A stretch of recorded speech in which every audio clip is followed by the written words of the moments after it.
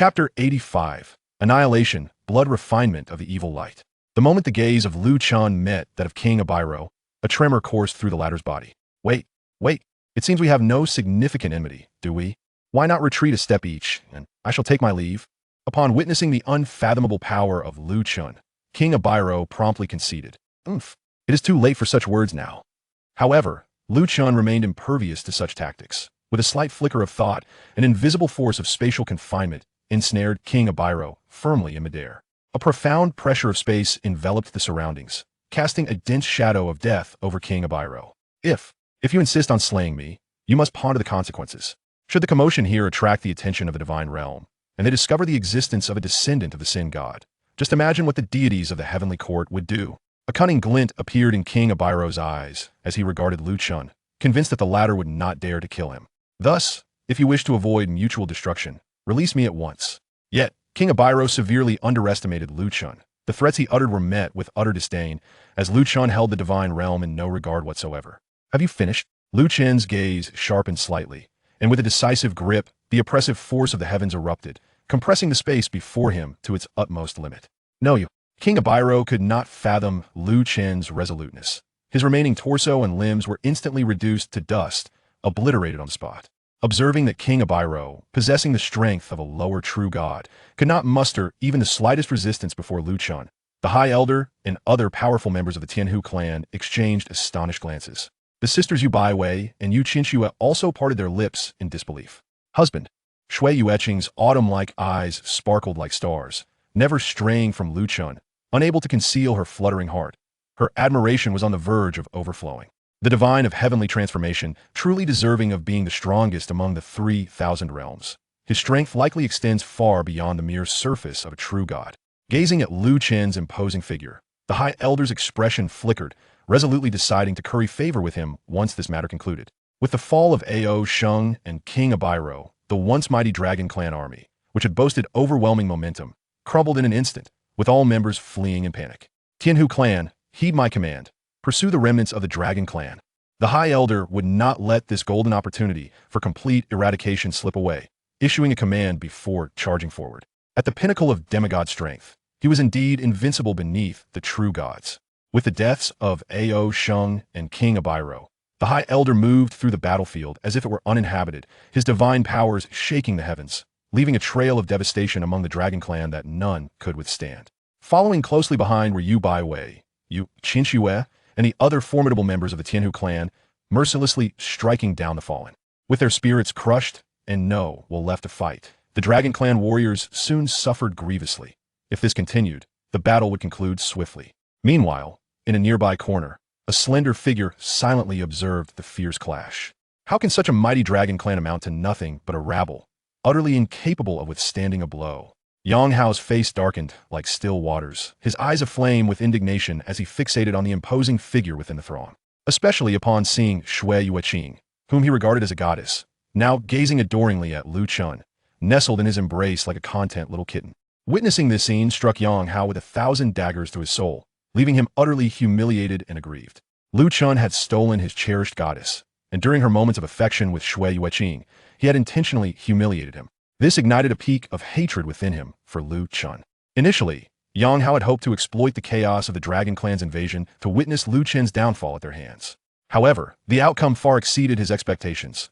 Lu Chen's terrifying strength obliterated Ao Sheng, the pinnacle of demigods, with a mere gesture. Creak!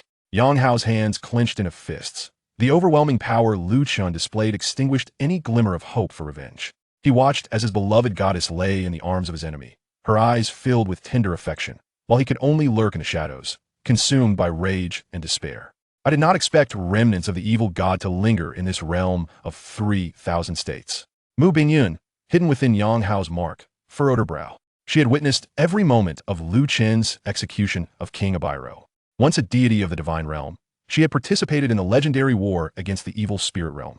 It was during that battle that Mu Bingyun sustained grave injuries from the evil god, leading to her physical demise, with only her remnant soul surviving in a state of torment. Years prior, her soul had awakened from a prolonged slumber, becoming bound to Yang Hao.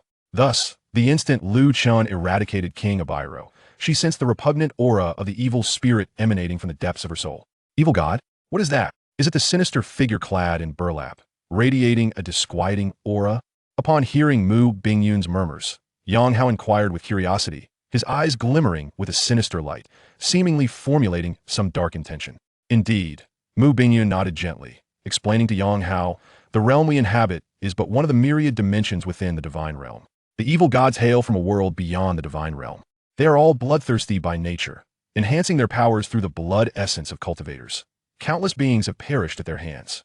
As the two conversed, an unexpected commotion erupted from the battlefield.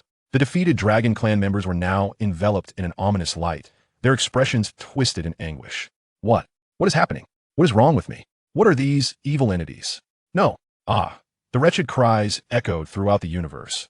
Yet the malevolent light could not be extinguished, mercilessly consuming one Dragon Clan warrior after another. Observing this, the High Elder sensed the anomaly and swiftly commanded the clan's warriors to retreat behind Lu Chen. Blood refinement of the evil light. Quickly, stop it! Mu Bingyun exclaimed, her scalp prickling at the sight. One could observe that after the sinister blood-refining light had devoured the flesh and blood of the Dragon Clan's formidable warriors, a divine radiance surged forth, ascending towards the heavens, as numerous gates of flesh and blood materialized. Behind these gates, an unparalleled aura of terror seemed to subtly emanate. Keek, you wretched and lowly beings shall all become sustenance for the realm of evil spirits.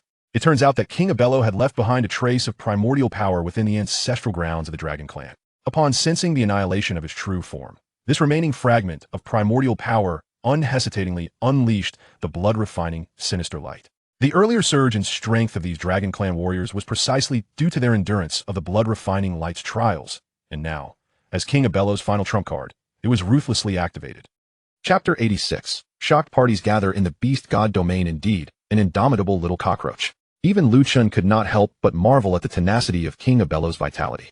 After the blood refinement ritual was completed, the last vestige of his primal power dissipated into nothingness.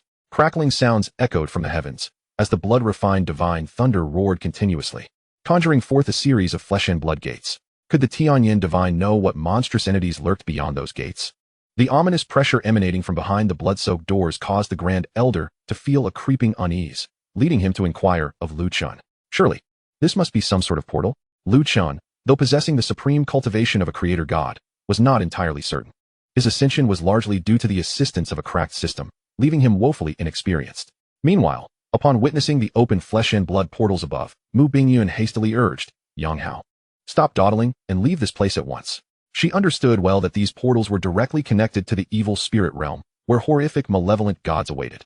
The terrifying aura of the evil spirits nearly enveloped the entirety of the 3,000 Dao states, draping the skies in layers of crimson mist, transforming the heavens into a blood-red canvas.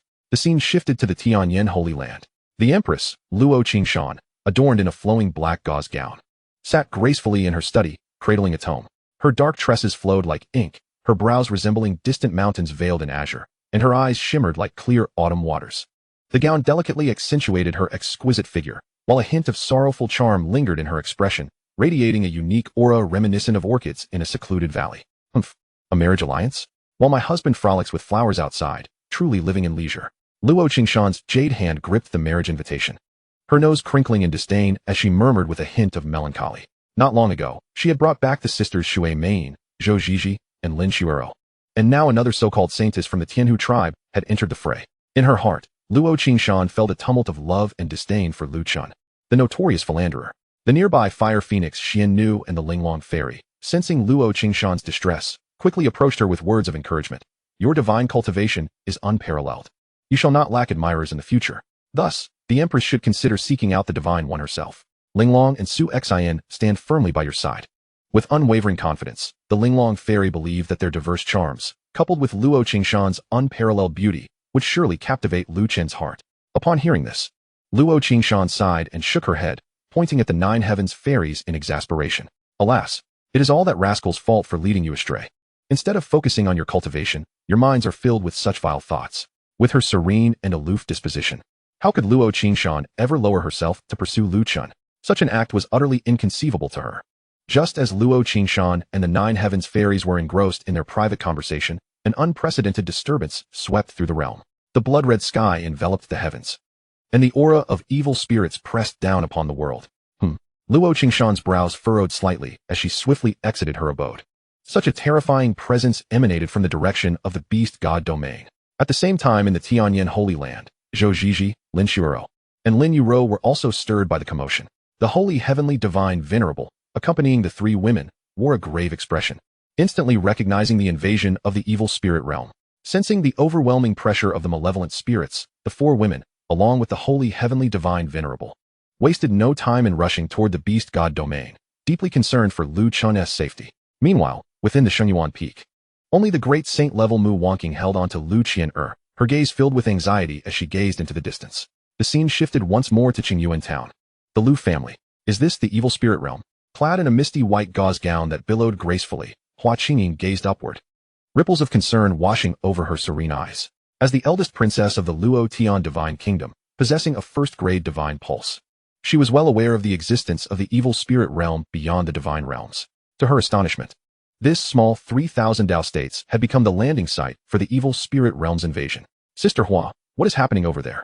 At this moment, the petite and delicate Xiao Rou, dressed in a pink fairy gown, approached, holding the hands of Mu Peeling and Song Yu, her big, watery eyes fixed on Hua Qingying.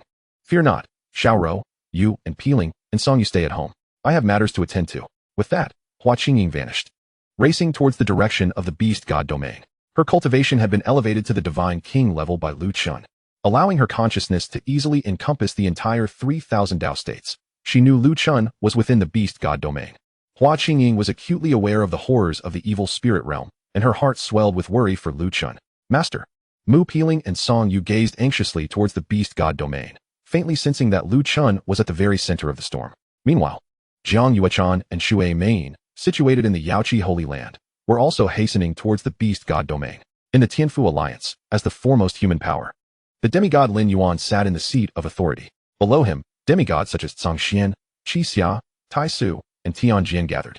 Everyone, let us set forth to the beast god domain, Lin Yuan declared, slamming his palm upon the table, leading dozens of demigod powerhouses in a grand rush towards the beast god domain. Simultaneously, in the vast expanse of starry skies, a contingent of 11 divine officers from the bright divine hall had just arrived in the vicinity. This is the aura of evil spirits. As the malevolent energy permeated their divine perception, the 11 divine officers halted in their tracks. Such a dense aura of evil spirits. Could it be that the evil spirit realm was about to formally declare war upon the divine realms? One of the divine officers spoke gravely. Regardless of the situation, we can trust that the heavenly sovereign has sensed this and will dispatch divine beings from the heavenly court to quell it. We must act swiftly to prevent the invasion of the evil spirit realm, the chief divine officer proclaimed with resolute authority. The divine power of their bright divine hall was precisely what was needed to counter the evil gods. Under the leadership of the chief divine officer, the 11 divine officers hastened towards the 3,000 Dao states. Miss, hurry, increase your speed. On another front, Ling Tong, dispatched by the heavenly sovereign to retrieve Hua Qingying, also sensed the aura of the evil spirit realm. Alarmed, she urged her legion of divine troops to hasten towards the 3,000 Dao states, fearing that Hua Qingying might suffer collateral damage at the hands of the evil gods. Chapter 87. The Gathering of Women, the Shura Field, the misfortunate evil gods in the beast god domain, cackling with glee. What an abundant life force. A pair of terrifyingly grotesque hands emerged from behind the flesh and blood gates, exuding waves of evil spirit energy. Husband, could they all be evil gods? Snowy Yueqing, her fair complexion pale with worry, turned to Lu Chun, gazing at the multitude of dark figures above in dread. Fear not. Lu Chun gently patted her delicate shoulder, offering reassurance. He then turned to the Grand Elder and Yu Baiwei, saying, this is beyond what you can handle. You must retreat for now. The evil gods behind those gates possess cultivation levels above true gods. Even the residual energy from their clashes is beyond your endurance. Yes, Divine One, take care. Aware that remaining would only be a burden, the Grand Elder promptly led the Tianhu clan members away from the site. Simultaneously, in the heavens, the true forms of numerous evil gods revealed themselves, their colossal shadows standing like titanic pillars. Evil god modifiable. Cultivation, lower true god modifiable. Evil god modifiable. Cultivation, upper true god modifiable. Dozens of malevolent deities, recently descended upon this realm, immediately opened their gaping maws in a ravenous hunger. The power of the abyssal laws erupted from their sanguine jaws, seeking to devour all living beings across the vast expanse of the 3,000 Dao provinces. Upon witnessing this, how could Lu Chen acquiesce to their desires? With a mere stamp of his foot, the order of creation enveloped the heavens and the earth, ensnaring all the malevolent deities within. rendering their power unable to infiltrate beyond that domain. You appear quite delectable, cackled one of the newly arrived malevolent deities. His gaze fixated on Lu Chen, a sinister grin curling upon his lips. How foolish. Amidst the overwhelming presence of these formidable deities, Lu Chen maintained an air of tranquility. Standing proudly in the void, with a flicker of his will, the oppressive weight of the heavenly Tao descended, blanketing the sky. A resounding thud echoed as that very malevolent deity's corporeal form was instantaneously obliterated, both body and soul extinguished in an instant. At this moment, the remaining malevolent deities turned their attention towards Lu Chen, their monstrous figures dwarfed by his seemingly insignificant presence. Humph, a pack of ignorant beasts. Lu Chen let out a cold snort, casting a fierce glare that sent shockwaves of terror through all the malevolent deities, who, in the next heartbeat, transformed into a swirling mist of blood. My husband. In his embrace, Shui Yuqing gazed at Lu Chen, who faced such an overwhelming number of powerful malevolent deities with an unyielding demeanor. Her phoenix-like eyes brimmed with adoration and admiration, nearly overflowing. After vanquishing these malevolent deities, the gate of flesh and blood continued to incessantly transport more of them into the fray. My husband, Chenner. At that moment, Luo Qingshan, Hua Qingying, Jiang Yuechan, Shui Main, Lin Xuero, and Zhou Zhizha arrived simultaneously. Their cultivation had all been elevated by Lu Chen to above that of upper true gods, rendering the distance they had traversed merely a fleeting thought. They are all my husbands. Shui Yuqing, observing the sudden arrival of several ethereal figures in midair, gasped in surprise, her lips parting slightly. Each of the arriving fairies possessed an unparalleled grace and beauty, with a few even surpassing her by a notch. Shui Yuqing had anticipated that, given Lu Chen's prowess, he would certainly attract a multitude of infatuated beauties. Yet, she never imagined there would be so many, each possessing a captivating allure. To Lu Chen's astonishment, the women had all converged without prior arrangement. This marked the first gathering of all these ladies, catching him utterly off guard. With their arrival, the atmosphere shifted dramatically from one of impending slaughter to a battleground of rivalry. Humph, a gaggle of vixens. The women exchanged glances, each sharing the same disdainful sentiment. Luo Qingshan's anger nearly contorted her features, and she discreetly transmitted a message to Lu Chen. Well, my husband, I never expected you to have accumulated such a debt of romantic entanglements in such a short time away. As the foremost consort, Luo Qingshan felt an intense vexation brewing within her. Following her, Hua Qingying, who had previously heard of Chenner marrying the Empress at the Tianyan Sacred Land, was left dumbfounded upon her arrival. Good. Chenner, did you not claim that the Empress was your sole wife? Where did all these others spring from? She had barely come to terms with the notion of competing against Luo Qingshan, and now the presence of Lin Xuero, Shui Main, and Zhou Zhizha rendered her utterly flabbergasted. Only Jiang Yuechan, with her cheeks aflame and her bosom heaving in agitation, resembled a guilty kitten caught in the act of infidelity. Ahem. Lu Chen found himself at a loss for words, having initially intended to gradually introduce the women to one another. However, with their powers elevated, the situation had ignited a conflagration within his own courtyard. Thus, he awkwardly cleared his throat a few times and swiftly redirected the conversation. Esteemed ladies, the malevolent deities have invaded, threatening our 3,000 Dao provinces. We, as cultivators, must set aside personal grievances and unite for the greater good. The sudden arrival of this battleground was utterly unexpected. Lu Chen could only hope for more malevolent deities to appear. Cackling at that moment, Lu Chen's wishes were granted as the malevolent deities finally made their entrance. Ah, my esteemed ladies, I previously dispatched dozens of malevolent deities, leaving my essence wounded. Henceforth, I must rely on your united strength. In a bid to buy time, Lu Chen resorted to an Oscar-worthy performance, feigning pallor as he leaned against Shui Yuqing's fragrant shoulder, pretending to be incapacitated. Humph. Luo Qingshan, Hua Qingying, and the others were not blind to Lu Chen's theatrics. They channeled their frustrations and indignation onto the newly arrived malevolent deities. Lowly creatures, prepare to face the wrath of the ethereal. In their lamentable state, the malevolent deities, who had just set foot in this realm, were met with a barrage of strikes from the women.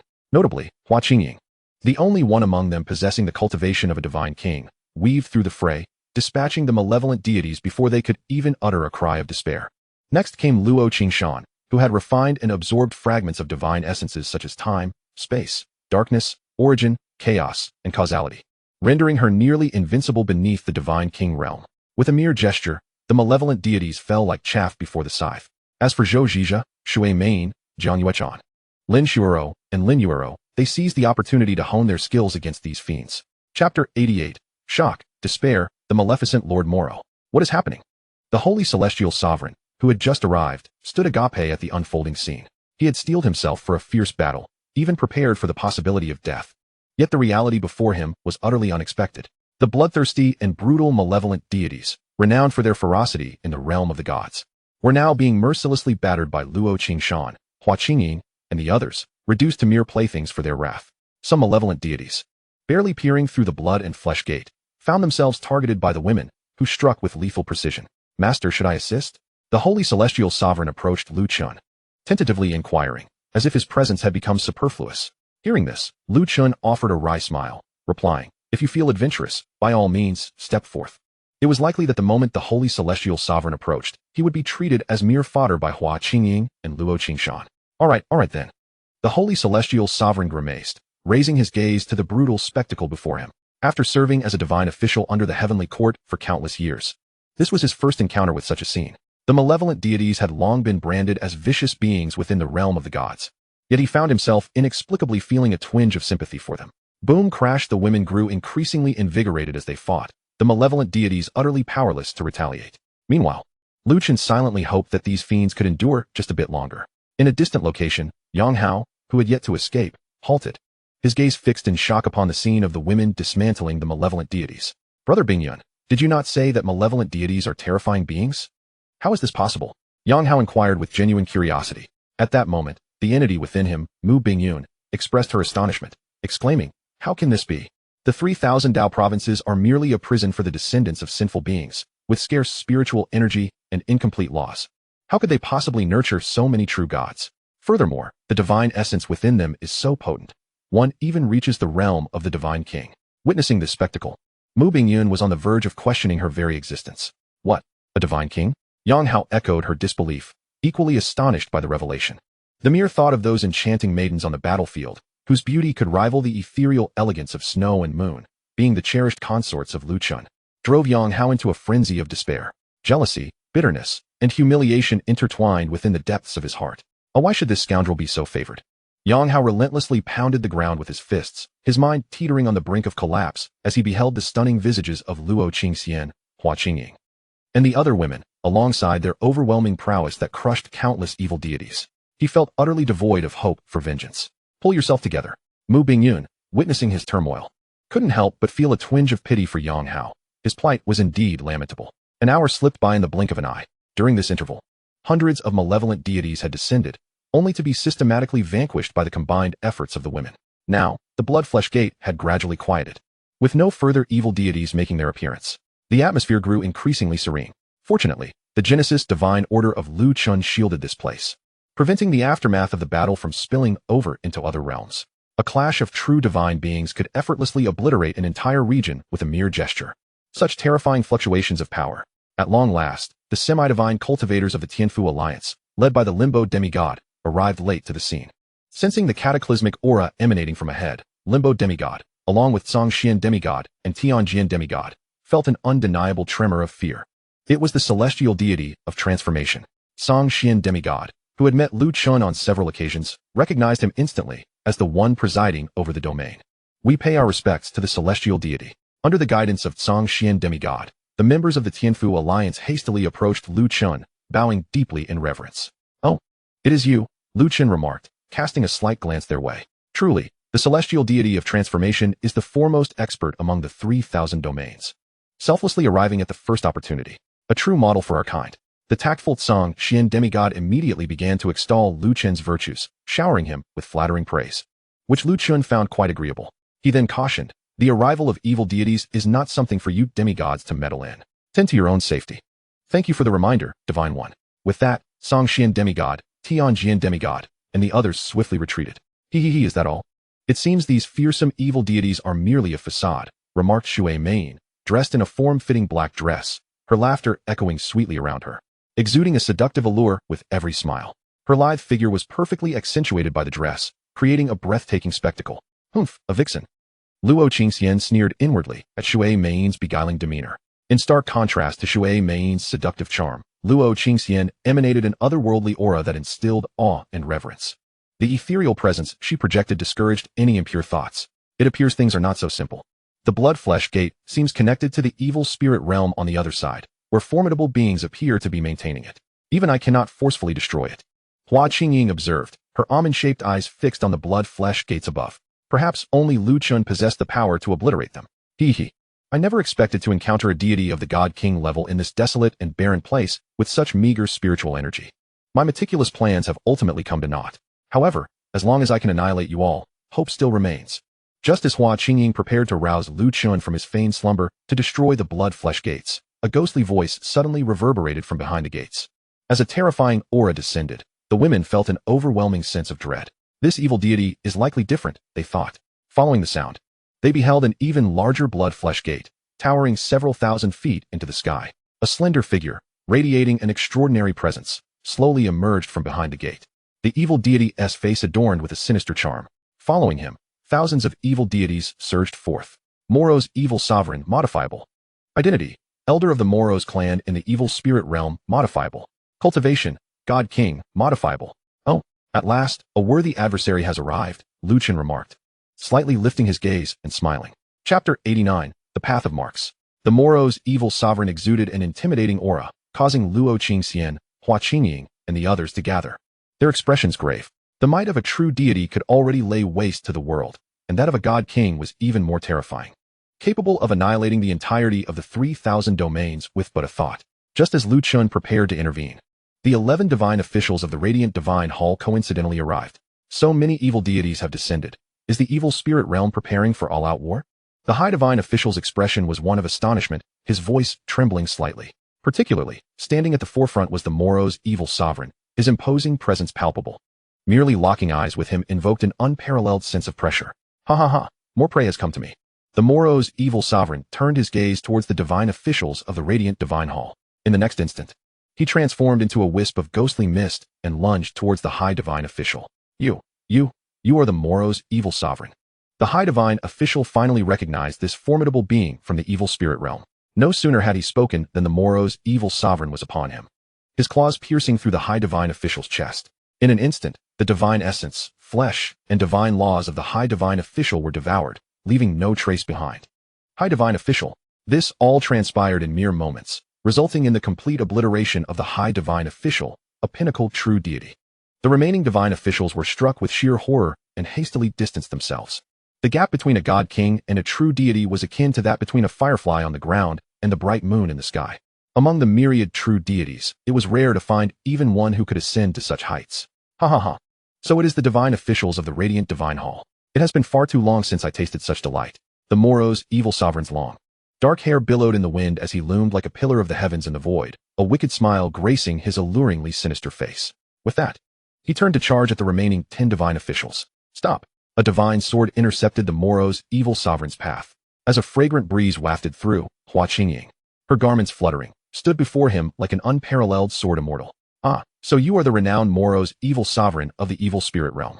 I have just recently broken through to the God King level and was hoping to test my strength against you. After all, since attaining this power, I have yet to unleash my full might. With her words, Hua Qingying unsheathed her divine sword, its blade aimed directly at the Moro's evil sovereign, the sharp intent radiating forth. Seeing Hua Qingying blocking his path, the Moro's evil sovereign's lips twitched, his abyss-like eyes fixated on her. You dare challenge me with your recent breakthrough to God King? You know not the bounds of your own ignorance. I had intended to deal with those insignificant ants first and enjoy a grand feast, but now you shall learn that even among God Kings, there is a hierarchy. With that, the Moro's evil sovereign's gaze sharpened, his aura surging to its zenith, as an immeasurable wave of malevolence coalesced into a towering void spire, descending upon Hua Qingying. The spire, immense and boundless, was forged from endless darkness and the laws of evil spirits. In response, Hua Qingying decisively swung her divine sword, unleashing a breathtaking wave of sword energy. Yet, despite its earth-shattering might, the moment it made contact with the void spire, it was utterly consumed. What? How is this possible? Hua Qingying's heart sank, disbelief flooding her mind. Humph, you have just recently ascended to God King, and I dare say you have not even condensed a single trace of the path marks. Today, I shall slay you. And the loss of one more God King will surely cause the celestial court a measure of discomfort, he cackled. After a sinister laugh escaped from the Moro evil lord, he turned to the thousands of wicked deities behind him and commanded, Hurry, annihilate all those who stand in my way. Upon receiving the order, the multitude of malevolent gods immediately surged towards the forefront, targeting Luo Qingxian, Zhou Ziyichdai, Lin Shuiro, and the others. The situation had spiraled completely out of control. Swift communication with the temple master was imperative. The two divine officials, having narrowly escaped death, wore ashen expressions, cold sweat beading on their foreheads. In response, the 10 divine officials combined their efforts to set up a teleportation array. As officials of the Temple of Light, they possessed a unique secret technique. By sacrificing a portion of their intrinsic divine essence, they could instantaneously traverse vast distances, as long as they remained within the realm of the gods. Observing the unfolding drama, Chen watched as Hua Qingying began to falter, his gaze returning to the Moro Evil Lord. Moro Evil Lord, modifiable. Cultivation level, God King, modifiable. Dao marks, 1 million dark Dao marks, 3 million evil spirit Dao marks, modifiable. So it is, Chen mused, a faint smile gracing his lips. It is well known that upon reaching the pinnacle of demigod status, one can assimilate and refine fragments of divine essence to attain true divinity. The so-called divine essence is merely the rudimentary application of the laws of order. Achieving the God King realm entails completely refining these laws into one's own Dao marks. Among God Kings, the greater the number of Dao marks within, the correspondingly stronger the power. This was knowledge Chen had been entirely unaware of when he previously assisted Hua Qingying in her cultivation. Even his own status as a creator god was a forced elevation. Before that, he had merely been a lowly disciple of the heavenly transformation sacred land, lacking insight into the profound mysteries of God King cultivation. Ding, congratulations to the host for successful modification. Hua Qingying, modifiable. Cultivation level, God King, modifiable. Dao marks, 10 million space Dao marks, 10 million time Dao marks, 10 million causal Dao marks, 10 million sword Dao marks, 10 million life and death Dao marks, 10 million reincarnation Dao marks. Thus, Chen waved his hand, modifying Hua Qingying's Dao marks panel entirely. With this enhancement to her Dao marks, Hua Qingying's strength instantaneously surged several levels. The sword intent in her hand became terrifyingly unparalleled, vastly more potent than before. Accompanied by a glimmer of sword light that chilled the heavens and earth, the void tower dissolved into the abyss. Was this the sword Dao marks? Such a breathtaking power must amount to no less than 5 million Dao marks. No, that can't be right. This sword light is intertwined with the forces of reincarnation. Moreover, there are elements of causation and time as well. How can this be possible? The Moro Evil Lord's expression was one of utter disbelief, his face a portrait of astonishment. Just moments ago, Hua Qingying lacked even a single Dao mark, yet now she boasted such an overwhelming array of sword Dao marks. Not to mention the presence of reincarnation and time, among hundreds of other Dao marks. To advance to the God King realm, one must refine the Dao marks corresponding to the fragments of divine essence found in the world. It is a stroke of extraordinary fortune for any god to discover even a single fragment, given their rarity, birthed from the very fabric of the universe. Each fragment is equivalent to a true god, and thus, even the most powerful factions rarely bestow 2 fragments upon the same individual. Chapter 90, Speculation, Angel God King. Ruler of the celestial realm, Angel Legion. The extreme rarity of divine essence fragments stands in stark contrast to the sight before him, as Hua Qingying emanated an aura of hundreds of different Dao marks. Who are you? Could you possibly be the illegitimate daughter of the Heavenly Emperor? The Moro Evil Lord mused, suspicion creeping into his thoughts. In the entire realm of gods, it is a rarity to be so extravagant as to gather hundreds of divine essence fragments within a single individual, a feat likely only achievable by the Heavenly Emperor of the Celestial Court. The Heavenly Emperor is universally acknowledged as the supreme deity of the realm of gods, the ruler of the Celestial Court. Even if this woman is not his illegitimate daughter, her background must be extraordinary. Could she hail from that place? Thus, the Moro Evil Lord began to reconsider, desiring to avoid enmity with Hua Qingying. Humph, what illegitimate daughter of the Heavenly Emperor? You vile aberration. Do not attempt to charm me with your words. Faced with the evil god, Hua Qingying would not hold back in the slightest.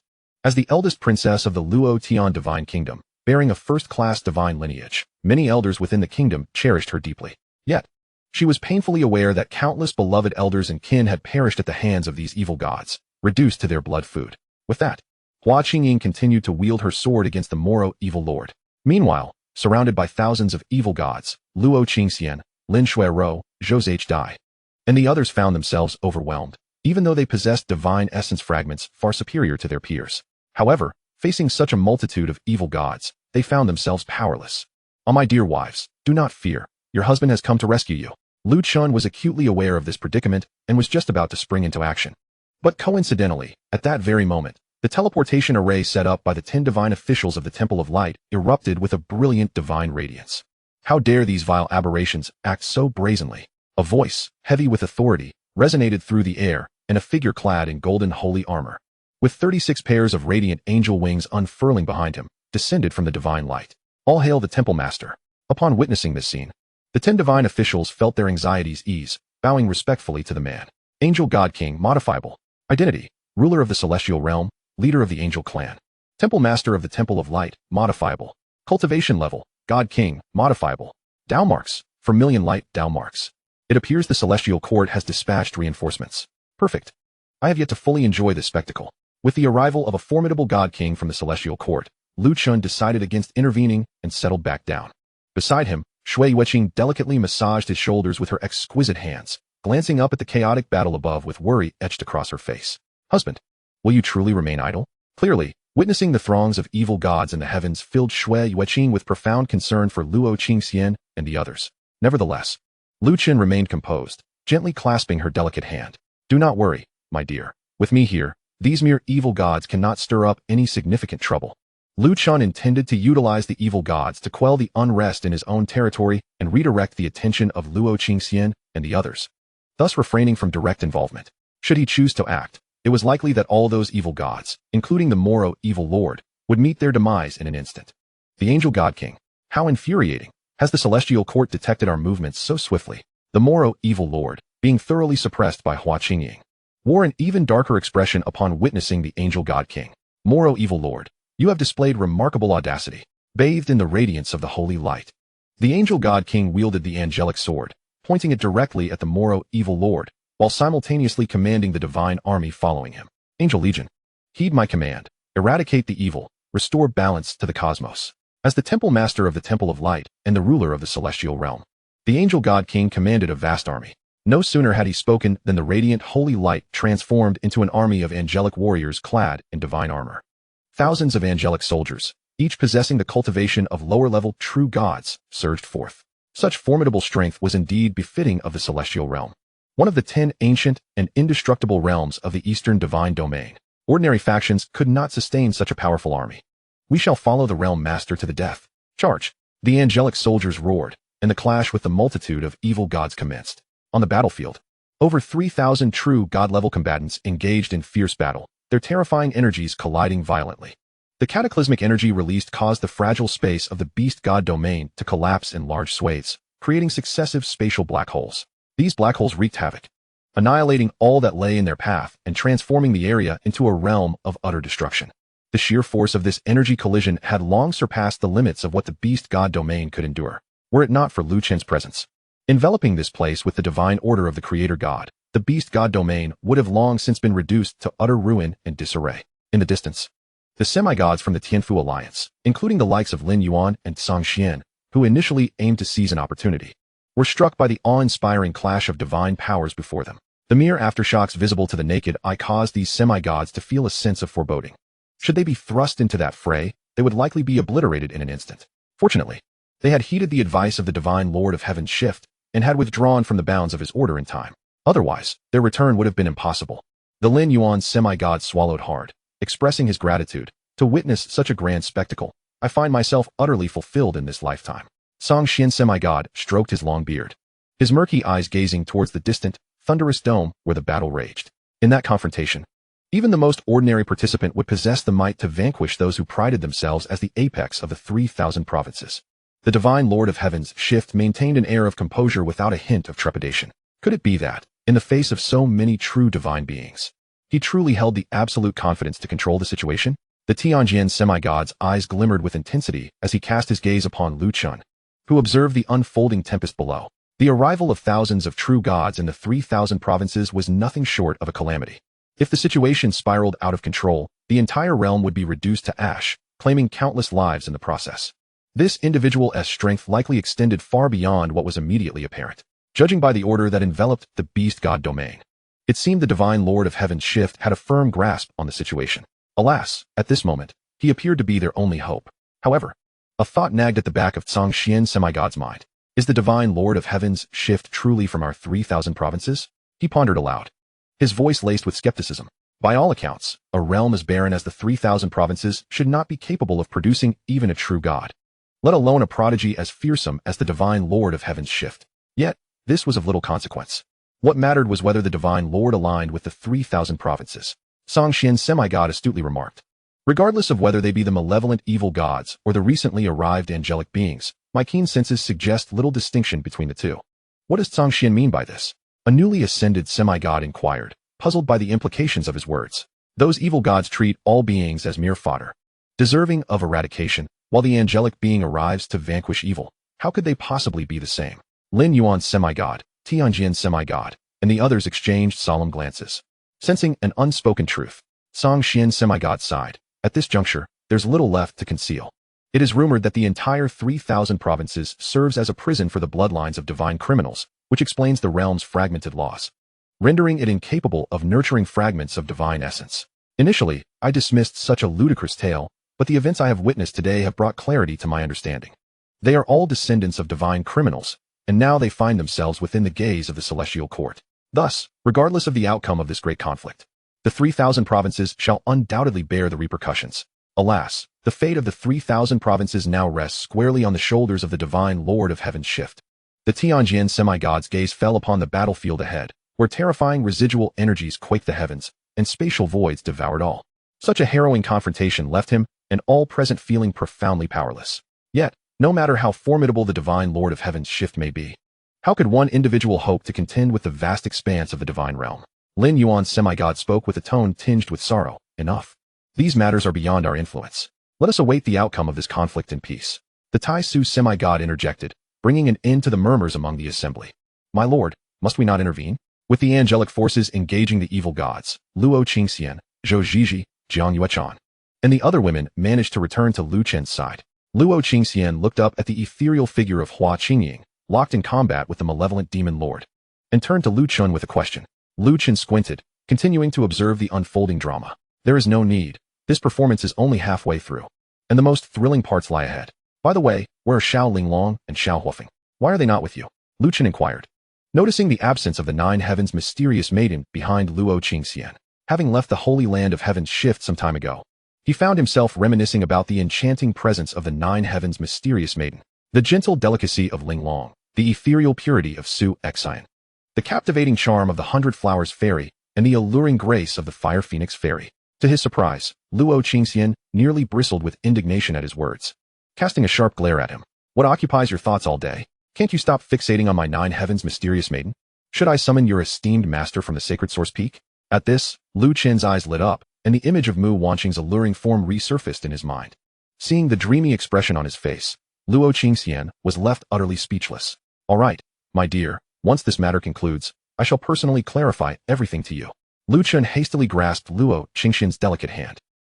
Hearing this, Luo Qingxian wrinkled her nose, symbolically struggling for a moment before relinquishing control to Lu Chen. Nearby, Jiang Yuechan, Shui Main, Zhou Zhiji, Lin Shuero, and Lin Yuero watched the playful banter between the two, the air thick with a hint of jealousy. One could only wonder whose jealousy had been stirred. In terms of beauty, the other women present paled slightly in comparison to Luo Qingxian. Meanwhile, Hua Qingying, leveraging her overwhelming advantage in the number of Dao marks, thoroughly subdued the malevolent demon lord, forcing him to retreat in disarray. Is that the aura of the goddess Luo? This woman hails from the Luo Tian divine kingdom. The angelic god king, with his golden hair and divine presence, regarded Hua Qingying with a glimmer of intrigue. Murmuring to himself, Hua Qingying's abundance of Dao marks genuinely astonished him. As the leader of the radiant divine hall and the sovereign of the celestial realm, he had encountered countless powerful beings, yet he had never seen a god king with such a plethora of Dao marks. Especially upon sensing the divine manifestation of the goddess Luo above Hua Qingying's head, the angelic god king felt an even greater sense of astonishment. Your Majesty, we have discovered an exceptionally powerful and peculiar barrier that seals this space. It seems to allow entry but not exit, even with dozens of us working together. We could not even cause a ripple in its surface. A subordinate from the angelic legion reported. Upon hearing this, the angelic god king's expression darkened, though he maintained his composure, responding only with a slight inclination of his head. Oh, such an enigmatic barrier exists? Very well, you may depart. I shall devise a plan for this matter. After the subordinate left, the angelic god king surveyed the scene. The malevolent demon lord was no longer a threat, and the forces of evil were gradually succumbing under the onslaught of the angelic army. Finally, his gaze settled upon Lu Chen, who remained an observer amidst a swirl of enchanting figures. Are they all descendants of divine criminals? The angelic god king's expression hardened, his heart brimming with murderous intent. Are the deities assigned to monitor the 3,000 provinces merely idle? How could they allow the offspring of divine criminals to appear in such numbers? He resolved, once the evil gods are vanquished, I shall ensure that the celestial court thoroughly purges the bloodlines of these divine criminals.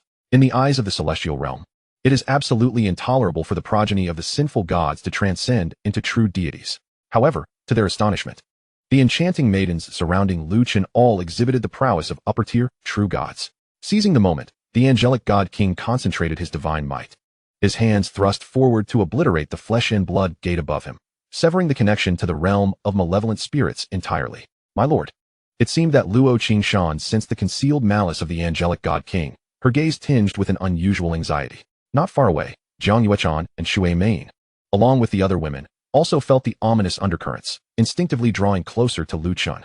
Fear not, for I am here, no one shall dare to harm you. Lu Chen reassured them with a smile. Yet, despite his comforting words, a flicker of concealed worry lingered in Luo Qingshan's eyes.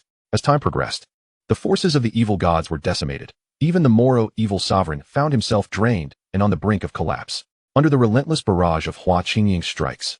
His physical form was nearly obliterated, his soul dimming. Damn it, I shall fight you to the end, he exclaimed, glancing back to see his legion of evil gods slaughtered by the angelic warriors. With the destruction of the flesh and blood gate, he had no retreat left. Chapter 92, The End of Battle.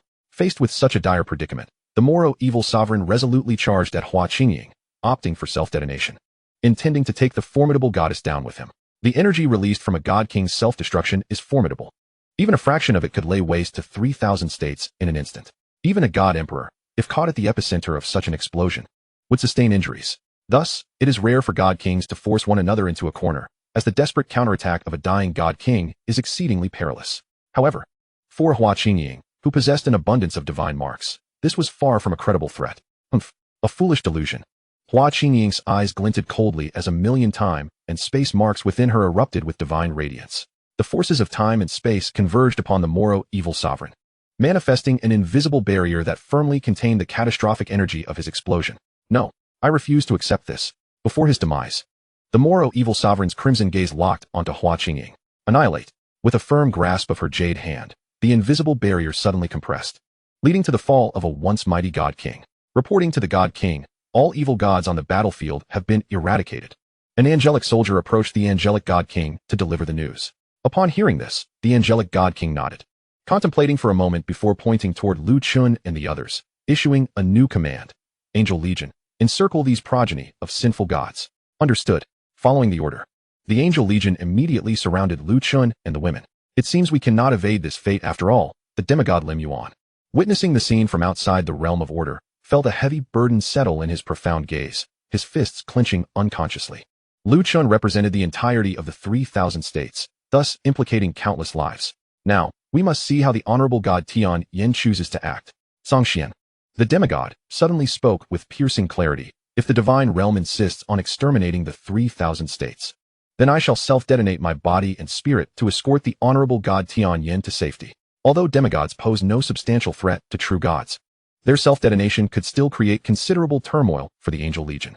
Old fellow, I never expected you to possess such a resolute side. I thought you were merely a coward.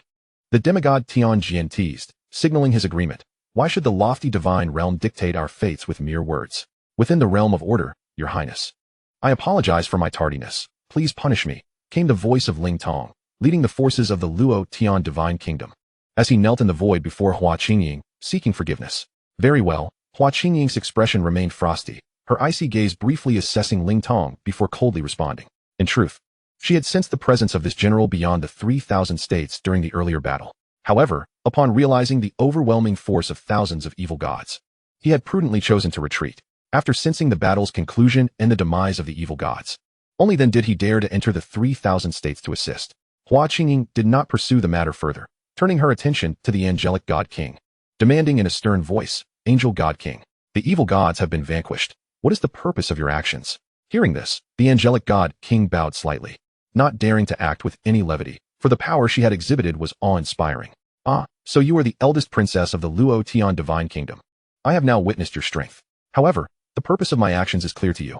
These are progeny of sinful gods who have manifested as true gods, seemingly opening the flesh and blood gate to facilitate the invasion of the realm of malevolent spirits. Such a crime must be punished, and the heavenly court intended to imprison them here, hoping for their redemption. Yet it appears that one's nature is difficult to change. Thus, I have resolved to eradicate them entirely to prevent future troubles. The authoritative voice of the angelic god king resonated throughout the vicinity, reaching the ears of everyone present. Such an intent to annihilate them all. What a tyrannical celestial court.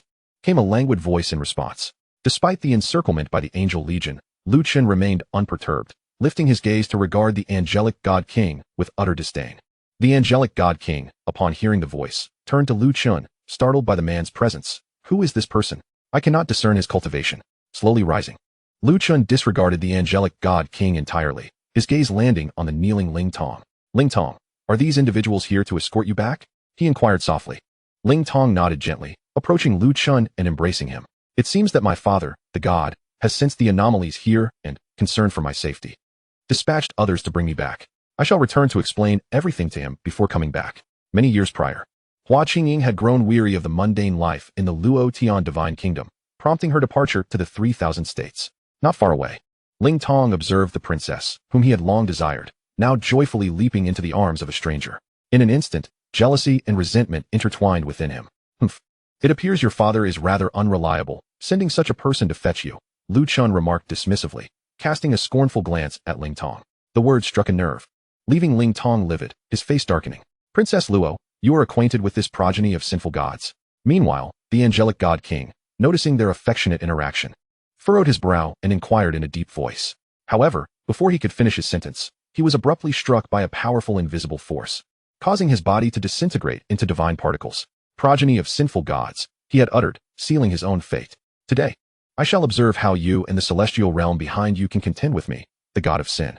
Chen's gaze burned with intensity, his icy words reverberating throughout the surroundings. Chapter 93, The Kanglan Divine Emperor, The 10 Directions of the Kanglan Realm, and the Origins of Luo Qingxian. The Angelic Legion, the Hall of Light, and the Luodian Divine Army led by Ling Tong all stood in shock, frozen in place. At this moment, the scene descended into utter silence. What had they just witnessed? The master of the Hall of Light, the realm's sovereign of the heavenly domain, and the angelic king had been instantaneously obliterated by a single strike, their corporeal forms annihilated. Before long, the divine materials scattered from the angelic king began to coalesce back into his physical form. Having attained the rank of a divine king, his life level was far beyond that of a true god. Even a single drop of the divine king's blood possessed boundless power, capable of annihilating an entire realm. Despite the destruction of his physical body, as long as a trace of divine material remained, he could instantly reform his corporeal form. Cough, cough, cough, who are you truly? The angelic king's face turned pale, one hand clutching his chest, his breath weak and his eyes filled with terror as he gazed at Chen. His voice trembling with inquiry. He understood all too well that Chen had clearly held back, otherwise he would have been completely obliterated. To be capable of uttering a word that could slay a divine king, the opponent must undoubtedly be a divine emperor. Master. The 10 high priests of the Hall of Light rushed forward to assess the angelic king's injuries. Who was that person beside the princess? How could he so grievously wound the angelic king with just a word? On the other side, Ling Tong was also greatly astonished, recalling the fleeting trace of murderous intent he had harbored towards Chen, which now filled him with dread, cold sweat trickling down his brow. Chen cast a dismissive glance at the angelic king. Am I not the god of sin you mentioned earlier? As for my true identity, you are not yet worthy to know. Upon hearing this, the second high priest stepped forward, his face contorted with rage, and rebuked. Presumptuous, regardless of your identity. Daring to collude with the abyssal realm and open the gates of flesh is tantamount to declaring enmity with the entire divine realm. What does your power matter? Can one man truly contend against the whole of the divine realm? At this moment, the holy heavenly divine sovereign, who had been silently observing everything from behind Chen, quickly interjected.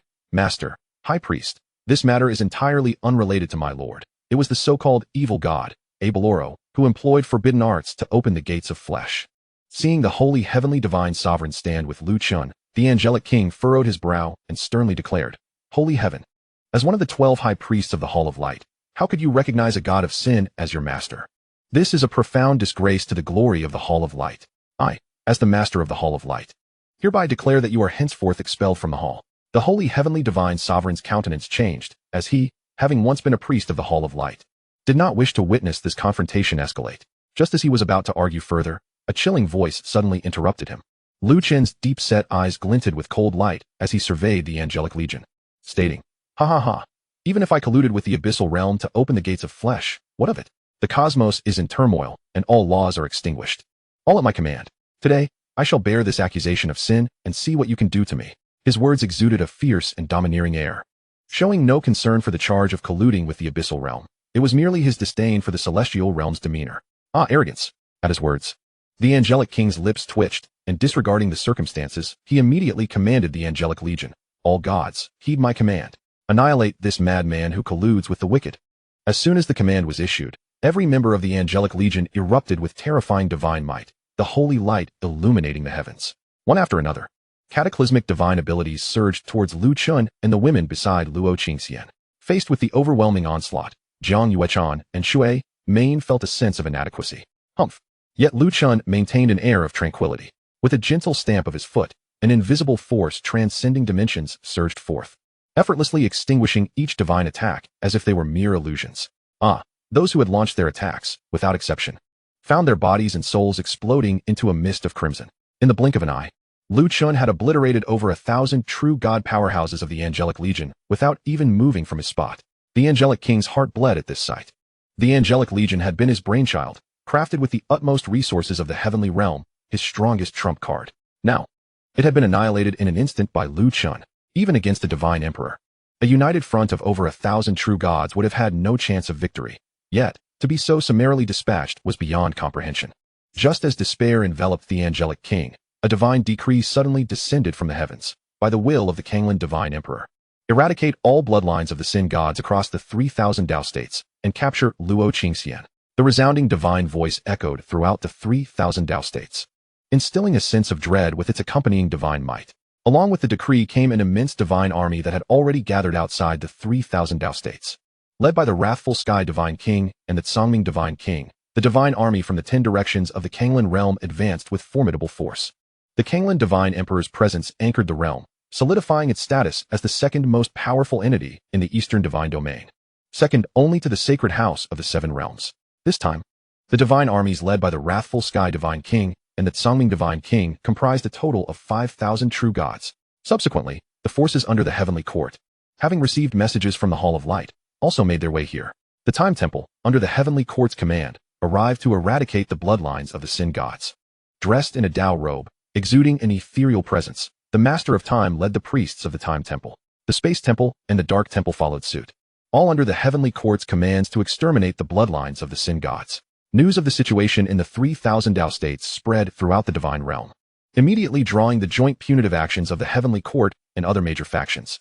In the face of the abyssal realm, the divine realm exhibited an unprecedented unity. Qingxian, it's enough of a ruckus, it's time to return home. The Kanglan divine decree materialized into an enormous, imposing figure, radiating an aura of superiority that sent shivers down the spine. Creak.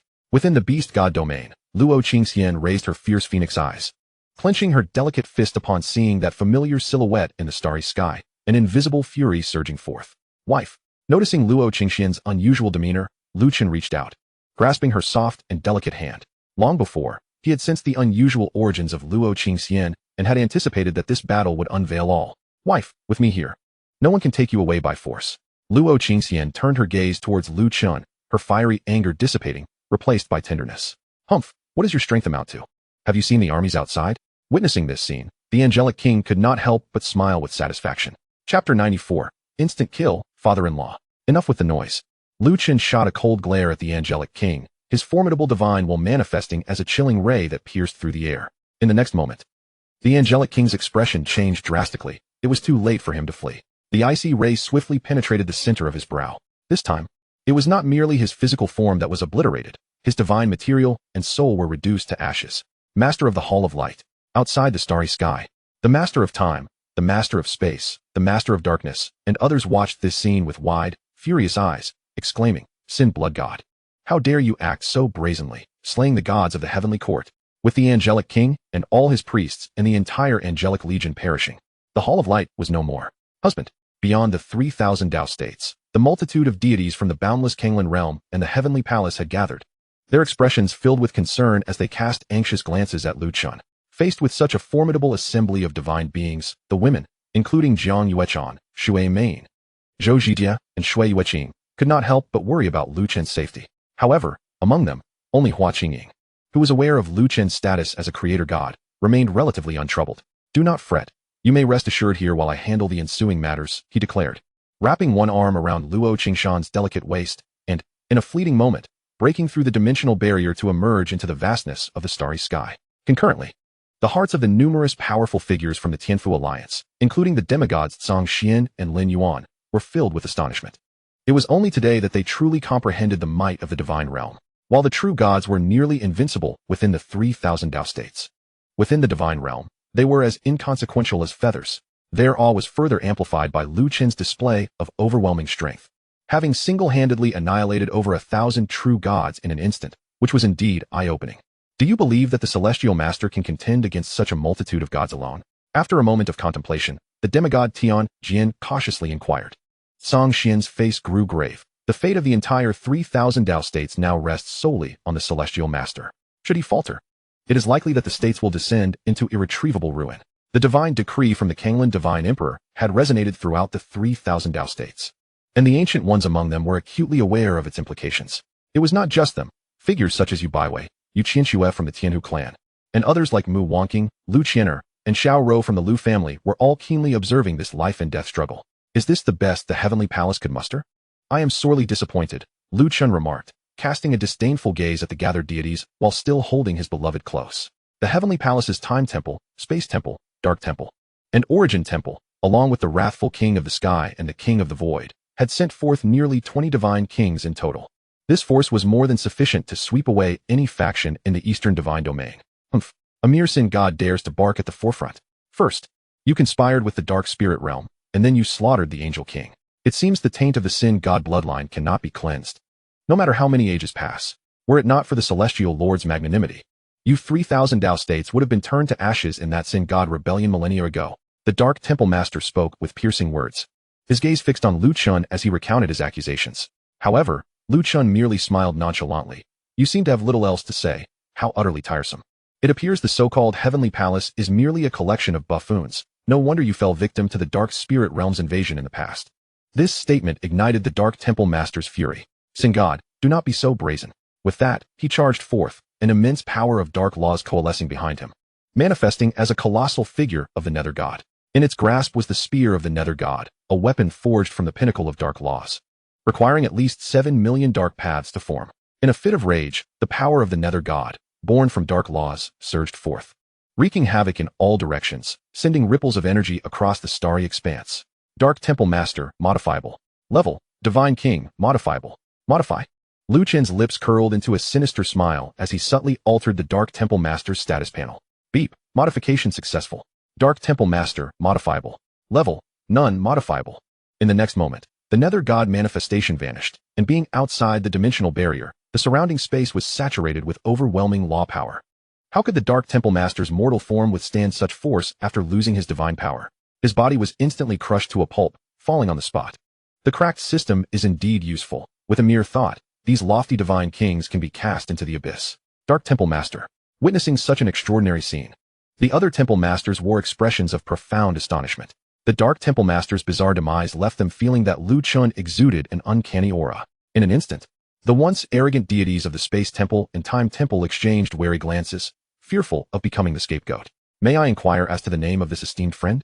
After a moment of silence, a deep, resonant voice suddenly shattered the calm. Hearing this, Lu Chen turned to the source of the voice, gazing upon the imposing phantom before him.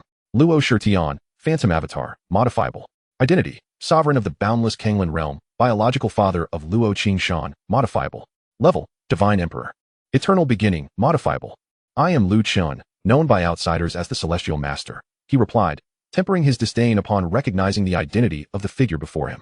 After all, he was, in a sense, his father-in-law, deserving of some respect. Ah, it is the Celestial Master. I am the aged Luo Shirtian. I come in peace, primarily to escort my daughter Qingshan home. As for the conflict between you and the Heavenly Palace, I shall remain uninvolved.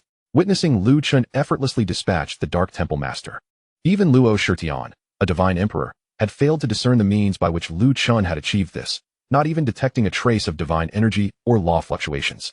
This prompted a subtle wariness within Luo Shirtian, making him reluctant to engage Lu Chen directly. The Kanglan Divine Emperor, he is a sin god. How can you?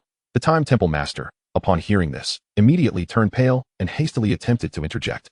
Yet, before he could finish, he was cut off by the Kanglan Divine Emperor's fierce glare. Is it not your heavenly palace that has orchestrated the grievances with the sin god bloodline? You have no right to compel the boundless Kanglan realm to clean up the mess you left behind. The Kanglan Divine Emperor's bold retort caused the Time Temple Master to turn ashen, as if he had swallowed a fly. Humph, though your boundless Kanglan realm is strong. Do not forget who reigns supreme in the divine realm. If this matter reaches the celestial lord's ears, you shall bear the consequences. The Time Temple Master reluctantly invoked the name of the celestial lord, Haoyan. However, the Kanglan Divine Emperor snorted dismissively. Such words might hold some weight if they came from the Haoyan Divine Emperor, but as for you, you are unworthy. Think you can use me as a pawn? Not a chance. With that, the Kanglan Divine Emperor chose to disregard the deities of the Heavenly Palace, turning his attention back to Lu Chen, Celestial Master. As long as I can take Qingshan away, I shall not interfere further and will withdraw. What say you? Lu Chen, upon hearing this, smiled broadly, not in haste to respond, but rather observing the warmth of Luo Qingshan in his embrace. He noticed her autumn eyes glaring fiercely at the Kanglan Divine Emperor. Her silver teeth clenched in disdain, seemingly harboring deep resentment and hatred toward her biological father. This was the first time Lu Chen had witnessed such emotion from his beloved, leading him to glean some understanding of the situation. The Kanglan Divine Emperor need not be so formal. In terms of lineage, you are indeed my father-in-law. At this, Luo Shirtian furrowed his brow, observing the affectionate embrace between the two, and, suppressing his impatience, pressed on. If that is the case, then I shall take Qingshan with me. As soon as he finished speaking, Luo Shirtian exchanged glances with the King of Wrath and the King of Void behind him. Understanding his intent, the two divine kings stepped forward, preparing to escort Luo Qingshan away. Hold on. However, Lu Chen deftly shifted the conversation, his thoughts igniting an invisible force that surged forth from within, instantly propelling the Rage Sky God King and the Tsangming God King away. Esteemed father-in-law, it appears this deity has not acquiesced to your demands, has he? Whether my beloved shall return to her family home seems to rest upon her own wishes. Lu Chen remarked, casting a glance down at Luo Qingtian nestled in his embrace. Upon hearing this, Luo Shirtian simultaneously directed his piercing gaze towards Luo Qingtian. Qingtian, cease your antics. Your father has finally located you, so quickly return home with him. His words concealed the oppressive might of the God Emperor, aiming to exert control over Luo Qingtian's very soul. Yet, Lu Chen would not yield to his desires. A divine order of creation enveloped him, effortlessly severing the grip of that force. After a brief moment, Luo Qingtian released her tightly clenched teeth, her phoenix-like eyes shimmering with rage as she rebuked the Kanglan God Emperor. You avaricious scoundrel!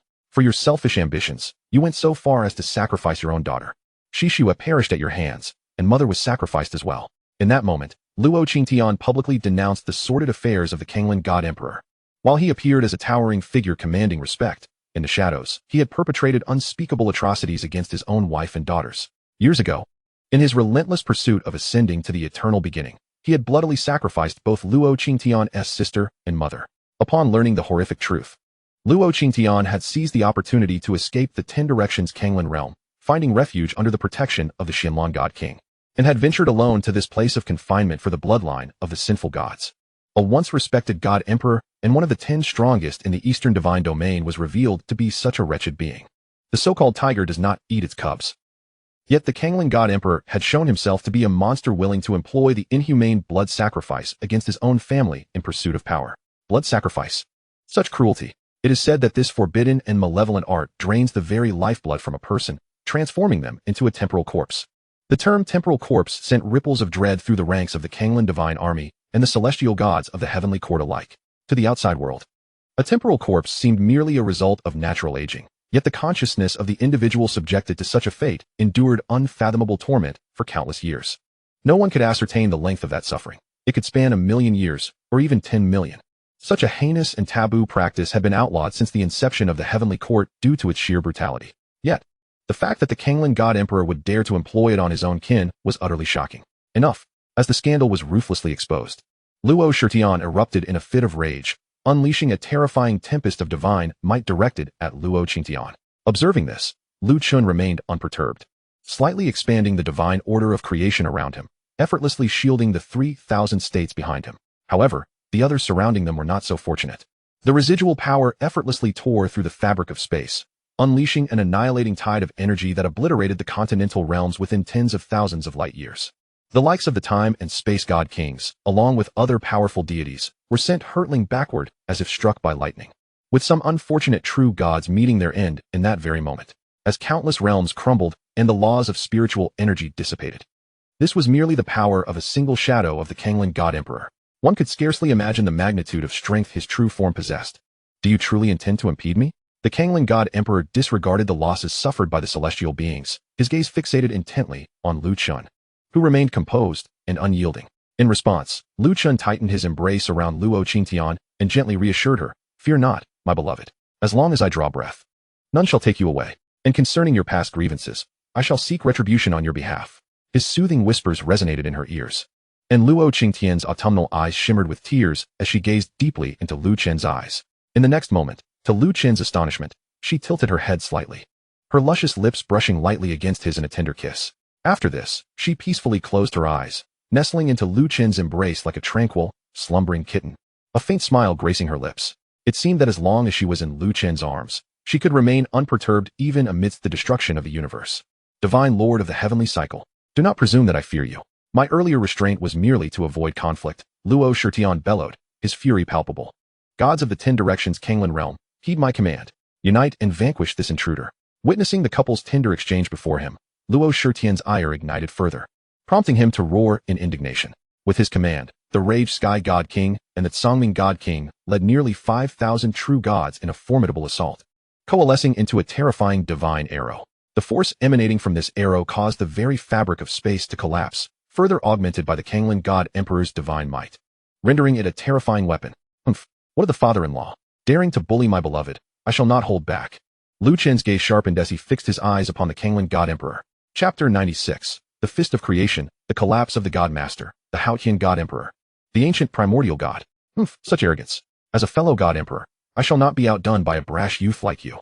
Let us see if you can withstand this strike.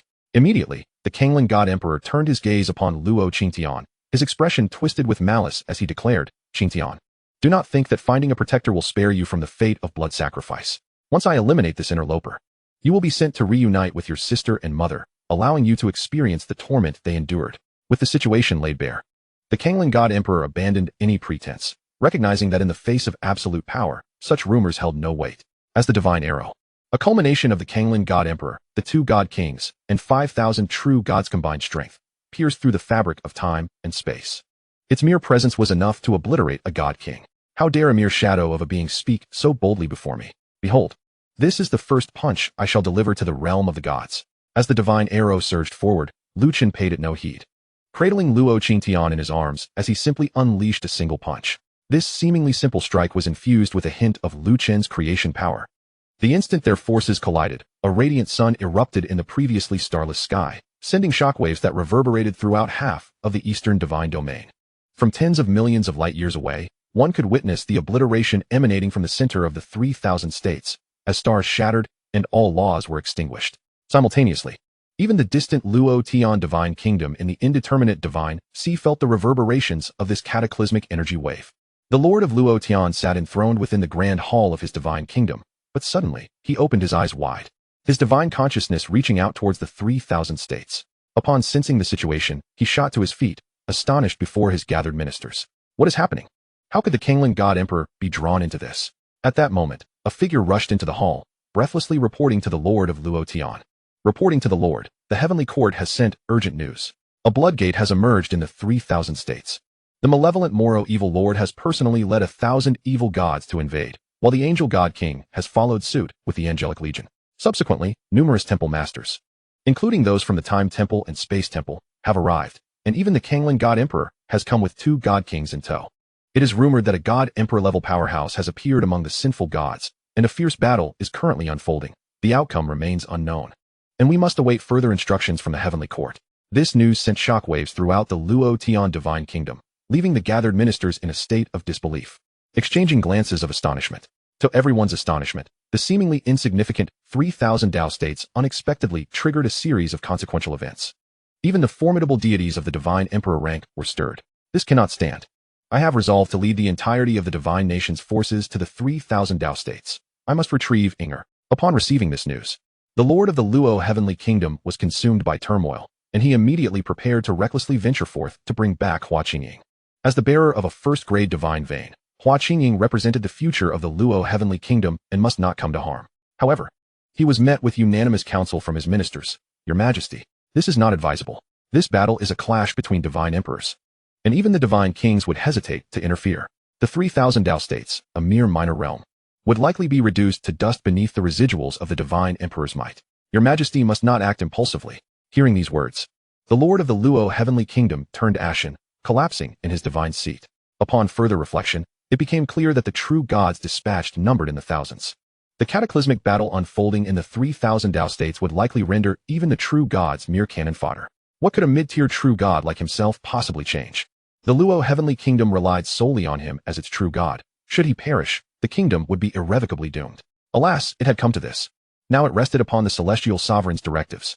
In that moment, the lord of the Luo heavenly kingdom appeared to age by millennia. The scene shifted to the celestial court.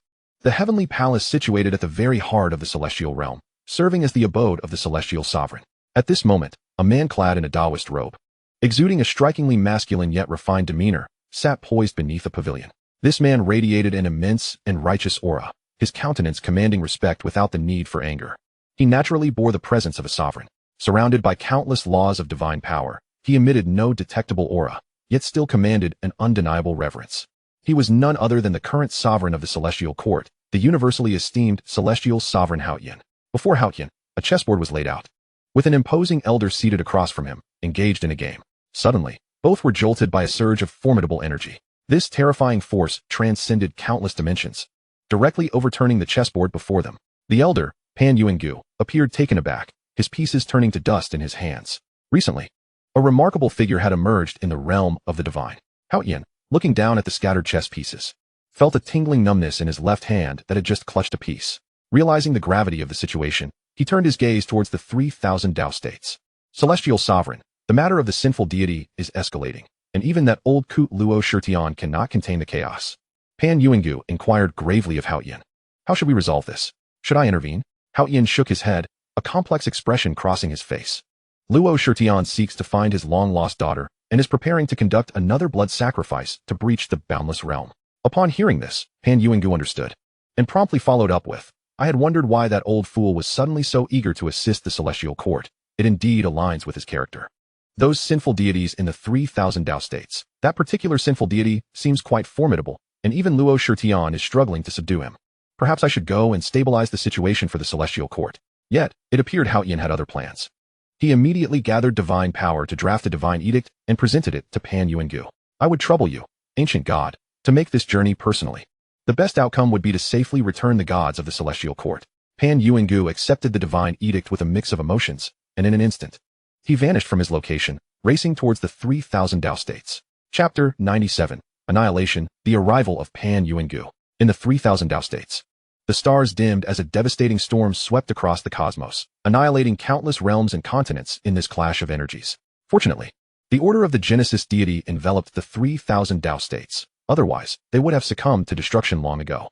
Is this the true prowess of the celestial sovereign of the heavens? Truly terrifying. The demigods, Lin Yuan and Song Xian, gazed upwards as the heavens collapsed into a vortex of time and space, consuming all laws and energies. The level of combat on display left them utterly astonished. What realm does he belong to? Hidden in the shadows, Yang Hao, through Mu Bingyun's divine power, also witnessed the battle beyond the stars. Lu Chen, with one hand cradling a maiden and single-handedly battling the divine, filled him with awe. Observing all this, he now realized how absurd his quest for revenge against Lu Chen seemed. It was truly unexpected. Who would have thought a sinful deity could reach the level of a divine emperor? Mu Bingyun lifted her snow-white neck, her icy eyes gazing into the void beyond the stars. As the terrifying energy of annihilation gradually subsided, the once cracked and spiderweb-like void began to mend, revealing an expanse of nothingness. There stood Lu Chen, still proudly positioned in the void, surrounded by the order of the Genesis deity, his demeanor calm and unperturbed. Not a single corner of his attire disturbed by the chaos. In stark contrast, the Shifang Kanglan realm was in disarray. The arrows of gods and demons shattered, and the avatar of the Kanglan divine emperor faded into nothingness. With the true god army led by the angry sky god king and the Tsangming god king reduced to a mere fraction of its former strength. Out of 5,000 true gods, fewer than 500 remained. How could this be? The angry sky god king was engulfed in turmoil, while the Tsangming god king appeared disheveled and in disarray. Both had exerted every ounce of their strength merely to survive the explosion. Yet, when they beheld Lu Chen, unscathed and entirely unfazed, they felt an incredulous disbelief. Cough, cough, cough. The Shifang Kanglan realm has suffered immensely. The Lord of Time's garments were in tatters. Even from such a distance, he had been affected by the energy of annihilation. This is entirely deserved. The Kanglan divine emperor, relying on his divine emperor prowess, dared to show disrespect to the celestial court. Emerging from the cosmic dust, the Lord of Space spoke. This sinful deity possesses extraordinary strength, far beyond our capacity to confront. The uproar has attracted the celestial sovereign's attention. This individual is not someone we can handle. It is wiser to await the celestial sovereign's command. At that moment, the Lord of the Primal Chaos suggested, the mere aftermath of a casual punch from Chen is beyond our capability to withstand. Quickly, the angry Sky God King and the Tsangming God King exchanged knowing glances and swiftly ordered a retreat. With the Kanglan Divine Emperor's avatar destroyed and their true god army decimated, remaining would only lead to their demise. Do you think this god will allow your escape?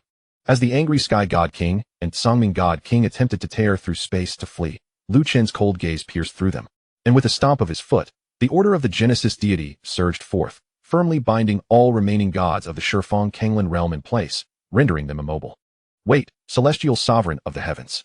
The events of the past were orchestrated by the Divine Emperor. We have never participated. Our presence here is merely to carry out orders. We beseech you to show mercy. The angry Sky God King and Tsangming God King were acutely aware of the disparity between a Divine Emperor and a Divine King, and they hurriedly pleaded for mercy from Chen.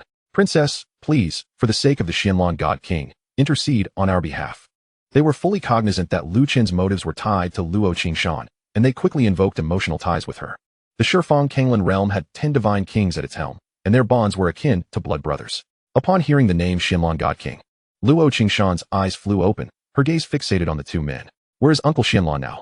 Had it not been for the Xianlan God King's desperate protection, she would never have escaped the Shifeng Kanglan realm. Given Luo Shitian's character, he would certainly not spare the Xianlan God King upon his return. Realizing this, Luo Qingshan felt a surge of worry for the Xianlan God King's fate. Princess, the Xianlan God King is currently under the direct confinement of the Divine Emperor. The specifics remain unknown to me, yet I can assure you that he is undoubtedly still alive. The angered Celestial King spoke with great difficulty. The 10 great Celestial Kings of the 10 Directions Kanglan realm, having inherited the same lineage of Kanglan divine power, are able to sense each other's life and death. Upon hearing these words, Luo Qingxian could not help but exhale in relief, though a subtle worry lingered in her gaze. Even if the Xianlan Celestial King still breathes, he has likely endured considerable torment over the years. Do not fret, my dear. Once this matter is concluded, I shall personally lead you to the 10 Directions Kanglan realm to rescue the Xianlan Celestial King. Chen hastily reassured, sensing Luo Qingxian's concern. As for the two of you, you shall be obliterated. Chen's gentle gaze swiftly transformed into one of icy coldness as he turned his attention to the angered Celestial King and his companion. Wait. Before the angered Celestial King could respond, the creation divine power swiftly obliterated them on the spot. After resolving the matters of the 10 Directions Kanglan realm, Chen's gaze shifted to the distant deities of the heavenly court. Now, it is your turn. With that, an unparalleled pressure of the heavenly Tao stirred the cosmic clouds, bearing down heavily upon the Master of Time, the Master of Space, and the assembly of gods from the heavenly court. The sheer force of the pressure instantly subdued several dozen celestial kings, forcing them to kneel in the void, which collapsed and twisted into a terrifying spatial black hole. Having witnessed Chen's battle against the 10 Directions Kanglan realm, the deities of the heavenly court were already filled with trepidation, unable to even meet Chen's gaze. His profound eyes glimmered with a cold light, and just as he prepared to strike down upon these heavenly deities, a voice suddenly interjected, "Fellow Taoist, I implore you to show mercy." Turning towards the source of the voice, he beheld a figure transcending millions of light years, defying the constraints of time and space, descending completely. This figure was engulfed in blazing flames, radiating a terrifying aura that overshadowed the stars and skies. Behind him, countless divine swords fanned out like a peacock's tail, each forged from a star. The overwhelming aura of the primordial ancient gods swept through the heavens, stirring the tide of divine power, wreaking havoc across the surrounding stellar realms. Primordial ancient god, modifiable. Gender, male, modifiable. Identity, one of the 12 celestial lords of the heavenly court, leader of the ancient god clan, modifiable. Cultivation, divine emperor. Boundless universe, modifiable. Holding the decree of the celestial emperor Haoyan, the primordial ancient god emanated an unstoppable momentum, his divine presence resonating throughout the heavens. We pay our respects to the primordial ancient god. The deities of the heavenly court revealed expressions of delight upon recognizing the newcomer. Yet the overwhelming creation divine might above them kept them firmly suppressed, unable to rise in greeting. What splendid news! It is the primordial ancient god. He is indeed a divine emperor, and now he has come in person. Let us see how this sinner can remain so arrogant now. Chapter 98, The Conclusion of Battle. The heavenly court comprises 12 celestial lords, each one a divine emperor of their time, representing the pinnacle of power and authority within the realm of the gods. They also serve as the spiritual pillars for the deities of the heavenly court, eternal monuments of their legacy. The moment the primordial ancient god descended, it instantly invigorated the battle spirit of the celestial beings. Faced with the formidable presence of the primordial ancient god, Chen exhibited no fear. Instead, he smirked disdainfully and said, "Are you here to hasten your own demise?" The primordial ancient god, however, merely shook his head slightly and replied, "No, I have come to convey the decree of the celestial sovereign, to escort the deities of the heavenly court back." With that, he raised the divine decree high, and the voice of the celestial emperor Haotian resonated. The deities of the heavenly court shall return to the heavenly court universe. The matters of the 3,000 Dao provinces are hereby concluded. From this day forth, the realm of the gods shall no longer bear the title of sinner. The divine voice resonated with a vast and righteous aura. As soon as the words fell, the decree gradually dissipated, leaving the suppressed deities of the heavenly court in stunned silence, their expressions fraught with disbelief. "I am the revered god of time, and I am primordial. If there are any offenses from the deities of the heavenly court, I, primordial, offer my apologies to the sinner." The next moment, the primordial ancient god retracted his celestial form, approaching Chen, lowering himself as much as possible to express his apologies. Before coming, the primordial ancient god had been aware of the contents of the decree and, like the deities of the heavenly court present, felt puzzled and discontented. Initially, he had believed that the celestial emperor Haotian had sent him to subdue Chen. However, he never anticipated that he was to come to apologize instead. Nevertheless, the primordial ancient god understood the celestial emperor well. The latter's ability to assume the title of celestial sovereign and command the heavens was not solely based on his cultivation as the foremost being in the realm of the gods. Therefore, despite the circumstances, the primordial ancient god trusted the celestial emperor deeply and steeled himself to apologize to Chen. "Ah, how surprising," Chen remarked, taken aback by the fact that the imposing figure had come merely to offer an apology, and he waved his hand to dissipate the pressure. The instant the pressure lifted, the master of time and the others began to breathe heavily. While enveloped in the pressure, it felt as though their very blood had frozen. "Well, I have seen enough of this grand performance. It is time to conclude." Chen smiled lightly, gazing at the tall and robust primordial ancient god, and began to reprimand him. "So, you are the primordial ancient god? I harbor no ill will, but I simply cannot abide the capricious nature of your heavenly court, executing judgments without discernment. Were it not for this, I could have annihilated them with a mere thought." The primordial ancient god, upon hearing this, dared not retort, quickly nodding and smiling in agreement. "Your excellency is correct. Upon my return, I shall personally restrain the deities of the heavenly court." The dignified one of the 12 celestial lords was treated like a subordinate before Chen, unable to voice his frustration. This scene shattered the morale of the heavenly court's deities behind him. Subsequently, Chen gestured for the primordial ancient god to take his leave. Seeing this, the primordial ancient god felt a wave of relief and waved his hand, summoning divine power to swiftly carry the master of time, the master of space, and the other deities of the heavenly court away from this place of strife. Once they had escaped the 3,000 Dao provinces and fled to a distant star realm, the master of time could no longer contain his curiosity. "Primordial ancient god, what is the intent behind the celestial sovereign's actions? The sinner openly colludes with the evil spirit realm. Why does the celestial sovereign not intervene to eradicate them, instead choosing to bow so low?" Upon hearing this, the master of space, the master of the primordial realm, and others all turned their gazes towards the primordial ancient god. The series of inquiries by the master of time echoed their sentiments. In response to this question, the primordial ancient god wore a troubled expression and sighed. "The celestial sovereign has his reasons." Before encountering that revered god of time, I, too, was perplexed.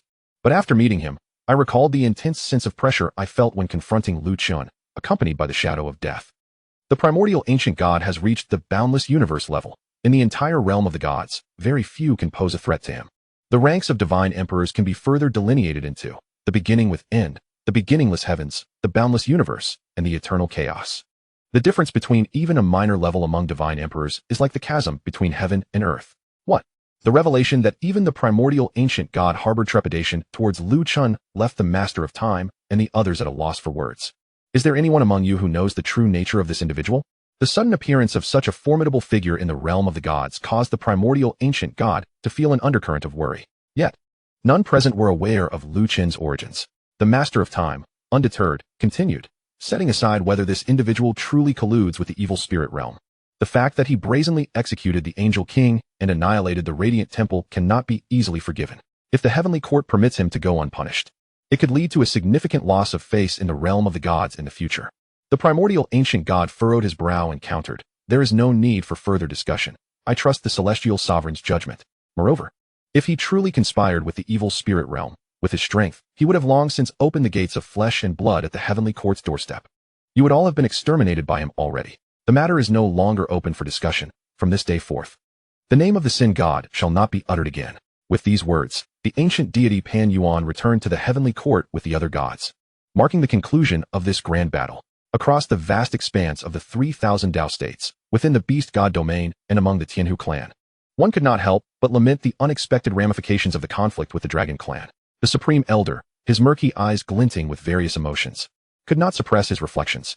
Standing beside him, Yu Baiwei remarked, "What is even more astonishing is that the formidable Tianyan deity single-handedly contended against the pantheon of gods." The image of Lu Chen, radiating an aura of invincibility, lingered in Yu Baiwei's eyes. Upon hearing this, the supreme elder cast a lecherous glance at Yu Baiwei's curvaceous figure and then subtly insinuated, with the profound cultivation of the Tianyan deity, he could certainly dominate the vast realm of gods and achieve unparalleled supremacy. Thus, we, the Tianhu clan, must seize this opportunity. Baiwei, alas, it may prove difficult for a singular figure like Yu Qing to secure the heart of the Tianyan deity. During the invasion of the evil god, Lu Chen's fair companions emerged, each one possessing beauty that rivals even that of Shui Yueqing. However, noticing Yu Baiwei's own remarkable beauty, accentuated by a flowing gown that perfectly outlined her enchanting curves, one could not help but be captivated. The supreme elder's intentions baffled Baiwei. Hearing the layered meanings in his words, Yu Baiwei's cheeks flushed, and she promptly turned her face away. Chapter 99, Complete Descent. He, you will understand in time. The aging supreme elder remarked with a knowing smile. As the battle concluded, Lu Chun embraced Luo Qingxian and returned to the beast god domain. Husband Chen'er, upon landing, a throng of enchanting maidens, including Hua Qingying and Shui Meiyin, rushed forward, expressing their concern for Lu Chen's well-being. Meanwhile, without the protective shroud of the creator deity's order, Yang Hao had stealthily made his escape during Lu Chen's fierce battle. 30 years in the east, 30 years in the west. Do not underestimate the youth and poverty. Tianyan deity, I shall return with a vengeance and repay this humiliation. Empowered by the divine strength of Mu Bingyun, Yang Hao swiftly fled the beast god domain. The Tianyan deity had grown so powerful that even the heavenly court was compelled to acquiesce. Could it be that even the heavenly sovereign feared this individual? Meanwhile, Mu Bingyun's tranquil heart was now stirred by tumultuous waves. No, it is absolutely impossible. The heavenly sovereign has attained the realm of chaos eternity. Undeniably the foremost figure of this age. As a former deity of the realm of gods, she, like the other deities of the heavenly court, held the 12 heavens and the heavenly sovereigns as her faith. Yet, until today, witnessing Lu Chen single-handedly instill such dread in the heavenly court that no deity dared to act, even the ancient Pan Yuan bowed in deference before him, left her astonished. He, little one, to seek revenge on that person is but a fool's dream. Just as Yang Hao desperately fled, a chilling laugh echoed from behind him. A mass of ghostly mist suddenly appeared before him, obstructing his path. An evil god, sensing the potent aura of death emanating from the mist, Mu Bingyun instantly recognized the entity before her as an evil god, albeit one severely weakened, leaving only a fragment of its essence. What? An evil god? Realizing the terrifying nature of the specter, Yang Hao immediately turned to flee. Wait, young one. Yet the mist obstructed his escape, and even with Mu Bingyun's divine power, he could not break free. Who are you? What do you desire? Faced with the inability to flee, Yang Hao, filled with trepidation, cast a fearful glance at the evil god and stammered his inquiry. Who I am is of little consequence. What matters is that we share a common enemy. As the mist gradually dispersed, the figure of the Moro evil sovereign emerged. It turned out that during his previous battle with Hua Qingying, he had unhesitatingly self-destructed, feigning a desire for mutual destruction, while secretly preserving a fragment of his essence at the moment of the explosion. Such cunning was unnoticed even by the angelic god king and Hua Qingying present at the time. Allow me to reside within you, and I shall aid you in your quest for vengeance. Surely, you have witnessed my strength firsthand. You must realize that without my assistance, your own innate talents, no matter how diligently cultivated for 1,000,000 years, would ultimately be in vain. The Moro evil sovereign coaxed Yang Hao. Mu Bingyun's expression shifted dramatically upon hearing this. She never anticipated that the Moro evil sovereign could survive his self-destruction. Concerned for Yang Hao's well-being, she hastily urged, Yang Hao, the evil god is a master of manipulation, and there is not a shred of goodness within him. He does not genuinely wish to assist you. Do not be deceived. Hearing her words, Yang Hao recognized the truth, for he had just witnessed the evil god's malevolent visage. Thus, he retorted to the Moro evil sovereign, why should I trust you? The evil sovereign erupted in laughter. Ha ha. Was it not the fragment of the true god within you that informed you of this? What can a mere remnant of a true god do to aid your revenge? Furthermore, I am now at the end of my tether, desperately seeking to conceal myself. Should I be discovered, I would meet my demise. Why would I deceive you? Upon hearing this, Yang Hao's eyes glimmered with contemplation. After a prolonged deliberation, he clenched his fists, a wild expression crossing his face, and readily agreed. Very well. If I succeed, I shall live. If not, I shall die. I will help you hide, and you shall help me avenge. His hatred for Lu Chen had completely eclipsed his fear of the evil god. Yang Hao, Mu Bingyun, concealed within him, felt a mix of shock and disappointment. She could not believe Yang Hao had allowed hatred to blind him to the danger of allying with an evil god. Forgive me, Sister Bingyun. Sensing the success of his scheme, the Moro evil sovereign cackled. Consider this remnant of the true god as my supplement. In the next moment, under Mu Bingyun's desperate gaze, the Moro evil sovereign reached out, intending to extract her essence. Faced with a remnant of a god king, she was utterly powerless to resist. This scene was witnessed in its entirety by Lu Chen, who had almost forgotten about this troublesome individual. Ladies, please wait here. I shall return shortly. With that, Lu Chen vanished from sight. Just as the Moro evil sovereign was about to devour Mu Bingyun's essence, a chilling whisper, as if from the depths of the underworld, echoed from behind. Oh, your lineage of evil gods is remarkably resilient. You have yet to perish completely? The icy voice reverberated around them, freezing the malevolent grin of the Moro evil sovereign midair. As he slowly turned, he found Lu Chen had appeared behind him without his notice. It's you. The Moro evil sovereign exclaimed. With a mere thought, Lu Chen unleashed an invisible force that instantaneously shattered the Moro evil sovereign's essence, ensuring its complete obliteration. Ah, the Tianyan deity. Yang Hao finally reacted, and upon seeing the visage he loathed beyond measure, an overwhelming rage surged within him. In a fit of madness, he lunged at Lu Chen, his eyes a fervent crimson. Yet, with his meager cultivation, he posed no threat to Lu Chen whatsoever. An invisible barrier stood before Lu Chen, and no matter how fiercely Yang Hao struck, he could not breach it. Is this it? Lu Chen raised an eyebrow and smiled. This remark ignited Yang Hao's fury, transforming him into a frenzied beast as he began to gnash his teeth in rage. TSK, TSK, TSK. Look at you, so pathetic. Only a blind person like Yu Qing would take an interest in you. With a flick of his finger, Lu Chen immobilized Yang Hao in midair, rendering him utterly motionless. Then, with a mere thought, he unleashed his power, ruthlessly snapping Yang Hao's limbs. Ah! A heart-wrenching scream echoed as Yang Hao nearly succumbed to the excruciating pain. Having completed all this, Lu Chen cast a sidelong glance at the figure of Mu Bingyun beside him. Mu Bingyun, modifiable. Identity, celestial spirit. Leader of the Ice Phoenix clan, modifiable. Cultivation, mid-level true god, in life, modifiable. Chapter 100 Mount. The lesser deity Mu Bingyun respectfully inclined her body in greeting upon noticing Lu Chen's gaze. The being before her was a supreme existence capable of instilling fear even in the heavenly emperor, and she dared not show the slightest negligence. You have long concealed yourself within Yang Hao. Previously, he sought to ally with the evil god. As a celestial spirit, what is your perspective on this? Lu Chen inquired, a wicked smile gracing his lips. Mu Bingyun turned her gaze towards Yang Hao, who was suspended in midair. However, upon witnessing his pitiful state, she displayed no trace of compassion. Instead, her brows furrowed as she expressed her disappointment. Originally, I had seen great potential in him and intended to cultivate him for the purpose of solidifying my own physical form. Who would have thought he would be blinded by hatred, willing to consort with the evil god? I feel ashamed. Lu Chen appraised Mu Bingyun from head to toe. Your true form is that of an ice phoenix, is it not? Solidifying a physical form? What difficulty lies therein? I require but a single thought. At these words, Mu Bingyun's heart trembled, her expression one of astonishment. Is the esteemed deity's statement genuine? True gods cannot achieve what the god kings do. Even if they possess the faintest trace of divine essence, they cannot instantaneously solidify their physical forms. The former Moro evil god did not opt to reconstitute his body out of fear that his presence would be revealed again, inviting the wrath of the god of death. Thus, he resorted to hiding within Yang Hao. The true gods, constrained by the imperfections of divine laws, find it exceedingly troublesome to reassemble their physical forms.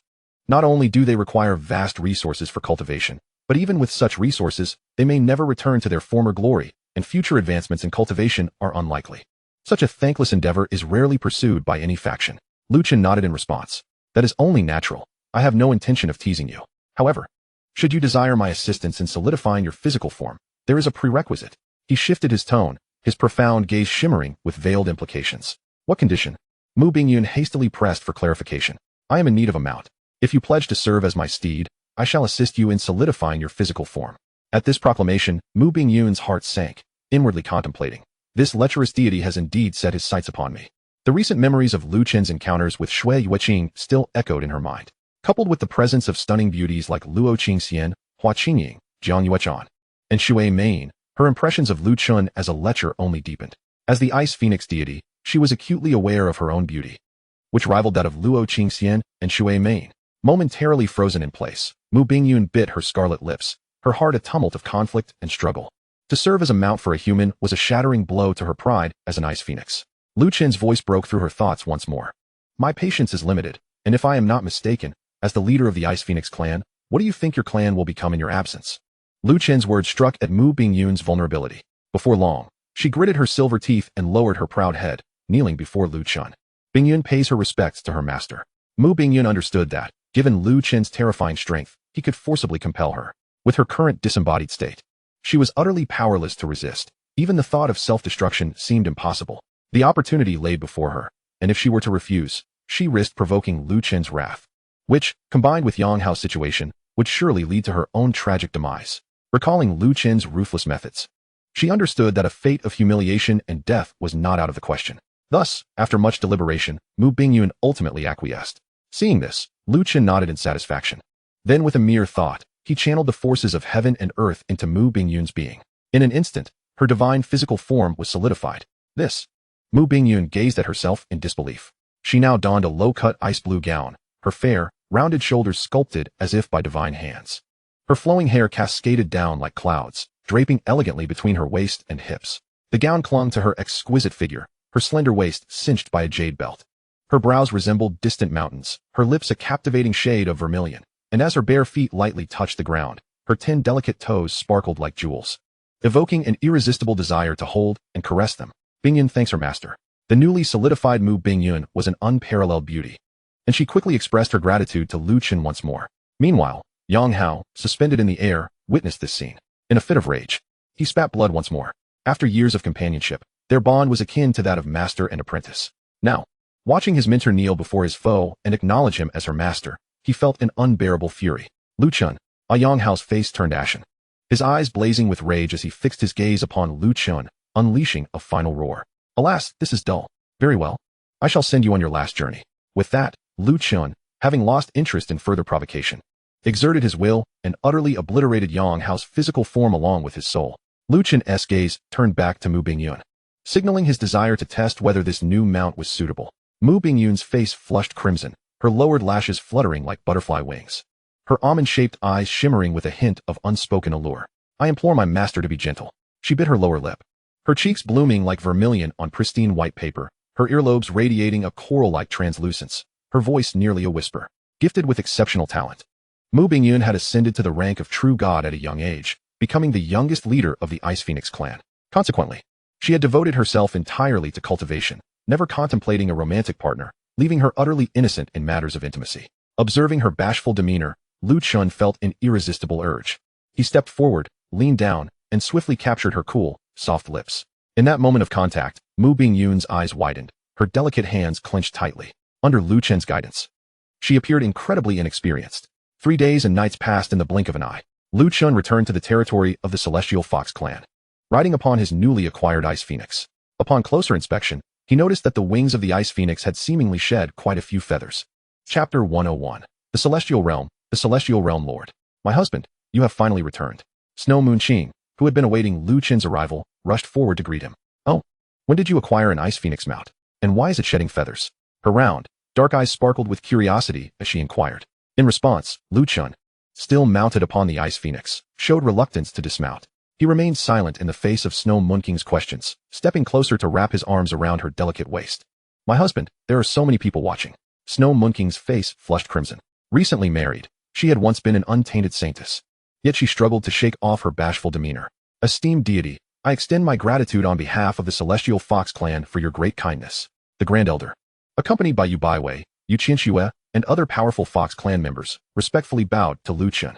The Dragon Clan, the Evil God, and the Celestial Court. Any one of these forces could easily annihilate the Celestial Fox clan.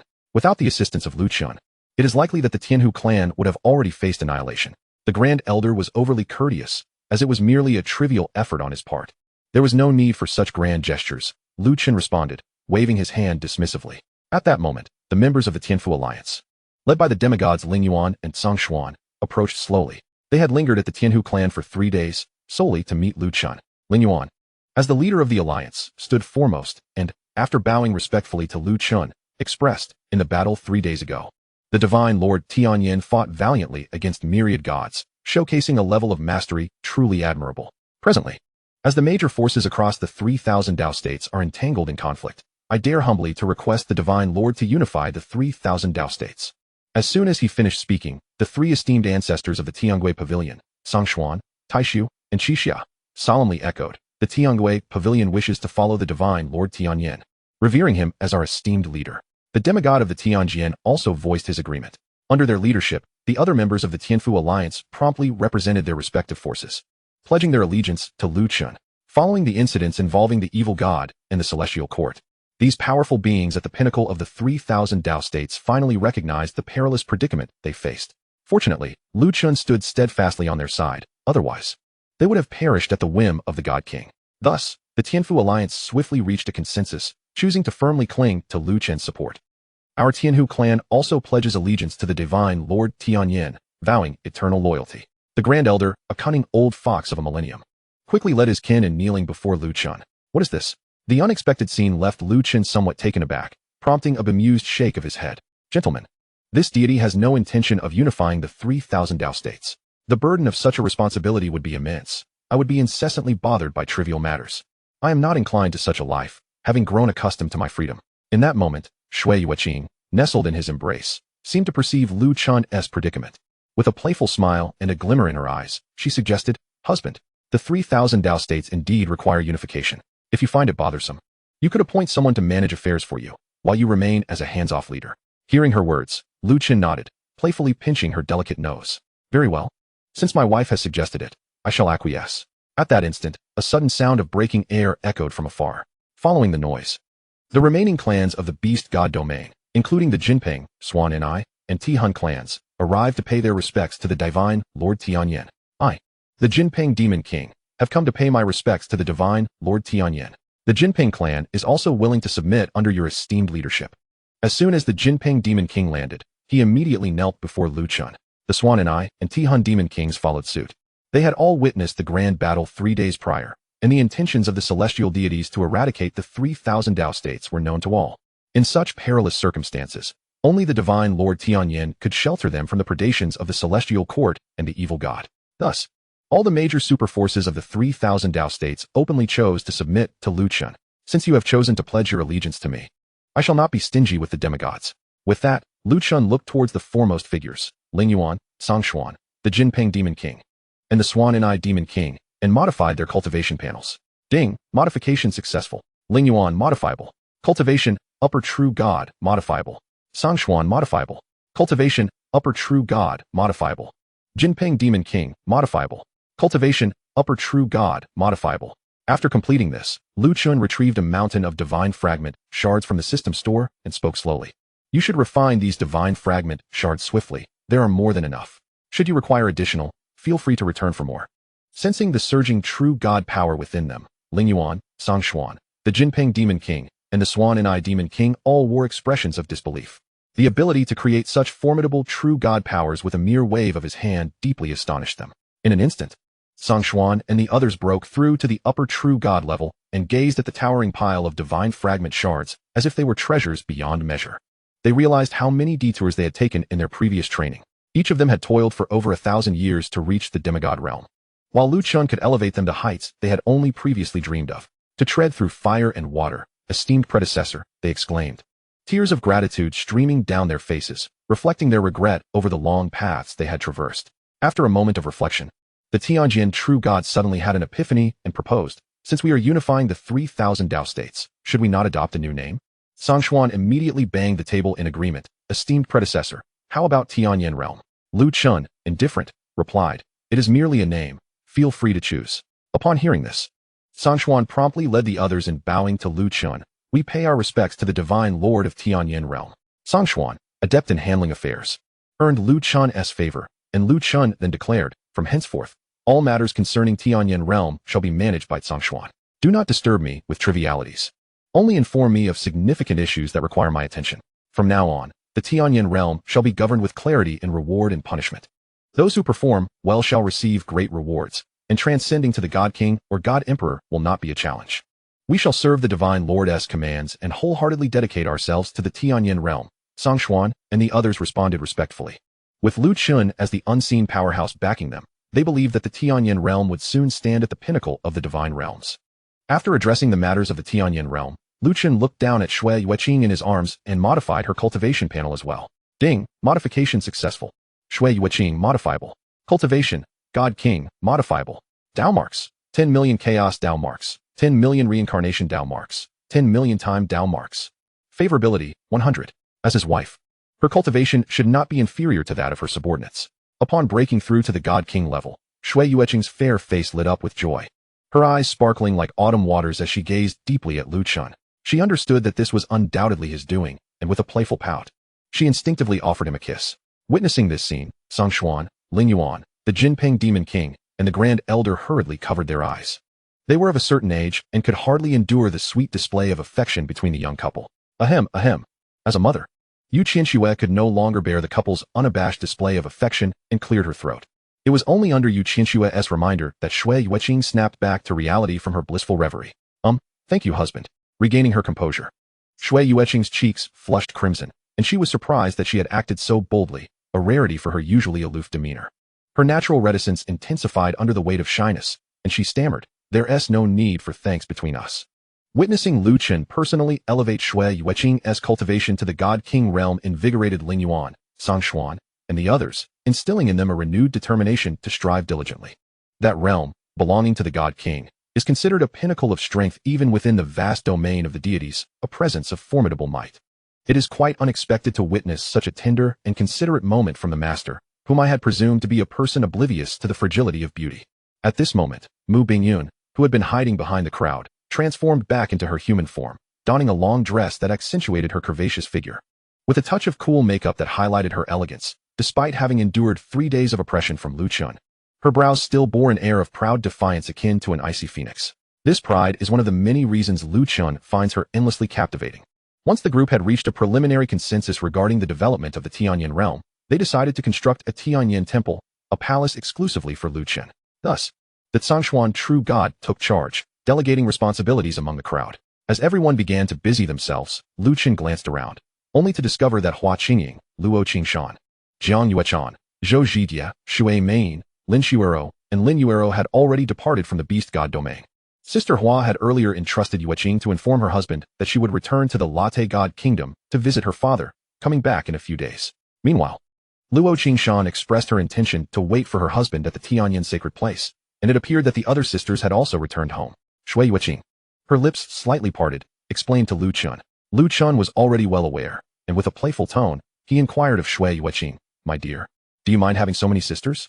In response to Lu Chun's question, Shui Yueqing shook her head obediently, her voice gentle as she replied, "I do not mind. As long as there is a little space in your heart for me." Shui Yueqing understood that with Lu Chun's boundless prowess, she could never monopolize him. Rather than competing for affection and risking his displeasure, it was wiser to accept the situation and leave a favorable impression in his heart. Observing Shui Yueqing's understanding demeanor, he took her hand, and, in a flash, they vanished from the spot. At this moment, Mu Bingyun, adorned with 3 question marks above her head, expressed her confusion. "Why drag me into this? My husband? How embarrassing." In the blink of an eye, another day had passed. Under Shui Yueqing's reluctant farewell, Lu Chun departed the beast god domain, riding the ice phoenix. The scene shifted to the Tianyan sacred place, specifically to the Empress's immortal pool. Luo Qingshan, clad in a delicate, form-fitting garment, found herself immersed in the warm waters of the pool, which perfectly outlined her breathtaking figure. Yet, her mind was elsewhere, haunted by the tragic images of her mother and sister's demise in the Shifang Kanglan realm. "Your Majesty, please do not distress yourself. The young master will surely avenge you personally." A gentle voice came from beside the pool as the Ju Tianxian Nu noticed Luo Qingshan's unease, halting their graceful dance. The Lingdai fairy, with her nurturing spirit, approached Luo Qingshan from behind, extending her delicate hand to soothe her worries. Indeed, the young master possesses unparalleled strength, capable of repelling myriad gods single-handedly. He will certainly lead you to take vengeance upon the Shifang Kanglan realm, the lively Yulu fairy chimed in, her bare feet dancing lightly as she approached Luo Qingshan. The elegant and graceful Yaoyin Xian Nu remained silent, sitting before her zither, her delicate fingers plucking the strings, producing celestial melodies that alleviated the Empress's weariness. The ethereal music harmonized beautifully with her transcendent presence.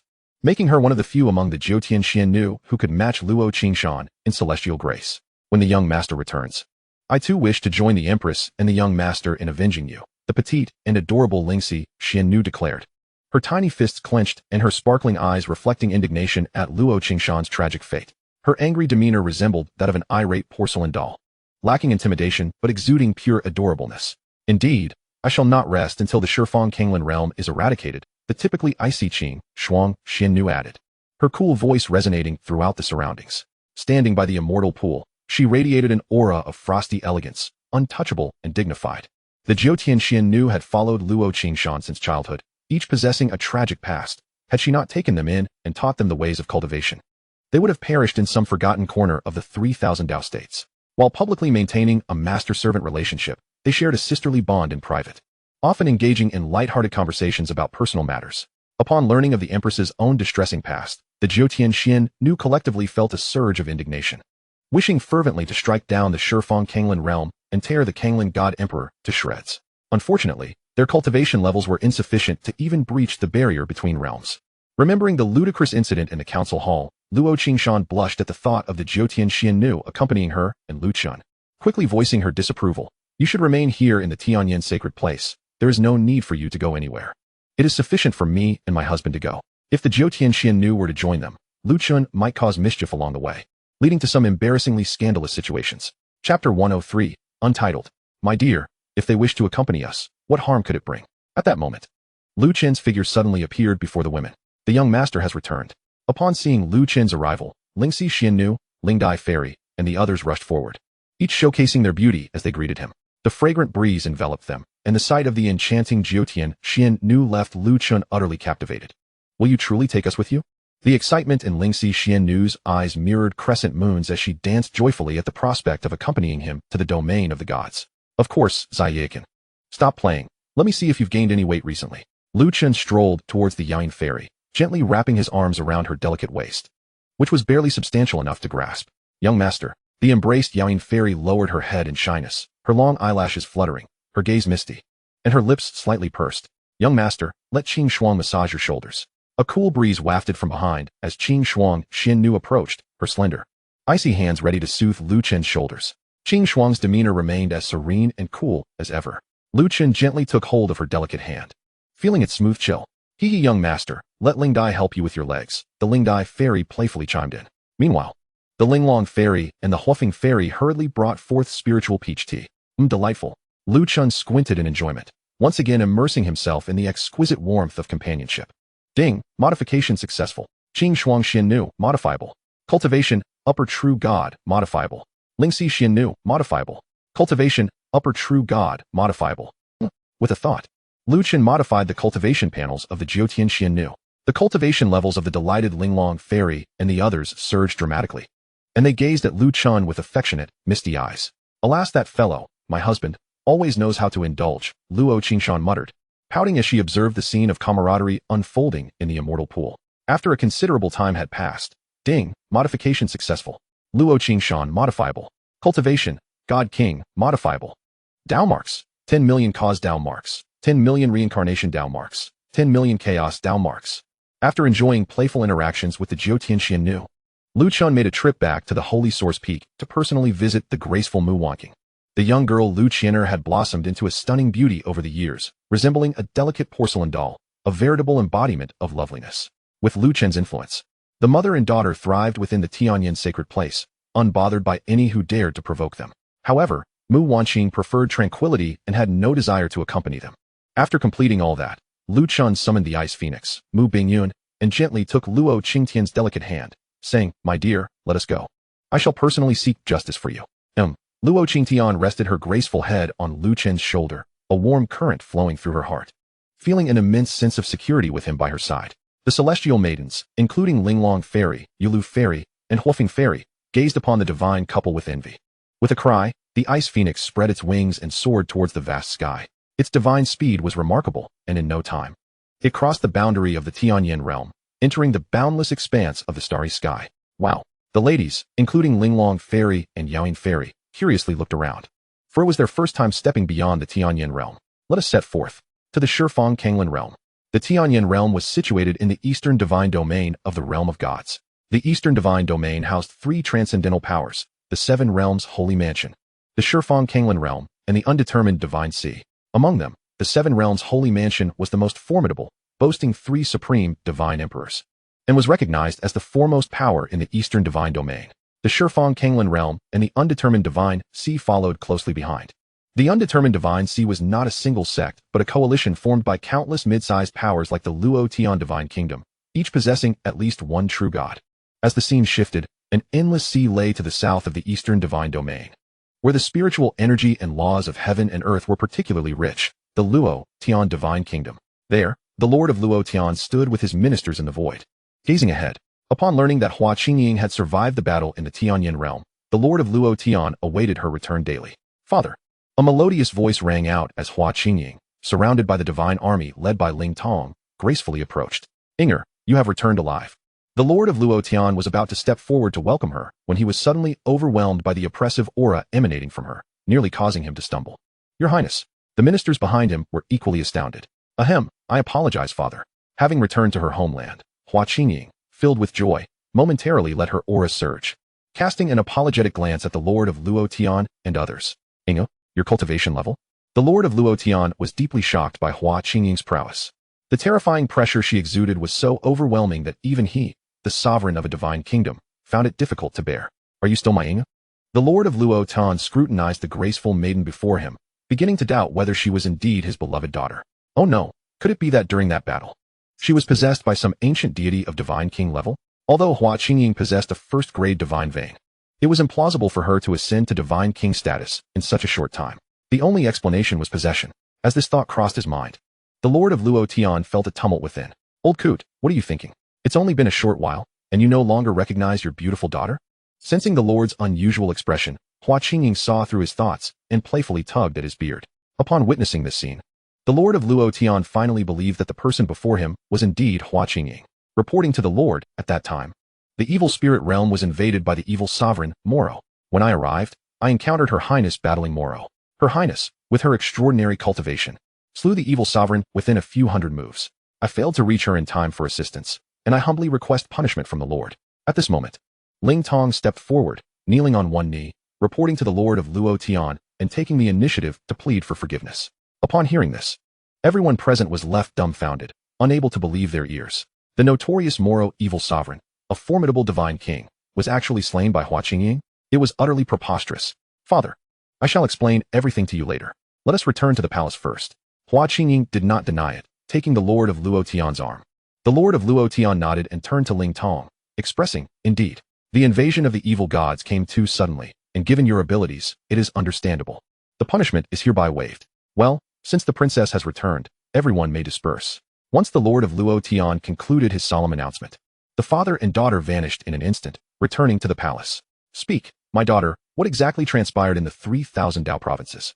And where did your cultivation come from? You must elucidate everything to your father. Upon returning to the palace, the Lord of Luo Tian eagerly questioned Hua Qingying.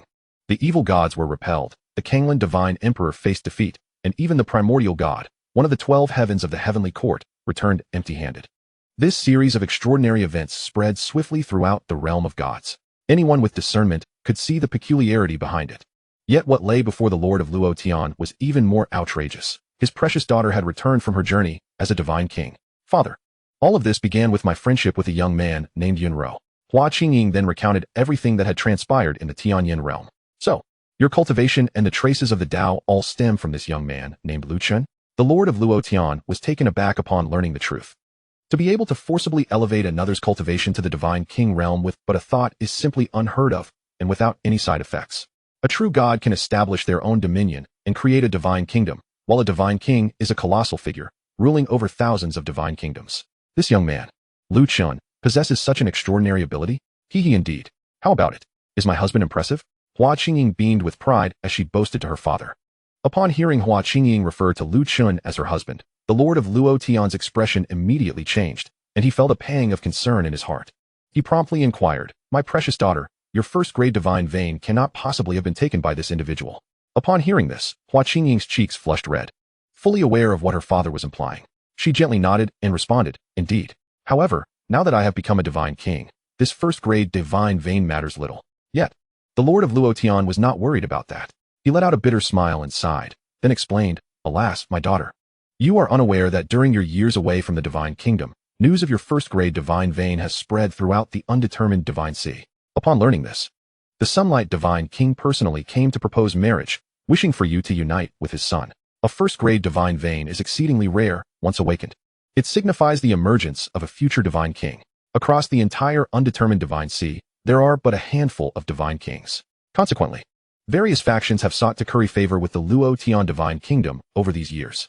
Moreover, the Sunlight Divine King somehow persuaded the undetermined divine emperor to issue a divine decree, personally arranging a betrothal between you and the Sunlight Divine King's son." The Lord of Luotian closed his eyes in anguish and slowly spoke, under the pressure of the undetermined divine emperor and the Sunlight Divine King. "I had no choice but to consent to this marriage, but I never expected you would." Now, having learned that Hua Qingying had already found her heart's desire, and that everything had been set in motion, it was too late. What troubled the Lord of Luotian the most was that this betrothal had been personally arranged by the undetermined divine emperor. To break off such an engagement would undoubtedly be a public affront to the divine emperor. If word of this reached the outside world, the Luotian divine kingdom would surely face the wrath of the undetermined divine emperor. In the realm of the undetermined divine sea, the undetermined divine emperor reigns supreme, wielding absolute authority, capable of annihilating the kingdom of Luotian with mere words. Upon hearing this, Hua Qingying was momentarily taken aback, but soon a gentle smile graced her lips, and she promptly reassured, "Father, there is no need for concern. I shall simply annul the engagement. That mere Saint King of the Sun cannot harm me in the slightest, let alone his ineffectual son. As for the undetermined divine emperor, there are others who will address that matter, with billions of divine marks." Hua Qingying stands as a paragon among her peers, truly the foremost figure beneath the divine emperor. While she may not be able to confront the undetermined divine emperor directly, her husband is a creator god. To him, even a divine emperor is merely a larger insect. Alas, the situation has reached an irretrievable point. One can only hope the undetermined divine emperor will overlook this incident, considering her status as a divine king. Lord Luotian wore a troubled expression and spoke again. "By the way, my dear daughter, when will you bring your husband back for me to meet?" Considering Hua Qingying's words about Lu Chen's ability to elevate others to the rank of divine king in an instant, it was evident that his own prowess must be at least that of a divine emperor. With this thought, Lord Luotian felt a modicum of solace. After a brief exchange between father and daughter, Hua Qingying prepared to proceed alone to the Temple of the Sun to annul the engagement. Meanwhile, in the undetermined divine sea, within the Temple of the Sun King sat regally upon his throne, while a subordinate reported, "Your Majesty, we have just received news from the kingdom of Luotian that the esteemed princess with a first-grade divine vein, Hua Qingying, has returned." Upon hearing this, the Sun King broke into a hearty laugh. "Haha, excellent. Luotian's treasured daughter has finally come home. I am eager to make her acquaintance." Below in the hall, a young man with a delicate appearance, exuding an air of cultured charm, displayed a look of delight and quickly stepped forward to request, "Father, I wish to personally visit the kingdom of Luotian with generous gifts." This handsome youth was none other than Nangongfeng, the son of the Sun King and the young master of the Temple of the Sun. "Haha, such an eager little rascal, so anxious to meet your yet-to-be-seen bride," the Sun King teased, eliciting laughter from the divine officials present. "Nangongfeng, it is reported that Hua Qingying seems to have returned from the 3,000 Dao provinces," the reporting subordinate added. At this, the Temple of the Sun fell into an immediate silence. The Sun King's smile faltered, and Nangongfeng's expression turned to one of astonishment. 3,000 Dao provinces. Recently, rumors surrounding the 3,000 Dao provinces had stirred considerable commotion within the realm of the gods. Countless deities had participated in that grand conflict, which even drew the attention of the celestial court and the divine emperors of the 10 directions. The fact that she survived that battle was astonishing. The Sun King's mind became unsettled. As a high-ranking figure within the undetermined divine sea, he had access to certain insider information. The 3,000 Dao provinces were intricately connected to a taboo existence capable of rendering the celestial court vulnerable. Contemplating this, the Sun King found himself in a quandary, weighing whether he should report this matter to the undetermined divine emperor. "Father, it is possible that Qingying merely happened to pass by to observe the commotion." Nangongfeng interjected with a forced smile. Just then, another voice announced from outside, "Your Majesty, Princess Hua Qingying of the Kingdom of Luotian requests an audience." The father and son exchanged bewildered glances, astonished and puzzled by Hua Qingying's unexpected visit. After a prolonged moment of silence, the Sun King finally commanded, "Admit her." As soon as the words left his lips, a melodious voice floated in from beyond the hall. "I am Hua Qingying, here to meet Senior Sunday." The ethereal mist within the hall parted like flowing sand, revealing a graceful figure clad in a blue phoenix gown, gliding through the air with elegance. Her delicate feet barely touched the ground, sending ripples through the space around her. Possessing an unparalleled beauty, with a jade hairpin adorning her cloud-like tresses. Her radiant face blushed like morning mist. A jade belt cinched her slender waist, perfectly accentuating her exquisite form. As Nangong Feng beheld Hua Qingying's enchanting visage, he could think of no better phrase to describe her than a celestial beauty unparalleled in the world. His gaze remained fixated upon her, utterly entranced, almost drooling in awe. Indeed, she is the cherished daughter of my old friend Luotian. She has become even more breathtaking, the Sun King remarked, deeply impressed by her presence. After a moment, he regained his composure and said, "Please, take a seat." Yet, Hua Qingying raised her hand to interrupt. "There is no need for such formalities, senior. I have just returned to the undetermined Divine Sea and learned from my father about the engagement with the Temple of the Sun. I have come to request the annulment of this engagement, as I was unaware of it when my father hastily agreed." She spoke directly, without preamble. Upon hearing this, Nangong Feng snapped out of his stupor, his face a mask of disbelief, unable to process her words. The Sun King's smile froze, replaced by a cold and stern demeanor. As a divine king, a powerful figure within the undetermined Divine Sea, to be faced with a marriage annulment request from the woman herself was an undeniable affront. "Do you comprehend the gravity of your words?" The Sun King struggled to contain his fury, rising abruptly from his seat, his piercing gaze fixed intently on Hua Qingying. Simultaneously, his divine pressure surged forth, enveloping the hall in an overwhelming aura of heat. Despite the oppressive force emanating from the Sun King, Hua Qingying exhibited not an ounce of fear, her eyes meeting his with resolute defiance. "This matter indeed stems from a misstep on the part of the kingdom of Luotian. But I reiterate, I was unaware of the engagement at the time it was established. Should you consent to annul it, I am prepared to offer substantial compensation to the Temple of the Sun as recompense." With that, Hua Qingying too exuded a trace of divine pressure, standing her ground against the Sun King. Witnessing her display of power, the Sun King was taken aback, exclaiming in astonishment, "Impossible! How can your cultivation be?"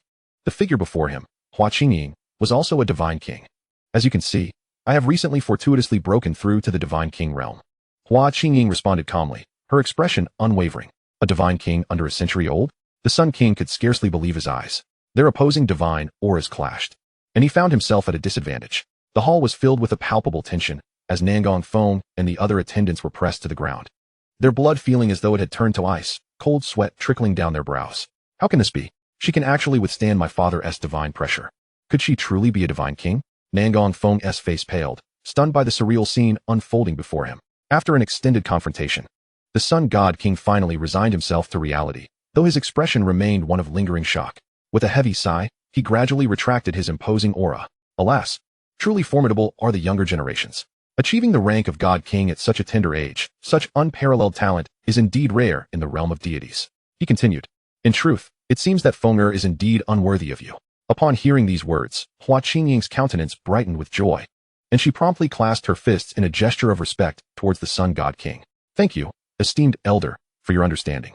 Should the Sun Temple require any form of recompense, please do not hesitate to ask." However, the Sun God King waved his hand dismissively and replied, "Do not rejoice too soon. Surely you are aware of who initiated this marriage contract. While I may agree to the dissolution of the engagement, I cannot speak for the indeterminate God Emperor. Should news of this annulment spread, it would be a significant affront to the indeterminate God Emperor. Even with your extraordinary talents and having reached God King status at such a young age, how could you contend with a God Emperor?" In response, Hua Qingying remained unfazed. "As for the indeterminate God Emperor, I have my own means of addressing the matter, so there is no need for you to trouble yourself, esteemed elder. I shall personally present the necessary compensations to the temple." With her objective achieved, Hua Qingying turned and departed from the Sun Temple. Not long after her departure, a profound silence enveloped the hall. Nangong Feng, unwilling to accept the humiliation of the broken engagement, glared at the Sun God King with bloodshot eyes. "Father, are you truly going to allow her to walk away so brazenly? If word of this spreads, it will bring disgrace upon our Sun Temple, turning us into a laughingstock and a topic of gossip. How will we ever maintain our standing in the indeterminate sea?" Chapter 106. Indeterminate God Emperor, Absurdity Beyond Measure. Nangong Feng, filled with righteous indignation, expressed his dissatisfaction fervently.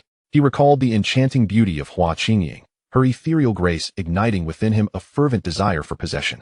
Such a stunning woman was meant to be his beloved wife, yet now the prize had slipped through his fingers. In an instant, he was thrust from the heights of ecstasy to the depths of despair, a stark contrast that would leave anyone feeling aggrieved. The Sun God King, fully aware of Nangong Feng's sentiments, could only sigh in resignation. "Do you think I wish for this outcome?" Hua Qingying's strength surpasses even my own. In our earlier confrontation, I found myself at a disadvantage. It is not merely a matter of whether you are worthy of such an extraordinary talent. Attempting to coerce a god king is nothing short of folly. At these words, Nan Gongfeng's face turned ashen, as if he had swallowed a fly. He found himself utterly incapable of countering the Sun God King's assertions. Even his father, the God King, was no match for the prowess of a god emperor, especially one who had achieved the same status at such a young age. In terms of both strength and standing, they were worlds apart. Yet, could it be that they would simply let her go without a fight? The dissolution of the engagement had originated from their Loshing Divine Kingdom, while the disgrace fell squarely upon the Sun Temple. Unwilling to accept this fate, Nan Gongfeng seethed with frustration. The Sun God King offered a bitter smile. What else can be done? Our only recourse now is to observe how the indeterminate God Emperor responds to this situation. As time passed, another day slipped away. Fresh from the recent battle across the 3,000 states, a shocking piece of news detonated like a bomb in the indeterminate sea. The eldest princess of the Loshing Divine Kingdom had returned and immediately sought to annul her engagement with the Sun Temple. Initially perceived as a match made in heaven, this unexpected turn of events left many astounded. Yet, even more astonishing was the revelation that Hua Qingying, at less than a decade's worth of age, had remarkably broken through to the realm of God King. A chorus of disbelief echoed throughout the indeterminate sea.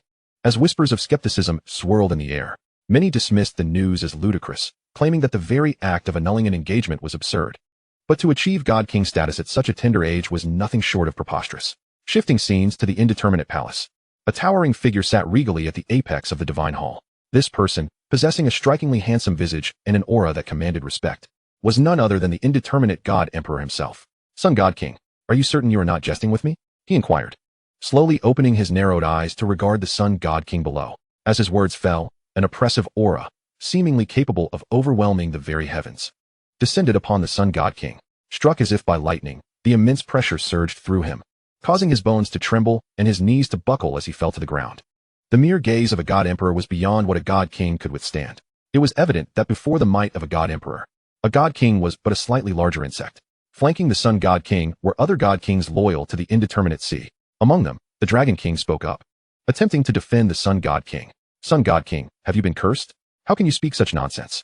Another, the Holy Spring King, quickly chimed in. Indeed, this is utterly absurd. A God King at less than a decade of age. How can that be? If that were true, then our years of cultivation would have been for naught. Throughout history, the youngest God Kings had always been at least 1,000,000 years old. The God Kings present had spent tens of millions of years achieving their rank. A God King under a decade old was an outlandish notion, one that no one would dare to dream of. The Holy Spring King's remarks lightened the atmosphere, drawing laughter from the assembly of God Kings. Yet, the Sun God King gritted his teeth, responding with difficulty. Your Majesty, I assure you that every word I have spoken is devoid of falsehood. I witnessed Hua Qingying achieve God King status with mine own eyes. There is no possibility of misperception.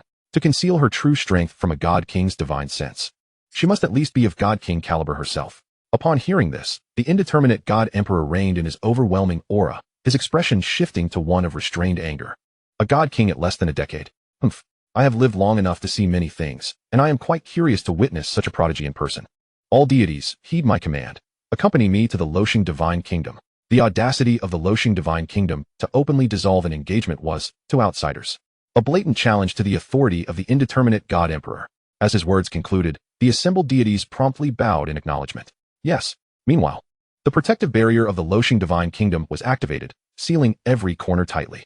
Outside the barrier, a throng of onlookers had gathered, eagerly awaiting the indeterminate God Emperor's next move. Inger, do you think this is too reckless? The Lord of the Loshing Divine Kingdom cast a worried glance at Hua Qingying, deeply concerned that the indeterminate God Emperor might arrive at any moment. Fear not, father. I have already informed my husband. He intends to take Luo Qingxian and that vixen to the 10-direction celestial realm and will conveniently pass through the indeterminate sea. Given my husband's prowess, he will likely arrive in the blink of an eye, Hua Qingying replied, her countenance devoid of fear. In the next instant, an overwhelming and terrifying pressure descended upon the Loshing Divine Kingdom. Following closely, a voice reverberated through the vast expanse, carrying the fury of the God Emperor. I have arrived. Why does the Loshing Divine Kingdom not kneel to receive my presence? The indeterminate God Emperor, flanked by a legion of God Kings, traversed the void, preparing to confront the Loshing Divine Kingdom. Wherever his voice resonated, space itself warped into terrifying black holes, shattering the protective barrier of the Loshing Divine Kingdom into countless fragments. Moreover, at the God Emperor's utterance, the very heavens trembled. Storm clouds gathered above as divine retribution manifested in the form of countless bolts of lightning. descending upon the Loshing divine kingdom. Such a grand spectacle truly astonished all those present. Alarmed, the lord of the Luo heaven experienced a sudden wave of panic. But at that moment, a voice unexpectedly resonated. Oh, the indeterminate divine emperor? What great authority you possess. In an instant, the divine punishment thunderbolt was suspended in midair, and the spatial black hole halted its rampage, restoring the fragmented and chaotic void to stability. Chapter 107, The Glaring Kill. The pressure of the divine emperor was actually obstructed by someone? Faced with this unforeseen scene, the indeterminate divine emperor's expression turned grave, a sense of foreboding rising within him. The very next moment, a resounding phoenix cry echoed throughout the heavens and the earth.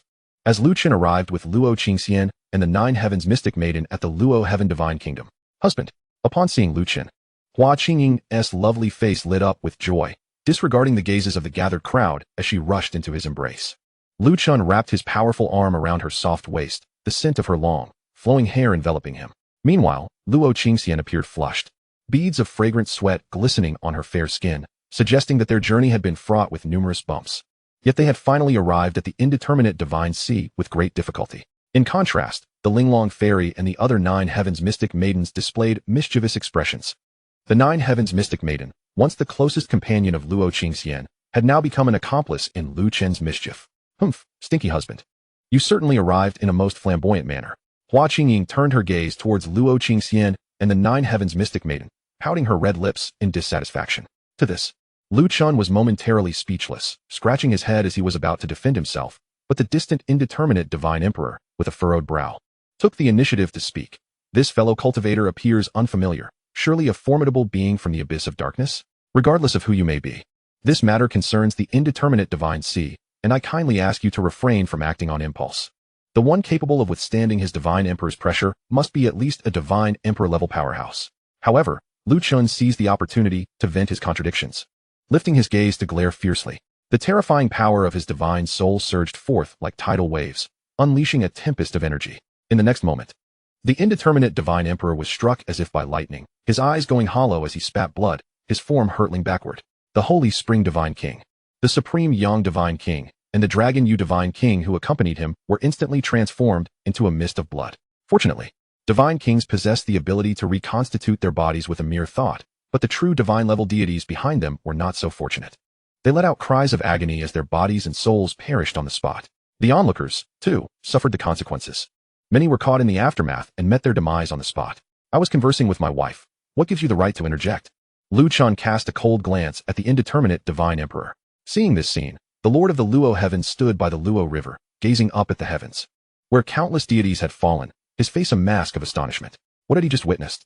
The supreme ruler of the indeterminate divine sea, the indeterminate divine emperor, could not even withstand a single glare from Chen. In the realm of deities, divine emperors were already considered the pinnacle of combat strength. A single divine emperor represented an entire universe.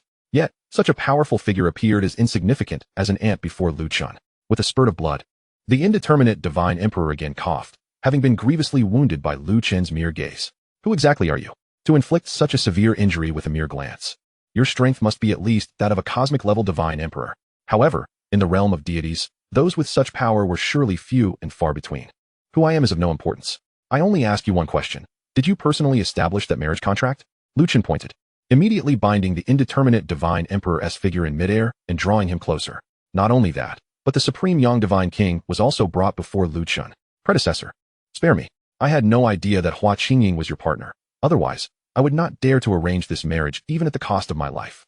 The supreme Yang divine king, with a strong will to survive, hastily pleaded, casting a glance at Hua Qingying. Hearing this, Chen disdainfully regarded the supreme Yang divine king and scoffed. With a son as pathetic as yours, how could you possibly covet my goddess? The crafty supreme Yang divine king quickly agreed with Chen. Indeed, predecessor speaks the truth. My son is like mud. While Hua Qingying is akin to the radiant moon in the sky, it is merely a foolish obsession. Please spare me. At this moment, Hua Qingying also stepped forward to plead for the supreme Yang divine king. Husband, the supreme Yang predecessor truly was unaware. He has already agreed to annul the marriage. Seeing Hua Qingying advocate for the supreme Yang divine king, Chen waved his hand dismissively, flinging him away as if discarding refuse. Very well. Since my wife has interceded on your behalf, I shall spare your worthless life. However, if you dare mention this matter to anyone in the future, do not blame me for annihilating your supreme Yang palace. His tone resonated with unparalleled authority. Yes, I shall keep this matter to myself. The Supreme Young Divine King replied, visibly relieved, and then fled without looking back, fearing that Lu Chen might change his mind and extinguish him with a mere gesture. After releasing the Supreme Young Divine King, Lu Chen turned his attention back to the indeterminate Divine Emperor. This individual had come with a fierce intent to obliterate the entire Luo Heaven Divine Kingdom, and Lu Chen would not easily let him off the hook. Thus, Lu Chen, with a mocking expression, addressed the indeterminate Divine Emperor. I offer you two choices. 1.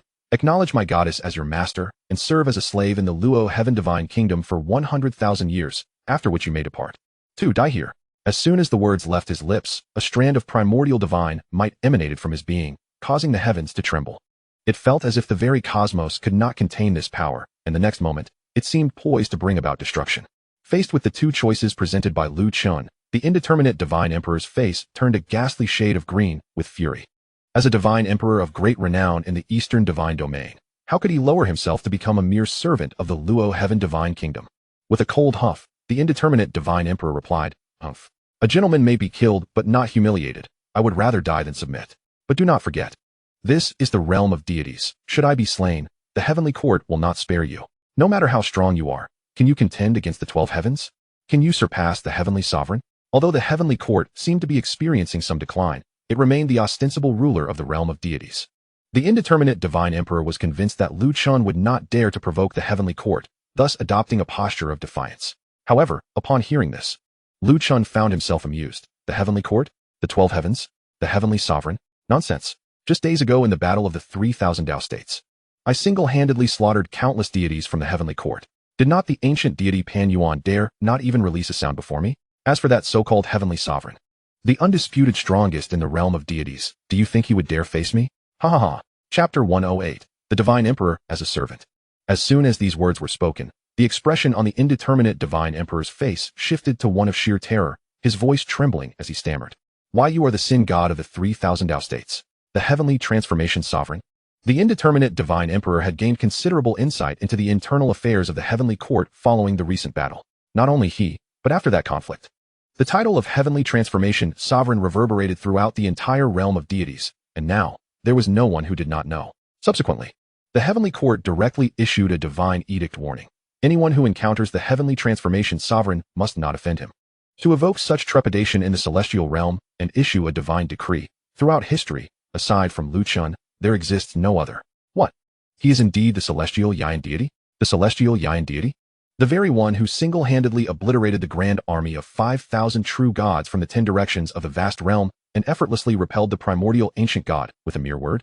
We must flee. Such a taboo existence is beyond our capacity to discuss. Upon learning that the approaching figure was none other than the celestial Yian deity, the onlookers in the distance were struck with astonishment, hastily retreating without hesitation. After all, the notorious reputation of the celestial Yian deity had long circulated throughout the realm of gods, a being even the current heavenly sovereign greatly fears. What? The husband mentioned by Inger is that infamous celestial Yian deity? Below, upon hearing that Lu Chen was the celestial Yian deity, the expression of the heavenly lord of Luo was no less fearful than that of the others. The existence capable of slaying myriad gods is, astonishingly, his son-in-law. Concealed in the shadows, Ling Tong silently observed all, trembling uncontrollably, desperately burying his admiration for Hua Qingyin deep within his heart, fearing that such feelings might surface and lead to his demise like that of the Sun God King. What? Now you are afraid? I shall grant you one final opportunity for choice. Lu Chen's face bore a cunning expression as he spoke to the indeterminate Divine Emperor, gritting his teeth. The indeterminate Divine Emperor still found it difficult to accept his descent from a lofty, universe-ruling deity to a mere servant of the Luo Heavenly Kingdom. Humph. What of the celestial Yian deity? This emperor would rather die than endure such humiliation. Upon hearing this, Lu Chen merely smiled. Unperturbed. Ha ha ha, truly a tough nut to crack. Indeed, you possess spirit, yet before me, you have no choice. With a sudden shift in tone, Lu Chen's words incited a sense of unease within the indeterminate Divine Emperor. As expected, the next moment, he accessed the indeterminate Divine Emperor's identity panel and directly modified it. Ding, modification successful. Indeterminate Divine Emperor, modifiable. Identity, servant of the Luo Heavenly Kingdom, modifiable.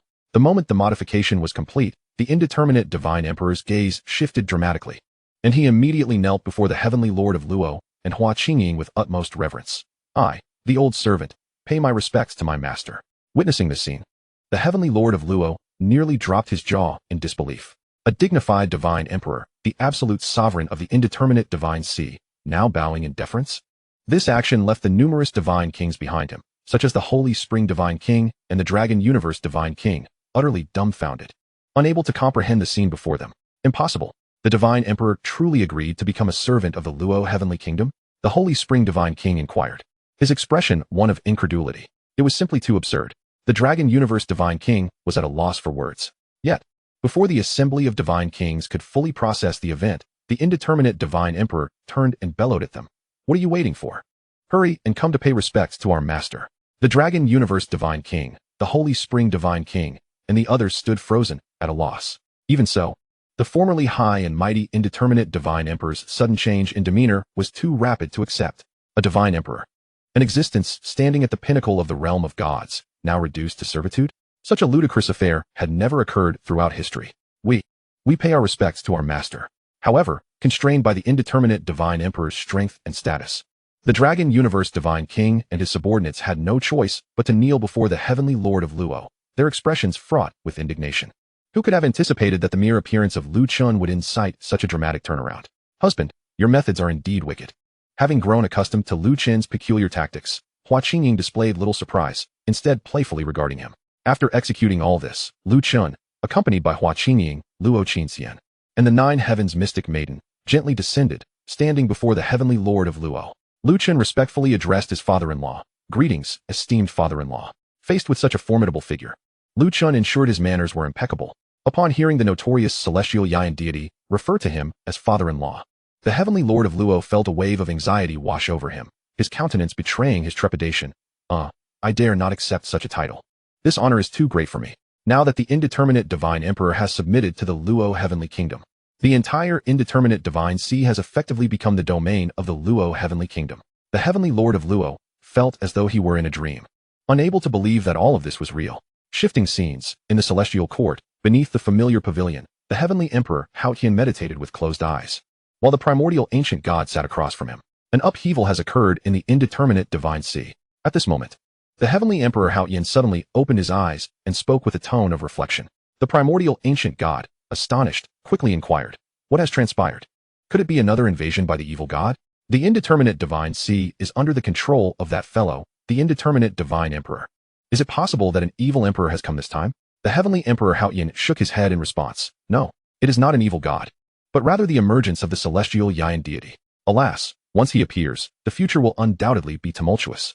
Upon hearing the name of the celestial Yayan deity, the primordial ancient god's gaze fixated intensely on the Heavenly Emperor Haotian. Curiosity etched upon his face. Heavenly Sovereign, do you know what realm the celestial Yayan deity occupies? What could render the foremost being in the realm of gods so apprehensive to the extent that he would not dare to meet him? The primordial ancient god was exceedingly curious about Lu Chen's cultivation. However, the Heavenly Emperor Haotian shook his head in response. I do not know his exact realm, but the only thing I am certain of is that should I confront him, my demise would be inevitable. Moreover, throughout my cultivation, I have sensed that perhaps the chaos eternal is not the pinnacle of cultivation.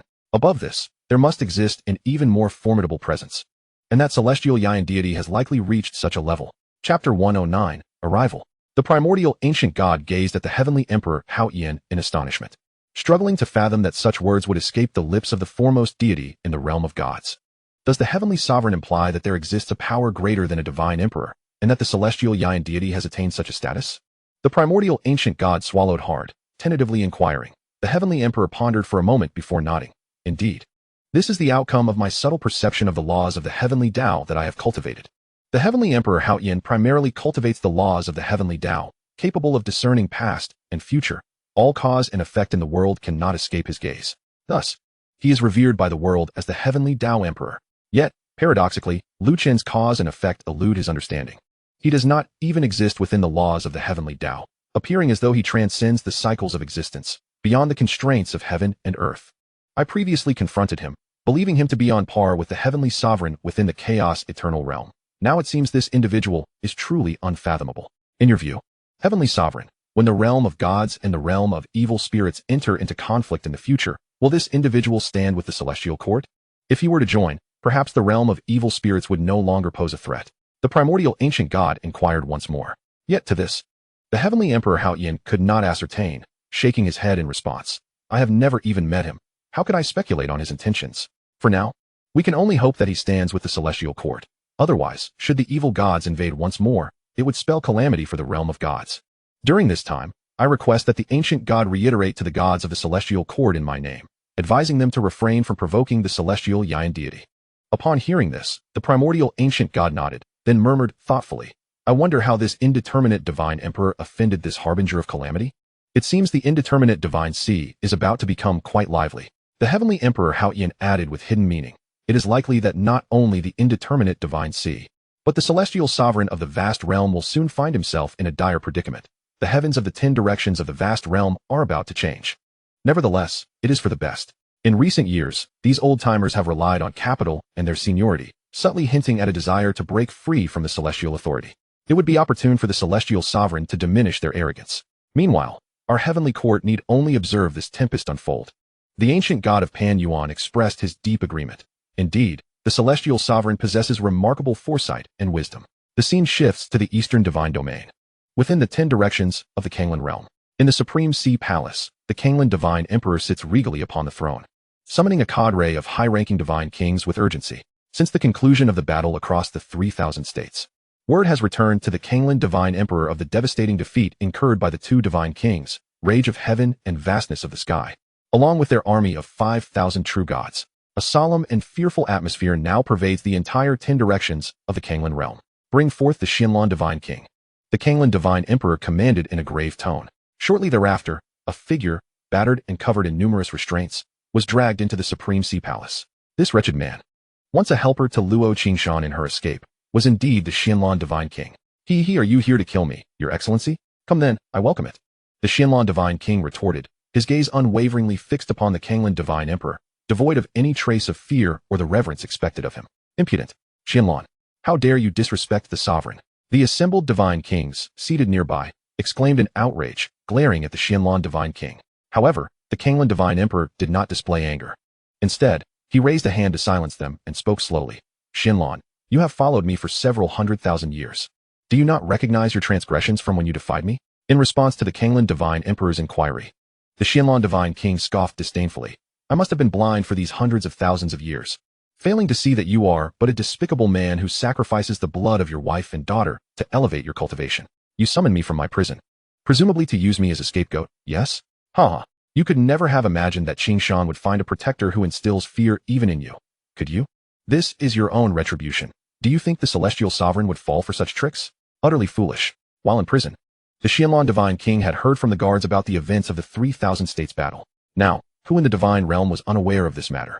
As his words fell, an overwhelming pressure descended from above. The Xianlan divine king immediately knelt, subdued on the spot. Never had anyone dared to provoke him so openly in the 10 directions of the Kanglan realm. The Kanglan divine emperor's lips twitched, struggling to contain his fury. Very well. I shall see if this girl dares to return with allies. But scarcely had he spoken, when an authoritative voice resonated from outside the hall. Kanglan divine emperor, come out and face me.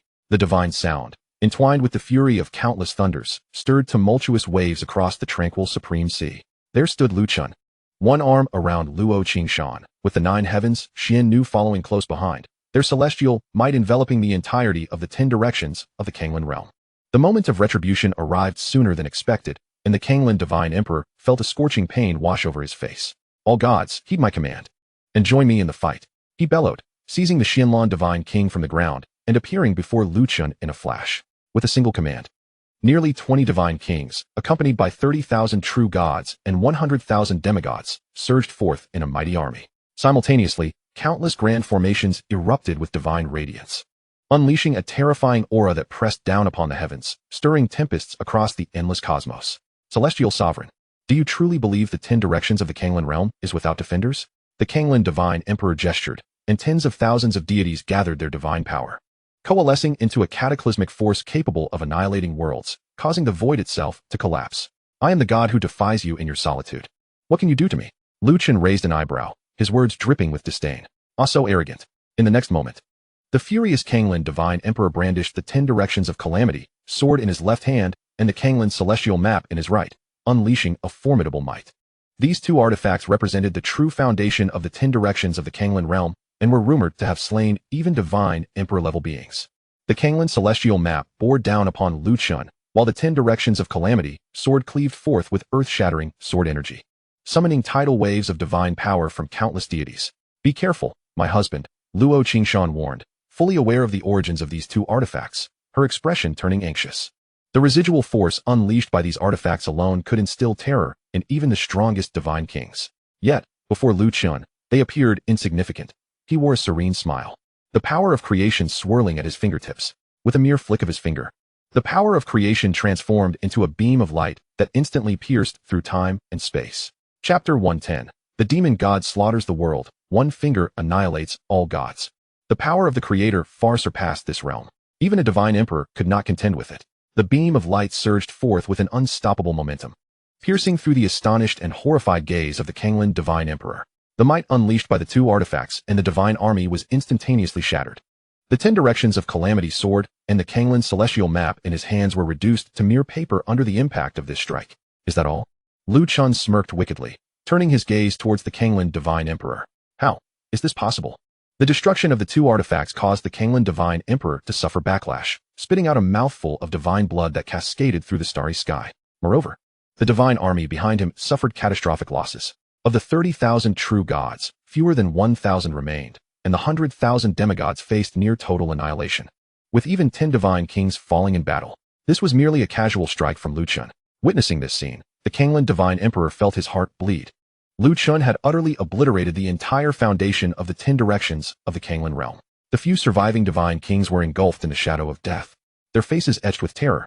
They had cultivated for millions of years, yet had never encountered such a formidable cultivator. Faced with the combined might of all the gods in the 10 directions of the Kanglan realm, he had effortlessly countered it with a single finger, annihilating hundreds of thousands of deities in an instant. A monster. He is an absolute monster. Run, run, run. Thus, many gods who had cultivated for over 10,000 years found their resolve shattered, their minds collapsing into madness. The remaining gods, stripped of all fighting spirit, saw even the divine kings leading the retreat. Humph, do you think I will allow you to escape? But Lu Chun had no intention of letting any of them go. His cold gaze pierced forward. In the next moment, all who had survived, whether demigods, true gods, or divine kings, were erased by an invisible force, reduced to mere particles of dust. No, it's impossible. In the face of such an assault, even the heavenly emperor of the vast sky could not withstand it so effortlessly. Who are you? The Kanglan divine emperor's eyes turned crimson, staring at Lu Chun with a gaze filled with horror, his body trembling uncontrollably. In the span of a single breath, he had not only shattered the alliance of the two artifacts and the tens of thousands of deities, but he had also ruthlessly slaughtered all the gods behind him. Even the current foremost figure, the heavenly emperor of the vast sky, could not achieve such a feat.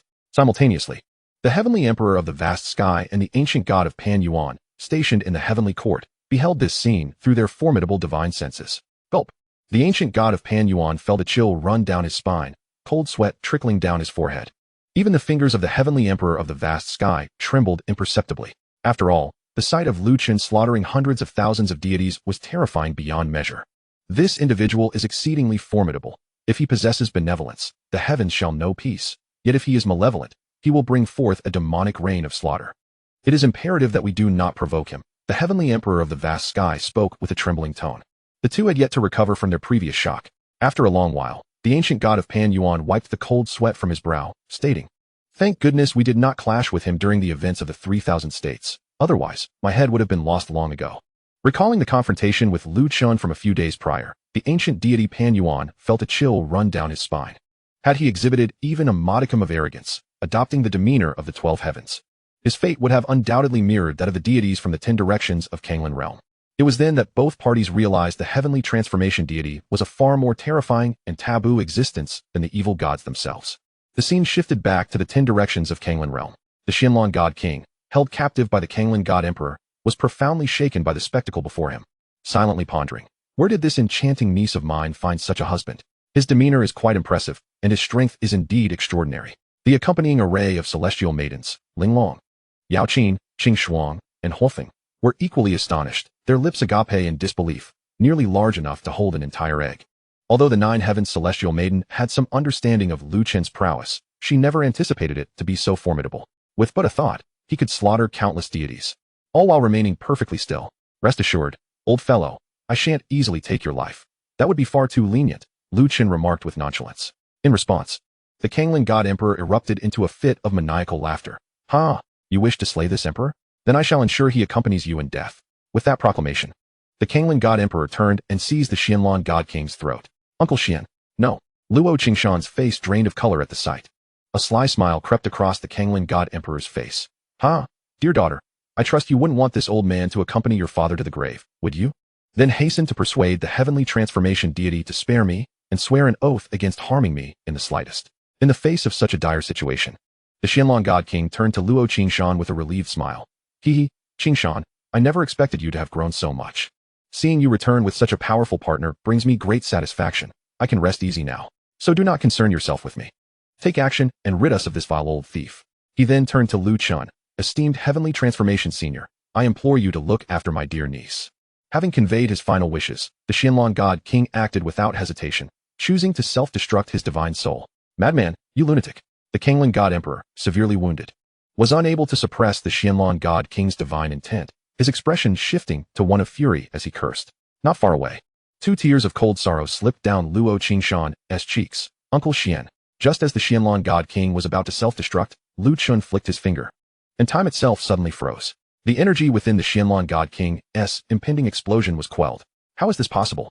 The Kanglan God Emperor, sensing his body completely immobilized, was filled with dread. At that moment, the Xianlong God King was saved by Lu Chun. Such a feeble threat. Your imagination is commendable. As the creator god, Lu Chun could not only halt time with a mere thought, but even if the Xianlong God King were to truly self-destruct, he could retrieve him from the river of time.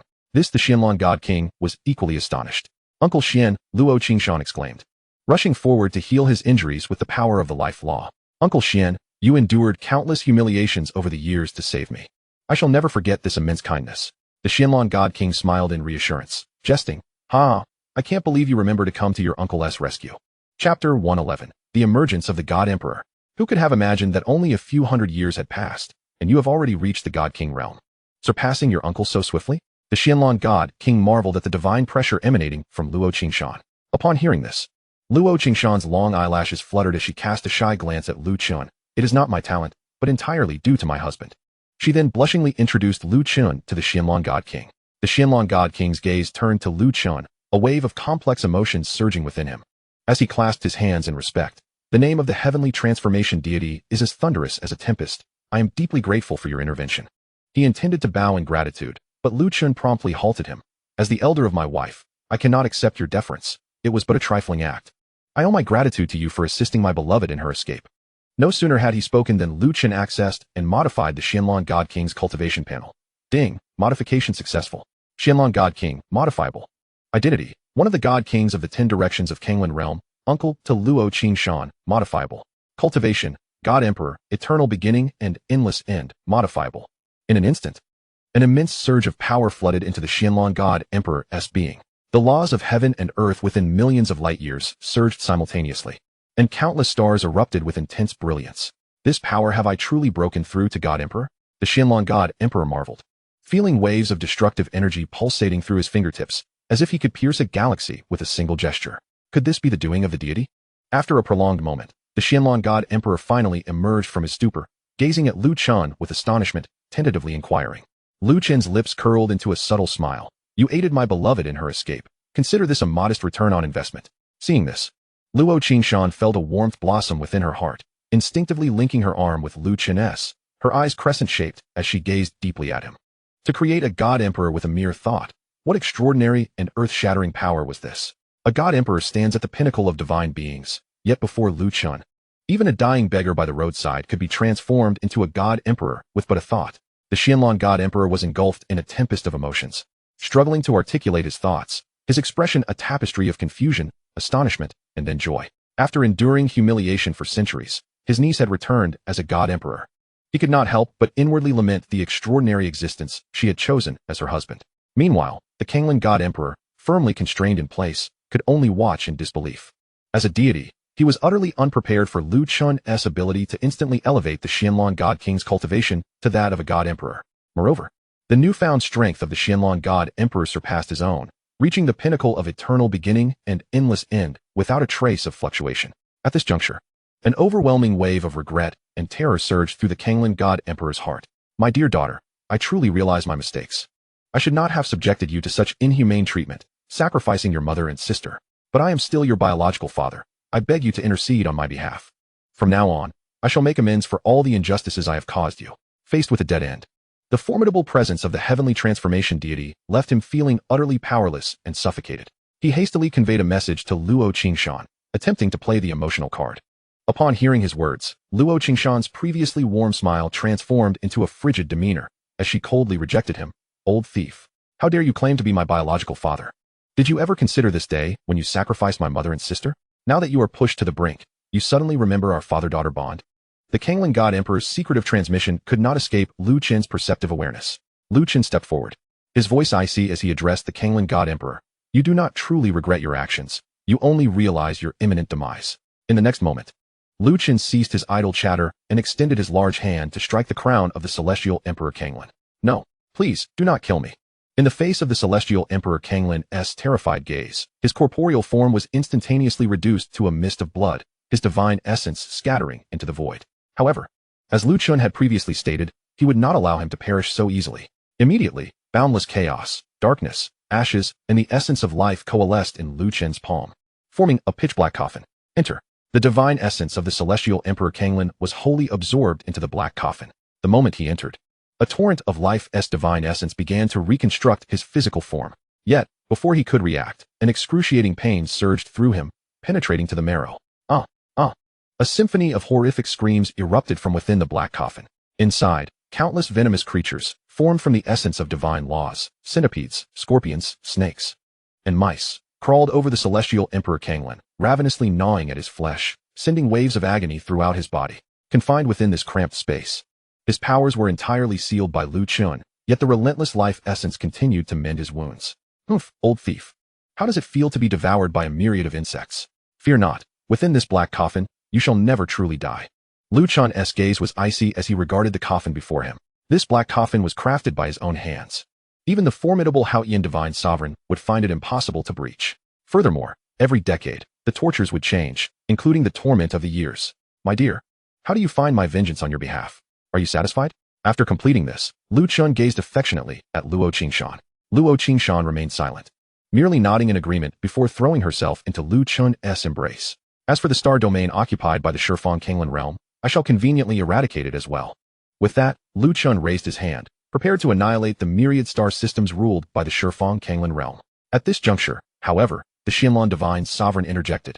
All the deities of the Shifang Kangling realm have been vanquished. The remaining mortals are innocent. I beseech you, esteemed deity, to show mercy. Upon hearing this, Lu Chen paused mid-motion, casting a glance at Luo Qingshan to seek her opinion. Husband, Uncle Xian is correct. These mortals are blameless. Please do not involve them in this. Luo Qingshan spoke gently. Seeing her stance, Lu Chen naturally abandoned his intention to strike, halting his actions. Under the guidance of Lu Chen and Luo Qingshan, the Xianlan Divine Sovereign was appointed to govern the Shifang Kangling realm henceforth. The Haoyan Divine Sovereign and the Panyuan Ancient God exchanged glances, their expressions revealing a myriad of emotions. Both had witnessed Lu Chen forcefully elevate the Xianlan Divine Sovereign to divinity, and the extraordinary feats he had displayed left them in awe, far surpassing their previous astonishment.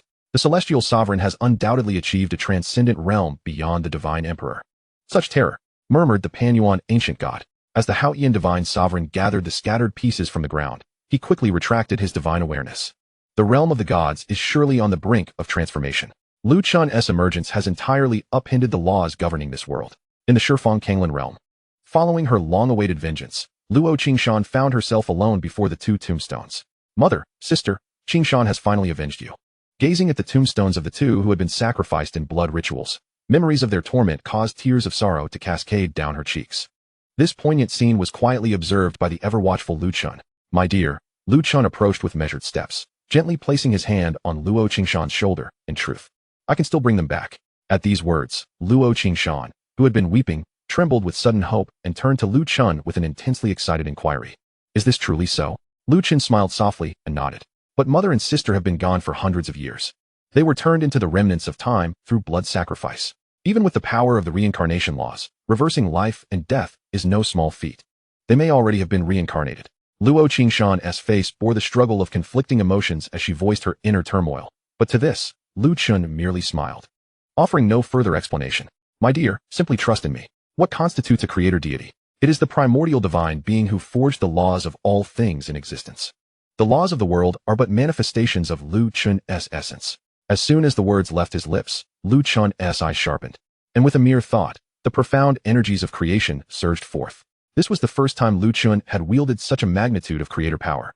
In the next moment, as the laws of reincarnation, time, life, and death cascaded, the surrounding space-time began to twist dramatically. Before Luo Qingshan's astonished gaze, two emaciated and grotesque remnants of time materialized before her, while strands of creator power permeated them.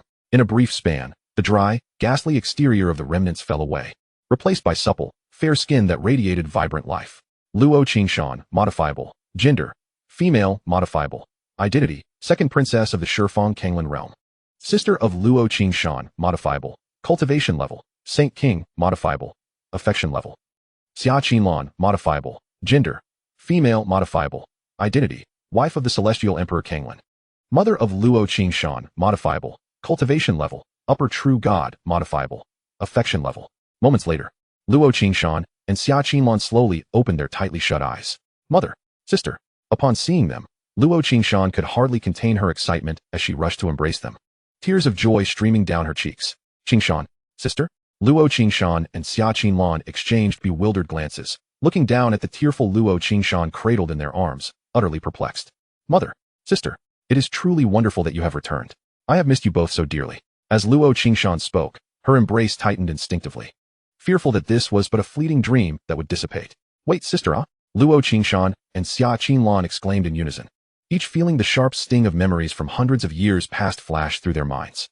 They had been forcibly pulled back from the river of time by Lu Chen's creator power, due to the vast span of time.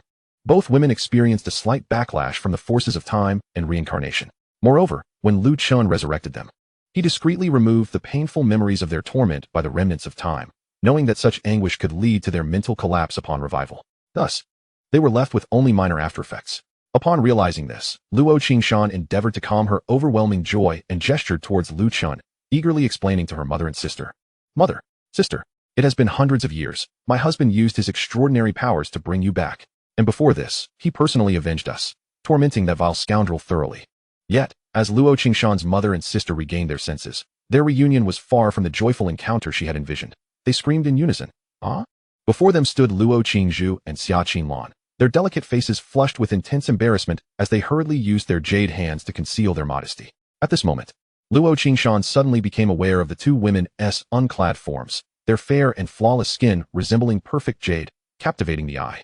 The air was infused with a subtle fragrance, prompting Lu Chen to cough several times to mask his awkwardness. Ahem, ahem, ahem.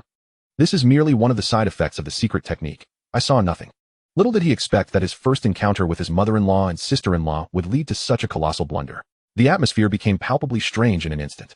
Luo Qingshan seemed to sense this shift, hastily retrieving several sets of ethereal garments from her spatial ring. Luo Qingzhu and Xia Qinlan hurriedly donned the dresses, wrapping their graceful and alluring figures within the fabric. My husband, could you be doing this on purpose? In the brief interlude as the two women dressed, Luo Qingshan turned her enchanting gaze towards Lu Chen, communicating silently. However, there was no hint of reproach in her tone. In response to her inquiry, Lu Chen feigned an image of a virtuous gentleman. How could that be? My dear wife, what do you take me for? This is undoubtedly an accident. Moreover, from my perspective, in terms of cultivation, it truly makes little difference whether one is clothed or not. Ahem, ahem, ahem. Chapter 113, still untitled. With Lu Chen's godly cultivation, he could easily see through fabric and trace to the source. Upon hearing his words, Luo Qingshan's face flushed a deeper shade of crimson, instinctively covering her vital areas with her jade hand, glancing at Lu Chen with a mix of hesitation and intent. Husband, you.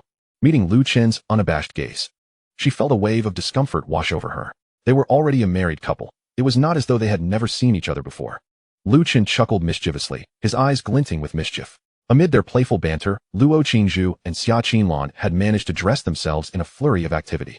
After hearing Luo Qingshan's account, the mother and daughter duo finally grasped the entirety of the situation.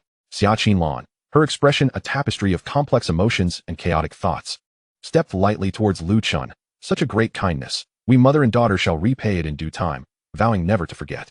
Upon learning that it was Lu Chen who had brought Luo Qingshan back and avenged her, even resurrecting them, Xia Qinlan was overwhelmed with gratitude, promptly bowing slightly in respect.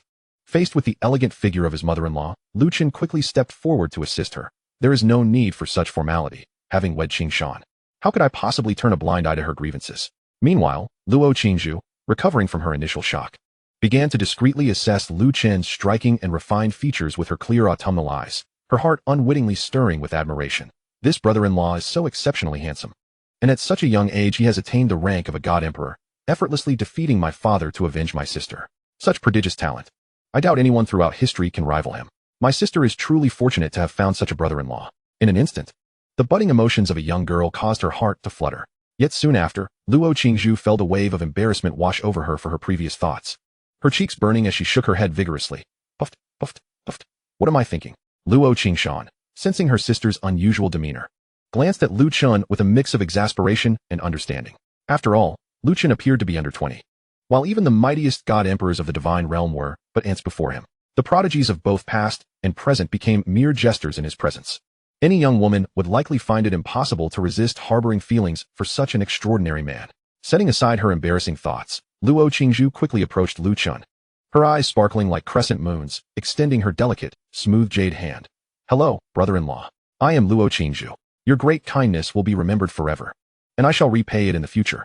Unlike her sister's cool demeanor, this young girl exuded a lively and spirited charm, her voice ringing sweetly like a chime, filling the air with a delightful essence. It was but a trivial effort. You need not worry, little sister. Observing the lively Luo Qingzhu before him, Lu Chen unabashedly extended his hand to grasp hers. Witnessing this exchange, Luo Qingshan's expression turned peculiar, especially as her sister spoke of repayment, her face revealing a fascinating array of emotions. Having returned from their resurrection, Xia Qinlan and Luo Qingzhu, under Luo Qingshan's guidance, ventured back to the Supreme Sea Palace. Following Lu Chen's earlier massacre, the once bustling palace now lay desolate and void of life. The countless deities of the 10 Directions celestial realm had been reduced to nothingness. It was their first encounter with such an empty and cold Supreme Sea Palace. Xia Qinlan surveyed her surroundings, feeling an inexplicable emptiness within her heart. After this battle, the 10 Directions celestial realm may very well face decline. Luo Qingshan spoke softly, her red lips parting. Mother, the 10 Directions celestial realm is now under the leadership of Uncle Xian, and with my husband's assistance, he has ascended to the rank of God Emperor. With Uncle Xian's presence and my husband's formidable reputation backing us, no one in the divine realm would dare to provoke us. Upon learning that Lu Chen could assist others in attaining the rank of God Emperor, Luo Qingzhu's eyes sparkled with admiration as she exclaimed, "What? Brother-in-law is so powerful. Brother-in-law, could you also elevate my cultivation level?" As she spoke, the young girl grasped Lu Chen's arm with both hands, her face alight with anticipation. Xia Qinlan furrowed her brow and quickly reprimanded Luo Qingzhu. "Qingzhu, do not be rude." However, Lu Chen, unfazed, merely smiled gently. There is no harm in it. Ding. Modification successful. Luo Qingzhu modifiable. Cultivation, God Emperor, eternal beginning, modifiable. Luo Qingshan modifiable. Cultivation, God Emperor, boundless universe, modifiable. Lu Chen even took the liberty of modifying Luo Qingshan's cultivation panel to the realm of God Emperor. As soon as he spoke, an immense force of celestial energy converged within the two women. Simultaneously, stars within tens of millions of light years erupted in a brilliant display of divine radiance. What a tremendous power. Qingzhu, have you reached God Emperor? Wow, brother-in-law, you are simply amazing. Luo Qingzhu could hardly believe her senses, excitedly embracing Lu Chen's robust arm, affectionately leaning against him. The softness and delicacy of her form brought a new wave of admiration to Lu Chen, who had gained yet another little admirer. Coughing lightly, Luo Qingshan attempted to regain their focus. Realizing her actions, Luo Qingzhu's face flushed crimson, blooming like a flower on rice paper, startlingly beautiful, and she quickly released her hold. Meanwhile, Xia Qinlan, observing her daughter's reaction, couldn't help but smile knowingly.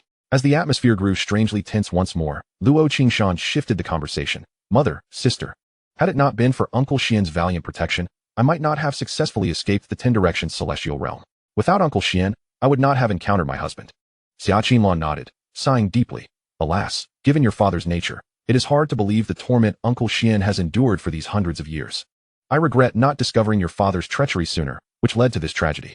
Upon hearing this, Luo Qingshan and Luo Qingzhu bowed their heads in response. Mother, how can this be blamed on you? Seeing this, Lu Chen tactfully left, giving the mother and daughters space to be alone. After leaving the Supreme Sea Palace, he naturally went to find the 9 Heavens' mysterious maiden who left him utterly enchanted. Chapter 114, Past Events, Origins of his background the next day.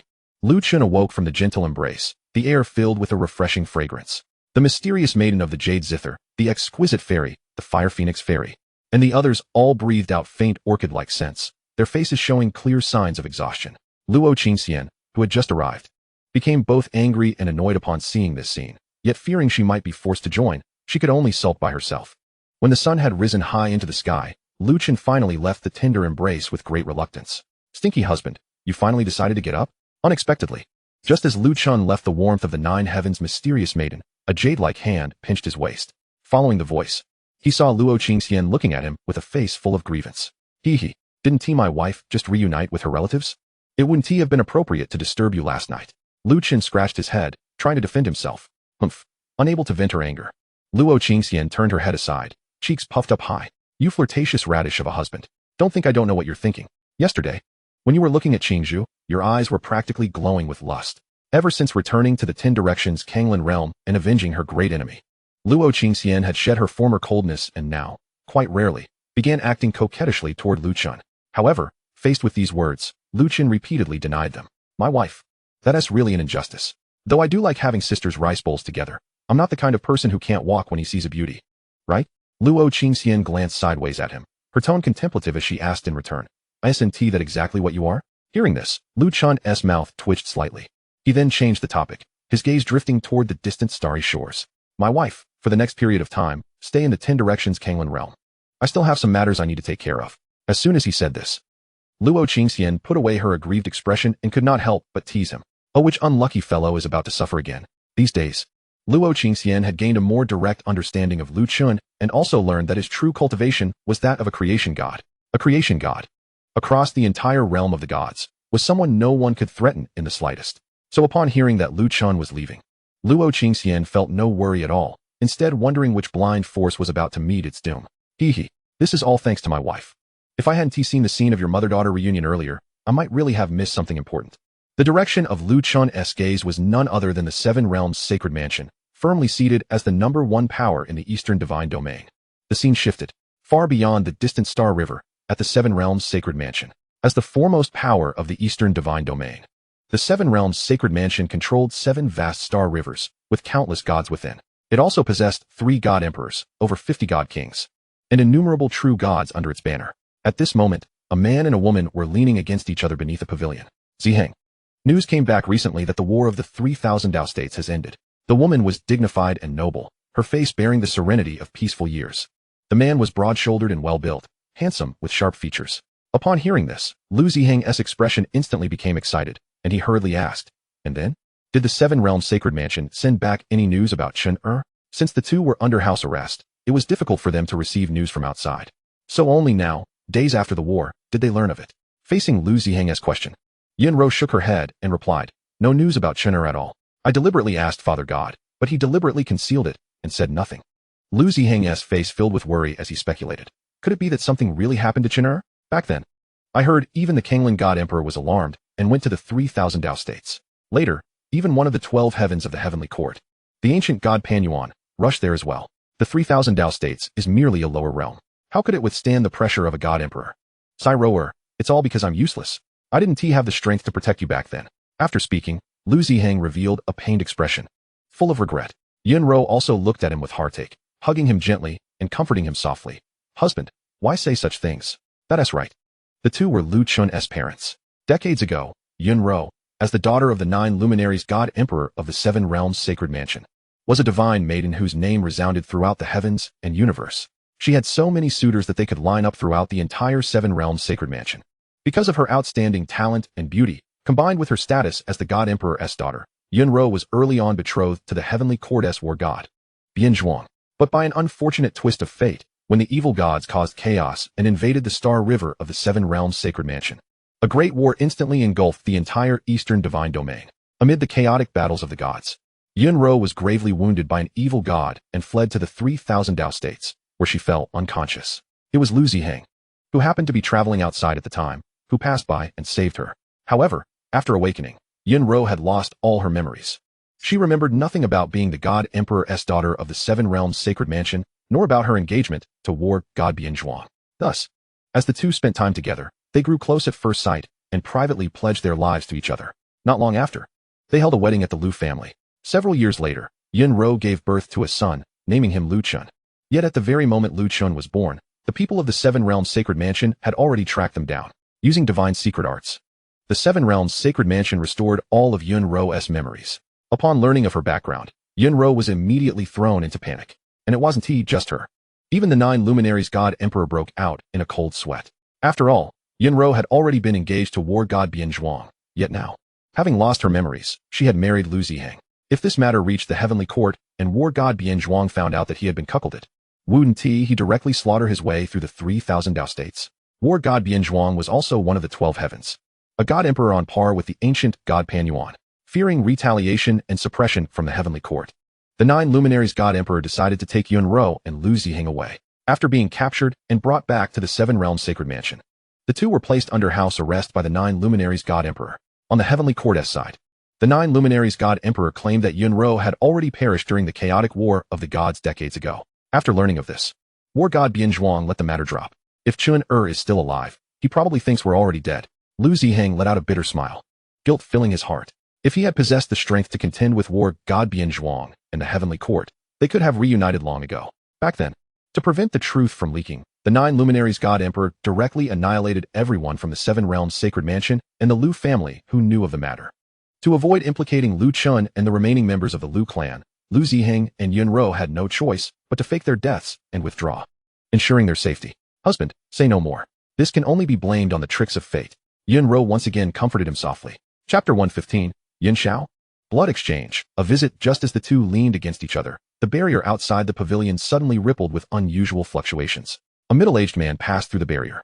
This man was one of the personal guards of the 9 luminaries god emperor, the heavenly wolf god king.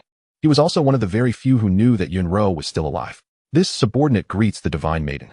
Upon seeing him, Yunro quickly separated from Lu Ziheng and anxiously asked about the 3,000 Dao states. Heavenly wolf god king, has there been any news? However, the heavenly wolf god king shook his head and replied, no, it's Prince Yin Xiao who has encountered trouble. Hearing this, Yunro's face turned pale as she urgently asked, what happened to Xiao? The Yin Xiao mentioned by the heavenly wolf god king was their second son, and Lu Chen's younger brother. However, the 9 luminaries god emperor had never truly acknowledged Lu Ziheng as his son-in-law, so the second son bore the surname Yun. Yin Xiao has long been accompanied by the 9 Radiance divine emperor, who has taken him under his wing, nurturing him with great care. After all, it cannot be denied that the blood of the divine emperor flows through Yun Xiao's veins. As for Lu Chen, who resides in the 3,000 Dao states, the 9 Radiance divine emperor has indeed shown concern for him. However, he feared that bringing him back at that time would arouse suspicion in the heavenly court. In response to Yunro's inquiries, the celestial wolf king explained, not long ago, His Highness Yin Xiao ventured alone into the abyss of demonic descent for training. And upon his return, he was afflicted by demonic poison. This poison can only be cured by a blood exchange with a close relative. His Majesty the Divine Emperor has specifically ordered me to summon Lu Ziheng to assist in the antidote. Upon hearing this, Yunro immediately grasped the underlying significance and rose to declare, I am also a close relative of Xiao. I shall go. With that, she attempted to stand. Yet, she was stopped by the Celestial Wolf King, who stated, His Majesty has named Lu Ziheng specifically. I implore the Divine Maiden not to take offense. Yunro was acutely aware of the Divine Emperor's nature and understood the deeper implications of his words. As a formidable Divine Emperor, it was hardly a challenge for him to resolve a mere demonic poison. The reason for insisting on Lu Ziheng to undertake the antidote was merely a ploy to eliminate him as a potential threat. Given Lu Ziheng's meager cultivation, it was a certainty that he would meet his demise upon exchanging blood for the cure. The 9 Radiance Divine Emperor is known for his caution, leaving no stone unturned in his actions. He understood that Lu Ziheng's existence was a thorn in his side. Should he inadvertently expose his tracks and catch the attention of the heavenly court, the Seven Realms Sacred Mansion would face unprecedented repercussions. Yunro wished to argue further, but Lu Ziheng raised his hand to stop her. My dear, this is unavoidable. If it is to save Xiao, I would die without regret. Lu Ziheng understood that this day would eventually come and chose to display remarkable composure. With that, he followed the Celestial Wolf King out of the chamber. Ziheng. Watching Lu Ziheng walk toward his fate, Yunro felt a profound ache in her heart, yet the barriers held her powerless to resist. The scene shifted to the 9 Radiance Divine Palace. Within the grand hall sat a middle-aged man, stern-faced and exuding an air of authority, who presided over the proceedings. Below him lay a young man, pale and covered in poisonous markings. I report to your majesty, the divine emperor, that Lu Ziheng has been brought forth, announced the Celestial Wolf King, bowing respectfully before the 9 Radiance divine emperor. Very well, let him enter, came a cold and commanding voice from within. A moment later, Lu Ziheng stepped into the grand hall, filled with trepidation. I, Lu Ziheng, pay my respects to the esteemed 9 Radiance divine emperor. As he raised his gaze to meet the divine emperor's, the oppressive aura he emanated nearly rendered Lu Ziheng breathless. Despite the immense pressure, Lu Ziheng managed to bow respectfully. Humph, your demeanor is commendable, yet your strength is woefully inadequate. Since Lu Ziheng entered the hall, the Nine Radiance Divine Emperor had not spared him a glance. Getting straight to the point, Yun Xiao is afflicted by demonic poison. I trust you have learned this from the Celestial Wolf King. There is no need for me to elaborate on the next steps. At this, Lu Ziheng slowly approached Yun Xiao. Shower. He reached out to caress Yun Xiao's face. From the moment Yun Xiao was born, the two had never met, and even Yun Xiao was unaware of his father's existence.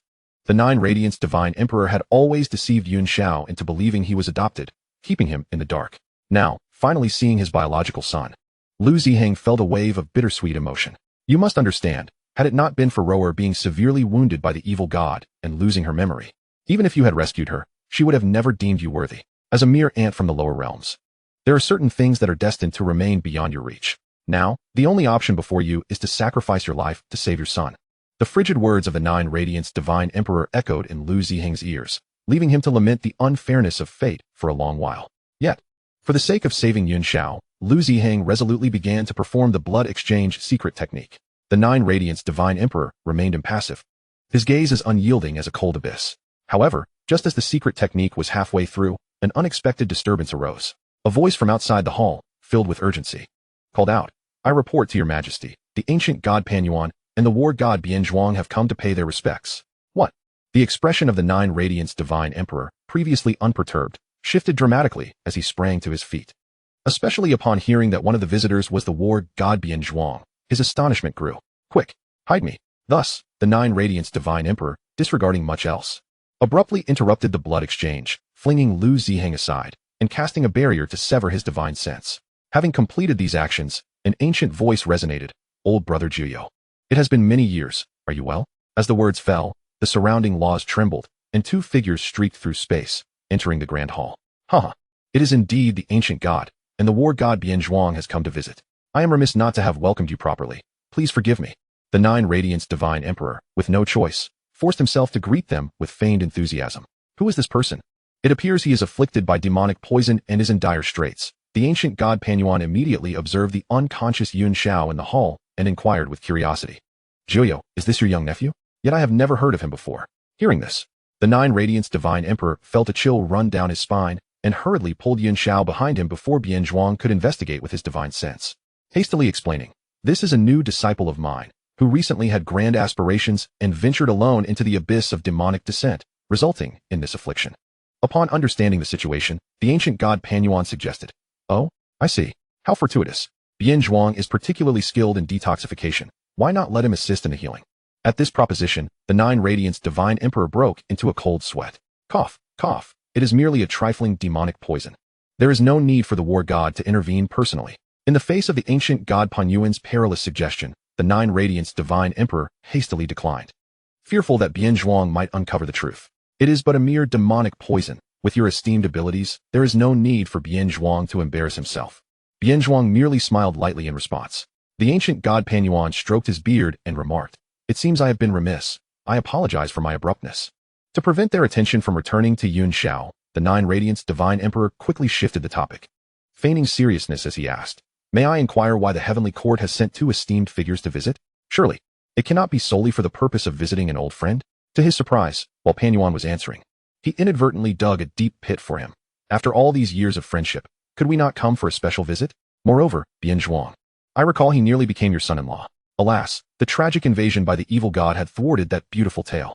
The story of the war god Bianzhuang of the heavenly court and the divine maiden of the Seven Realms Sacred Mansion had spread throughout the divine realm. But it was only after the Seven Realms Sacred Mansion publicly declared that during the invasion by the evil god, the divine maiden Yunro had been tragically slain by the evil god that the tale had garnered much lamentation. Bianzhuang, hearing this, remained silent. Yet his gaze betrayed a myriad of emotions, including a profound killing intent toward the evil god. The Nine Radiance Divine Emperor was utterly speechless, inwardly cursing the ancient god Panyuan. It seemed that no matter what he said, Panyuan could twist his words to stoke the flames, leaving him to question whether Panyuan was privy to some hidden knowledge. Brother Panyuan, please refrain from jesting any longer. Let us turn our attention to more serious matters, proclaimed the Nine Radiance Divine Emperor. Observing this, the ancient god Panyuan also restrained his playful demeanor, allowing a weighty expression to replace his smile. Dear Brother Jiuyao, I trust you have heard whispers regarding the recent conflict across the 3,000 Dao states. Upon hearing this, the Nine Radiants Divine Emperor felt a surge of frustration. Every inquiry seemed inexorably linked to that very matter. Reluctantly, he ventured a tentative question, feigning ignorance. Is it possible that you have come to discuss this incident? The invasion of the 3,000 Dao states by the evil god, and the resurgence of the Sin God's bloodline. Indeed, I have gleaned some information, he continued. I have even learned that old rascal, the Kanglan Divine Emperor, has ventured forth as well. However, my understanding falters thereafter. Might you, Brother Pan Yuan, enlighten me further? The ancient god Pan Yuan patiently elucidated. It is no jest, dear Brother Jiuyao. In the beginning, I too was dispatched by the Celestial Venerable. However, I encountered an exceedingly formidable entity within the 3,000 Dao states. Aware of my limitations, and with the Celestial Venerable's decree in hand, I chose to yield and returned with the celestial deities. Subsequently, this entity not only disrupted the boundless divine sea, but also personally ascended to the 10 directions of Kanglan realm. The Kanglan Divine Emperor could not withstand even a single exchange, and countless divine beings perished within the 10 directions of Kanglan realm. While the Nine Radiants Divine Emperor was well aware of the prior events, the latter part regarding the annihilation of the 10 directions of Kanglan realm and the turmoil of the boundless divine sea was new to him. But what of the Celestial Venerable? Is his power truly so formidable? Has he perhaps attained the eternal chaos realm akin to the Celestial Venerable? Upon learning of the tribulations faced by the boundless divine sea and the 10 directions of Kanglan realm, the Nine Radiants Divine Emperor's heart swelled with both astonishment and trepidation. Is it now our turn at the Seven Realms Holy Mansion? In response to the Nine Radiants Divine Emperor's inquiry, the ancient god Pan Yuan did not provide a direct answer. I trust that you have already surmised the situation. Dear brother, my purpose in coming alongside Bian Zhuang is to caution the Seven Realms Holy Mansion against provoking this individual. The boundless divine sea and the 10 directions of Kanglan realm serve as perfect illustrations. The Nine Radiants Divine Emperor's countenance grew grave, and he retorted, what is the Celestial Venerable's stance on this matter? After all, the 10 directions of Kanglan realm and the boundless divine sea are part of the pantheon of divine realms. The Celestial Venerable, as the sovereign of the myriad realms, cannot simply stand idly by, can he? The Celestial Venerable harbors considerable apprehension towards this individual, and the entire heavenly court trembles in response, replied the ancient god Pan Yuan, shaking his head. There are even more unfathomable matters that he and the Celestial Venerable have yet to disclose. For instance, the creation of the Divine Emperor by Lu Chen. Should this information leak, it could potentially destabilize the delicate balance the heavenly court has painstakingly maintained within the divine realms. Gulping audibly, the Nine Radiants Divine Emperor struggled to swallow the fact that even the preeminent figure of the age, the Celestial Venerable, regards the Celestial Young Venerable with such fear was indeed unexpected. I sincerely appreciate your counsel, Brother Pan Yuan, he expressed from the depths of his heart. At that moment, the war god Bian Zhuang interjected. We have come not only to discuss the Celestial Young Venerable, but also the matter of the evil god. Just then, the war god Bian Zhuang's keen senses detected a unique aura emanating from Yun Xiao, who stood behind the Nine Radiants Divine Emperor. Alarmed, the Nine Radiants Divine Emperor silently gasped. In his earlier shock regarding the Celestial Young Venerable, he had inadvertently exposed Yun Xiao's presence. Bian Zhuang's unwavering gaze fixated intently upon Yun Xiao. Bian Zhuang, does this individual exhibit any peculiarities? Inquired the ancient god Pan Yuan, noticing Bian Zhuang's unusual focus. In response to the inquiry, Bian Zhuang turned towards the Nine Radiants Divine Emperor, his voice laden with intensity. I heard you mention that this person is your newly accepted disciple. Yet, I sense an extraordinary aura emanating from him, due to their sudden arrival. The blood exchange ritual between Lu Ziheng and Yun Xiao had been abruptly interrupted, resulting in a minor anomaly. As Lu Ziheng was constantly in proximity to Yun Ro, he had naturally absorbed her potent essence. The interruption of the blood exchange ritual meant that Yun Xiao also bore traces of Yun Ro's aura, even after decades had passed. Bian Zhuang recalled Yun Ro's essence with vivid clarity, certain he could not be mistaken. Alas, it was indeed discovered. A bitter smile crept across the Nine Radiants Divine Emperor's face as he felt a sinking sensation within. I implore you, esteemed Senior Jiuyao, provide me with a clear explanation. Is Rotor still alive? The war god Bian Zhuang's unwavering gaze bore down on the Nine Radiants Divine Emperor, exuding an unparalleled, formidable presence. Faced with this sudden turn of events, the ancient god Pan Yuan displayed an expression of shock. Chapter 117, A Fierce Battle, a Mother-Daughter Reunion. As the foremost war god of the heavenly court and one of the 12 heavens, Bian Zhuang's cultivation had ascended to the terrifying realm of the eternal beginning. The divine pressure he wielded surged forth like a torrent, instantly enveloping the entirety of the Seven Realms Holy Mansion. Bian Zhuang's piercing gaze remained fixed on the Nine Radiants Divine Emperor as he demanded once more, I beseech you, esteemed Senior Jiu Yao, elucidate this matter. What is the relationship between this individual and Rower? Realizing the truth had been laid bare, the Nine Radiance Divine Emperor could only bitterly press his lips together before slowly responding. As you have surmised, Rower is indeed alive. The moment those words left his lips, it was as though a thunderclap had struck Bian Zhuang, his eyes ablaze with fury as his voice reverberated through the space. Why? Why fabricate the falsehood of her demise? Throughout the decades, Bian Zhuang had regarded this matter as a thorn in his heart, and now, with the revelation, his anger surged uncontrollably. The ancient god Pan Yuan, recognizing the gravity of the situation, hastily intervened. Bian Zhuang, please maintain your composure. There must be extenuating circumstances. Brother Jiu Yao, you must explain, urged the war god Bian Zhuang, striving to suppress the tempest of rage within him. With evident embarrassment, the Nine Radiance Divine Emperor hesitated, ultimately divulging everything that transpired in the 3,000 Dao states. What? Upon learning that Yun Ro had married and that her partner was a mortal from the lower realms, a descendant of the Sin God, Bian Zhuang's frustration peaked, and he spat a mouthful of blood. He is Yun Ro's son. Bian Zhuang's gaze, filled with wrath, turned towards Yun Xiao, who stood behind the Nine Radiance Divine Emperor. Sighing, the ancient god Pan Yuan shook his head in resignation. He had intended to offer words of counsel, but after hearing the unfolding events, he could only lament the cruel whims of fate. Bian Zhuang, you must remain calm. At the time, Yun Ro was tainted by the evil god, resulting in her memory loss, which led to the subsequent tragedy. To protect your reputation, the announcement of her death was made. The Nine Radiance Divine Emperor spoke with profound remorse. Ha ha ha, utterly laughable. The war god Bian Zhuang could no longer contain his emotions. Summoning forth a divine spear aimed directly at the Nine Radiance Divine Emperor. You Seven Realms Holy Mansion possess an audacity beyond measure. In a fit of rage, Bian Zhuang advanced, unleashing his divine pressure, which erupted violently, uprooting the sacred hall. Faced with this uncontrollable situation, the Nine Radiance Divine Emperor had no choice but to engage, countering each of Bian Zhuang's strikes. The clash between these divine emperors was terrifying in its intensity. Even the residual waves of their power turned the originally resplendent Seven Realms Holy Mansion into chaos.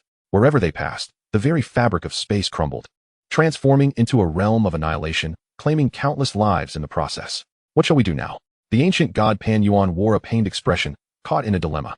The tumult of their battle eventually attracted the attention of two other divine emperors from the Seven Realms Holy Mansion, the Crimson Lotus Divine Emperor and the Primordial Divine Emperor. In an instant, two figures tore through the fabric of space, arriving beside the ancient god Pan Yuan. War god Bian Zhuang, why have they suddenly come to blows? With a perplexed expression, the Red Lotus Divine Emperor inquired of the ancient god Pan Yuan. Pan Yuan clicked his tongue and promptly reiterated the words of the Nine Radiance Divine Emperor. Regarding all of this, even the Red Lotus Divine Emperor and the Primordial Divine Emperor were entirely in the dark. Upon learning the circumstances, both displayed expressions of astonishment. Senior Ancient God, it would be prudent to swiftly inform the Celestial Lord. Otherwise, today's affair may prove exceedingly difficult to resolve, the Primordial Divine Emperor suggested, his face etched with concern.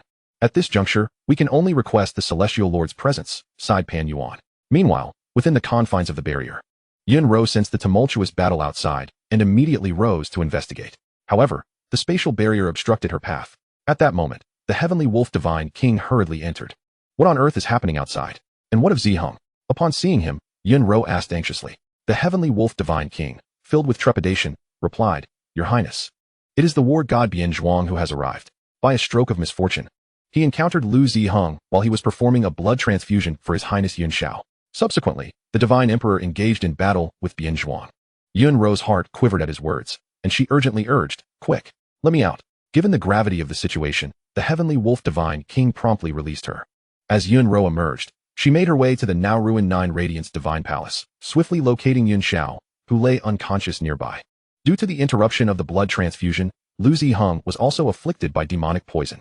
Both father and son were now perilously close to death. Xiao.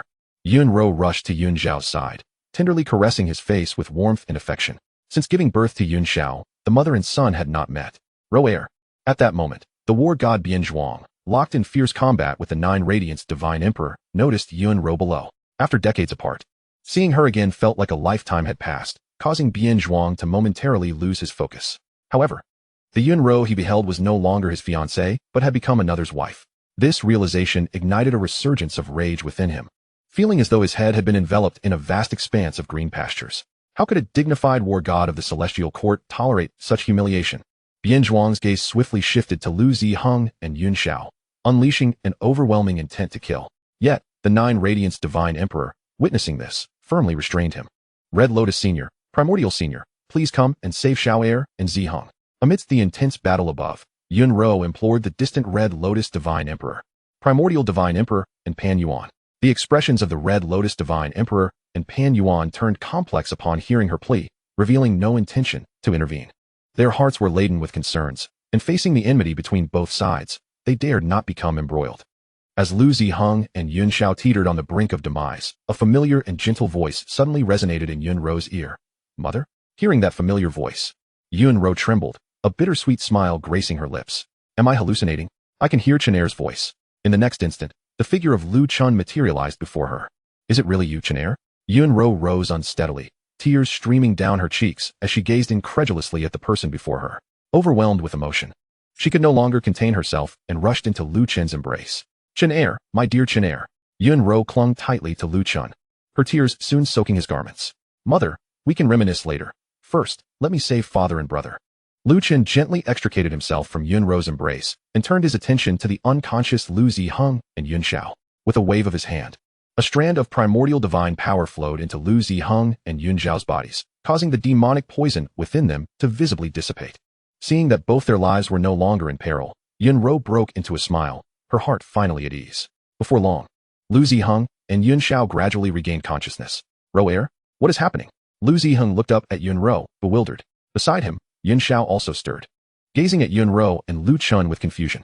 Who are you? It was amusing that during their first family reunion, Lu Chen's family members did not even recognize one another.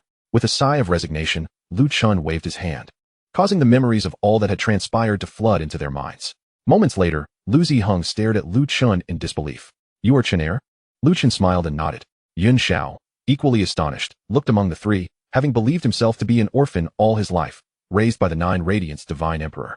Just as Lu Chen's family was reuniting, the ancient god Pan Yuan, Red Lotus Divine Emperor, and Primordial Divine Emperor also took note of Lu Chen's sudden appearance. Who is this person? When did he suddenly appear? Red Lotus Divine Emperor inquired, astonished. With his formidable divine sense, he could encompass a range of millions of light years in an instant, yet he had never sensed Lu Chen's arrival. The Primordial Divine Emperor, equally astonished, inhaled sharply, as if he had stumbled upon something extraordinary. I cannot fathom this individual's cultivation level. Moreover, did I just hear him call Yunro mother? Could it be that this person is the eldest son left behind in the 3,000 Dao states?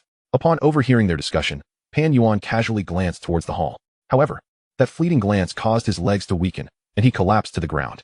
Upon recognizing Lu Chen's figure, Pan Yuan nearly lost control of himself in fear. Pan Yuan, what is wrong with you? Red Lotus Divine Emperor and Primordial Divine Emperor exchanged bewildered glances upon witnessing Pan Yuan's rare display of distress. Pan Yuan confirmed. According to what you both just stated, this individual is indeed the eldest son left behind in the 3,000 Dao states. Are we certain there is no mistake? The Primordial Divine Emperor adjusted his expression and nodded in response. I heard it with my own ears, it should not be mistaken.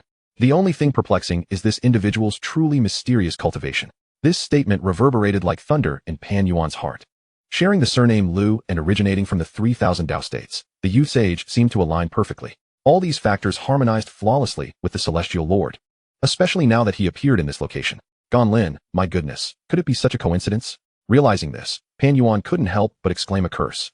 This calamity, at this rate, is bound to wreak havoc across the Eastern Divine region. Instantly, filled with terror, Pan Yuan rushed forward, his overwhelming aura forcibly separating the two combatants above. Pan Yuan, step aside. The bloodthirsty Bian Zhuang raised his spear, ready to continue the fight. Bian Zhuang, calm down. With no time to explain amidst the urgent situation, Pan Yuan hastily took action, gripping the Pan Gu divine axe tightly and unleashing a full-force strike to shatter the stars, thereby restraining the war god Bian Zhuang in place. Now that he was aware that Yunro's eldest son was Lu Chun, if he allowed Bian Zhuang to continue his rampage, they might inadvertently provoke his wrath. I fear that not only will the entire sacred mansion of the 7 realms be obliterated, but even the heavenly court may find itself caught in the ensuing calamity. At that moment, the vast azure realm will serve as the finest example for the heavenly court. I'll let me go? How could the cuckolded Bian Zhuang easily relent? His crimson eyes glowed with fury, emitting a series of ferocious roars. Observing this scene, the 9 Radiance Divine Emperor stepped forward, a wry smile gracing his lips as he addressed, Brother Pan Yuan, I appreciate your intentions. However, this matter undeniably falls upon the shoulders of the sacred mansion of the 7 realms. I would rather endure a beating from the war god Bian Zhuang than have you intervene. Pan Yuan, the ancient god, offered no further explanations, but instead gestured to the 9 Radiance Divine Emperor, saying, "My dear brother, you should return and attend to your family affairs. I hope that when we meet again, you will still be alive." The 9 Radiance Divine Emperor was left bewildered, following Pan Yuan's gaze to discover the unusual atmosphere within the Grand Hall. At that moment, Lu Chen was also fixated on the 9 Radiance Divine Emperor. Who is this person? For reasons unknown, the 9 Radiance Divine Emperor felt as though he were under the gaze of a primordial beast god, causing an involuntary shiver to run down his spine. "You rower, why did you come out? Quickly take Lu Ziheng and leave." The 9 Radiance Divine Emperor suppressed his discomfort and returned to the Grand Hall, promptly admonishing Yun Ro. The sight of Yun Ro would undoubtedly provoke an even greater wrath from Bianzhuang. In response, Yun Ro shook her head repeatedly, introducing Lu Chen beside her to the 9 Radiance Divine Emperor. "Father, this is Chener, do you not remember?" With that, she turned to Lu Chen, basking in the joy of family reunion. "Chener, this is your grandfather." Lu Chen, with a facade of a smile that did not reach his eyes, extended his hands toward the 9 Radiance Divine Emperor. Upon hearing this, the 9 Radiance Divine Emperor felt an overwhelming sense of disbelief, struggling to comprehend that the person before him was indeed his long-desired grandson. You are truly Lu Chen?" The 9 Radiance Divine Emperor also reached out, shaking hands with Lu Chen. Just as he was lost in his own emotions, he was suddenly met with an overwhelming force. Lu Chen's hand suddenly tightened, executing a flawless throw that sent the 9 Radiance Divine Emperor crashing to the ground, releasing years of pent-up rage. Having had his parents confined for so many years, deprived of the opportunity to reunite with his biological son, and even having his grandson adopt the Yun surname, Lu Chen, while aware of the unavoidable circumstances, could not suppress the urge to strike the 9 Radiance Divine Emperor. In an instant, the 9 Radiance Divine Emperor was thrown to the ground. Ugh! The sight left Yun Ro, Lu Ziheng, and Yun Shao utterly speechless. The 9 Radiance Divine Emperor was a formidable god emperor. It was hard to believe Lu Chen could accomplish such a feat. Even the 9 Radiance Divine Emperor himself was taken aback. "Grandson, what is the meaning of this? And what of your cultivation level?" It was only now that the 9 Radiance Divine Emperor realized he could not decipher Lu Chen's cultivation. To this, Lu Chen paid no heed. Having vented his frustrations, he turned his gaze upward toward the ancient god Pan Yuan, raising an eyebrow with a teasing tone. "Oh? There are familiar faces here?" As Lu Chen's gaze fell upon him, Pan Yuan felt a chill run through him and hastily bowed, exclaiming, "Old man pays respects to the divine being of heavenly transmutation. I had no idea you were present. I am truly alarmed." Whether in the 3,000 Dao states or the vast Azure realm, he had witnessed firsthand the formidable prowess of Lu Chen. All who opposed him met a dismal fate, and even the god emperors who reigned supreme in the realm of deities were but ants before him. However, Pan Yuan's words reverberated around the hall, falling upon the ears of those present. The expressions of the Red Lotus Divine Emperor, the Primordial Divine Emperor, and the war god Bianzhuang were all marked by astonishment, their mouths agape in disbelief. Simultaneously, the 9 Radiance Divine Emperor, Yun Ro, Lu Ziheng, and Yun Shao, who stood behind Lu Chen, displayed equally remarkable expressions. "Chener, the divine being of heavenly transmutation? Is that truly him?" Since the battle in the 3,000 Dao states, the name of the divine being of heavenly transmutation had spread far and wide. Following the change of ownership of the Indeterminate Sea and the annihilation of the vast Azure realm, the reputation of the divine being had reached its zenith. For those hailing from the 3,000 Dao states, Yun Ro and the others were somewhat familiar with this infamous figure. Yet, they could never have anticipated that Lu Chen was the illustrious divine being of heavenly transmutation. Salutations to the divine being of heavenly transmutation. The Red Lotus Divine Emperor and the Primordial Divine Emperor, regaining their composure, trembled as they hastily bowed to Lu Chen. Earlier, Pan Yuan and the war god Bianzhuang had already paid their respects to the two. Thus, these two divine emperors had learned from Pan Yuan of some even more deeply hidden secrets, leaving them feeling increasingly anxious. After all, wherever this plague of a being walked, misfortune followed, especially upon learning that Lu Chen's mother was the divine maiden of the sacred mansion of the 7 realms. Their unease only intensified.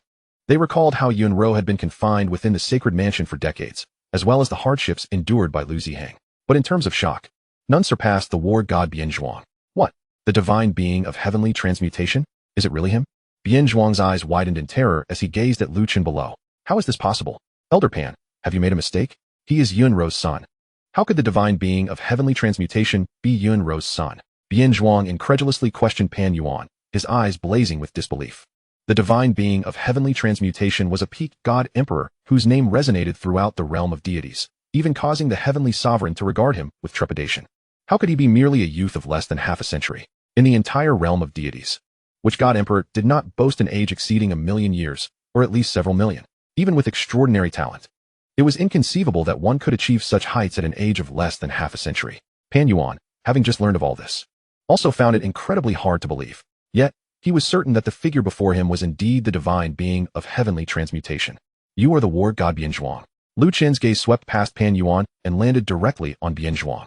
As his words fell, an overwhelming pressure of creation descended, shattering the fabric of reality, enveloping the world in an instant. Boom.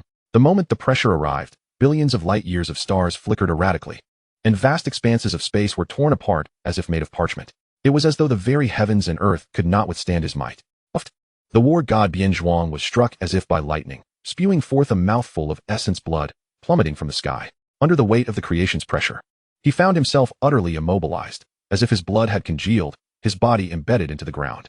This man had indirectly caused Lu Chen's family to be torn apart, and his parents to be imprisoned. Divine being, I beseech you to spare me. Pan Yuan, witnessing this, was horrified and quickly knelt on one knee, pleading for mercy from Lu Chen. After all, Bianzhuang was the war god of the heavenly court, one of the 12 heavens. He could not simply stand by and watch. Lu Chen's gaze was devoid of warmth, his expression as inscrutable as an eternal glacier, making it impossible to discern his thoughts. Slowly, he approached Bianzhuang. I do not concern myself with the rights and wrongs of the past. In my eyes, anyone who brings about discontent shall be eradicated. With that, the pressure of creation intensified threefold. Bianzhuang let out a harrowing scream as the divine bones within him shattered one by one. The ancient god Pan Yuan did not dare to breathe too loudly, recognizing Lu Chen's fury and refraining from offering counsel, fearing that a careless word might provoke his wrath and lead to his own demise. In that moment, none dared to speak on behalf of Bianzhuang. Lu Chen's cold gaze fell upon the prostrate Bianzhuang, and with a sigh, he waved his hand dismissively. Enough, I shall spare you this time. But I hope you will not appear before me again in the future.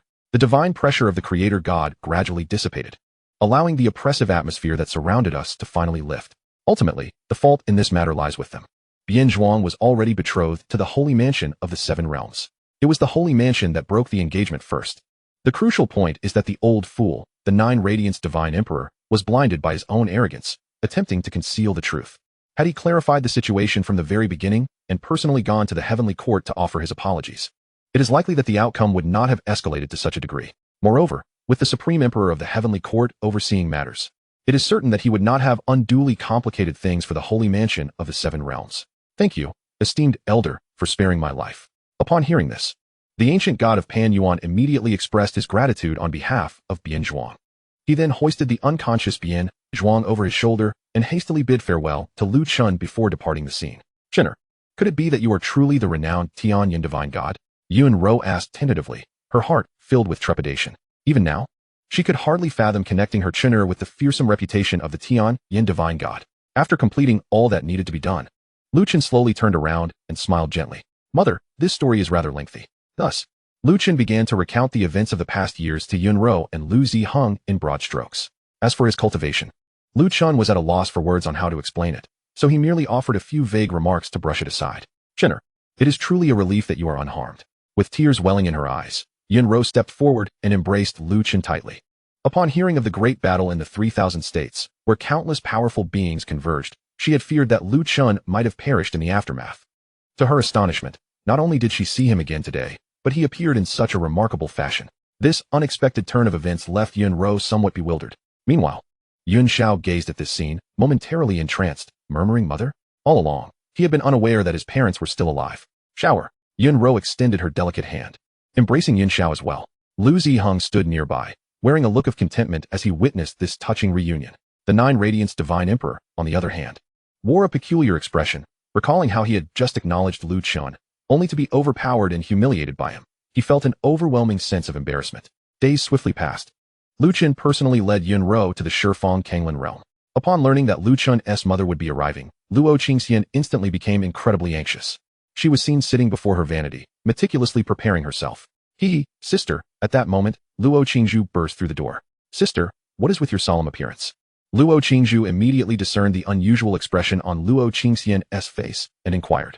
After learning the details, Luo Qingzhu took it upon herself to help Luo Qingxian style her hair. In a fleeting moment, a melodious phoenix cry resonated through the air. Lu Chen arrived with Yun Ro at the Shifeng Kanglan realm, where Luo Qingxian stood obediently at the forefront to welcome them. Aunt and uncle. The moment she saw Yun Ro, Luo Qingxian became exceedingly nervous, stammering as she stepped forward to greet her. Yunro. Noticing how her daughter-in-law had blossomed into such a stunning beauty, couldn't he help but reveal a long-lost smile. She quickly took Luo Qingxian's hand, engaging her in casual conversation. Observing this scene, Lu Chen could only shake his head in helplessness, feeling a bit bored, and thus sought out the 9 heavens Xiannu. Soon, Lu Chen found himself in the palace where Linglong Fairy and Yaoqin Xiannu were situated. Meanwhile, a warm celestial pond was placed at the center of the grand hall. The Linglong Fairy, the 100-flower fairy, and the Fire Phoenix Fairy were all clad in light, form-fitting garments, frolicking playfully in the water. Upon witnessing this sight, Lu Chen felt an irresistible urge to join in, and he swiftly approached to partake in their merriment. "A young master, how did you get in here?" Yaoqin Xiannu exclaimed in surprise at Lu Chen's sudden appearance among the enchanting figures. In response, Lu Chen wore a charming, devilish smile, stepping forward to wrap his arm around Yaoqin Xiannu's slender waist. "It's not as if we haven't seen each other before. Is there any need for such a commotion?" Yet, the next moment, a gasp left Lu Chen momentarily stunned. "Ah, sister-in-law, how could you be here?" Following the voice, he turned to see Luo Qingzhu, clad in a delicate, translucent garment, splashing playfully in the pond with Lingxi, Xiannu, and the Fire Phoenix Fairy. However, upon noticing Lu Chen's presence, her face drained of color, and she quickly covered her vital areas with her hands. In the days spent with the 9 heavens, Xiannu, Luo Qingzhu had already grown quite close to Linglong Fairy and the others, enjoying their company. "Qingzhu, how is it that you are all together?" Lu Chen inquired, perplexed. Luo Qingzhu glanced between Lu Chen and the Linglong Fairy and Fire Phoenix Fairy, her expression one of incredulity, as if she had unearthed a great secret. Could it be that you all? In Luo Qingzhu's understanding, the 9 heavens Xiannu was the closest personal attendant of her sister. Yet, how could they now be in such close quarters with Lu Chen? The ever-playful Linglong Fairy's eyes sparkled mischievously as she chimed in. "Oh, Qingzhu dear, what is there to be embarrassed about? Wasn't it you who kept pondering about young master after he left, appearing utterly infatuated?" Upon hearing this, Luo Qingzhu felt as if the last remaining shroud of modesty had been stripped away, her cheeks flushing crimson with embarrassment.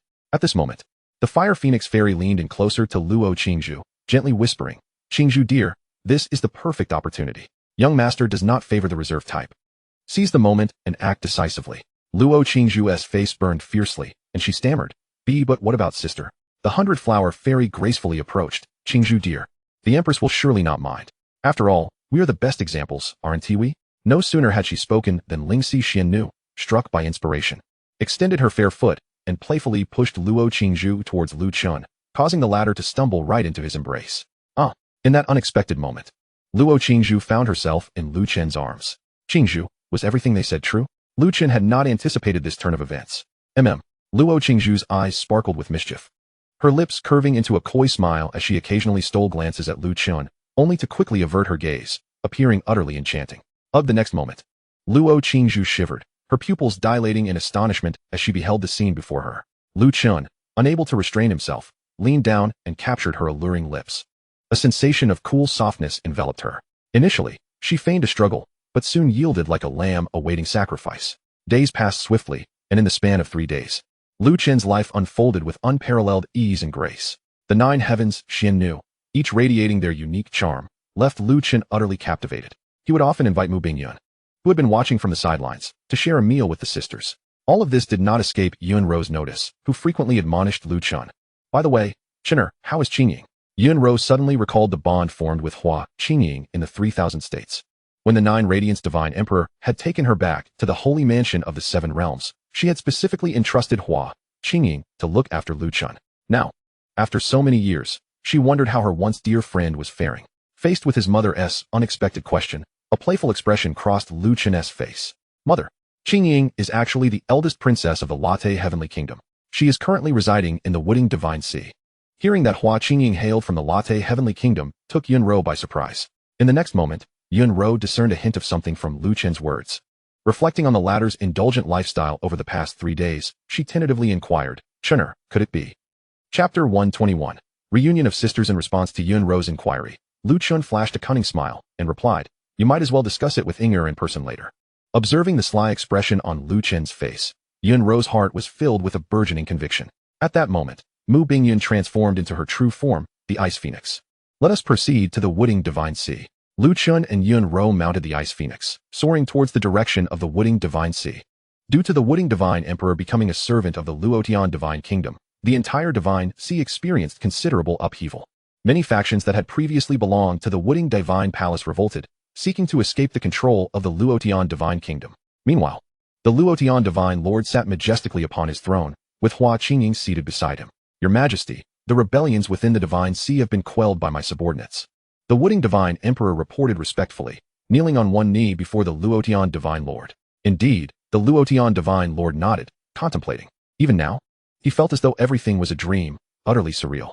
With the backing of the Tianyan Divine Sovereign, the Luotian Divine Kingdom firmly secured its dominance over the Wooding Divine Sea. Despite being merely a true god, no surrounding forces dared to provoke him. After the assembly concluded, Hua Qingying returned to her palace. Chinner, when will you return? She appeared graceful, her figure ethereal, adorned in a flowing celestial robe that trailed like wisps of clouds.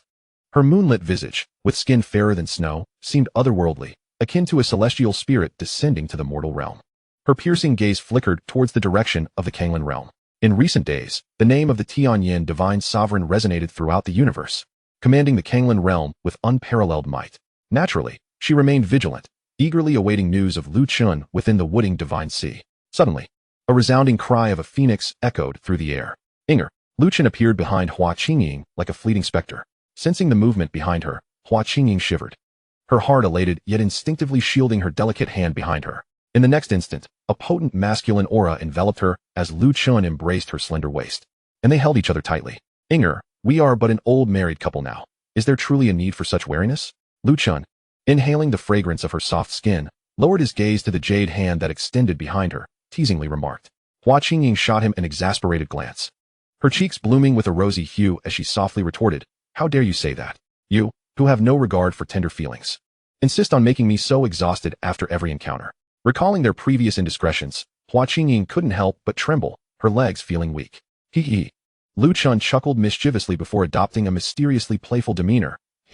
This time I have brought back an old acquaintance of yours. His enigmatic expression left Hua Qingying bewildered, prompting her to question, an old acquaintance? Who? Before Lu Chun could respond, a melodious voice rang out from behind them. Sister Qingying, it has been many years. I hope you have been well. Allow me to see you. Turning towards the voice, they beheld Yun Ro standing behind them, her face radiant with a smile as she gazed at the tightly embraced couple. Upon seeing Yun Ro, Hua Qingying was momentarily stunned, her expression frozen in place as she became immobile. Without waiting for her to gather her thoughts, Yun Ro eagerly grasped her delicate hand, her lips curling into a smile as ripples of joy danced in her clear eyes. Ah, Sister Qingying, you have become even more graceful and charming, perfectly complementing Chinner.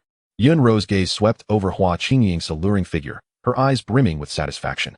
As the saying goes, one should not let the fertile waters flow to others' fields. Sister Yun Ro, what are you doing here? Hua Qingying stammered, still in a daze. But upon hearing Yun Ro's words, clarity returned to her mind, and an uneasy apprehension filled her heart as she faced her former close companion. Before her demise, Yun Ro had entrusted her with the care of Lu Chun. Yet, ironically, she had taken advantage of the opportunity to steal a peach while the other was absent. Hua Qingying's face flushed crimson. Sister Yun Ro, please let me explain. It is not what you think. Chinner and I, overcome with embarrassment, especially recalling Lu Chen's earlier remark about their exhausting encounters. She wished she could simply disappear into the ground. Yun Ro chuckled knowingly, intertwining her fingers with Hua Qingying's, and softly reassured her, Sister Qingying, I am already aware of your relationship with Chinner. He has confided in me. I do not oppose it. In fact, it brings me great joy to see you two united. Observing the bashful and flustered expression on Hua Qingying's face, Yun Ro's lips curled into a smile, unable to suppress her amusement. She held profound admiration for this sister bound by oath, who was as enchanting and ethereal as a celestial being. Naturally, she relished the prospect of uniting her son with such a captivating companion. With this revelation, Hua Qingying's embarrassment lessened somewhat, her long lashes fluttering as she hesitantly asked, Sister Yun Ro, you truly do not hold it against me? Yun Ro gently shook her head in response. Sister understands your nature. This must have been instigated by that audacious rascal Chinner. She glanced back at Lu Chun with a mock glare, realizing he had been caught. Lu Chun sheepishly scratched his head, chuckling awkwardly. Hua Qingying recalled how, back at the Lu family, she had succumbed to Lu Chen's relentless advances, and now, with Yun Ro's support, she nodded in agreement. Indeed, Chinner was rather reckless at that time. With the matter now laid bare, Yun Ro grasped Hua Qingying's delicate hand and reassured her, do not fear, Sister Qingying. I am here for you. If Chinner ever neglects you due to other temptations, or if he ever causes you any distress, do not hesitate to confide in me. Hua Qingying responded with a bright smile, nodding eagerly. Afterward, Yun Ro turned her attention to Lu Chun, admonishing him with a serious tone, Chinner, You must treat Qingying with tenderness henceforth, especially in intimate matters. Do not only seek your own enjoyment. Lu Chen found himself momentarily at a loss for words. Yes. Yes, mother is right. Beside him, Hua Qingying felt a wave of shyness wash over her, finding it somewhat difficult to bear such candid discussions, even though she felt reassured. Chapter 122, The Tianyan Temple, the Tianyan Divine Idol, the Cosmic Thief. Overwhelmed with bashfulness, Hua Qingying hastily diverted the topic. Oh, Sister Yunro, weren't you and brother-in-law already transcended? When they first met in the 3,000 Dao states, neither was aware of the other's true identity. In response to Hua Qingying's inquiry, Yunro patiently recounted everything. Sister Yunro is actually the goddess of the Seven Realms' sacred mansion. Upon learning Yunro's true identity, Hua Qingying's lips parted in astonishment, her shock palpable. She had not anticipated such a formidable background. The Seven Realms' sacred mansion was a colossal force in the Eastern Divine Domain, one that even the Wuxing Divine Palace dared not confront. Indeed, it is thanks to Chen that we sisters were able to reunite. Otherwise, we may have been separated for an eternity. Yunro added. That 9 Radiance Divine Emperor and the war god Bian Zhuang were utterly infuriating. They forced me into confinement for decades. Had Qingying been present at that moment, she would undoubtedly have given them a thorough thrashing to avenge her sister. With that said, she cast a resentful glance at Lu Chen, saying, Chen, are you too? Knowing full well that my sister is still alive, you didn't bother to inform me sooner. Lu Chen found himself momentarily at a loss for words.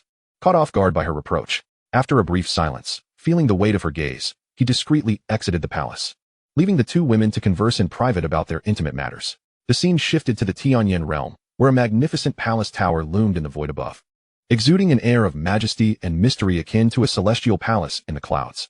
Standing before the divine hall, the Azure Xian true god scrutinized it with great care, nodding in approval, a satisfied expression gracing his features. Deep within, he mused, at last, the Tianyan divine hall is complete. I wonder what rewards the divine one shall bestow upon me upon his return. Perhaps a divine artifact or an elixir of immortality. Thanks to the Tianfu alliance, the 9-tailed celestial fox, the Swanee, and the golden rock, various factions had willingly submitted to the Tianyan divine one. Thus, under the leadership of the Azure Xian true god, the abyssal true god, the golden rock demon king, and the Swanee demon king, the Tianyan realm swiftly achieved unification. Now, the entire realm revered the Tianyan divine one, with statues of Lu Chen erected across various provinces.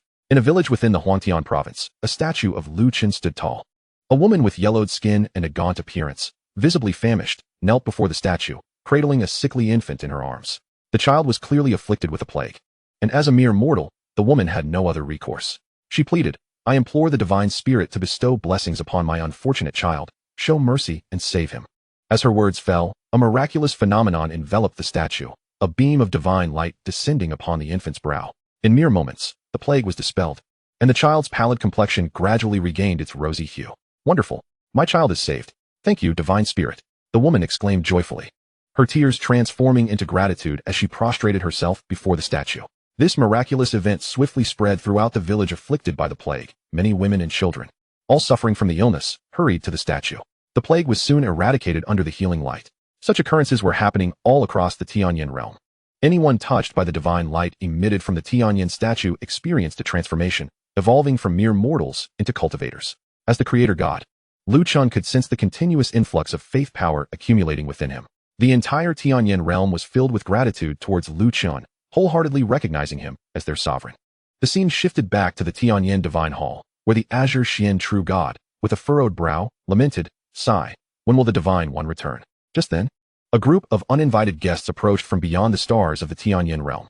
The Eastern Divine Domain, vast and boundless, was divided into 4 major star realms: the Sacred Domain of the 7 Realms, the Azure Wave Divine Domain, the Indeterminate Divine Sea, and the Illusionary Star Sea. The first 3 were governed by the Sacred House of the 7 Realms, the 10 Directions of Azure Wave, and the Indeterminate Divine Palace, encompassing countless celestial bodies. Meanwhile, the Tianyan realm, situated within the Illusionary Star Sea, was rife with factions, with over 10 million celestial bodies similar to the Tianyan realm. At that moment, a colossal celestial ship tore through the fabric of space, racing towards the Tianyan realm, proudly displaying a skull flag. Boss, I heard that a great battle recently erupted in the 3,000 provinces. The recently renowned Tianyan Divine One hails from here. Should we take advantage of the chaos? On the deck of the warship stood a multitude of figures, each radiating immense power, the weakest among them being of the emperor level. Among them, a wiry man with a furtive demeanor spoke with trepidation to the imposing figure at the forefront. Next to him stood a large, corpulent man draped in coarse cloth, who added, indeed, Boss, I've heard that the Tianyan Divine One annihilated the 10 directions of Azure Wave in a fit of rage. If we strike at this moment, we might provoke his wrath. The figure at the forefront, a one-eyed dragon wearing a skull cap, scoffed at their words. Huh, you fools believe such ghost stories? Use your brains for once. If the 10 directions of Azure Wave and the indeterminate divine sea truly faced upheaval, would the heavenly court remain indifferent? Tuabahu, exuding exasperation, pointed at his companions, the flower bat and the ghost-headed fellow, and rebuked, and yet, no one from the heavenly court has intervened. This rumor is likely baseless. In recent years, the heavenly court's control over the realms has waned significantly, likely due to internal strife aimed at solidifying their dominance. Such petty tricks from the heavenly court cannot deceive me. The flower bat and ghost-headed fellow exchanged glances, their expressions shifting to one of enlightenment as they praised, truly impressive. Boss, to see through the heavenly court's schemes. The colossal ship was manned by starry sky pirates, notorious for plundering weaker realms. In the illusionary star sea, devoid of powers as vast as the sacred house of the 7 realms or the 10 directions of Azure Wave, the starry sky pirates thrived most aggressively. Now, led by Tuabahu, they had set their sights on the Tianyan realm. Enough with the flattery. The greater the storm, the more valuable the fish. A battle has recently transpired here. Surely many strong ones have perished. Our haul should be substantial. With a sinister laugh, Tuabahu commanded, let us go. Slay them all and seize everything.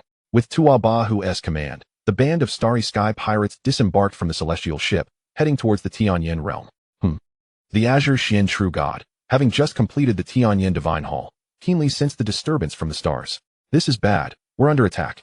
Realizing the formidable presence of the pirates, he promptly communicated with the abyssal true god, the Golden Rock Demon King, and others. After relaying the message, he swiftly positioned himself to block the path of the starry sky pirates. Impudence! You scoundrels dare to invade so brazenly. Do you not hold the Tianyan realm in any regard?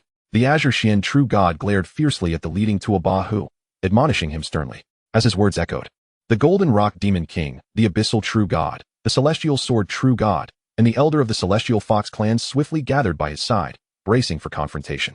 I never expected that from such a lowly realm, the heavenly court's prison for the damned would yield so many true divine beings. This truly surprises me. Tuabahu remarked, unfazed by the formidable assembly. I offer you a chance to live. Submit as my slaves and surrender all your spiritual treasures. Otherwise, none shall be spared.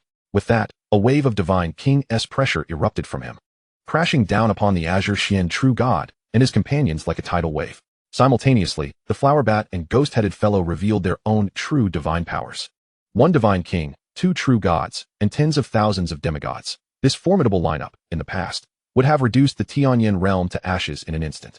However, the Azure Chen true god and his allies remained unfazed, resolutely enduring the divine king's pressure and retorting, "Humph, when the Tianyan divine one returns, we shall reduce you to ashes." Yet, in response to this threat, Tuabahu let out a chilling laugh. The Tianyan divine one? Ha! Why don't you summon him? You think the heavenly court's deceitful tricks can fool me? You are all but naive. But in the next moment, a voice, as chilling as death itself, drifted into their ears. You seek me? A chilling whisper echoed in his ears, abruptly silencing laughter.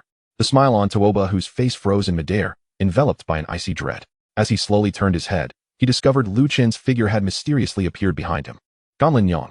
Could this be true, as rumored? The terrifying aura emanating from Lu Chen nearly shattered his spirit, rendering his very blood to a standstill. Under the dominion of unbounded fear, just as he contemplated fleeing, he found that time and space around him seemed to have come to a complete halt, leaving him utterly immobile. Release the boss. The bat-like creature behind him, Ghost Head Yao, rushed forward with his band of demigod subordinates, attempting to rescue Tuabahu from Lu Chen's grasp. Yet, Lu Chen paid them no heed, merely emitting a disdainful snort from his nose. In an instant, the boundless divine power contained within his sound pierced through time and space. The foremost figures, including the bat-like creature and thousands of demigod thieves, found their bodies and souls reduced to mere dust. Who are you? Tuabahu stammered, his legs trembling as he asked in sheer terror. However, Lu Chen offered no reply, simply placing a hand upon his shoulder. A piercing scream echoed as Tuabahu, the formidable god king, was obliterated in body and spirit. Greetings, Lord of Realms. The Tsang Xian true god, witnessing this scene, was filled with joy and promptly led the others in bowing. Greetings, Lord of Realms. The Tianyan true god, Lin Yuan true god, and the Jin Peng demon king quickly followed suit in their reverence. Enough of the formalities. Your contributions merit reward. With that, Lu Chen selected several artifacts from the system store and cast them towards the assembled group. The recipients, elated by their acquisitions, expressed their gratitude with deep bows. Thank you, Lord of Realms. Chenner, has everything been resolved? At that moment, Hua Qingying approached with Yunro. Yunro surveyed her surroundings and sighed nostalgically. Ah, how I long for those days. Yet, upon returning to this familiar place, I did not expect to encounter such rampant celestial thieves. Lu Chun, upon hearing her, spoke softly. Mother, let us return to the Lu family. At the Lu family estate, a petite figure clad in a pink fairy dress squatted on the steps of the courtyard, supporting her head with her hands. When will young master return to see Xiaoro? With so many beautiful young ladies by his side, has he forgotten about me? As she spoke, Xiaoro picked up a small twig and began drawing circles on the ground, her face a portrait of despondency. Just then, a voice pierced through the air from above. Little Ro. The kind and gentle call resonated in her ears. Startled by the familiar voice, Xiaoro trembled and murmured, "Am I hallucinating? Did I just hear Madame's voice?" It was only when a gentle hand ruffled her hair that she snapped back to reality. "Madame." Xiaoro looked up, gazing at Yunro with disbelief, rubbing her big eyes with her chubby little hands.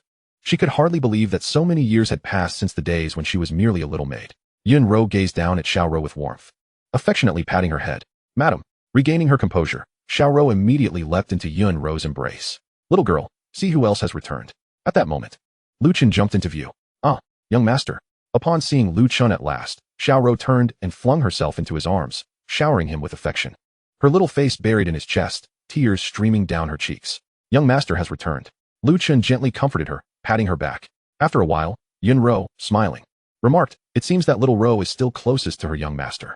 Hua Qingying, who had been observing for some time, chimed in. "Indeed. Sister has been standing by for so long, yet she hasn't even received a hug." With that, Hua Qingying playfully poked Xiaoro's forehead with a slender finger. Hee.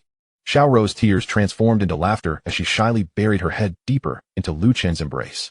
Yunro, observing the two, felt a strange notion arise within her, prompting her to tentatively inquire, "Chener, could it be that you also?" Hua Qingying interjected, hands on her hips. "Sister, upon your return, you must manage Chener's flirtatious nature." Chapter 124, Mission, the Golden Winged Rock, Still Tempting Fate. Receiving affirmation, Yunro shook her head with an amused smile.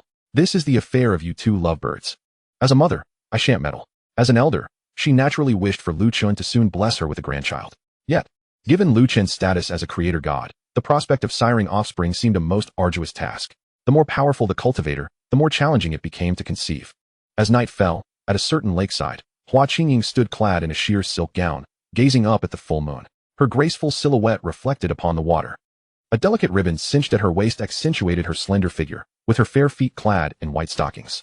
The moonlight rendered her enchanting shape partially visible, a vision that evoked vivid imagination.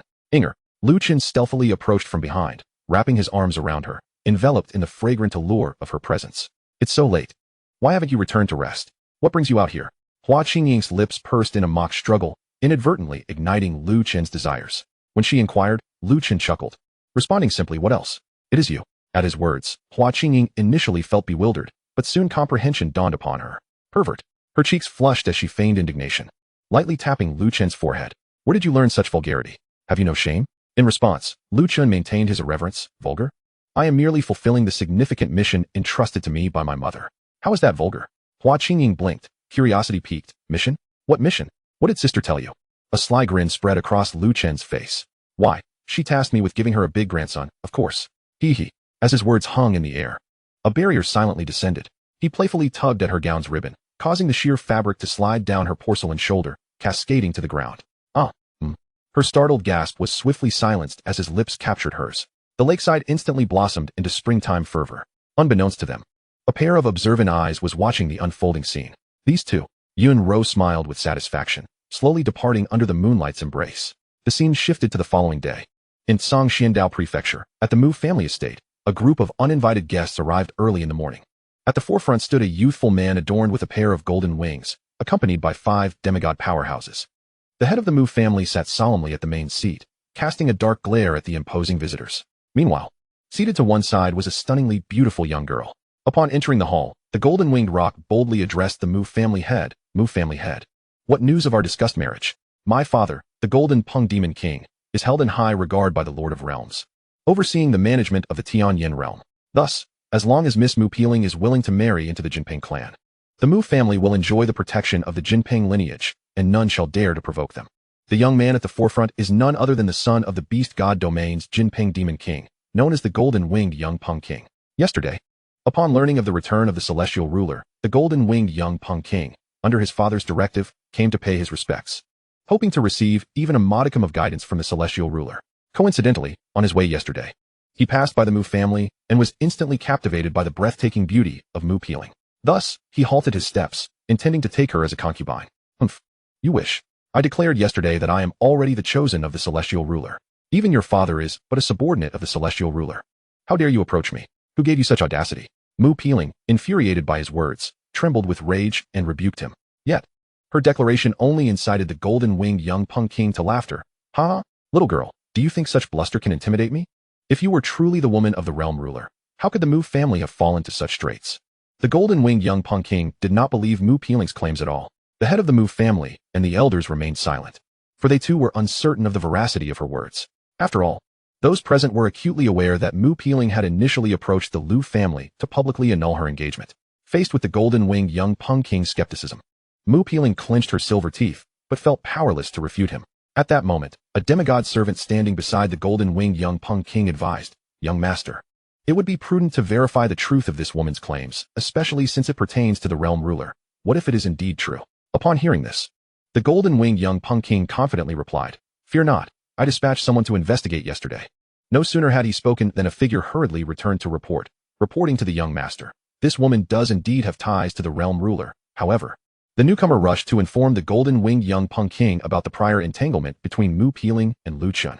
Upon learning of Mu Peeling's previous engagement to Lu Chen, which he had publicly annulled, the golden-winged young Punk King regarded her with slight astonishment. "I did not expect you to truly have connections to the esteemed realm ruler. However, it seems you have nearly startled me." He continued, "I suppose you must be regretting your decision now, having the audacity to annul the realm ruler's engagement." The demigod servant interjected, "Young master, although this woman once had an engagement with the realm ruler, and even if she annulled it, it is still unwise to provoke her. We might inadvertently offend the realm ruler." The golden-winged young Punk King pondered for a moment, yet ultimately his arrogance clouded his judgment, and he gazed intently at Mu Peeling. What is there to fear? If the realm ruler truly cared for this woman, would the Mu family be in such disarray? They lack even a single saint-level powerhouse. I am perfectly positioned to teach this short-sighted woman a lesson. The demigod servant could only shake his head repeatedly, feeling a sense of foreboding. Who is the realm ruler? Those associated with him are not to be trifled with. Realizing that the golden-winged young Punk King was determined to court disaster, several demigod servants scattered to escape this place of turmoil. Humph, a bunch of cowardly servants. Even now, the golden-winged young Punk King remained unperturbed. Meanwhile, in the celestial ruler's hall, Lu Chen sat upon his throne, while the Jinping Demon King stood respectfully below. Immediately adopting a sycophantic demeanor as he addressed Lu Chen, "Esteemed realm ruler, my son is rather mediocre, yet possesses commendable talent. Having broken through to the demigod level at a young age, might I be so fortunate as to have him meet the esteemed ruler for guidance?" Chapter 125, Annihilation and Diligence. "Oh, your son?" Lu Chen, seated in the principal position, revealed a hint of mockery upon hearing this. The Jinping Demon King nodded vigorously. "Indeed. Esteemed realm ruler, my son is on his way here. With your unparalleled abilities, a few words of guidance from you would surely smooth his path in cultivation." However, Lu Chen burst into laughter. "Haha, from my perspective, your son indeed possesses remarkable talent." Upon hearing this, the Jinping Demon King grinned widely and inquired, "Has the esteemed realm ruler met my son?" Lu Chen did not answer, coldly stating, "Umph. Yet his audacity surpasses even his talent." As the words fell, an overwhelming and terrifying pressure descended, heavily bearing down upon the Jinping Demon King. "Esteemed realm ruler? What do you mean by that?" The Jinping Demon King, confused by the implication, found himself prostrate on the ground, his face flushed with embarrassment, struggling to speak. "Humph. I shall personally take you to see what your son has been up to." With a wave of his hand, Lu Chen summoned a gust of wind that swept the Jinping Demon King away. The scene shifted to the Mu family, where the golden-winged young Punk King approached Mu Peeling, his eyes gleaming with insatiable greed. Faced with the demigod-level golden-winged young Punk King, Mu Peeling was utterly defenseless. Just then, an immense aura of pressure enveloped the entire Mu family estate. Lu Chen's figure materialized in the main hall of the Mu family. In an instant, the previously self-satisfied golden-winged young Punk King found himself kneeling on the ground. "Who dares to act against me?" The golden-winged young Punk King gasped, attempting to turn and discern who had struck, but it felt as if his very blood had frozen, his body utterly immobilized, even his consciousness suppressed. He struggled to speak. "Refrain from such insolence. My father is the Jinping Demon King." Lu Chen cast a cold gaze upon the prostrate golden-winged young Punk King, his expression radiating unspoken fury. "Oh, the Jinping Demon King? What an impressive display of authority." With that, his attention shifted to the Jinping Demon King, standing aside. The Jinping Demon King, witnessing this exchange, suddenly comprehended the gravity of the situation, his heart sinking into despair. He never anticipated that his once arrogant son would now set his sights on the woman of the realm ruler. Yet, as no response came from behind, the golden-winged young Peng King grew increasingly convinced of his opponent's trepidation and became emboldened. You can still back down now. My father is a trusted aide of the realm ruler. You had better retract your pressure, or I might spare you. The Jinping Demon King, aghast at his son's foolishness, felt a surge of rage, his eyes turning crimson as he bellowed. You fool, shut your mouth. Hearing his father's voice, the golden-winged young Peng King's expression froze, his tone wavering. Father? How did you get here? On the other side, upon seeing Lu Chen's arrival, Mu Peeling immediately knelt on one knee, respectfully proclaiming, Peeling pays her respects to the master. Lu Chen, using gentle divine energy, lifted Mu Peeling, then strode behind the golden-winged young Peng King, coldly inquiring, You, just now, sought to spare my life? As the oppressive aura receded, the golden-winged young Peng King slowly turned his head, meeting Lu Chen's icy gaze. Esteemed realm ruler? Upon seeing Lu Chen's familiar visage, the golden-winged young Peng King was instantly gripped by terror, his legs weakening as he collapsed to the ground, panic-stricken. Could it be true what she said? She is the realm ruler's woman? Just as his heart raced with fear, the Jinping Demon King stepped forward, delivering 2 resounding slaps. Slap. Slap. The Jinping Demon King's body quaked with fury, his eyes ablaze. These 2 slaps jolted the golden-winged young Peng King awake. What have I done? Your Excellency. I had no inkling that this woman belonged to you. I implore you to spare my life. Realizing his folly, he promptly fell to his knees before Lu Chen, fervently bowing his head in supplication. Witnessing this, Lu Chen cast a frigid glance in his direction and uttered one word, Die. In an instant, the golden-winged Peng King was obliterated, reduced to a cloud of crimson mist, his essence extinguished on the spot. The Demon King of the Golden Peng, despite witnessing his own flesh and blood perish before him, dared not harbor a shred of resentment. Instead, his legs buckled, and he sank to the ground at Lu Chen's feet. The mere annihilation of the golden-winged Peng King was insufficient to quell Lu Chen's wrath. With a mere look, he stripped the golden Peng Demon King of his divine powers and coldly proclaimed, Everything you possess has been granted by me. I hereby revoke your cultivation and command you to labor in the abandoned mines, extracting spirit stones to atone for your son. Upon hearing this, the golden Peng Demon King curled up in agony on the ground, managing to utter a pained expression of gratitude. Thank you, Your Excellency, for sparing my life. He was acutely aware that any hint of dissatisfaction at that moment could spell doom for his entire clan. At Lu Chen's command, individuals swiftly arrived to drag the golden Peng Demon King away. A once mighty demon lord, now stripped of his powers and relegated to the pitiful fate of mining, was indeed a sorrowful sight. We pay our respects to Your Excellency. The observant head of the Mu family hurriedly led his kin in a respectful bow towards Lu Chen. No need for excessive formality, Lu Chen responded with a casual wave of his hand. Under the luminous moonlight, in the courtyard of the Mu family, a notification chimed. Modification successful. Mu Peeling modifiable. Identity, concubine, modifiable. Cultivation, upper true god, modifiable. Affection, 100. Mu Peeling, her delicate visage filled with astonishment, felt the surge of formidable power within her. Thank you, Master, for your generous bestowal. I am eternally grateful. Such a grand favor shall be repaid in kind. With that, Mu Peeling hastily bowed in gratitude to Lu Chen. Indeed, Lu Chen nodded slightly, indicating, do not merely speak, take action. At his words, the ambitious Mu Peeling immediately understood. In the next moment, before Lu Chen's eyes, her slender fingers deftly grasped the sash at her waist. With a gentle motion, her gown slipped from her shoulders, transforming the scene into one of exquisite allure. The following day, after experiencing Mu Peeling's resolute determination, Lu Chen felt invigorated. From now on, you shall no longer reside with the Mu family. Come with me to the Celestial Hall. Mu Peeling's cheeks flushed a rosy hue as she nodded. Yes, Master. Chapter 126, Healing. After attending to matters with the Mu family, Lu Chen proceeded to the Celestial Sacred Land. At the Sacred Source Peak, the enchanting Mu Wanqing accompanied Lu Qian'er in playful revelry, yet her mind often wandered elsewhere. Noticing her distraction, Lu Qian'er inquired with concern, Mother, is something troubling you? Returning to the present upon hearing her daughter's words, Mu Wanqing offered a gentle smile. I am quite well, dear. However, Lu Qian'er remained skeptical, pouting thoughtfully. Oh? Is that true? But it seems that every night, I dream of you humming alone. Is someone bothering you? At this, Mu Wanqing's face flushed with embarrassment, and she hastily defended herself. Dear, those are merely dreams. Yet inwardly, she lamented, despite being so cautious, this girl still perceives my troubles. After clarifying, Mu Wanqing gazed pensively into the distance. Lu Chen, when will you return to see me and Qian'er? As if summoned by her thoughts, Lu Chen's figure suddenly appeared behind her. Wanner. He enveloped Mu Wanqing's graceful figure in his embrace. Ah, Startled, she turned to find Lu Chen. Brother Lu Chen, you have finally come to see Qianer. Lu Qianer, upon witnessing this, rushed forward, leaping into Lu Chen's arms and clinging to him like a playful octopus. Brother Lu Chen, you must cure Mother's ailment. When you're not here, she always has accidents at night. She made a comical face at Mu Wanqing, teasing, Mother is so shy. Even I don't have such troubles. Feeling utterly exposed, Mu Wanqing was engulfed in embarrassment, wishing to vanish from Lu Chen's gaze. Oh, is that so? Lu Chen teased, looking knowingly at Mu Wanqing, elongating his form dramatically. Do not listen to Qianer's nonsense. Mu Wanqing's head bowed deeply, casting a furious glare at Lu Qianer. Yet her defense felt so feeble. Ah, I feel so sleepy. Lu Qianer yawned widely, rubbing her bright eyes before falling into a deep slumber in Lu Chen's embrace. After gently setting the little girl aside, Lu Chen swiftly turned, transforming into a wolfish knight. Ah, what are you doing, you naughty Chener? Mu Wanqing's cheeks turned crimson as she exclaimed. In response to her inquiry, Lu Chen, with a serious demeanor, replied, Didn't Qianer say you were unwell? I am merely here to treat you.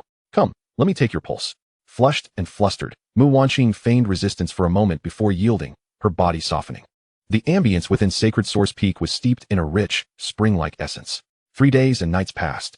With a rosy complexion, Mu Wanqing carefully carried Lu Qianer back to the bed. This girl has been incessantly longing for your return. After being thoroughly rejuvenated, Mu Wanqing radiated a distinctive charm, her eyes languidly gazing at Lu Chen. Now, you and Qianer shall leave Sacred Source Peak and reside with me in the Celestial Hall. With that, Lu Chen began modifying Mu Wanqing's cultivation profile. Mu Wanqing modifiable. Cultivation, Divine Emperor, Eternal Beginning, modifiable. Affection, 100. The previous status of Sacred King was no longer sufficient. Sensing the unprecedented surge of power coursing through her, Mu Wanqing knew it was undoubtedly Lu Chen's doing. Qianer. With sultry eyes, Mu Wanqing gazed at Lu Chen, her delicate hand entwining around his neck as she leaned in for a kiss. After attending to Mu Wanqing's ailment, Lu Chen visited the Lin family, enjoying a hearty meal with the sisters. In the quaint courtyard of the Lin family, Lin Yuero's long, elegant legs felt weary as she and her sister Lin Shuoro hurried towards the Celestial Hall. Following their visit, Lu Chen made his way to the Yaoqi Sacred Land. In the Yaoqi Sacred Land, beside the Divine Pond, Jiang Yuechan, Zhou Zhijie, Shui Main, and Yu Baiwei were all adorned in garments as delicate as gossamer. The wet fabric clung to their fair skin, creating a breathtaking tableau. Just as the four were frolicking, a figure suddenly interrupted their revelry. Darling. Upon seeing Lu Chen, Jiang Yuechan, Shui Main, and Zhou Zhijie hurried to greet him, a wave of enchanting fragrance enveloping them. Lu Chen beamed at the three. Oh, they were just playfully teasing one another, yet now only Yu Baiwei stands, flustered in the breeze. Among them, she felt the most embarrassed. Her cheeks aflame as she awkwardly shielded herself with her hands, casting furtive glances at the reunited quartet. Upon witnessing the three maidens, Jiang Yuechan, Zhou Zhijie, and Shui Main, laughing so joyfully, a twinge of envy inevitably arose within her heart. This scene suddenly reminded her of the words spoken by the Grand Elder of the Tianhu clan on that particular day. But he is Qianer. No, Yu Baiwei. How could you harbor such shameful thoughts?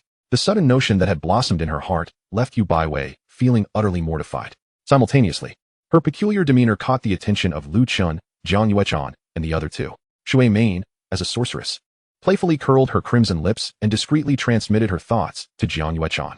Upon receiving the message, Jiang Yuechan was momentarily taken aback, her delicate face flushing a deep crimson as she responded, This might not be appropriate, right?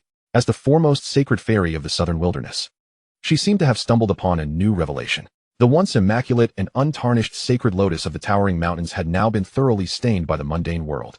Zhou Zhijie and Yu Baiwei, being rivals, naturally shared an unspoken understanding with Shui Main, their thoughts aligning perfectly.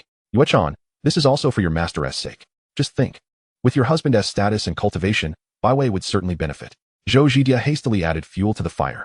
Well, if you say so. After a moment of contemplation, Jiang Yuechan, finding merit in their reasoning, nodded and mustered her courage to approach Yu Baiwei alongside the two women. What are you three doing? Why are you staring at me like that? Yu Baiwei felt a chill run down her spine as she noticed the unwavering gazes of the trio. Chapter 127. The Endless Thunder Realm, the Thunder Punishment God King, Yunmengli. For reasons unknown, Yu Baiwei sensed an ominous air from the eyes of the three maidens. As expected, in the next moment, Jiang Yuechan, Shui Main, and Zhou Zhijie swiftly surrounded her. They deftly assisted her in removing her armor. Qianer. Yu Baiwei reprimanded Jiang Yuechan in a fit of embarrassment and anger. Subsequently, Shui Main directly shoved her into Lu Chen's embrace. Lu Chen, understanding the situation, promptly wrapped his arms around Yu Baiwei's delicate waist. Esteemed senior, you. Yu Baiwei instantly trembled, her fair complexion blushing a deep shade of red. Her skin glowing with a rosy hue as she softly gazed at Lu Chun. As Lu Chun leaned down, their lips met, causing her pupils to constrict sharply. 2.5 hours later, Yu Baiwei lay languidly in Lu Chun's arms, her face flushed, yet she shyly buried her cheeks deep within his chest. Overwhelmed with embarrassment, she felt unworthy to face Jiang Yuechan. However, with the guidance of Shui Main and Zhou Zhijie, the pair of sorceresses had already adapted to the situation. And thus Jiang Yuechan quickly spoke up to offer comfort. Ding, modification successful. Yu Baiwei modifiable. Cultivation, Divine Emperor, Eternal Beginning, modifiable. Jiang Yuechan modifiable. Cultivation, Divine Emperor. Eternal Beginning, modifiable. Shui Main, modifiable. After a refreshing moment, Lu Chun proceeded to elevate the cultivation levels of all 4 women to that of Divine Emperor. After all, as his wives, their powers could not lag too far behind. Sensing the Divine Emperor's power coursing through their bodies, Jiang Yuechan, Shui Main, and the others looked at Lu Chun with expressions of pure joy. Thank you for your gracious gift, husband. Meanwhile, Yu Baiwei, having advanced from Emperor to Divine Emperor, was equally elated, her earlier despondency completely swept away as she marveled inwardly. Is this the might of the esteemed senior? Such terrifying prowess. Lu Chun, upon hearing her thoughts, smiled gently. If you wish to express your gratitude, let it be something substantial. No sooner had he spoken than Shui Main, exuding an irresistible charm, smiled softly. Her autumnal eyes filled with allure as she gazed at Lu Chun. In that instant, the celestial pond once again blossomed with vitality. A year passed in the blink of an eye. In the Tianyan Divine Palace, Lu Chen sat high in the main seat, with the 9 heavens, Xian Nu and Luo Qingshan returning from the realm of the gods. At this moment, Linglong Fairy and Fire Phoenix Fairy were positioned at Lu Chen's sides, providing him with soothing shoulder massages. Below them, Hua Qingying, Luo Qingshan, Shui Yueqing, Jiang Yuechan, Shui Main, and others danced joyfully, all adorned in ethereal skirts as delicate as cicada wings, their graceful figures swaying elegantly. This life truly felt divine. Lu Chen squinted his eyes, inhaling the faint fragrance that permeated the air, his heart brimming with contentment. Over the past year, he had not only moved all the maidens into the vast Tianyan Divine Palace, but had also ensured that their cultivations were all elevated to the Divine Emperor realm, showing no favoritism. During this time, outside the Tianyan realm, the Starry Sky Bandits would occasionally come seeking death. Now, the name of the Tianyan realm resounded throughout the entire realm of the gods, and the various forces near the Tianyan realm frequently came to curry favor with Lu Chun. The Tianyan Divine Palace had subtly become the most recognized power in the illusory Star Sea. The scene shifted to the illusory Star Sea, within the endless Thunder realm. In a resplendent hall, a slightly stooped man sat regally. This man was the Thunder Punishment God King, the sovereign of the endless Thunder realm. As a first-rate power within the illusory Star Sea, the endless Thunder realm attracted visitors from many nations, all of whom were governed by the Thunder Punishment God King alone. Father. At that moment, a melodious voice rang out. Following the sound, a graceful and enchanting young girl approached.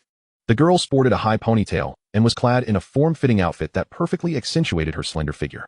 Her long, elegant legs were encased in black knee-high boots, her youthful and statuesque form radiating natural beauty. Witnessing her once mighty father in such a diminished state, Yun Mingli's autumnal eyes filled with concern as she opened her mouth to inquire, Father, what has happened to you? The nearby servant, Elder Ling, sighed heavily, alas. Your Highness is unaware. The Master's 500th Yuan meeting calamity is approaching. Given the current state of the Master, it may be difficult to endure this trial. A Yuan meeting occurs once every 128,000 years. Although those who reach the Divine King realm possess boundless lifespans and are not bound by the heavens, they are not eternal. With each passing Yuan meeting, a calamity ordained by heaven arrives. The longer one lives, the more formidable the calamities faced by Divine Kings become. Unless they can break through to the Divine Emperor realm, they cannot escape. Initially, the Thunder Punishment God King had made ample preparations for this Yuan meeting calamity, but regrettably, he had recently encountered a mortal enemy and was now severely injured, his strength reduced to barely 1/10 of its peak. As the next Yuan meeting calamity loomed, the Thunder Punishment God King found himself utterly powerless to resist. What? Father, you are injured? Yun Mengli gasped in disbelief, her delicate hand covering her red lips. The Thunder Punishment God King seated above let out a relieved smile. I have lived long enough. If I cannot break through to the Divine Emperor, it is only a matter of time before I perish beneath the Yuan meeting calamity. The only thing I worry about is the Endless Thunder Realm. As the sole Divine King powerhouse of the Endless Thunder Realm, the Thunder Punishment God King's demise would undoubtedly attract countless nefarious individuals coveting it. At that time, the Endless Thunder Realm, bereft of its Divine King's protection, would become a target, suffering the fate of being divided among others. Lier, now is the time. Quickly leave the endless thunder realm for a secluded place to conceal your identity. Do not reveal who you are. The Thunder Punishment God King looked down at Yun Mengli and began to impart his final words. Given Yun Mengli's breathtaking beauty, should the endless thunder realm fall? Her fate was all too predictable. No, father, there must be another way. Yun Mengli fervently shook her head. The Yuan meeting calamity is terrifyingly formidable. I am already powerless. Elderling turned to Yun Mengli, commanding, you must leave the endless thunder realm with Li at once. Yet Yun Mengli was unwilling to simply watch her father fall. Her eyes shimmering with stars as she softly murmured, Father, Elderling, is there truly no other option? Elderling sighed deeply and began to speak slowly. Your Highness, it is not without recourse. The calamity of the Yuan Assembly is a manifestation of the laws of the heavens and earth, and only those divine emperors who transcend these laws possess the capability to intervene. Any individual below the divine emperor rank who dares to act will be regarded as a provocation against the celestial path and will face immediate obliteration. Upon hearing these words, Yun Mengli's eyes flickered. Then there is still hope. Chapter 128. A heart of filial piety. Alas, enough of this, liar. In the entire Eastern Divine Domain, only the unfettered Divine Sea, the 10 Directions Azure Wave Realm, and the sacred prefecture of the 7 realms have divine emperors stationed, and they can be counted on one hand. These divine emperors are elusive as dragons. How could we possibly summon such beings from the infinite thunder realm? The Thunder Punishment God King lamented with a shake of his head. Yun Mengli's expression shifted, as if she had grasped a lifeline. Father, does not the illusory Star Sea also have a divine emperor? Hearing this, Elderling's expression turned skeptical. Are you referring to the Tianyan divine sovereign who suddenly emerged a year ago? Yun Mengli nodded, her autumn eyes shimmering with boundless admiration at the mention of the Tianyan divine sovereign. Indeed, it is said that this Tianyan divine sovereign not only subdued the unfettered divine sea, but also forcefully pushed back the 10 Directions Azure Wave Realm. And even the heavenly court regards him with great trepidation. Moreover, it is rumored that he is exceedingly young, having broken through to the divine emperor realm before reaching half a century of age. As for the rumors surrounding the Tianyan divine sovereign, the Thunder Punishment God King was certainly not oblivious. Thus, he inquired, Liar, do you mean for me to venture to the Tianyan realm? Yun Mengli nodded slightly yes. As a newly emerged divine emperor, and at such a tender age, he is unlikely to be like those ancient monsters. If the infinite thunder realm offers generous rewards, we might be able to coax the sovereign to assist us. At this moment, Elderling also suggested, Master, why not heed the young lady's words and give it a try? Upon hearing this, the Thunder Punishment God King pondered for a moment before rising slowly. Very well. Then we shall heed your counsel and journey to the Tianyan realm. In the Tianyan realm, Lu Chen, amidst the revelry within the divine hall, soon sensed the approach of the Thunder Punishment God King and his entourage. Oh, this piques my interest, he mused, continuing to indulge in the lavish festivities. After a considerable time, the Thunder Punishment God King and Yun Mengli arrived at the outskirts of the Tianyan realm. Upon sensing their presence, the likes of the Tsang Xian True God and Lin Yuan True God promptly approached, inquiring, Fellow Taoists, what brings you to the Tianyan realm? Seeing this, the Thunder Punishment God King dared not show any negligence and respectfully replied, I have long heard of the illustrious name of the Tianyan Divine Sovereign, and I have come specifically to seek an audience. Upon learning that they sought an audience with Lu Chen, the Tsang Xian True God shook his head repeatedly. The Lord of the Realm is not someone you can simply meet at your whim. It would be best for you to return. If you disturb the Lord's enjoyment, the consequences may be dire.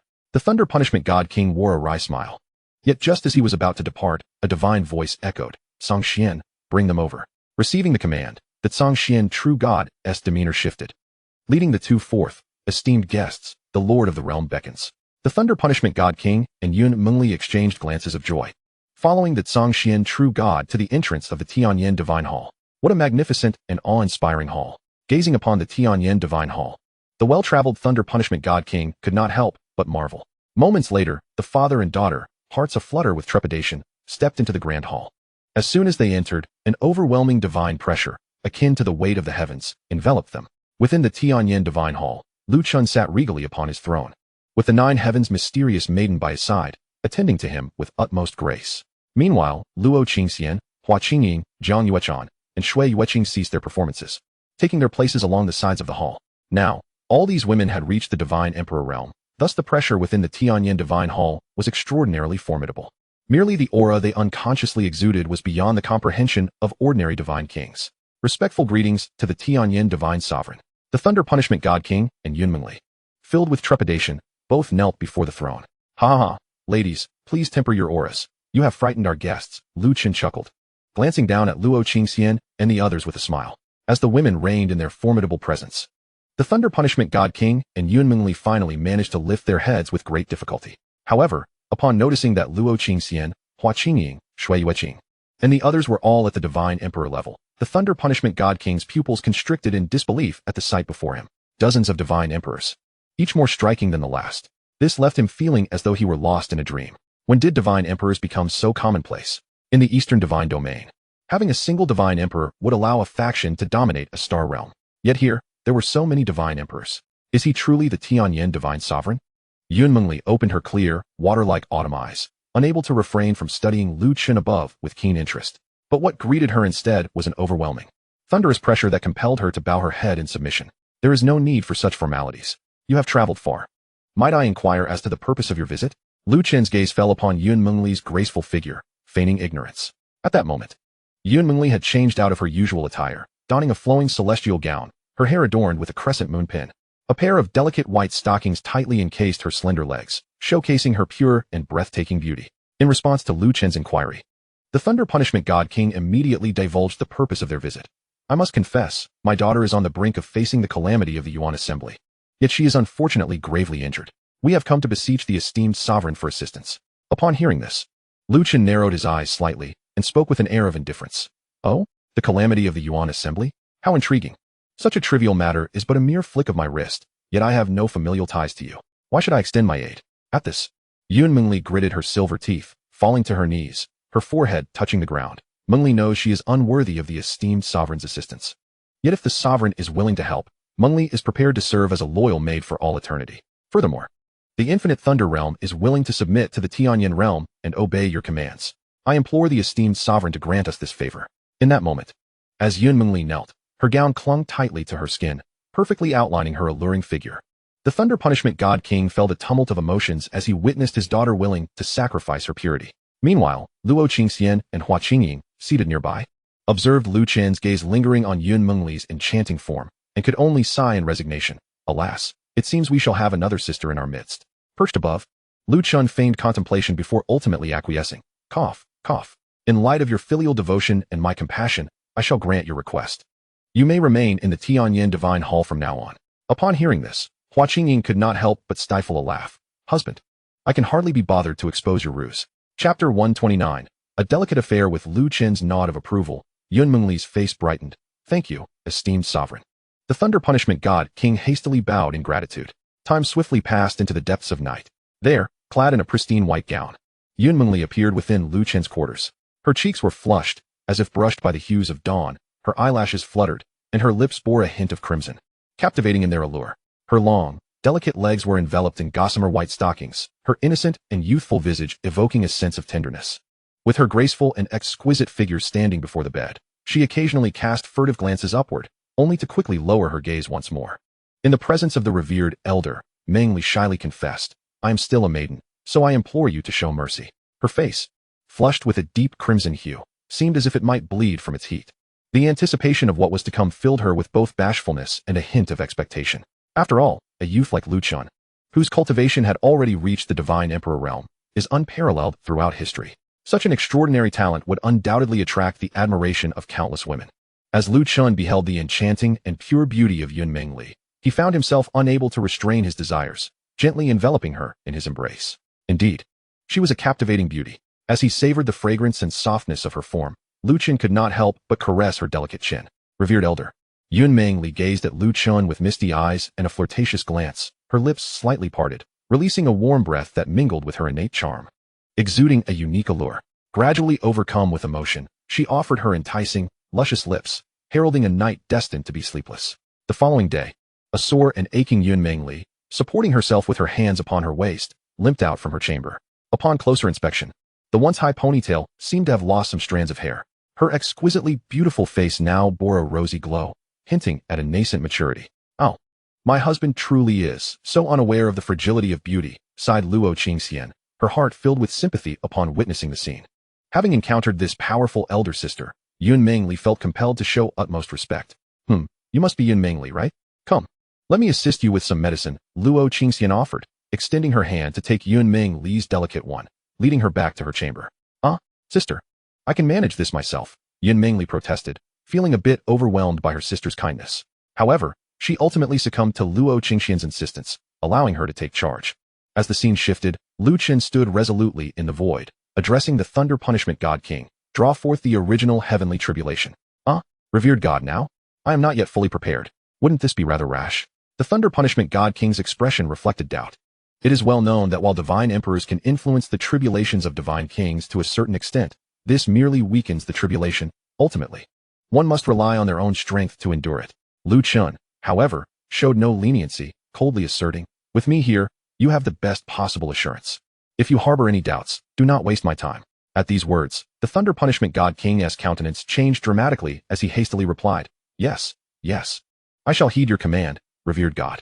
Having reached this point, he could only place his trust in Lu Chen's formidable abilities. Meanwhile, outside the endless Thunder Realm, a terrifying crimson hue stained the void, and through layers of blood mist, a delicate-looking man sat upon a throne, surveying the endless Thunder Realm below. This figure was none other than the Lord of the Blood God Temple, Han Mieshing, who was also a formidable divine king. He was the one who had previously injured the Thunder Punishment God King. Ha ha ha, that old fool must be running out of steam, he cackled ominously.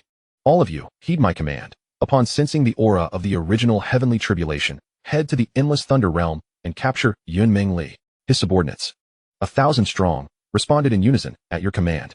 This formidable display was among the most powerful forces in the illusory Star Sea.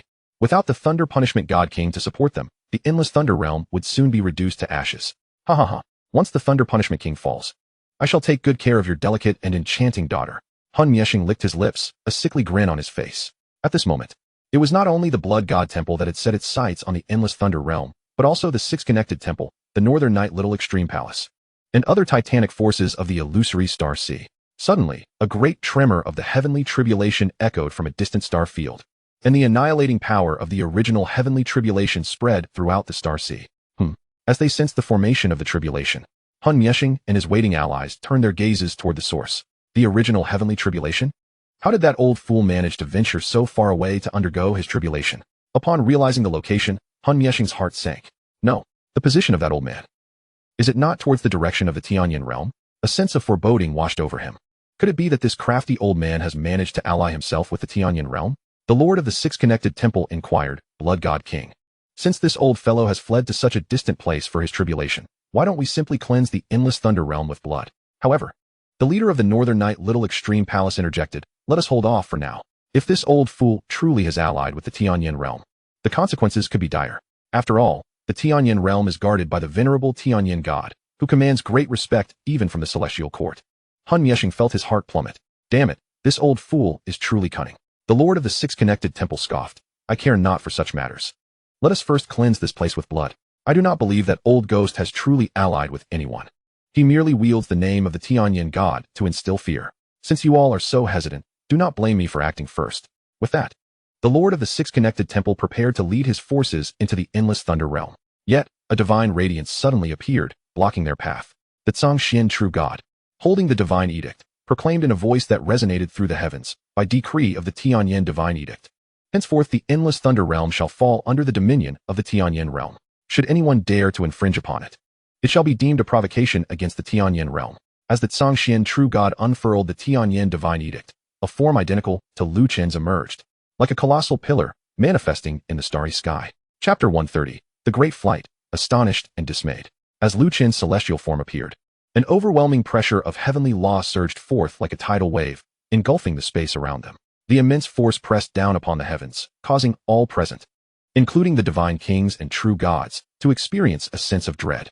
Han Mieshing let out a muffled groan, unable to withstand the pressure, and fell prostrate before the celestial form. Bow before the Tianyan God. The leader of the Northern Night Little Extreme Palace, gripped by fear, declared immediately, bow before the Tianyan God. Han Mieshing and the Lord of the Six-Connected Temple followed suit, suppressing any hint of anger. After all, they faced a being that even the celestial court dared not offend. In their daily lives within the illusory Star Sea, they wielded power and influence. But before this true sovereign, they did not even dare to draw a breath. The radiant light of the celestial form illuminated the distant starry sky, ultimately transforming into countless starlit points that descended into the endless Thunder Realm. In the next moment, the image of the Tianyan God stood tall in every corner of the endless Thunder Realm, signifying the protection of all living beings in this realm from that moment forth. Only then did the oppressive force hovering above dissipate slowly. Is this the supreme existence that even the celestial lords fear? Truly, it inspires terror. The shaken lord of the six connections lamented repeatedly, utterly dispelling any lingering greed for the infinite thunder realm. In the face of the three formidable divine kings and countless true gods before him, the Xian true god, standing at the forefront, exhibited not a hint of trepidation. Instead, he solemnly declared, "The infinite thunder realm now belongs to the domain of the heavenly transformation realm. Therefore, I implore you all to refrain from self-deception and depart swiftly." Upon hearing these words, the princess of the Northern Knights Minor Palace and the lord of the six connections hurriedly nodded and bowed, responding, "What the envoy has stated is indeed correct. We shall take our leave at once." As soon as the words were spoken, the two hastily retreated with the multitude of divine troops trailing behind them. Damn it, this old fool has really latched onto the heavenly transformation realm. The soul extinguisher was engulfed in despair upon witnessing this scene. No, I cannot remain in the illusory extinction star seat any longer. It was he who severely wounded the thunder punishment god king, although the means by which the latter ascended to such heights remain a mystery. Should the heavenly transformation realm come knocking, not even 10 lives would suffice to pay for my demise. With that thought, the soul extinguisher wasted no time, abandoning his followers from the blood god palace, choosing instead to flee alone. Where has the Lord gone? Could it be that he has truly abandoned us? The members of the blood god palace gazed at one another, bewildered. Are you fools still standing there? Hurry and run, as realization dawned upon them. They scattered in every direction. Thus, a once mighty force that dominated the illusory extinction star crumbled in a most ludicrous manner. After completing his task, the Xian true god vanished into thin air, returning to the heavenly transformation realm. The atmosphere surrounding the heavenly transformation realm was charged with the colossal momentum of the primordial meeting's thunder tribulation, as divine thunder rumbled menacingly within the clouds. Is this the primordial meeting's calamity? Is Father going to face the tribulation so soon? The newly medicated Yun Mengli blushed, gazing upward at the tempestuous divine thunder, her eyes betraying a hint of worry. Beside her, Luo Qingxian gently reassured, "Do not fret. As long as your husband is here, nothing is insurmountable. Lu Chen can fabricate the cultivation of a divine emperor from thin air. Facing this mere primordial meeting thunder tribulation is hardly a challenge for him." Crackle. The primordial meeting's divine thunder, imbued with the power of the heavenly Tao, made the thunder punishment god king tremble beneath its weight. In the next moment, a bolt of divine thunder struck down with tremendous force. "Begone!" Lu Chen glared, subtly emanating a trace of creation divine power. Upon sensing Lu Chen's divine might, the heavenly Tao immediately recoiled, and the descending thunderstorm vanished without a trace. The once oppressive heavens instantly transformed into clarity. Is the primordial meeting's tribulation truly this simple? How could it have been overcome so effortlessly? The thunder punishment god king felt his perspective broaden, astonished that one could transcend a tribulation in such a manner. While he had witnessed divine emperors aiding others through the primordial meeting's tribulation, he had never seen someone repel the heavenly Tao with a mere word. Surely, even the current world's foremost figure, the Hao Tian divine sovereign, could not achieve such a feat. Thank you, esteemed senior, for your assistance. After a lengthy pause, the thunder punishment god king finally regained his composure, his gaze fixed on Lu Chen with the awe reserved for an extraordinary being. No need for such formalities. Lu Chen indicated with a nod. "Father, esteemed senior." At that moment, the distant Yun Mengli flew forward. Concern etched on her face as she looked toward the thunder punishment god king. "Father, have you passed your primordial meeting tribulation?"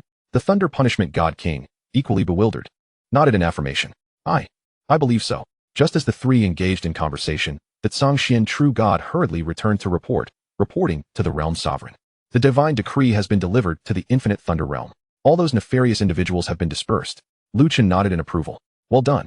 With that, he proceeded to modify the cultivation panel of the Xian true god. Beep. Modification successful. Xian true god, modifiable. Cultivation, divine king, modifiable. In the next instant, an overwhelming force of divine king power surged into the Xian true god's being. "Thank you for your generous bestowal, realm sovereign." The Xian true god was overwhelmed with excitement, kneeling in reverence to Lu Chen. "From now on, all trivial matters will be entrusted to you," Lu Chen remarked nonchalantly. Cultivating a loyal subordinate would certainly alleviate many troubles, allowing him to be a competent hands-off manager. The cultivation of an external divine king was more than sufficient. "I shall serve diligently and live up to the realm sovereign's expectations." This was the pinnacle of the divine king realm, the supreme existence that the Xian true god had longed for. With newfound vigor, he quickly took his leave, eager to attend to the myriad of matters awaiting him during the transition between realms. Meanwhile, the thunder punishment god king stood in shock, his expression frozen in astonishment. The Xian, who had just been a true god, had in an instant transformed into a divine king. This completely shattered his understanding of cultivation, deepening his awe for Lu Chen. What sort of being is this heavenly transformation sovereign? Beep. Modification successful. Yunmengli, modifiable. Cultivation, divine king, modifiable. In the next moment, an immensely powerful aura of divine king erupted from Yunmengli. Lili, you too have broken through to divine king? The thunder punishment god king sensed the formidable presence emanating from Yunmengli, his disbelief palpable. Divine king. Yunmengli's face flushed with excitement, her beauty radiating like the dawn. Thank you, esteemed senior. I am willing to repay your kindness, she declared, her heart brimming with exhilaration. A divine king, a true sovereign in the illusory extinction star sea, was a realm she had never dared to imagine.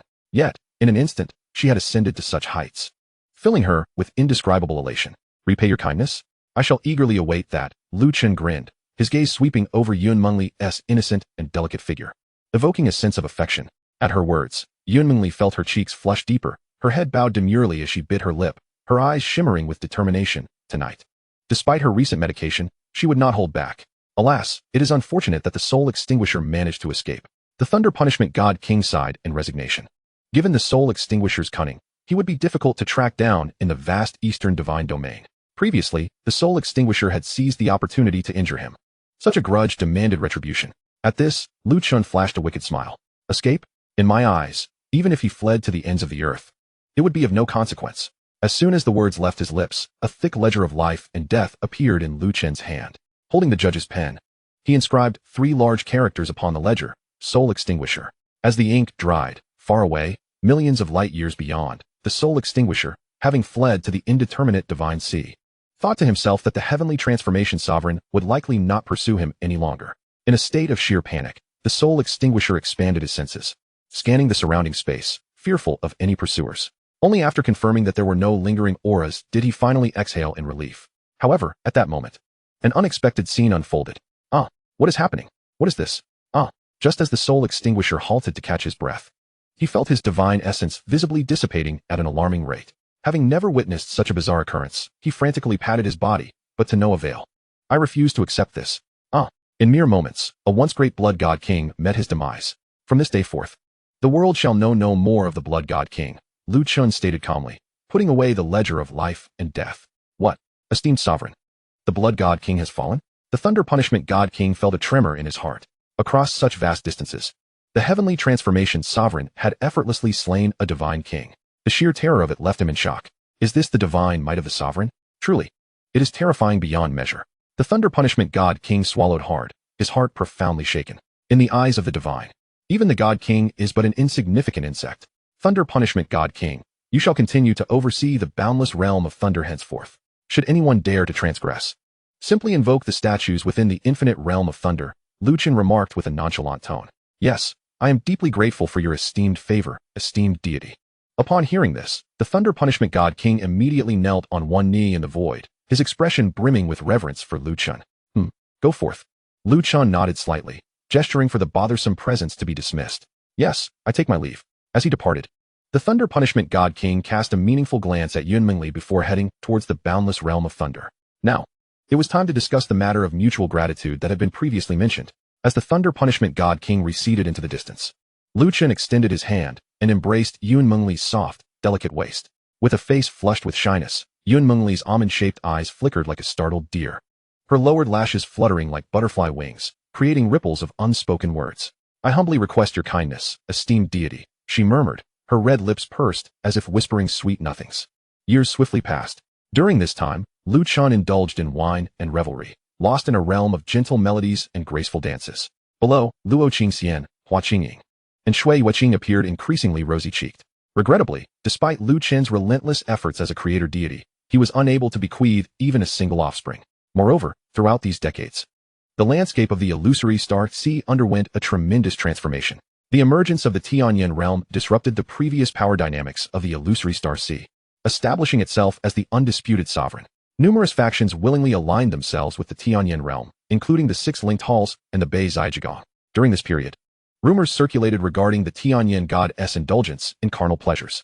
Over the years, countless powerful factions within the illusory star sea sought to ascend the heights of the Tianyan realm, offering their most enchanting female cultivators to gain favor. While Chen remained oblivious to the origins of these malicious rumors, how could he refuse the allure of such exquisite beauties presented before him? The rear courtyard of the Tianyan Divine Temple became adorned with numerous captivating figures, all willingly drawn to the reverence for the Tianyan god. Life in these days was indeed delightful. In the Tianyan Divine Temple, Lu Chen lay languidly on Luo Qingxian's jade-like legs, his eyes narrowed. My dear husband, you truly are a heartless rogue. One day you shall surely find yourself ensnared beneath a pomegranate skirt. Reflecting upon Lu Chen's romantic escapades over the years, Luo Qingxian, unable to contain her frustration, playfully rubbed his face with her delicate hand. In response, Lu Chen merely smiled, gazing at her with deep affection. My dear, have you ever heard the saying? To collapse beneath my wife's pomegranate skirt is to be a charming spirit even in death. At this proclamation, Luo Qingxian's cheeks blushed like a vibrant flower, her neck adorned with a delicate rosy hue, reminiscent of spring peaches kissed by snow. You incorrigible husband. Always with your smooth tongue, Luo Qingxian retorted, a playful smirk gracing her lips. It must be said, Lu Chen possessed a certain flair for charming his wife. Just then, a commotion arose from outside the grand hall, prompting Lu Chen to sit up straight, composing himself. I report to the realm's sovereign. The Ice Cloud Immortal Palace seeks an audience. The true god of Lin Yuan approached with a respectful demeanor from beyond the grand hall. Please proceed. Lu Chen nodded slightly in acknowledgement. Prior to this, the Ice Cloud Immortal Palace had willingly submitted to the dominion of the Tianyan realm. Moments later, a host of female cultivators from the Ice Cloud Immortal Palace entered the grand hall, an icy aura enveloping the atmosphere. Clad in pristine white immortal robes, they presented a striking sight. I am Ling Hanwei, the junior, here to pay my respects to the realm's sovereign. The leading woman, her face veiled, was draped in a simple white immortal gown that accentuated her exquisite figure, perfectly outlining her alluring curves. This was indeed the palace master of the Ice Cloud Immortal Palace. Ling Hanwei. No need for such formalities, Palace Master Ling. The fact that the Ice Cloud Immortal Palace chose to pledge allegiance to the Tianyan realm speaks volumes of their sincerity. As Lu Chen beheld the graceful and voluptuous beauty before him, he felt an unexpected allure, his gaze unabashedly lingering upon Ling Hanwei's proud form. Faced with Lu Chen's unabashedly intense and brazen scrutiny, Ling Hanwei dared not show any signs of displeasure. To be able to serve under the esteemed deity was indeed an honor for the Ice Cloud Immortal Palace. Ling Hanwei bowed respectfully, then articulated her purpose. I have come to implore the esteemed deity for assistance. At this, Lu Chen raised an eyebrow quizzically. Oh, what do you mean, Palace Master Ling? In the next moment, a graceful figure stepped forward from the back, a woman of ethereal beauty. I am Mu Feishue, here to pay my respects to the Tianyan god. Clad in a snowy white immortal gown, Mu Feishue glided forward, her skirt billowing like gentle waves, her jade-like skin partially revealed beneath the moonlit fabric. And a snow-white hue at her neck surpassed even the freshest snow atop Kunlun Peak. With a lithe and graceful form, her autumnal eyes reflected the moonlight, reminiscent of a celestial being visiting the mortal realm. This is my disciple, Feishue, Ling Hanwei introduced promptly. Mu Feishue's breathtakingly ethereal presence momentarily captivated Lu Chen, rendering him momentarily spellbound. Her delicate waist, seemingly as fragile as a flower petal, combined with her sorrowful ice-blue eyes, evoked a sense of deep affection. Cough cough. As Luo Qingxian observed this interaction, her annoyance flared, and she swiftly placed her hand upon Lu Chen's waist, giving it a sharp pinch. Ouch! Lu Chen winced in pain, snapping back to reality. You heartless rogue, she chastised, her frustration palpable as she witnessed Lu Chen's evident admiration for every enchanting figure before him, especially in her presence. Clearly, the rumors of the Tianyan god's indulgence in carnal pleasures held some truth. Ling Hanwei, casting a furtive glance at the scene, quickly lowered her gaze, inwardly lamenting, alas, with Feishue's beauty, she may find it hard to escape the clutches of temptation. Mu Feishue, too, sensed the implications of the situation. Her lips pressed together, her exquisite face tinged with a hint of pallor, her eyes shimmering with sorrow. Palace Master Ling, I presume your visit concerns the resolution of Miss Mu's unique constitution? Lu Chen discerned the anomaly within Mu Feishue's being immediately. Upon hearing this, Ling Hanwei nodded earnestly, clasping her hands in supplication. Indeed, esteemed deity, I have come for that very purpose. I beseech you to lend your assistance in alleviating Feishue's predicament.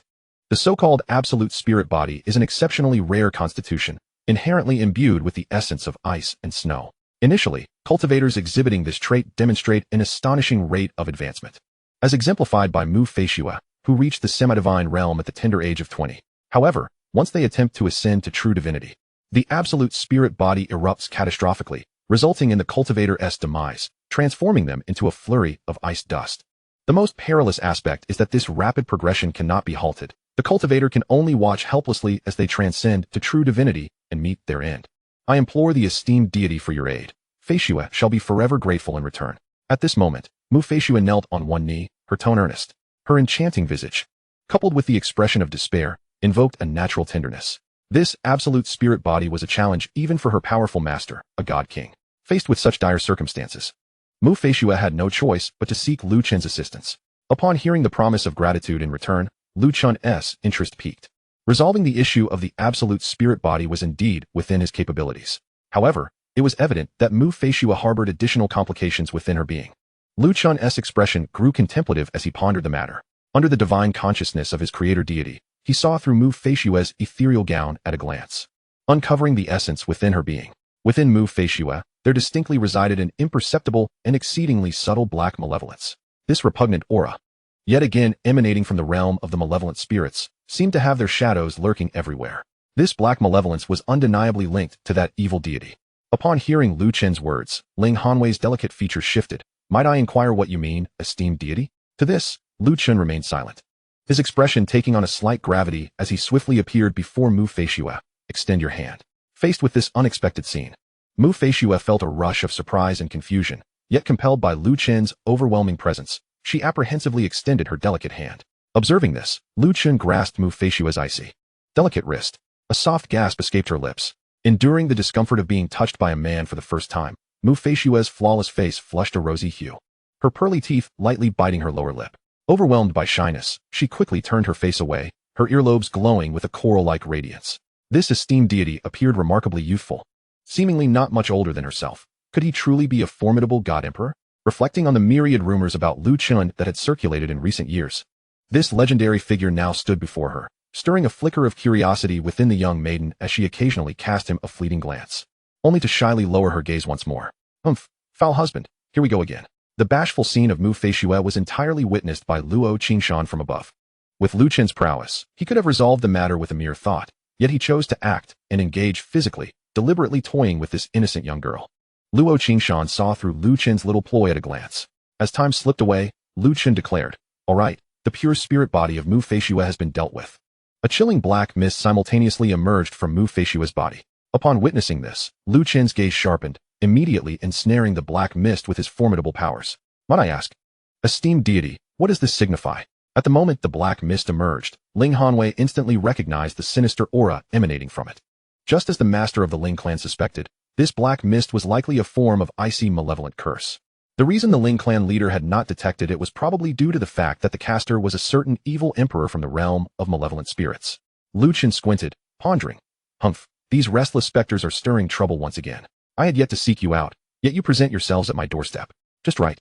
I'll settle both old grudges and new scores. While he was deep in thought, Mu Feishue's delicate cheeks flushed crimson, her autumn-like eyes shimmering with uncertainty as she timidly inquired, "Esteemed deity, how much longer must you hold my hand?"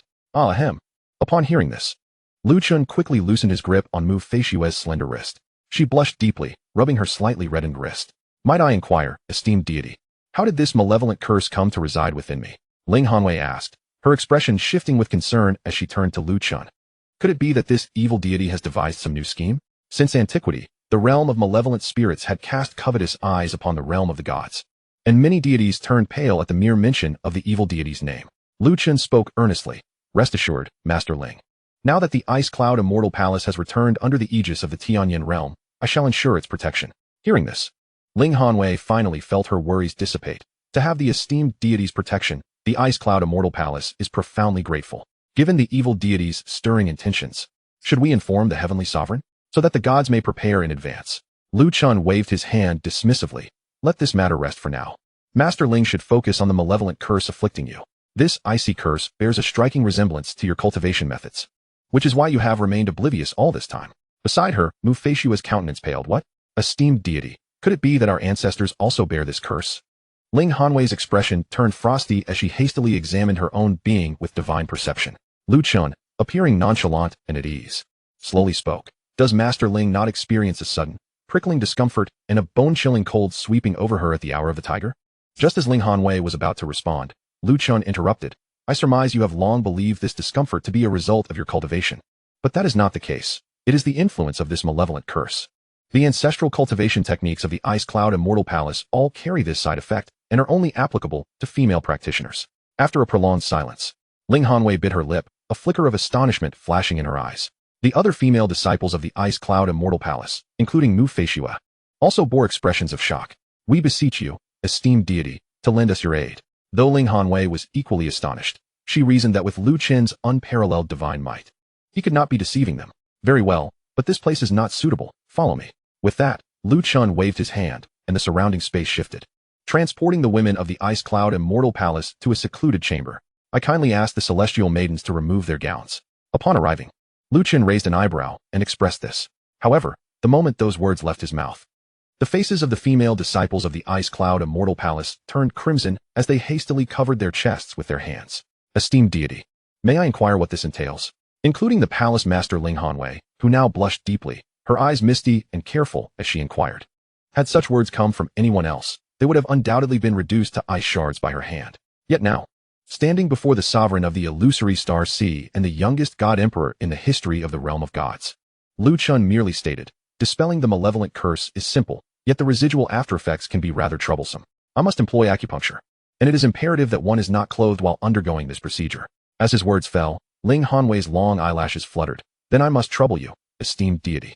Trembling slightly, she reached for her waist, loosening her jade belt before the eyes of her disciples. Not to mention this enchanting palace master, clad in a pristine white gown that accentuated her voluptuous figure, emanated a unique mature charm. Surrounded by a 3-meter radius of frost and snow, her jade-like skin was partially revealed beneath the moon-white fabric. Elder ancestor?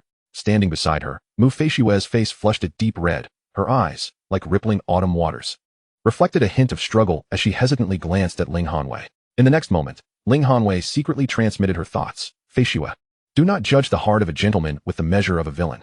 With the esteemed deity's transcendent abilities, there must be a reason. Do not overthink it." Having reassured Mu Feishue, Ling Hanwei slowly withdrew her pristine gown, revealing her fair, delicate back. The other female disciples followed suit. Witnessing this, Mu Feishue bit her lip lightly, her flushed face resembling a ripe fruit, as she partially unfastened her ethereal gown. "Sigh, when will my husband ever temper this unruly disposition?" Simultaneously, Luo Qingshan, who had accompanied them, rolled her eyes at Lu Chen, silently lamenting. Given the situation, she anticipated that Lu Chen aimed to envelop the entire Ice Cloud Immortal Palace under his wing. Confronted with the alluring scene before him, Lu Chen held the acupuncture needle and approached Ling Hanwei and Mu Feishue from behind. A soft gasp escaped them as the needle was inserted, especially for Mu Feishue. Even her earlobes turned slightly pink, her delicate face seemingly able to bleed. Ling Hanwei experienced a similar reaction, having cultivated alone for countless years.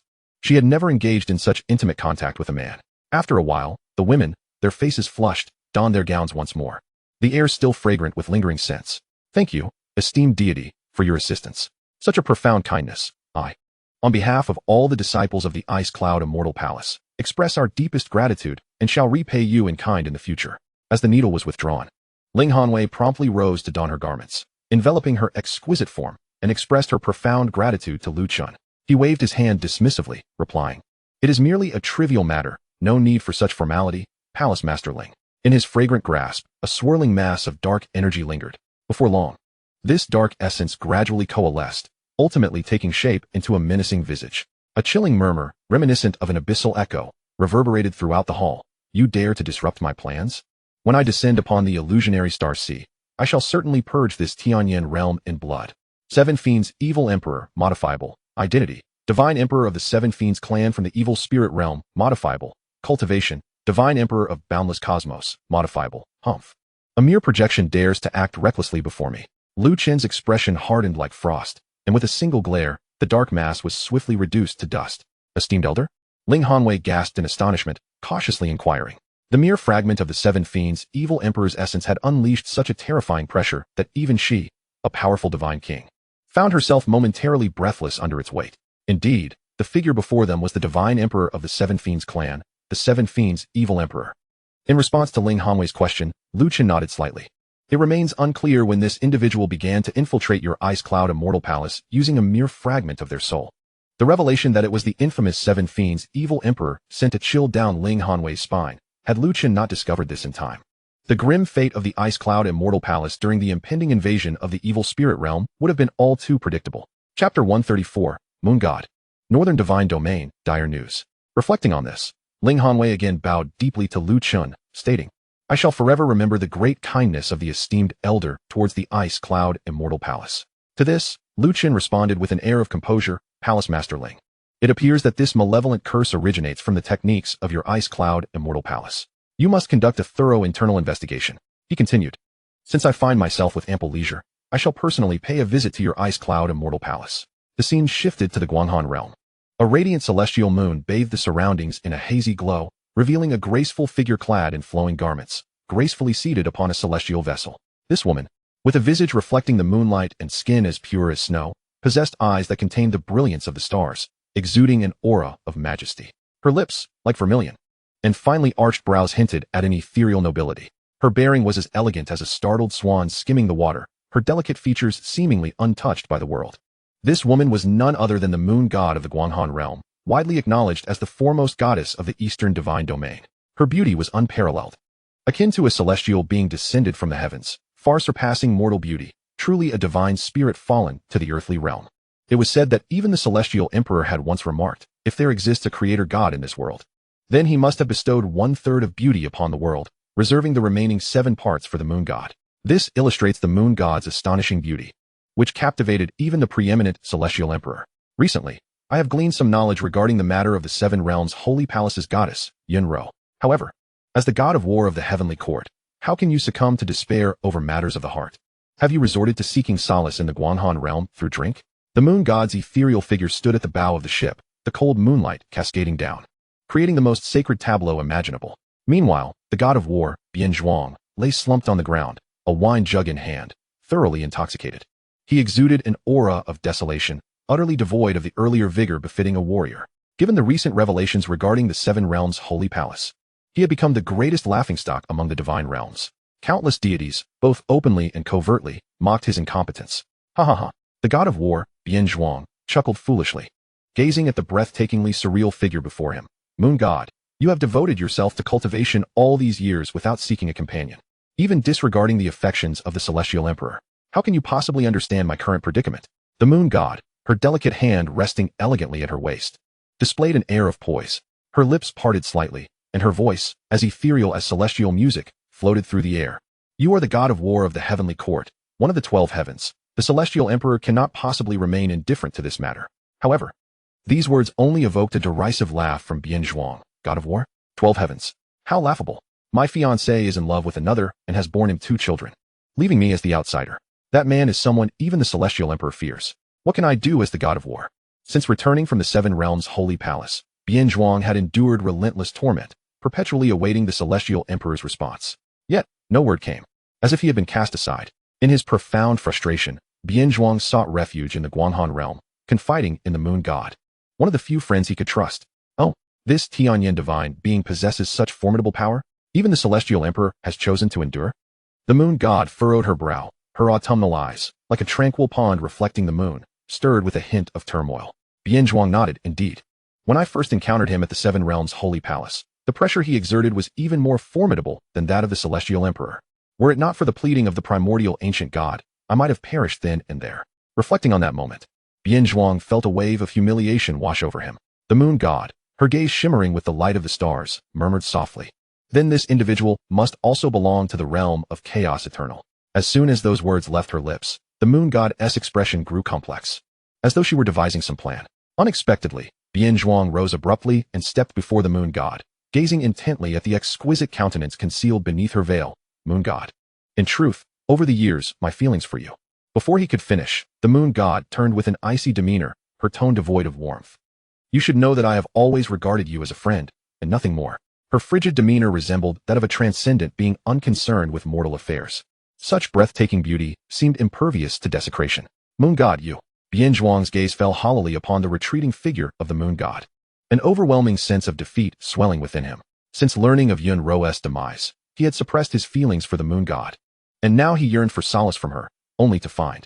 Take care of yourself. I shall not see you off. The moon goddess' silhouette gradually receded. Yet her melodious, frigid voice lingered in Bian Zhuang's heart, echoing endlessly. Just as he found himself engulfed in despair, a divine decree suddenly resonated. The scene shifted once more. In the heavenly court, within the hall of the 12 heavens. Within the vast hall, 10 formidable figures sat upon their thrones, while above them, the celestial emperor, with a dignified and noble demeanor, presided over the assembly. Below, the 12 heavens of the heavenly court awaited his words. May I inquire, celestial emperor, why have you summoned us in such haste? asked the true martial emperor, one of the 12 heavens. The celestial emperor's expression grew grave as he spoke deliberately, esteemed ones. The evil god has invaded. The entire northern divine domain has been slaughtered. The white jade divine emperor and the Xuanji sword god have both fallen. With this terrifying news, the atmosphere in the hall of the 12 heavens instantly turned somber. The demise of 2 divine beings and the obliteration of the northern divine domain struck like thunder in the ears of all present. What? How can this be? White jade? Xuanji, how could they fall? Why was there no word of the northern divine domain's invasion? Pan Yuan, the ancient god, exclaimed in disbelief. The god of war, Bian Zhuang, seated nearby, was equally astounded. The entire northern divine domain annihilated. Could it be that the evil spirit realm's evil god has mobilized its full might? The suddenness of this news left the deities of the heavenly court in a state of panic. The celestial emperor's expression darkened. The evil spirit realm has employed the true Luo heavenly barrier, enveloping the entire northern divine domain. It was the illustrious sword god, Xuanji, who, amidst the relentless assault of the numerous evil emperors, chose to self-destruct, thus blasting a hole through the true Luo heavenly barrier and relaying the message back. The stern-faced Taichu ancient emperor immediately slammed his palm upon the table, exclaiming, "The evil gods have gone too far. Now the entire North Divine Domain has been reduced to ashes. What are we waiting for? I implore the Celestial Sovereign to issue an immediate order, summoning the champions from the Eastern, Western, and Southern Divine Domains to march towards the North Divine Domain. We must avenge our brethren. The North Divine Domain, home to countless star realms, has been annihilated, with endless souls meeting untimely deaths." Chapter 135, The Imminent War, Abyss of Darkness. In response to the Taichu ancient emperor's fervent plea, the Haoyan divine emperor wore a look of deep concern. The ancient deity, Pan Yuan, a close confidant of the celestial sovereign, immediately discerned the latter's thoughts and inquired, "Are you perhaps worried about the abyss of darkness?" Upon hearing this, the Haoyan divine emperor nodded, his voice heavy with foreboding. With the turmoil in the North Divine Domain, the gods of the heavenly court are rushing forward, leaving our rear vulnerable. The abyss of darkness will surely seize this opportunity. Hence, someone from the heavenly court must remain vigilant in the 9 abyss heaven.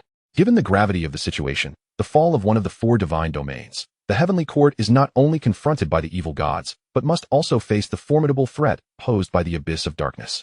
Pan Yuan's eyes gleamed with insight as he suggested, "Celestial Sovereign, allow me to venture to the Tianyan realm to seek the assistance of the Tianyan Sovereign. If we can secure their aid, the abyss of darkness will think twice before making a move. And you may lead the gods to the North Divine Domain with peace of mind." At the mention of the Tianyan Sovereign, the assembly of divine beings displayed various reactions, particularly the war god, Bian Zhuang, whose countenance turned a shade of green. The Haoyan divine emperor hesitated for a moment, ultimately letting out a deep sigh. "Very well. Given the magnitude of the events unfolding in the realm of the gods, it is likely that we cannot conceal this from him. This individual is inscrutable in his emotions. Should he genuinely wish to assist the heavenly court, he will undoubtedly take action." After deliberation, the Haoyan divine emperor resolved to personally lead Pan Yuan, the Taichu ancient emperor, and the 8 other celestial beings to the North Divine Domain. Meanwhile, war god Bian Zhuang and the true martial emperor would proceed to guard the 9 abyss heaven to prevent any opportunistic incursions by the abyss of darkness. A grand and boundless aura swept across the starry skies, causing the entire heavenly court universe to tremble. It is the Celestial Sovereign. The Celestial Sovereign has emerged from seclusion. The deities of the Time Temple, Space Temple, Primal Temple, and the Dark Temple, among countless others, bowed in reverence. Under the leadership of the Haoyan divine emperor and the 8 celestial beings, a multitude of divine beings from the heavenly court surged towards the North Divine Domain. Furthermore, a resounding divine edict echoed throughout the realm of gods. "All divine beings of true god rank and above are commanded to accompany me to the North Divine Domain." In the sacred hall of the 7 realms, the 9 Radiance Divine Emperor, the Primordial Divine Emperor, and the Crimson Lotus Divine Emperor gazed gravely towards the direction of the heavenly court. "Is this the divine edict of the Celestial Sovereign?" The Primordial Divine Emperor exclaimed in astonishment. Given the gravity of the situation, it seems the North Divine Domain has undergone a cataclysmic upheaval, prompting the Celestial Sovereign to lead the gods in full force. Beside him, the Crimson Lotus Divine Emperor slowly set down the teacup in his hand, rising to declare, "Let us depart. There can be no shelter beneath a collapsing nest. The evil gods, who have remained dormant for too long, are truly poised for an all-out war." In the next moment, the Crimson Lotus Divine Emperor and the Primordial Divine Emperor flickered out of sight, leading the deities of the sacred hall of the 7 realms towards the North Divine Domain.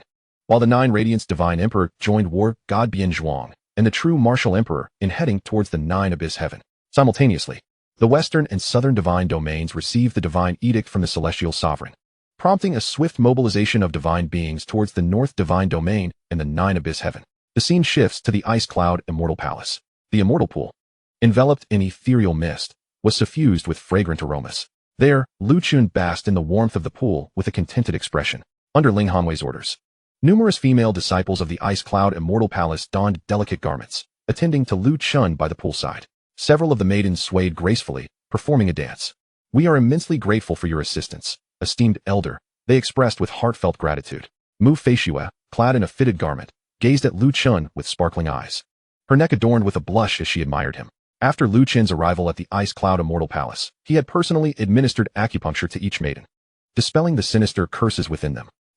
It was but a trifling matter, no need for such formalities, he replied, his gaze lingering on the alluring Mu Feishue, whose demeanor was now shy and demure, a stark contrast to her usual elegance. As she let out a soft cry, Lu Chun wrapped his arm around her delicate waist.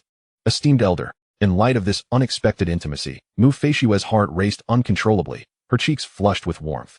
Her cherry lips, crimson as cinnabar, formed a captivating visage of exquisite beauty. Unable to contain his growing desire, Lu Chun leaned down and captured her tempting lips. Mu Feishue's almond-shaped eyes widened in shock, her delicate hands balled into fists, her body tensing as her complexion flushed a deep crimson.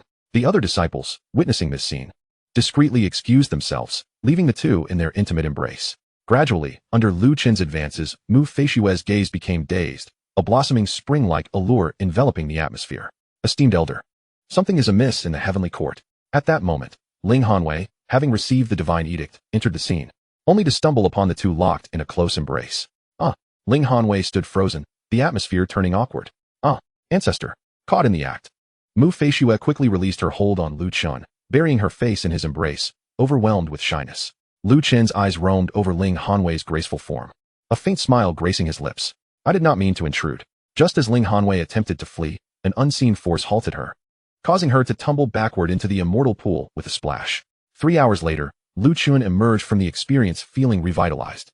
While Mu Feishue and Ling Hanwei lay beside him, their cheeks flushed. Mu Feishue covered her face with her delicate hand, recalling the earlier embarrassing moments that left her blushing profusely, unsure of how to face her ancestor and Lu Chun. Heavens, what have I done? She thought, utterly bewildered by her own boldness. Meanwhile, Ling Hanwei, though bashful, wore a look of allure. After years of solitary cultivation, relying on a powerful presence seemed quite appealing. To think that the esteemed elder has reached the divine emperor rank at such a young age, I must be the one chasing after a tender sprout, she mused, her eyes glancing seductively at Lu Chun. Having shouldered the burden of the Ice Cloud Immortal Palace alone for so long, she finally felt a sense of relief in his company. What a captivating little enchantress, Lu Chun remarked, observing the charming Ling Hanwei. Although she was a millennia-old maiden, her youthful vitality rivaled that of a budding flower, exuding an irresistible charm. Chapter 136, The Arrival of Two Evil Emperors. Truly a rare beauty.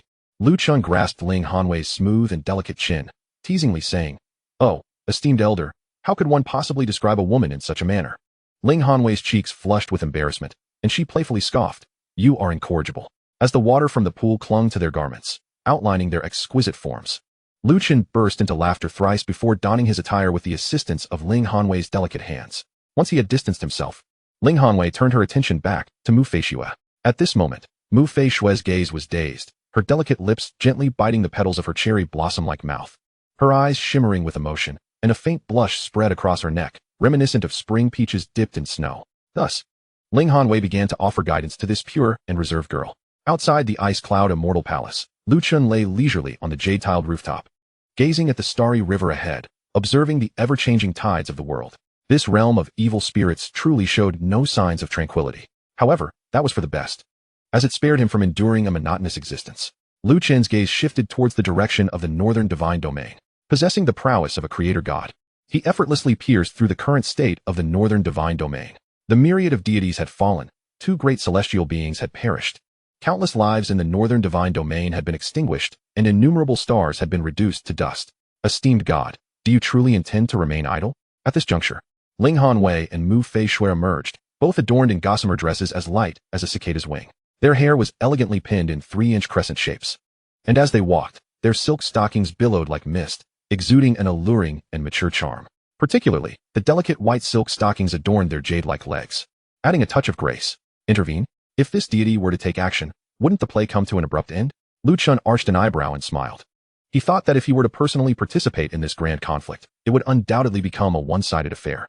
Hearing this, Ling Hanwei and Mu Fei Shui exchanged surprised glances before leaning against Lu Chen's side. Esteemed God, the heavenly sovereign has already led the gods of the heavenly court to the northern divine domain.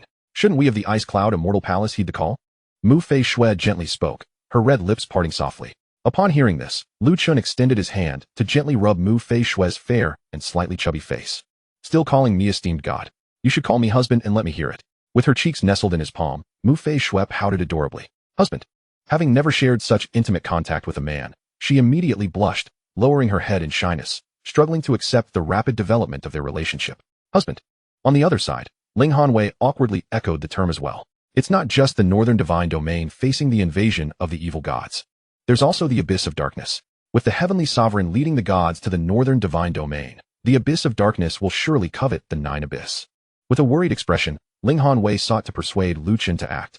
Under the nest, there are no uncracked eggs? As a part of the realm of the gods, no one can escape unscathed from foreign invasions. Haha, no rush. Lu Chen caressed Ling Hanwei's exquisite face, replying, everything is within my control. We shall deal with the matters of the Ice Cloud Immortal Palace first. Upon hearing this, Ling Hanwei's expression turned puzzled. The Ice Cloud Immortal Palace. But didn't my husband already? Yet, Lu Chen did not respond, his gaze drifting towards the distant starry sky. Having gazed for so long, when will you emerge? As his words fell, a dull and grating laugh resonated from the starry expanse. Hee. You truly are the famed Tianyan god of recent years, hidden so ingeniously, yet still discovered. I initially intended to head straight to the heavenly court, but it seems I must first deal with you, the troublesome one. With a series of crackling sounds, countless flesh and blood gates manifested in the void, followed by an overwhelming aura of terror descending upon the heavens. The presence of the evil emperor was upon them. Witnessing this scene, Ling Hanwei and Mu Fei Shui were struck with alarm. But why is it the Ice Cloud Immortal Palace? Lu Chen, unfazed, maintained his tranquil demeanor and responded. Because the techniques you have cultivated in the Ice Cloud Immortal Palace have always derived from the realm of evil spirits. The Seven Fiends Evil Emperor and the Garo Evil Emperor emerged majestically from behind the flesh and blood gates. Behind them stood a formidable army of deities, dozens of divine kings, thousands of true gods, and millions of demigods. This Ice Cloud Immortal Palace was originally a spy I placed. I thought the plan was flawless, but to my surprise, it was still uncovered by you. The Seven Fiends Evil Emperor's gaze was heavy as it fell upon Lu Chen. In response, Lu Chen merely chuckled derisively. To go to such lengths to orchestrate this grand scheme, did you calculate that the heavenly court would be caught off guard? What a pity. As long as I am here, all your plots and schemes will amount to naught. According to the plans of the Seven Fiends Evil Emperor and the Garo Evil Emperor, once the Haotian god led the gods to the northern divine domain, the internal defenses of the realm of gods would inevitably be weakened.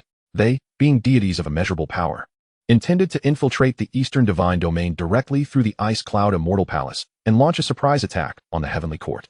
If the heavenly palace were to fall, chaos would surely ensue among the realm of gods, and panic would spread.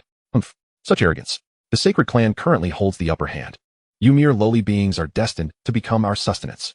With that, the Seven Fiends Evil Emperor and the Garo Evil Emperor escalated their momentum to its peak, causing the very heavens to tremble. In the next moment, they unleashed the power of countless stars, directing it towards Lu Chen with lethal intent. Seeing this, Lu Chen remained unmoved, regarding them as though they were insignificant insects. As the two divine emperors combined their might, their assault was abruptly halted by a barrier of colorless divine energy. What? How is this possible? The Seven Fiends Evil Emperor and the Garo Evil Emperor were left stunned, their attack creating not even a ripple against the divine barrier. Instead, they were violently repelled by an overwhelming force. This is bad. This person must have reached the realm of eternal chaos. This is troublesome. The expressions of the Seven Fiends Evil Emperor and the Garo Evil Emperor turned grave in an instant. Kill. With a command, thousands of evil gods behind them unleashed their divine powers, charging towards Lu Chen. This person cannot be confronted head-on. We must flee. The two elder schemers cleverly chose to retreat, letting the throng of evil gods serve as fodder. In an instant, a flesh and blood gate coalesced. Humph. Where do you think you're going? Lu Chen's eyes flashed, and the power of creation transformed into a sliver of cold light, piercing through space. On the blink of an eye, thousands of evil gods were obliterated on the spot. Simultaneously, the order of creation unfolded, sealing the surrounding space in an instant. The next moment, the flesh and blood gate shattered, and the Seven Fiends Evil Emperor and the Garo Evil Emperor were ensnared by an invisible force drawn before Lu Chen. I never expected a second being of eternal chaos to arise within the realm of gods. This time, we concede, but you shall not fare well. The seven fiends' evil emperor thought quickly and prepared to self-destruct his divine essence. The self-destruction of a deity at the level of immeasurable power would unleash a force comparable to that of an eternal chaos being. As the seven fiends' evil emperor's body cracked with countless fissures, a horrifying energy began to distort space and silence myriad laws. Husband Ling Hanwei and Mu Fei Shui, witnessing this from within the ice cloud immortal palace, were horrified. Haha. However, Lu Chun remained unperturbed, a faint smile gracing his lips as he pointed a finger. The power of creation surged forth, compressing the impending cataclysmic force into a small orb. Then, under the astonished gaze of the Garo evil emperor, Lu Chun swallowed it whole and let out a satisfied burp. What? This? The Garo evil emperor stood, speechless in disbelief. The terrifying power capable of annihilating the entire illusionary star sea was effortlessly consumed by the adversary. It is your turn now. Yet to simply end your life would be rather dull. Lu Chen's gaze flickered towards the evil emperor Garo, and an insidious thought blossomed within him. Ding, modification successful. Evil Emperor Garo, modifiable. Identity, Lu Chen's most loyal servant, modifiable. Cultivation, Divine Emperor of Boundless Universe, modifiable. Old servant pays respects to my master. Upon the completion of the modifications, Garo immediately knelt before Lu Chun, displaying utmost reverence. Once this matter was settled, it indeed seemed time for this deity to pay a proper visit to the spirit of evil realm. The repeated invasions from the evil spirit realm ignited within Lu Chun a desire to venture there, and the current figure of evil Emperor Garo stood as the finest guide. After accomplishing all this, Lu Chun returned to the ice cloud immortal palace. Husband Yu. Upon witnessing Lu Chen's safe return, Ling Hanwei and Mu Fei Shui hurried forth to greet him. However, upon noticing the evil Emperor Garo standing behind Lu Chun, both women instantly donned expressions of alarm and vigilance. Fear not, this person has been subdued by me, Lu Chun reassured. At his words, Ling Hanwei and Mu Fei Shui revealed looks of astonishment. The individual before them was an evil emperor, a terrifying being commanding a realm, yet now had become Lu Chen's servant? It was indeed a matter of great intrigue. However, what shocked the two women even further was yet to unfold. Ding, modification successful. Ling Hanwei, modifiable. Cultivation, Divine Emperor of Eternal Beginning, modifiable. Mu Fei Shui, modifiable. Cultivation, Divine Emperor of Eternal Beginning, modifiable. An overwhelming surge of divine power instantaneously flooded into the bodies of both women. The birth of divine emperors triggered an immense anomaly in the universe, causing the myriad stars of the illusionary star sea to flicker in a dazzling interplay of light and shadow. Is this the essence of a divine emperor? Have we transcended to divine emperor status?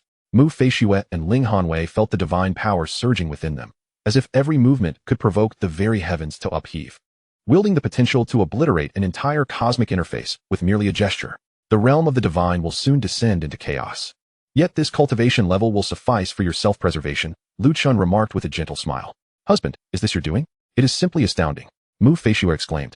Her cheeks flushed with excitement as she turned to Lu Chun. Ling Hanwei beside her echoed the sentiment. My husband possesses boundless power, able to forcibly elevate others to the divine emperor level.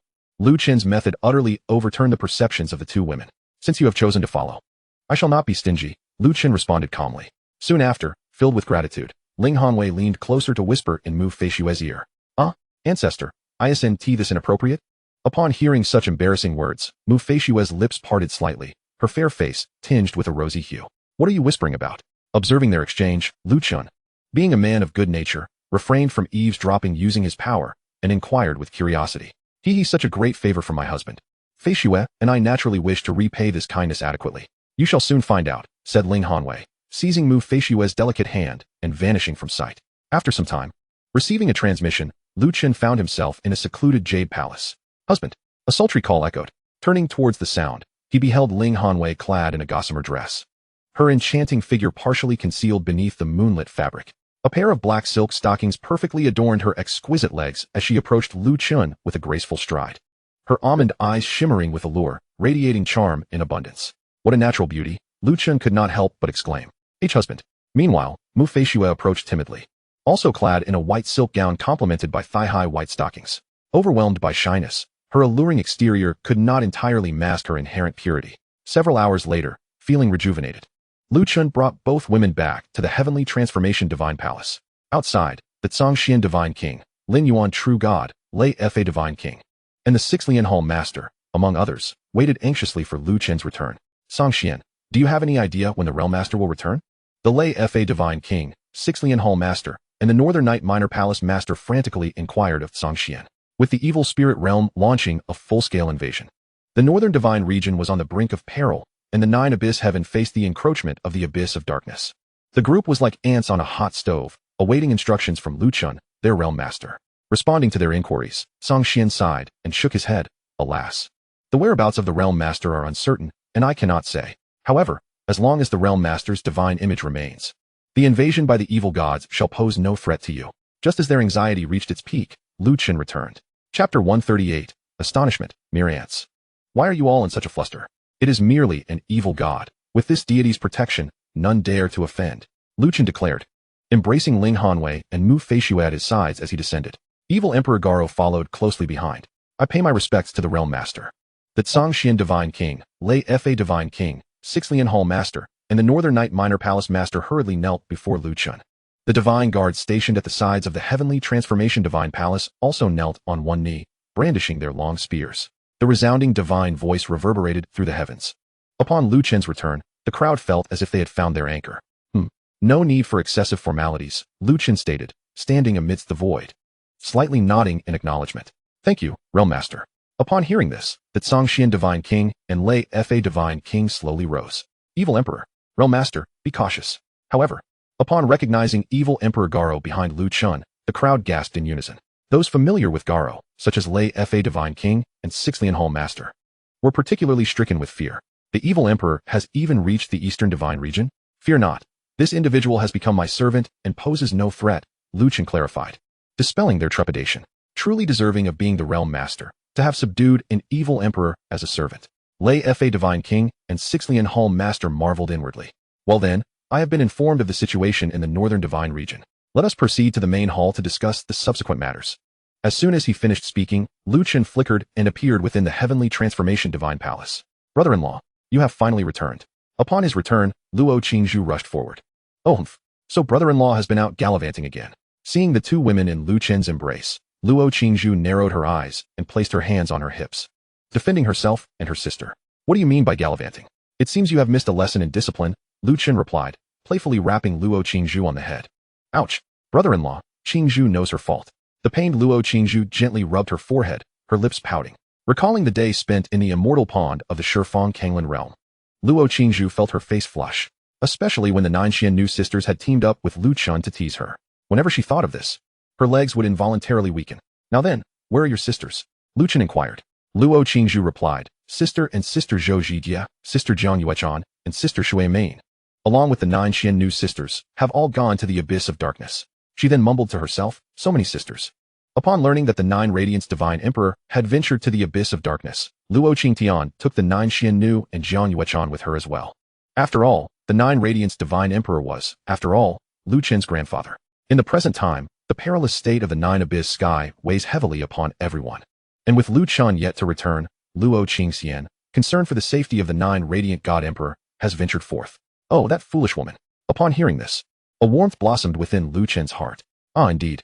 It seems that the Divine Master Luo Tian has led the formidable beings of the indeterminate Divine Sea to the Northern Divine Domain. Sister Hua Qingying has also accompanied them to the Northern Divine Domain, Luo Qingzhu added.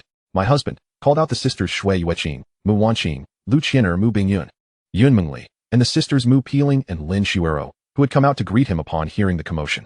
Oh, how astonishing it is to see so many sisters gathered here. Upon the appearance of the numerous women, Mu Feishue's mouth fell agape in surprise. Particularly, Shui Yueqing, Mu Wanqing, and Mu Bingyun possessed a beauty that rivaled her own. A sense of intense crisis began to stir within Mu Feishue and Ling Hanwei. Beside her, Ling Hanwei silently resolved to take action, swiftly leaning toward Mu Feishue's ear to whisper conspiratorially. A series of shameless words washed over Mu Feishue's understanding, igniting a blush that spread across her cheeks as if she had discovered a new world. After a moment of warm exchanges with the newly arrived Mu Feishue and Ling Hanwei, the Tsangxian Divine King and others entered the Grand Hall. Lu Chen sat high upon his throne, while the women flanked him on either side. Within the hall, the majestic pressure emanating from the divine women rendered the Tsangxian Divine King and the six-linked Hall Master unable to breathe freely. Ah, these ladies. Are they truly all divine emperors? Witnessing the divine prowess of Shui Yueqing and the others, Tsangxian Divine King and Lei Fa Divine King were not particularly surprised. However, the six-linked Hall Master, the Northern Night Shaojing Palace Master, and the newly joined powerful beings were utterly astounded, including the Garo Divine Emperor. There were indeed dozens of divine emperors present in the hall. They had initially thought that the Tianyan realm only boasted the Tianyan Divine Emperor as its sole pinnacle Divine Emperor. Little did they expect such profound depth of power within the Tianyan realm. Perhaps even the collective strength of the Divine Emperors in the Heavenly Court would not surpass that of this place. Gulping. The Six-Linked Hall Master and the Northern Knight Shaojing Palace Master felt a mixture of surprise and delight. Esteemed ones, regarding the matter of the evil god and the invasion of the abyss of darkness, there is no need for concern. Lu Chen's divine voice resonated throughout the hall. Calming the assembly, Song Xian Divine King cautiously spoke up, reporting to the esteemed Realm Master. Not long ago, the Heavenly Court sent word, seeking the assistance of the Tianyan Divine Palace to jointly resist the invasion of the evil god and the abyss of darkness. We wonder if we should mobilize troops to join the battle? Upon hearing this, Lu Chen casually replied, after all, as part of the realm of divine beings, it is necessary to partake in the battle. Currently, Qing Xian and the Nine Heavens, Xian Nu, have already ventured into the abyss of darkness, while the situation in the northern divine domain shall be at your discretion. As soon as he finished speaking, Lu Chan waved his hand, signaling for everyone to withdraw. Yes, we take our leave, responded Song Xian Divine King, Lei Fa Divine King, and the others, bowing as they slowly exited the Tianyan Divine Palace. Once they had distanced themselves, Shui Yueqing could not help but inquire, husband, Sister Qingying has also gone to the northern divine domain.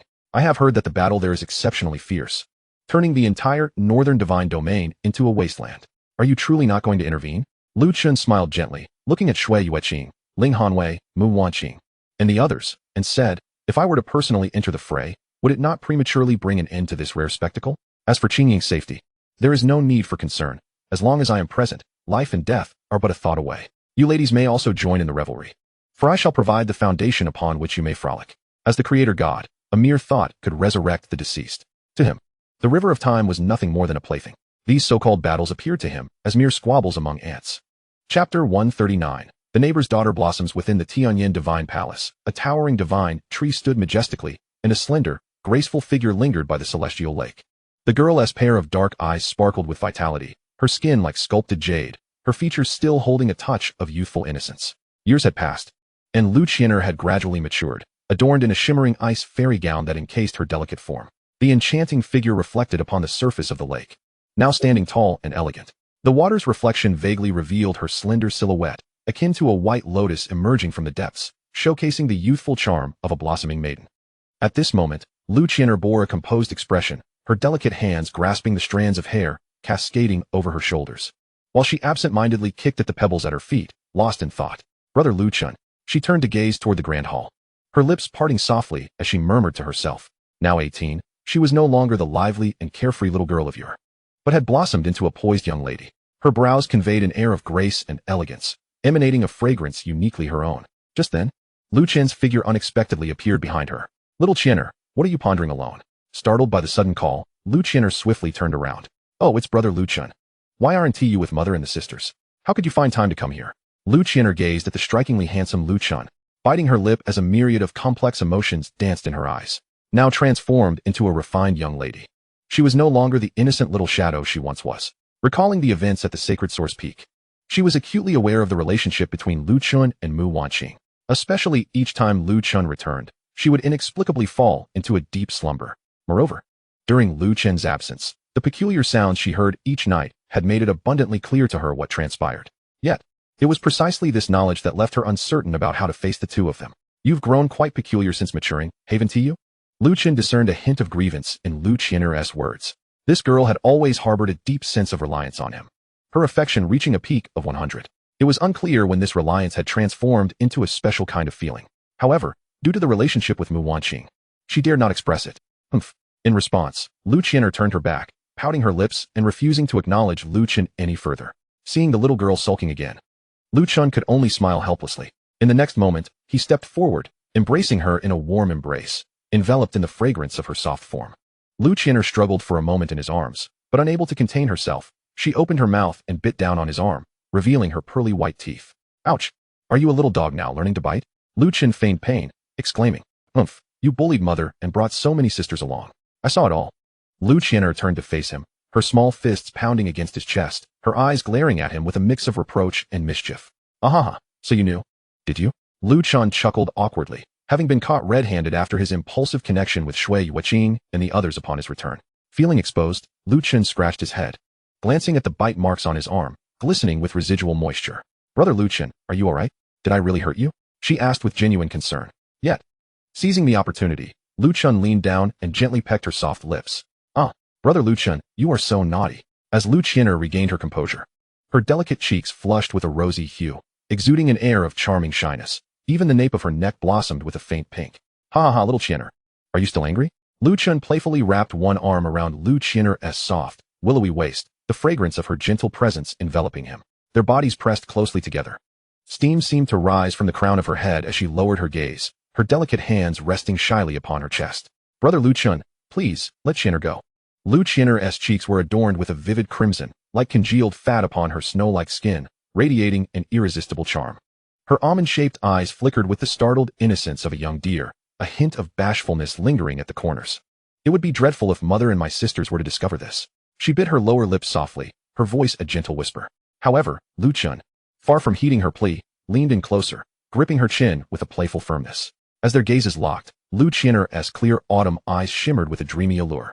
In the next moment, under her astonished gaze, Chen leaned down once more, sealing her petite, enticing lips with his own. A flurry of emotions surged within Chen, as if countless little deer were frolicking in her heart. Her delicate hands weakly pounded against Chen's chest a couple of times, akin to a remarkably docile lamb.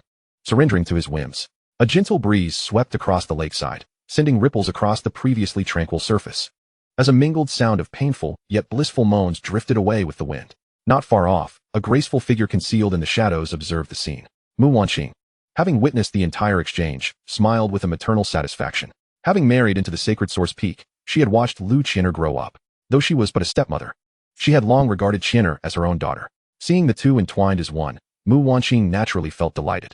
Several hours later, Chen lay beside Chen, her complexion radiant and a faint smile lingering on her lips. It was as if, having navigated through the tumultuous waves of an endless sea, she now rested upon the serene surface of a tranquil lake. Brother Chen is truly, she murmured, oblivious to the fragility of women. Feeling the soreness throughout her body, she cast a reproachful glance at Chen, surveying the scattered remnants of her celestial attire. Her voice carried a note of lingering grievance. After their passionate encounter, she found herself at a loss, unsure of how to face Manhwaedit and her sisters. Observing the inner turmoil of the young girl, Chen offered a knowing smile and gently patted her on the head. Little one, do not overthink. With his comforting words, Chen managed to dispel her worries. After all, what was done was done. The die had been cast. Hee, brother Chen beamed, leaning closer into his embrace. Her clear eyes narrowing with affection and dependency. Moments later, she opened her eyes, tugging gently at the corner of Chen's sleeve, her face flushed and her gaze enchanting. Understanding her unspoken request, Chen lightly tapped her forehead and chuckled. I truly cannot deal with you, my flirtatious little one. Recently, Chen had taken to secretly observing him with a blush, her feelings blossoming like a gentle stream in the stillness of night. Days slipped by, and the battle in the northern divine realm intensified, the nine abyss heaven on the brink of eruption. The divine realm was rife with intrigue and turmoil. Under the leadership of the celestial sovereign, nearly 90% of the deities had been dispatched to the northern divine realm to confront the abyss of darkness. Many celestial marauders took advantage of this chaos to plunder, while various factions schemed for power amidst the turbulence. The divine realm was in disarray. Only the illusionary star sea, under the watchful eye of the celestial sovereign, remained calm. With such a formidable presence, the marauders dared not provoke its wrath, retreating from the illusionary star sea. During this time, more and more factions sought to align themselves with the celestial sovereign.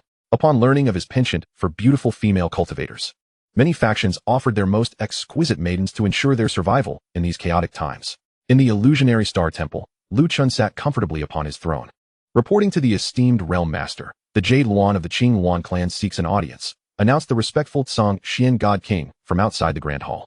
By his side, Shui Yueqing, Chen, Manhwaedit, Lin Shuoro, and Lin Yuro encircled Chen like stars around the moon, attentively attending to him. Outside the illusionary star temple, a man and a woman stood before the entrance. Father, are you truly intending to marry your daughter into this place? The woman, a vision of breathtaking beauty, had her silken tresses cascading like a pearl curtain, her flawless skin akin to delicate jade. Dressed in a short azure skirt, her long, graceful legs emerged like white lotus stems from the hem, the fabric hugging her enchanting form. With a delicate nose and lips glowing like rubies, her small, alluring mouth hinted at a regal air, while her flawless complexion betrayed a trace of pride befitting a princess of the Qing Luan clan. This young lady was none other than Yu Qingli, the princess of the Qing Luan clan. The carefree divine emperor of the southern divine realm had once crafted a celestial painting called The Seven Phoenixes Gracing the Immortals, depicting the most stunning celestial maidens of the divine realm, known collectively as the Seven Fairies. Among them, the moon goddess was revered as the foremost, with Yu Qingli also counted among their ranks. With a frown of reluctance, Yu Qingli turned to the Qing Yuan master beside her. Upon hearing her, the Qing Yuan master sighed helplessly, responding, "The northern divine realm has been utterly annihilated, countless stars reduced to ashes. Even the formidable Xuanji sword god and the white jade divine emperor have fallen. The dark gods are surely intent on swallowing the divine realm whole. The abyss of darkness stirs restlessly. We are amidst true chaos. Any faction lacking a divine emperor's protection will inevitably become cannon fodder. Thus, for the future of the Qing Yuan clan, I must impose this burden upon you. If we can gain the protection of the celestial sovereign, at least we may preserve our lineage." The Qing Yuan clan was a lineage of great strength within the illusionary star sea. In ancient times, they had produced a divine emperor who dominated the entire sea with unparalleled might. Alas, in this era, the Qing Yuan clan had fallen into decline, now boasting only one divine king among their ranks. Yet, Yu Qingli remained unfazed, scoffing disdainfully. "I've heard that the celestial sovereign is a man of indulgence, enamored with women and collecting female cultivators as concubines. Such a character is hardly deserving of trust. Rather than placing our hopes in such a man, it would be better to strive for the position of divine emperor." As the princess of the Qing Yuan clan, Yu Qingli held her lineage in high regard, and her every word and action reflected her noble pride. Therefore, upon hearing of the celestial sovereign's reputation, she felt nothing but contempt. Simultaneously, as one of the seven fairies, her inherent pride would never allow her to easily submit to another. Upon hearing her words, the Qing Yuan master was taken aback and immediately admonished, "Silence. When we enter the hall, do not let your usual arrogance show. It would be disrespectful." Yu Qingli merely rolled her eyes in a dismissive manner, responding with an indifferent tone, I know. Observing this, the Qing Yuan master let out a resigned sigh. His precious daughter was notorious for her prideful demeanor. Sigh. If it were so easy to break through to divine emperor, why would I need to seek the favor of others? At that moment, Songxian God King's voice echoed. "Esteemed guests, the realm master requests your presence. Please, step into the grand hall." Upon hearing these words, the esteemed Qing Yuan master promptly returned the gesture of respect, and then sternly cautioned Yu Qingli once more. "Remember, one must never lose one's sense of propriety." With that, Qing Yuan master led Yu Qingli into the grand hall. Yu respectfully pays her respects to the revered Tianyan deity. As they entered the grand hall, an overwhelming aura of power enveloped them. Qing Yuan master immediately bowed respectfully to Lu Chen, while not forgetting to pull Yu Qingli, who remained motionless beside him. "Yu Qingli, I have encountered the Tianyan deity." Reluctantly, Yu Qingli performed a perfunctory bow. There is no need for excessive courtesy, Master Qing Yuan." Lu Chen replied with a smile that concealed a hidden edge. He had overheard the conversation between the father and daughter outside the hall. Yet he chose not to confront it directly, for addressing such matters at their first encounter would detract from the intrigue. This must be the renowned Yu Qingli, one of the seven fairies. Indeed, she was as stunningly beautiful as the rumors suggested, possessing an unmatched elegance. Lu Chen turned his gaze towards Yu Qingli, his eyes narrowing slightly as he spoke with a tone laden with meaning. Within the hall, enchanting melodies floated through the air as Shui Yueqing, Linyu, Mu Feishu, and other beauties surrounded Lu Chen like stars circling the moon, each possessing extraordinary grace and beauty that rivaled Yu Qingli, one of the seven fairies of the divine realm. Witnessing this scene, Yu Qingli's beautiful face concealed a hint of disdain, and she scoffed inwardly. This Tianyan deity truly lives up to his reputation for being a notorious flirt. In response to Lu Chen's praise, Yu Qingli slightly curled her crimson lips, parting them just enough to respond coolly. "You flatter me, esteemed senior. In my humble view, the maidens within your residence are all exceptionally beautiful. Compared to them, I am but a mere shadow." Her icy voice echoed through the grand hall, lacking any deference to the powerful, and instead carrying a tone laced with sarcasm. Upon hearing her words, Shui Yueqing, seated beside Lu Chen, furrowed her brow, casting a cold glance at Yu Qingli. Lin Shuiyu, Lin Yu Mu Bingyun, and Ling Hanwei also exhibited unfriendly expressions. It was evident to any discerning observer that her words held a deeper implication. Qing Yuan master, upon hearing this, turned pale, hastily interjecting with a forced smile. "Please do not take offense, revered deity. My daughter has been secluded within our clan for years and is not accustomed to socializing." With that, he cast a fierce glare at Yu Qingli.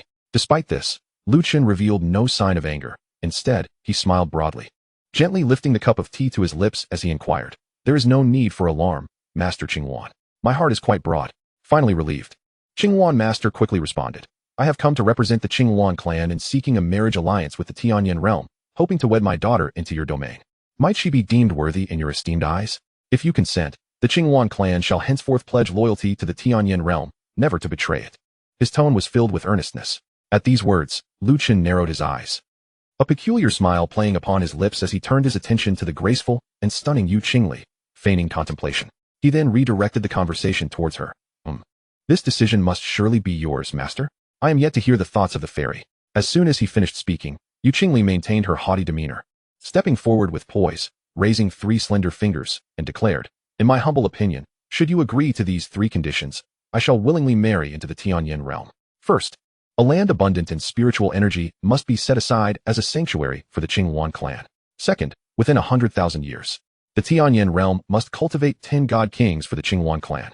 Third, within 1,000,000 years, revered deity, you must fully assist my father in his quest to ascend to the god emperor realm. As one of the 7 fairies, known as the Jade Fairy, she maintained her pride even before a god emperor, holding her head high like a regal phoenix, showcasing her exquisite plumage to the world. The moment her words left her lips, the grand hall fell into a profound silence, the atmosphere thickening with tension and unease.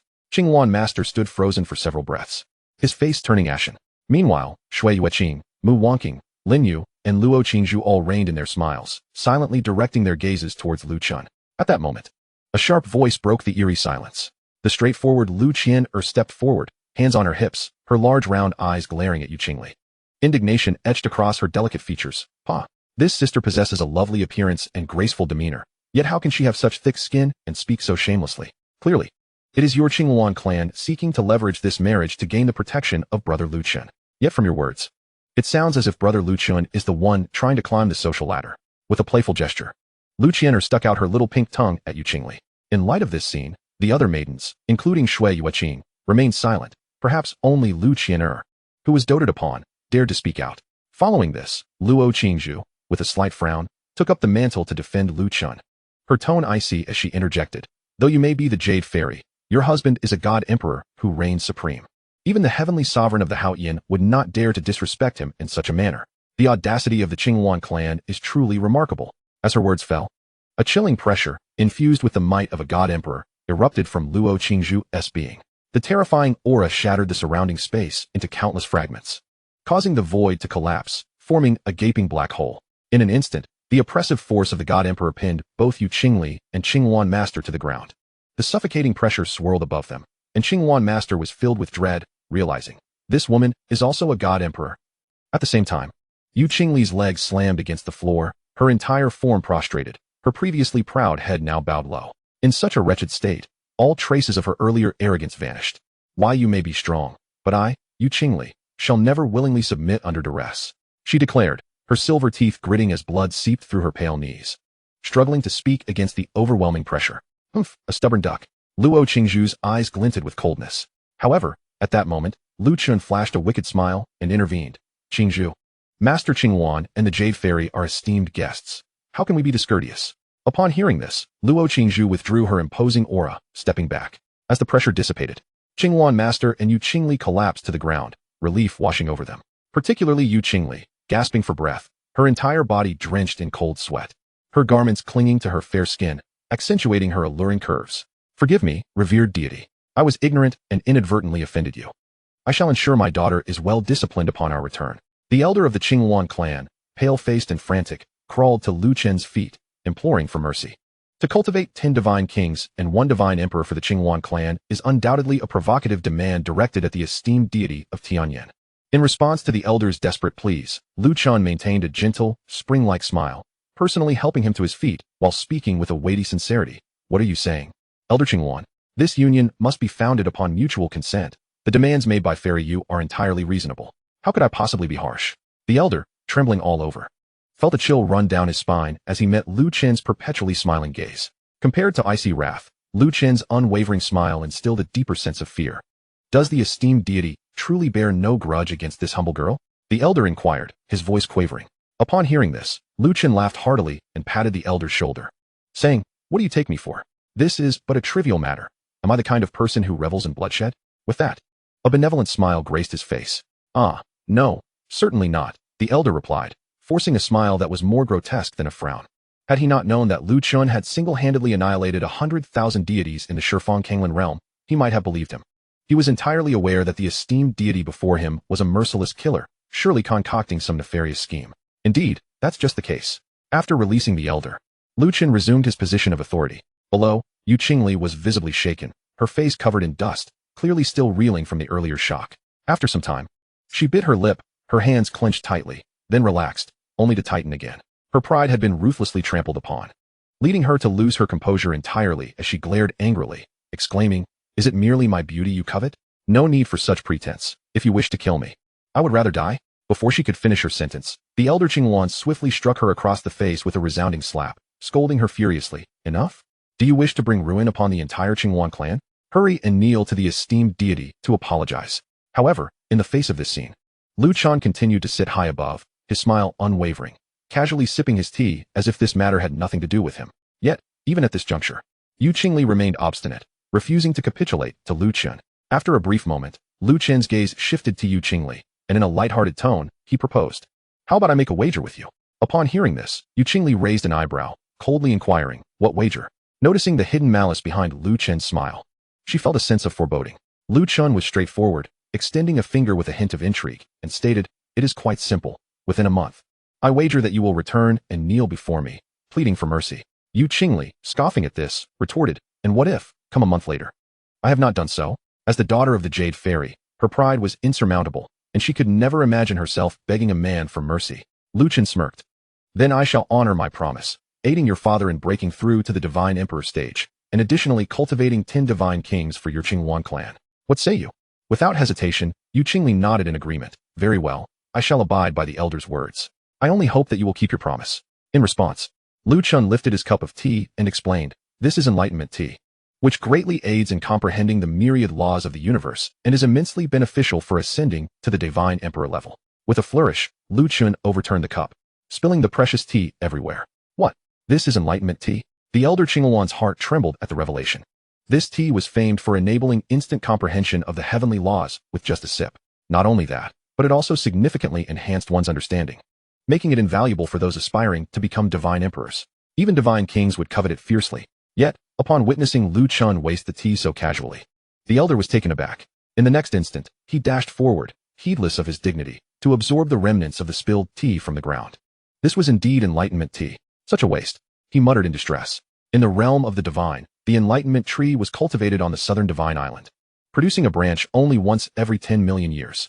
Each time a new branch emerged, countless divine kings and emperors would fight over it, shedding blood in the process. Thus, the rarity of enlightenment tea was evident, making it a treasure that was nearly impossible to procure. Therefore, even in front of everyone, the elder Qingwan disregarded his pride as a divine king. This scene unfolded precisely as Lu Chen had anticipated, as he cast a casual glance at Yu Qingli, effectively delivering a figurative blow to her. It seemed to convey, such a rare treasure, sought after by countless divine kings and emperors, is treated like refuse in my hands. And indeed, this was the truth, for Lu Chen possessed a system that allowed him to procure as many treasures as he desired, regardless of their rarity. Witnessing this spectacle, Yu Qingli's expression finally shifted, her interest piqued. She had certainly heard of the famed enlightenment tea. At this moment, Lu Chen feigned surprise and remarked, "Oh, what is Elder Qingwan doing? This tea is something I commonly serve to esteemed guests. Had I known you were fond of it, I would not have wasted it." Upon hearing that Lu Chen used enlightenment tea to entertain guests, the elder Qingwan was filled with delight, quickly rising from the ground with shining eyes. "Is that true, esteemed deity?" However, Lu Chen merely smirked and waved his hand. "Time to take your leave." A gust of wind swirled, instantly whisking the elder Qingwan and Yu Qingli away from the grand hall. Once outside, the elder Qingwan stood in a daze, his previous elation replaced by a deep sense of despair, as the stark contrast of his emotions felt like a knife to his heart. "It's all your fault. Did you heed even a word of your father's admonitions before entering the hall? Now that the cooked duck has flown away." The elder Qingwan unleashed his pent-up frustration upon Yu Qingli. He had hoped to latch onto the esteemed deity of Tianyan, but now all his efforts had come to naught. Yu Qingli, too, was overcome by a newfound sense of regret. Outside the Tianyan Divine Hall, her once radiant and graceful figure now stood disheveled in the wind. Her resplendent gown was now marred by a layer of dust, stripping her of the elegance she once possessed. With pursed lips and tightly clenched fists, she wore a complex expression. Alas, the elder Qingwan sighed deeply, his frustration and regret coalescing into a long, sorrowful breath. He had initially aimed to facilitate a union between the two parties, seeking the protection of the Tianyan Divine Hall. But never could he have imagined that things would devolve into such chaos, turning his clever plans into folly. "Dear friend Qingwan, I shall take my leave now. Please take care of yourself," he huffed. On the other side, the celestial sovereign, Song Xian, wore a slightly frosty expression, casting a disdainful glance at the two individuals before letting out a cold snort and sweeping away with his sleeves. "Let us depart," spoke the Qingwan master, his lips curling into a bitter smile, as he promptly led Yu Qingli away from the Tianyan realm. In this current moment, should they emerge victorious from the wager, it would indeed serve as a viable option.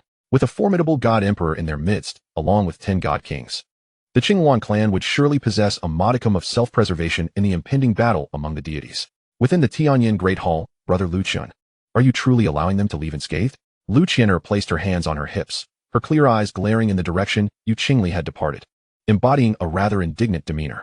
"That Yu fairy is utterly infuriating, strutting about as if my brother Lu Chun is the one pursuing her. It's absolutely maddening." After saying this, the little girl stomped her foot with vigor, her delicate cheeks puffing up adorably, which immediately amused Lu Chun. "Ha ha ha, little one, do not be vexed." He chuckled, gently embracing Lu Qianer from behind, unable to resist poking her chubby, round face with his finger. "Brother-in-law, how can you let the Qingwan clan off so easily after such an affront?" Luo Qingzhu regarded Lu Chun, her crimson lips parting to voice her concern. Beside her, Mu Bingyun, unusually vocal, also expressed her discontent, her lips parting as she defended Lu Chun. "With your supreme status, even the supreme deities would not dare to be disrespectful. Should I intervene to teach them a lesson?" As she spoke, a glint of coldness flickered in Mu Bingyun's eyes. In recent days, Lu Chun had raised her cultivation to the God Emperor realm, following her ascension as the leader of the Ice Phoenix clan. Mu Bingyun had been left in a state of shock. To repay Lu Chen's immense kindness, she had set aside the pride of the Ice Phoenix, exerting all her efforts for him, even at the cost of her own exhaustion. Yet, the strength of the creator god was not something ordinary. After years of revelry, the burden had begun to weigh heavily on Mu Bingyun, and now, having finally found an opportunity to repay in another way, she believed that with her cultivation, dealing with a mere Qingwan clan would be a trivial matter. Meanwhile, Song Xian would not miss the chance to display his prowess. "Your Excellency, I am at your service. Just give the command, and I shall lead the divine army to flatten the Qingwan realm within a day," Song Xian declared solemnly, kneeling on one knee. However, Lu Chun shook his head, responding with a calm demeanor. "I have just made a wager with the Qingwan clan, and you wish to annihilate them immediately afterward? What would that make me look like?" He continued with a slight smirk, revealing a mischievous grin. In the next moment, the hidden figure of the corrupted emperor emerged, kneeling before Lu Chun. "This old servant awaits your command." Lu Chun nodded slightly and spoke with nonchalance. "You know what to do, don't you?" He. The corrupted emperor responded respectfully, "Yes, master." With that, he vanished from the hall in an instant. The wager established, those from the Tianyan Divine Palace could not act openly. But what did it matter if the corrupted god intervened? Lu Chun pressed his lips together, anticipating the day when the proud Yu fairy would kneel before the palace doors. Chuckling to himself, upon realizing his scheme, Lu Qianer covered her mouth with her jade hand, exclaiming in a delicate voice, "Brother Lu Chun, you're so wicked."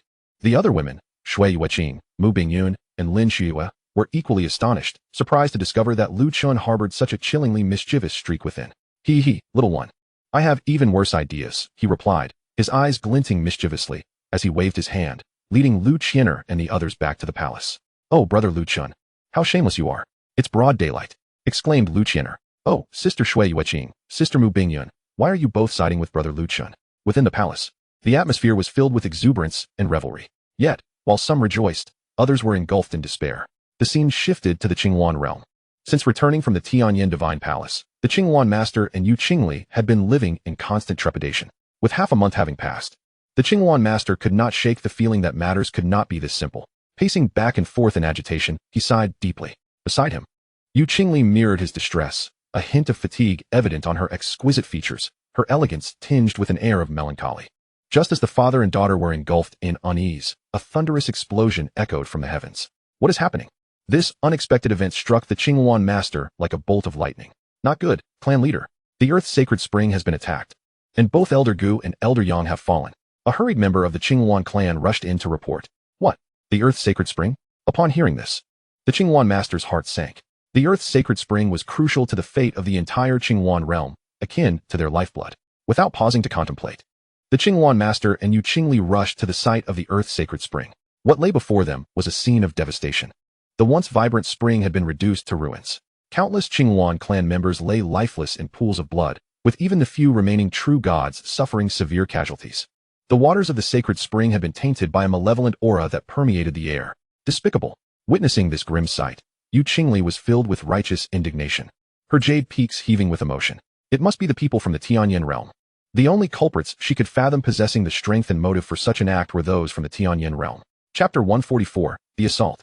With the Earth's sacred spring devastated, Yu Qingli was determined to confront the Tianyan realm for answers. However, she was promptly halted by the Qingwan master. Stop. Where do you think you're going?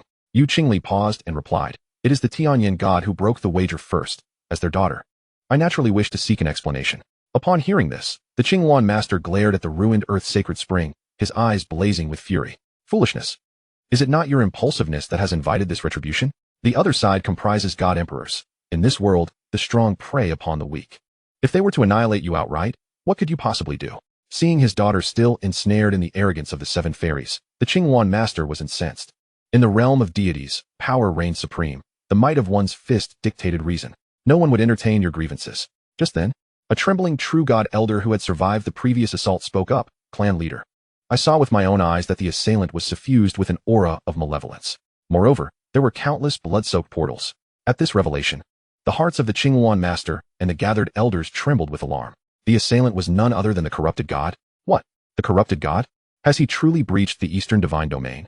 Wasn't the supreme deity leading the god kings and god emperors to thwart the invasion of the corrupted god? A chilling realization dawned upon them. Could it be that the supreme deity and his forces had already? Panic ensued among the Qingwan clan's powerful members, their voices rising in a cacophony of speculation. Silence. Enraged by the surrounding whispers, the Qingwan master's forehead throbbed with veins as he bellowed, channeling his god-king pressure to quell the escalating chaos. Instinctively, he sensed that this situation was far more sinister than it appeared. After all, the brutal nature of the malevolent deity, which views all living beings as mere sustenance, would undoubtedly result in a blood-soaked expanse of stars, devouring countless souls. How is it then that it merely destroyed a single earthly sacred spring and did not obliterate the entire Qingwan realm before departing?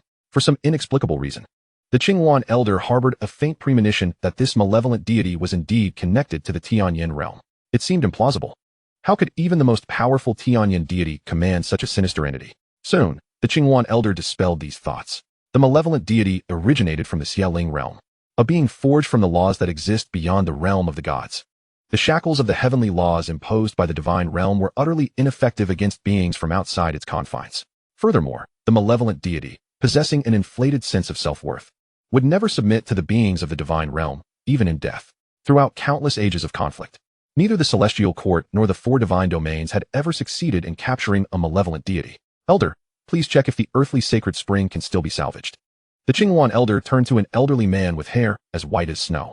This sacred spring was the very source of spiritual energy for the entire Qingwan realm, the foundation upon which their clan relied for survival.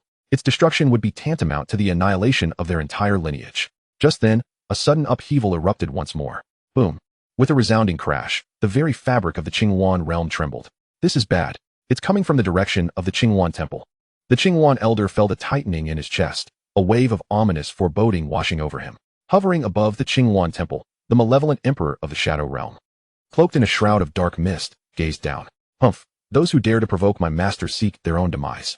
A wicked smile curled upon his lips as malevolent energy surged forth, enveloping the vast expanse of the Qingwan temple.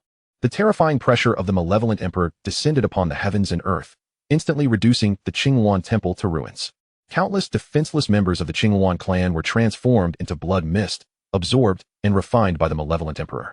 Moreover, several grotesque gates of flesh and blood materialized behind him. Little ones, it's time to stretch your limbs. A multitude of imposing malevolent deities crawled forth from the gates, their crimson eyes fixated on the ground below as they descended to wreak havoc. Screams of terror echoed relentlessly, as innumerable Qingwan clan members were consumed as blood sacrifices within the jaws of the malevolent deities. How dare you, everyone, heed my command and return to annihilate these vile fiends. The Qingwan elder's heart bled at the sight. Just as he departed, his home was invaded. No sooner had he spoken than the Qingwan elder, alongside Yu Qingli and a host of powerful clan members, raced back towards the Qingwan temple. Have you come so soon to deliver yourselves to death? The malevolent emperor turned to regard them. Evil entities, perish. In an instant, the Qingwan elder manifested his true form, transforming into a magnificent Qingwan, with azure wings enveloping his being. The majesty of a divine king surged to its zenith as a beam of Qingwan divine light erupted from his mouth. The sheer power of his strike warped the very fabric of time and space. However, the malevolent emperor, unfazed by the elder's full force attack, simply waved a hand to deflect it. Who are you? The Qingwan elder furrowed his brow, questioning the entity that effortlessly withstood his might. I am a deity of considerable renown in the Shadow Realm, yet I do not recall your existence. The malevolent emperor chuckled darkly. Dead men need not concern themselves with such matters. Without further ado, he unleashed a colossal palm strike, intent on obliterating his opponent. Were it not for the constraints imposed by Lu Chen, he would not have concealed his true strength. Even a mere exhalation from his godly prowess could have crushed the Qingwan elder. Meanwhile, Yu Qingli and the remaining Qingwan clan warriors engaged in fierce combat against the malevolent deities. In the blink of an eye, 3 days had elapsed. Smoke and ash filled the air around the Qingwan temple, erasing any trace of its former glory. After 3 days of relentless battle, nearly all of the Qingwan clan's top warriors had perished, leaving only a handful of true deities and semi-deities, their eyes vacant and bodies battered, slumped amidst the ruins. Even the clan's sole divine king, the Qingwan elder, bore grave injuries. In his previous confrontation with the malevolent emperor, he had been consistently on the defensive. Thankfully, the malevolent emperor, skilled in deception, feigned severe wounds and retreated for the time being. Cough, cough. The Qingwan elder spat blood, appearing on the verge of collapse. Father God. Seeing this, Yu Qingli rushed forward to support him. After enduring the battle, she too was covered in wounds, her once resplendent, celestial gown torn and tattered, revealing her delicate skin beneath. Father God, are you all right? Her eyes shimmered with concern as she gazed at the Qingwan elder. Quickly, summon reinforcements. That fiend has been severely injured and will not attack again for a while. Take this opportunity to seek aid from nearby forces. The elder's voice was faint as he implored her. Chapter 145. On the run, towards the Tianjing realm. The space surrounding the Qingwan realm was sealed off by the malevolent emperor's barriers. The battle occurring here had not stirred the outside world. However, Yu Qingli cast a glance at the barely breathing Qingwan elder, a flicker of struggle and hesitation flashing in her eyes. Hurry, I will cover your escape. The Qingwan elder fought to stabilize his injuries. With nearly all the true deity-level elders of the clan all but perished, with their entire lineage facing annihilation, he was left with no choice but to fight desperately. As the father and daughter deliberated, the malevolent emperor descended once more, accompanied by a host of sinister deities. Humph. Were it not for my master's specific instructions, I would have turned all these ants into blood food long ago. The malevolent emperor's gaze glinted with cold malice, and he inwardly scoffed. The terrifying pressure of the malevolent deities enveloped the heavens and earth. How can this be? The Qingwan elder was astonished to see the malevolent emperor so swiftly recover from his previous injuries. Given the circumstances, it is urgent, he said, directing his gaze sharply towards Yu Qingli. Lear, do as I instructed earlier. Meanwhile, the remaining true deity elders stepped forward, their expressions resolute. We are willing to lay down our lives to protect the princess. No sooner had the last words left their lips than the Qingwan elder and the true deity elders fought with everything they had, their divine blood igniting in a desperate struggle against the malevolent deities. In that instant, a terrifying energy storm engulfed the surroundings once more. Father God, witnessing this, Yu Qingli bit her lip, her eyes glistening with unshed tears, as she suppressed her sorrow and hastened to flee beyond the Qingwan realm. Finally, the bait is taken. A sinister grin spread across the malevolent emperor's face as he coldly laughed within. Humph, do not think you can escape. He began his performance anew, pursuing Yu Qingli alongside his legion of malevolent deities. The Qingwan elder trailed closely behind, determined to keep his pursuer engaged. In a flash, Yu Qingli reached the edge of the barrier. Unfortunately, the barrier was exceedingly robust, and with her cultivation, she found it nearly impossible to breach. Damn it! This shell is impenetrable. She furrowed her brow, standing helplessly before the barrier. Die! At that moment, the relentless malevolent emperor bore down upon her, his dark power coalescing into a terrifying, monstrous pillar aimed directly at Yu Qingli. Faced with the lethal strike from the malevolent emperor, she, a mere true deity, was powerless to resist. The oppressive aura alone left her weak and unable to muster any defense. Just in the nick of time, the Qingwan elder arrived, intercepting the blow intended for her. Run! The Qingwan elder burned the last drop of his divine blood, gathering the full force of a divine king into his palm, temporarily creating a small opening in the barrier. With a swift motion, he propelled Yu Qingli through the gap. However, after accomplishing this feat, a haunting whisper echoed in his ears, as if from the depths of an abyss. Uft! A sinister claw pierced through his chest, revealing the malevolent emperor standing behind him. Old fool, it is time for you to depart. Gaoro, the evil emperor, licked his lips and let out a sinister chuckle. No, Father God. Witnessing this scene, Yu Qingli felt as though her heart was being torn apart, her pupils constricted in horror. She yearned to advance, but was thwarted by the barrier before her. Hurry! Do not let the Qingwan clan's legacy be severed. The Qingwan elder, in his final moments, imparted his last words. Having uttered this, he resolutely detonated his divine essence. Father God! Yu Qingli's heart ached with sorrow, yet recalling her father's admonition, she quickly wiped away her tears and turned to flee elsewhere. The energy unleashed by the self-detonation of the Divine King was cataclysmic, an inexhaustible force of annihilation that threatened to obliterate all. A tidal wave of desolation surged forth, intent on engulfing the entire Qingwan realm, when a beam of blood-red divine light timely intervened to halt this apocalyptic power. To Gaoro, however, this self-detonation posed no threat whatsoever. It was akin to child's play. Curse that old fool, nearly thwarting my grand designs. Gaoro's expression was as frigid as frost, had he not intervened. The entire Qingwan realm would have likely been reduced to cosmic dust. Lu Chen's plan was not merely to annihilate the Qingwan realm. He had been tirelessly masquerading, all to ensure Yu Qingli could escape unscathed. Otherwise, how could the Qingwan elder, with his profound mastery, possibly breach his barriers? The plan entrusted to him by his master was nearing its conclusion. As he gazed in the direction Yu Qingli had fled, Gaoro vanished in an instant. The remaining evil deities were but his avatars. What remained was for him to exert control over these avatars to maintain the current state of devastation in the Qingwan realm. The scene shifted to the Tianyan Divine Hall. Lu Chen sat high above, basking in the warmth of spring, his countenance radiant after the recent rain. I report to you, Master, that all matters have been resolved. At that moment, Gaoro's shadowy figure appeared at the foot of the hall, kneeling before Lu Chen. Well done. Lu Chen nodded slightly, his eyes narrowing as he gazed into the distant starry sky, a glint of cunning reflected in his expression.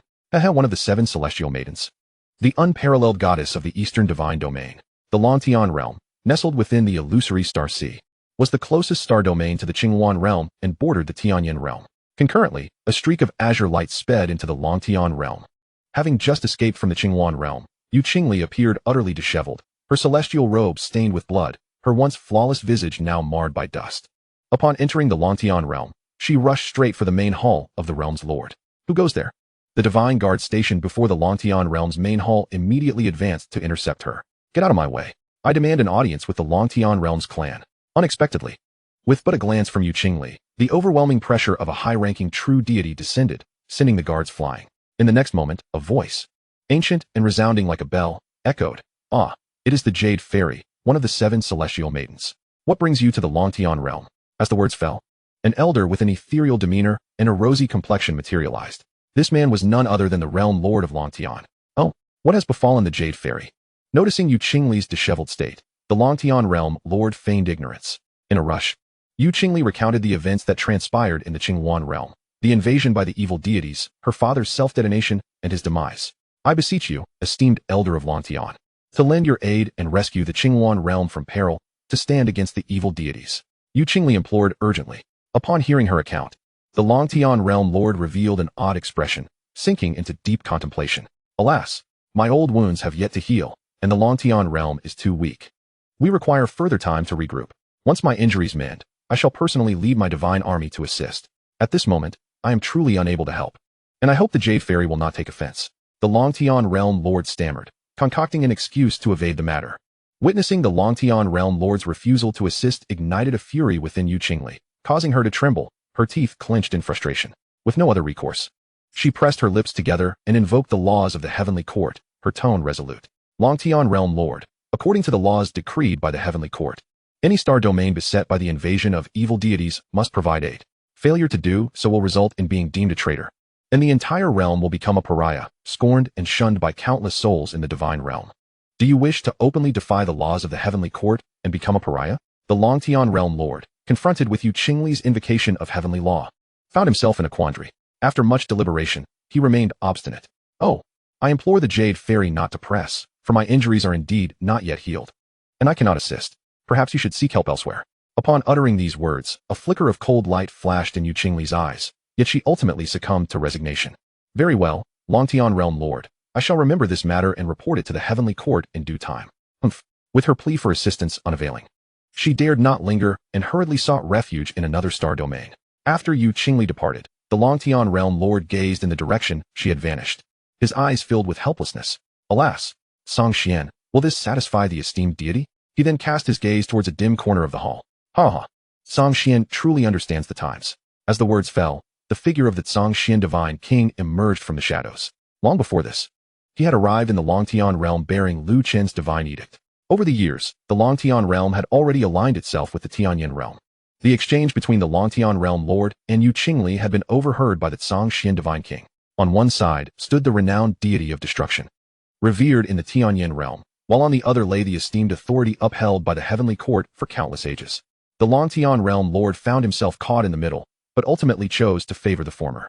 For should he agree to assist Yu Qingli in aiding the Qingwan realm, he would likely be slain on the spot by the Zhangxian divine king wielding the divine edict.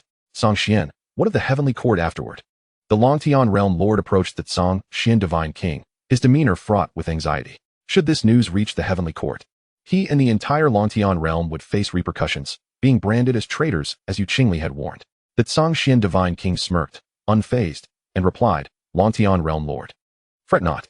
As long as you comply with our orders, the Tianyan divine hall shall protect you. There is no need for concern regarding the heavenly court. With the realm lord present, none in the divine realm would dare to harm you. With this reassurance, the Longtian realm lord finally felt a sense of relief, nodding profusely. That is well, that is well. Now that this matter is settled, I must attend to other affairs. With that, the Zhangxian divine king, holding the divine edict, vanished in an instant. A day and night passed. In a vast expanse of the starry sea, a forlorn figure lingered in despair. Creak. Yu Qingli's face was one of defeat, her eyes filled with hopelessness. For an entire day and night, she had traversed numerous realms seeking assistance. Yet each one had turned her away as the Longtian realm had, with not a single realm lord willing to mobilize their forces. Recalling the dire state of the Qingwan realm and her father's self-sacrifice to ensure her escape, Yu Qingli clenched her fists, blood seeping from her fingertips. These self-serving, cowardly wretches. They all clamored to curry favor with me, yet now they shun me. Infuriated, Yu Qingli could no longer contain her wrath. But after venting, she could not help but let out a self-deprecating laugh.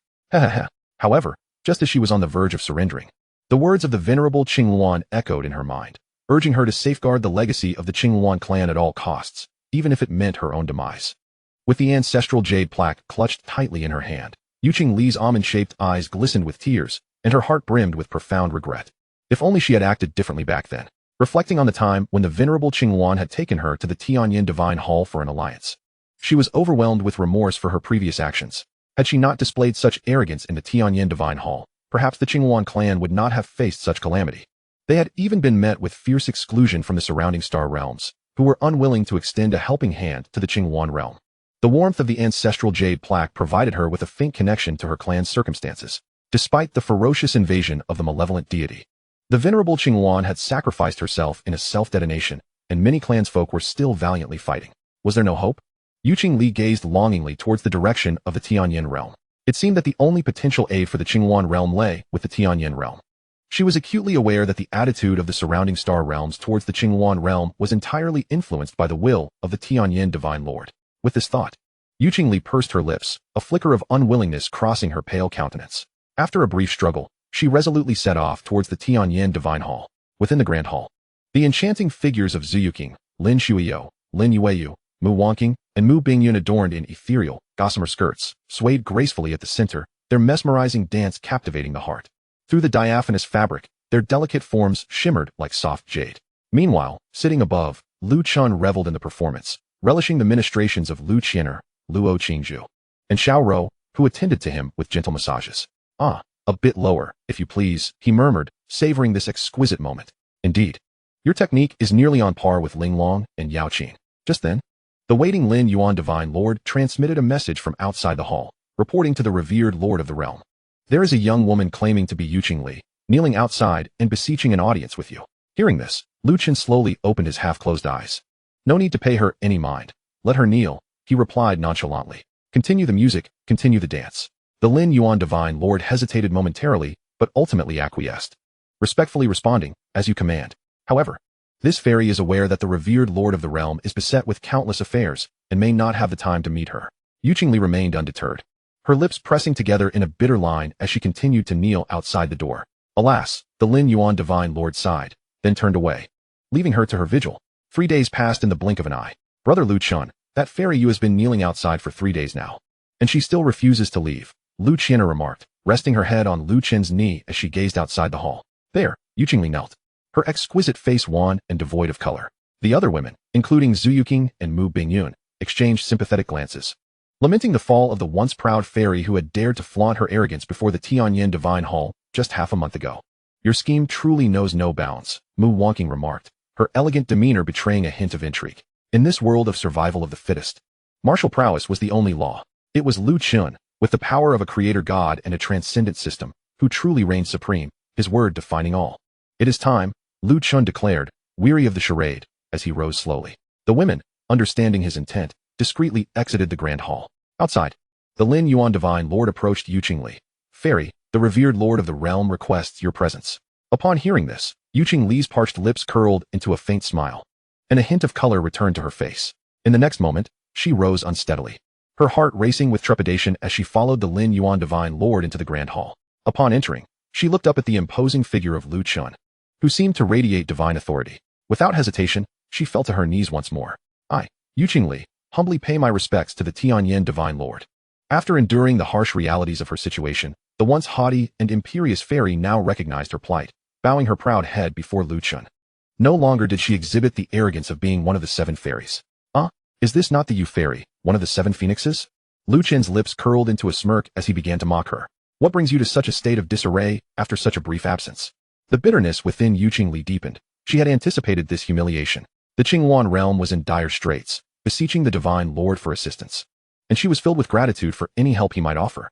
Bowing deeply, her smooth forehead struck the ground, her form prostrate, the tattered remnants of her celestial garb clinging to her alabaster skin, in the face of her clan's peril and her father's dying wish.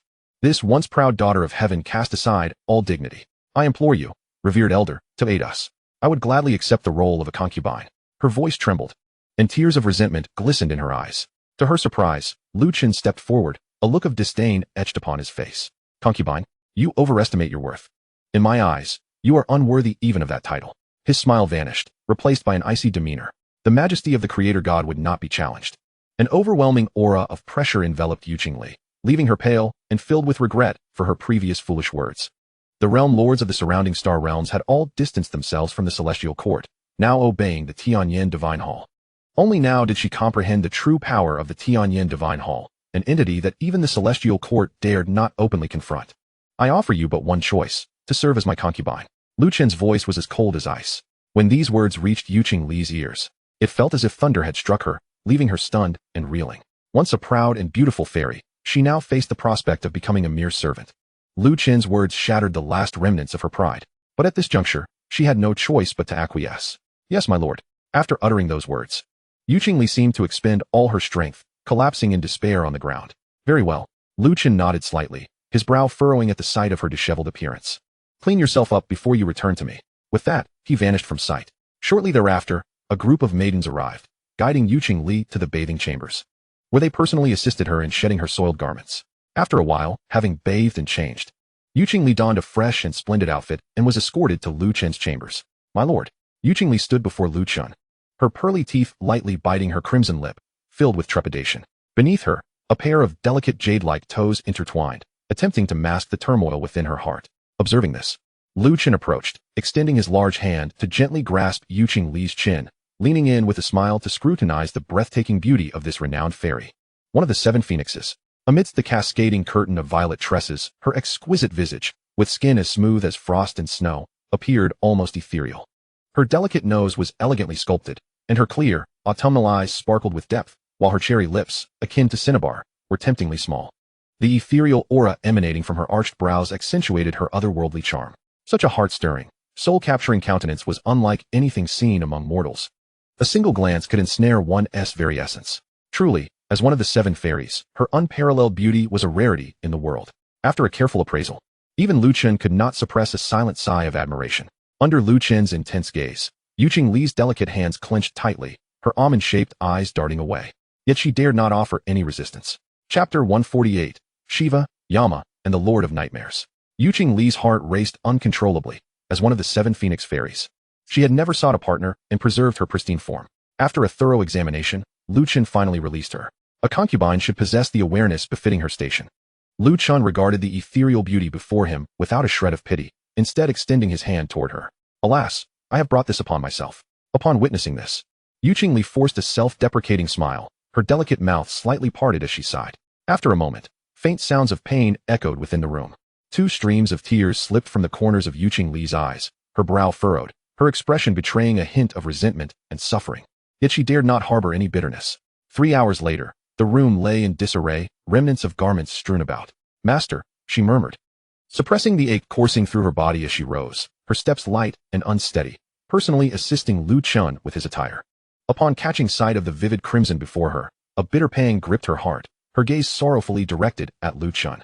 Rest assured, I shall not forget the matters of the Qingwan realm, Lu Chen spoke slowly. With that, he exited the chamber, looking invigorated. Farewell, master. Without daring to voice any complaints, Yu Qingli promptly knelt on the ground, watching Lu Chen depart. Outside, Lu Chen couldn't help but reminisce. Truly, she is one of the 7 phoenix fairies. Just then, Lu Chen stealthily approached him from behind. Brother Lu Chen, you wouldn't actually take that wicked woman as your own, would you? With hands on her hips, Lu Chen glared at Lu Chen, harboring a strong disdain for Yu Qingli. After all, during their previous encounter in the Grand Hall, this fairy had been exceedingly insufferable. Looking down upon Lu Chen and the others. Seeing this, Lu Chen chuckled warmly, pulling the little girl into his embrace and reassuring her, fear not. She is merely a humble concubine. Hearing this, Lu Chen's furrowed brows finally began to relax. Meanwhile, in the Qingwan realm, the avatar of the evil emperor was still locked in a fierce battle with the formidable warriors of the Qingwan clan. After receiving a transmission from Lu Chen, the evil emperor finally breathed a sigh of relief. At last, it is over. With a thought, he summoned all his evil avatars back, vanishing from the spot in an instant. Witnessing the collapse and retreat of the evil forces, the remaining Qingwan clan members collapsed, utterly drained. The aftermath of this cataclysmic battle left the Qingwan realm in ruins. The sacred springs, the very source of spiritual energy, lay devastated. All around was a desolate wasteland, with the clan's elite suffering heavy casualties, their wails echoing through the air. The few remaining divine kings had perished, and even the true god elders had been wiped out, leaving only a handful of demigods struggling for existence.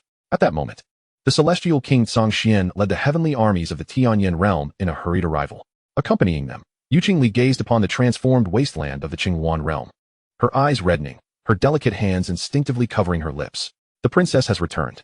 The princess has finally brought reinforcements. The Qingwan clansmen, upon seeing Yu Qingli's return, rushed forward with tear-filled eyes to voice their grievances. With their divine father dead and the true god elders nearly extinguished, the burden of the Qingwan clan now rested entirely upon her shoulders. Looking down at the injured clan members, Yu Qingli felt her heart twist in anguish. Silently resolving to take a certain course of action, for the Qingwan clan to revive, they could only rely on the Tianyan deity. Reflecting on the situation, Yu Qingli was filled with endless regret. Had she known this would be the outcome, she would have acted differently. If only she had not been so arrogant. Perhaps she would not have been reduced to a mere concubine. But now, it was too late to alter the outcome. In another scene, within the abyss of darkness, in a peculiar space, a chilling laugh echoed from the shadows. Hee, my friend Nightmare. Now that Haoyan and the gods of the heavenly court have been dragged into the quagmire of the northern divine domain, is this not the perfect opportunity for your revenge? If not now, then when? A gray mist obscured any divine perception, creating an endless abyss. Within this void, another figure emerged from the fog. Yama Shiva? I never expected even you 2 old geezers to emerge from your seclusion. The figures in the mist were none other than the evil emperor from the demon realm and his twin sister. Both Yama and Shiva were supreme god emperors of unparalleled power, their bond forged through an exceptionally compatible dark art, allowing them to momentarily match the might of the chaotic eternal. Before them, a more formidable figure began to take shape from the dense mist, radiating an aura that struck terror into the hearts of all. The very moment this figure appeared, the entire abyss of darkness trembled.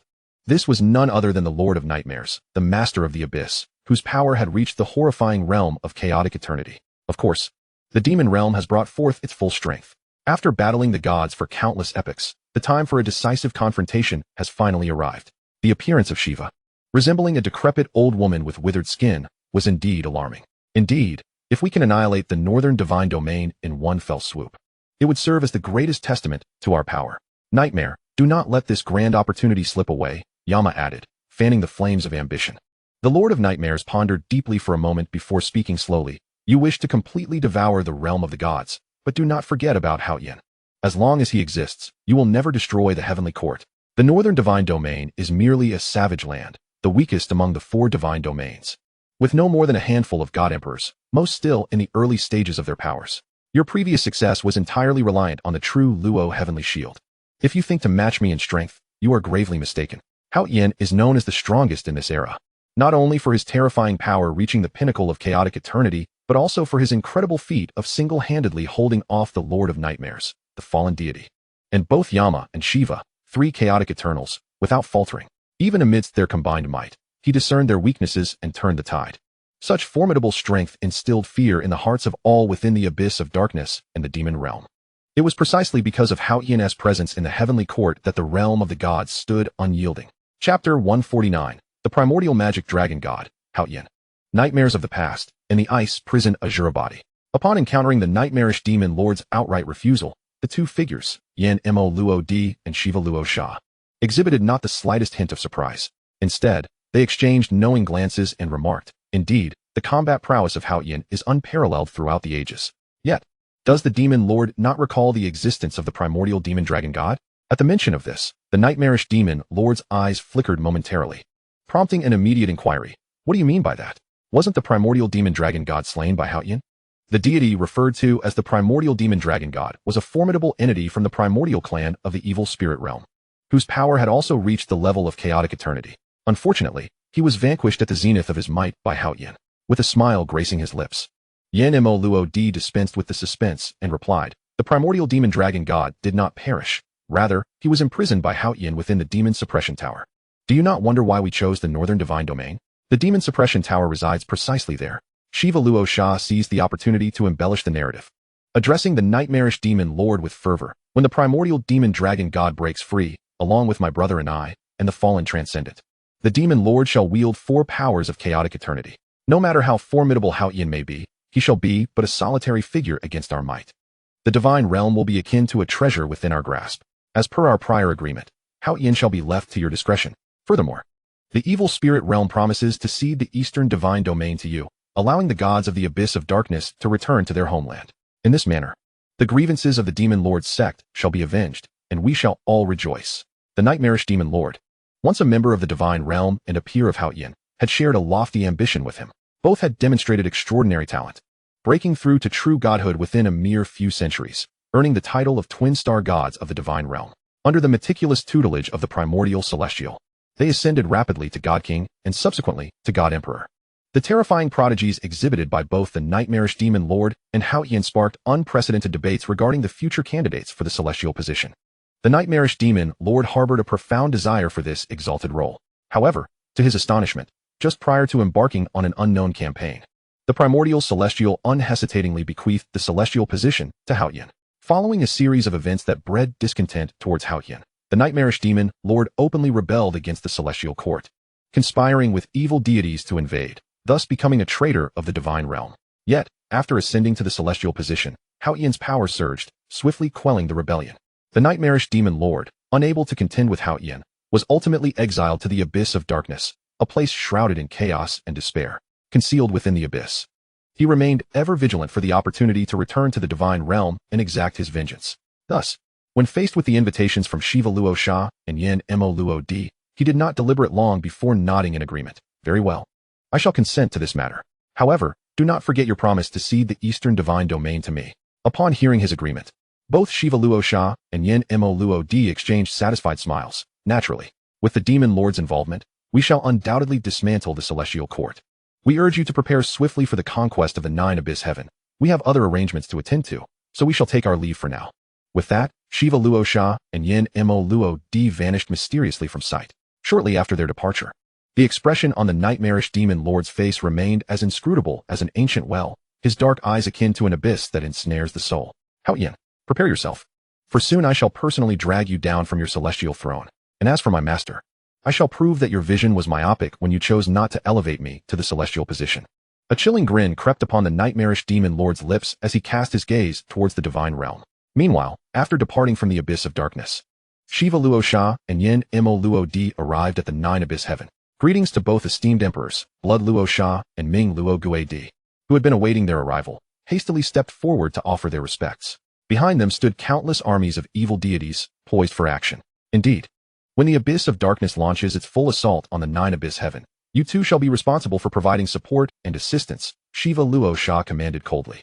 Upon receiving the order, Blood Luo Sha and Ming Luo Gui Di responded with utmost reverence. Understood. As soon as the words left their lips, Shiva Luo Sha and Yan Mo Luo Di transformed into 2 beams of crimson light, racing towards the eastern divine domain. After all these years, the nightmarish demon lord remains as malleable as ever. With him serving as our shield, we can execute our next plan and wreak havoc in the eastern divine domain.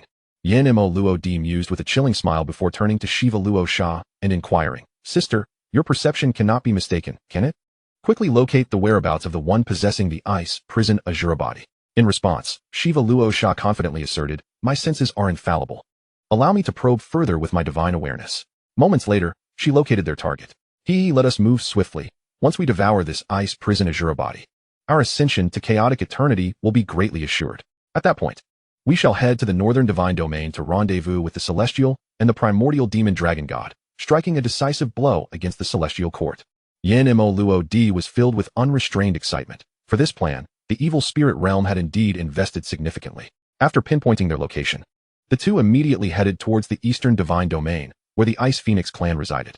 Simultaneously, in the Nine Abyss Heaven, the Nine Radiant God Emperor, War God Bianzhuang, True Martial Emperor, and Xianlong God Emperor held the front line. Behind them stood a divine army composed of forces from the celestial court, the sacred prefectures of the Seven Realms, and the 10 directions of the vast Blue Realm. Thanks to the support from the Tianyan Divine Hall over the years, the number of deities in the 10 directions of the vast Blue Realm had been rapidly recovering. After receiving the Celestial's command, the Xianlong God Emperor swiftly led the divine army to secure the Nine Abyss Heaven. Before the assembled deities lay a void rift spanning millions of light years, continuously devouring the spiritual energy of heaven and earth. This was the entrance to the abyss of darkness. At that moment, under the watchful gaze of the 4 God Emperors, the atmosphere grew exceedingly tense, as all remained vigilant against the impending invasion from the abyss. Nine Radiant Friend, Bianzhuang, and True Martial Friend. It has been quite some time. I trust you are all well? A hearty laughter erupted from behind the assembly. A colossal celestial vessel pierced through the void, brimming with divine beings whose imposing presence surged through the heavens. At the forefront stood a middle-aged man, the sovereign of the southern divine domain, Nanming God Emperor. Beside him was a strikingly handsome man, clad in a silk headscarf, exuding an air of elegance akin to that of a scholarly gentleman. This refined figure was none other than the renowned Xian Yao God Emperor of the southern divine domain, creator of the illustrious 7 Phoenixes Ascending to Immortality painting that is celebrated across the 4 divine domains. Chapter 150, Nanming God Emperor and Xian Yao God Emperor. Each bearing unique intentions, the battle is about to commence. It is the Nanming God Emperor and Xian Yao God Emperor gracing us with their presence. My sincerest apologies, True Martial Emperor promptly responded, leading the 9 Radiant God Emperor, War God Bianzhuang, and Xianlong God Emperor forward to extend their greetings. Both of you have journeyed such vast distances for the sake of the world's populace. I hold great admiration, True Martial Emperor stated solemnly, bowing deeply to the Nanming God Emperor and Xian Yao God Emperor. In response, the Nanming God Emperor swiftly returned the gesture, True Martial Friend. There is no need for such formalities. We, too, have come at the behest of the Celestial, with the support of the Southern Divine Domain. The number of God Emperors stationed at the forefront of the Nine Abyss Heaven now totaled 6. This fellow appears unfamiliar. Could he be a newly ascended God Emperor? Might I inquire from which faction he hails? Xian Yao God Emperor inquired, casting a curious glance towards the seemingly inconspicuous Xianlong God Emperor. Upon hearing this, Xianlong God Emperor stepped forward, clasping his hands in greeting. I am Xianlong, hailing from the 10 directions of Kanglan Realm, and the illustrious name of my esteemed friend. Xiaoyao resonates like thunder. Upon our first encounter today, he indeed lives up to his reputation of being carefree and unrestrained. Upon learning that the Divine Emperor Xianlong originates from the 10 directions of Kanglan Realm, both the Divine Emperor Nanming and the Divine Emperor Xiaoyao exhibited expressions of peculiar surprise. The name of the divine respect of Tianyan has echoed throughout the realms of the gods in recent years, even from the distant south divine domain. They have gleaned some knowledge of the happenings in the 10 directions of Kanglan Realm. After a moment of contemplation, the Divine Emperor Xiaoyao responded, so it is you, my friend Xianlong, having unraveled the mysteries of the Divine Emperor Realm, truly a cause for celebration. With you overseeing matters, how can we not expect the 10 directions of Kanglan Realm to flourish anew?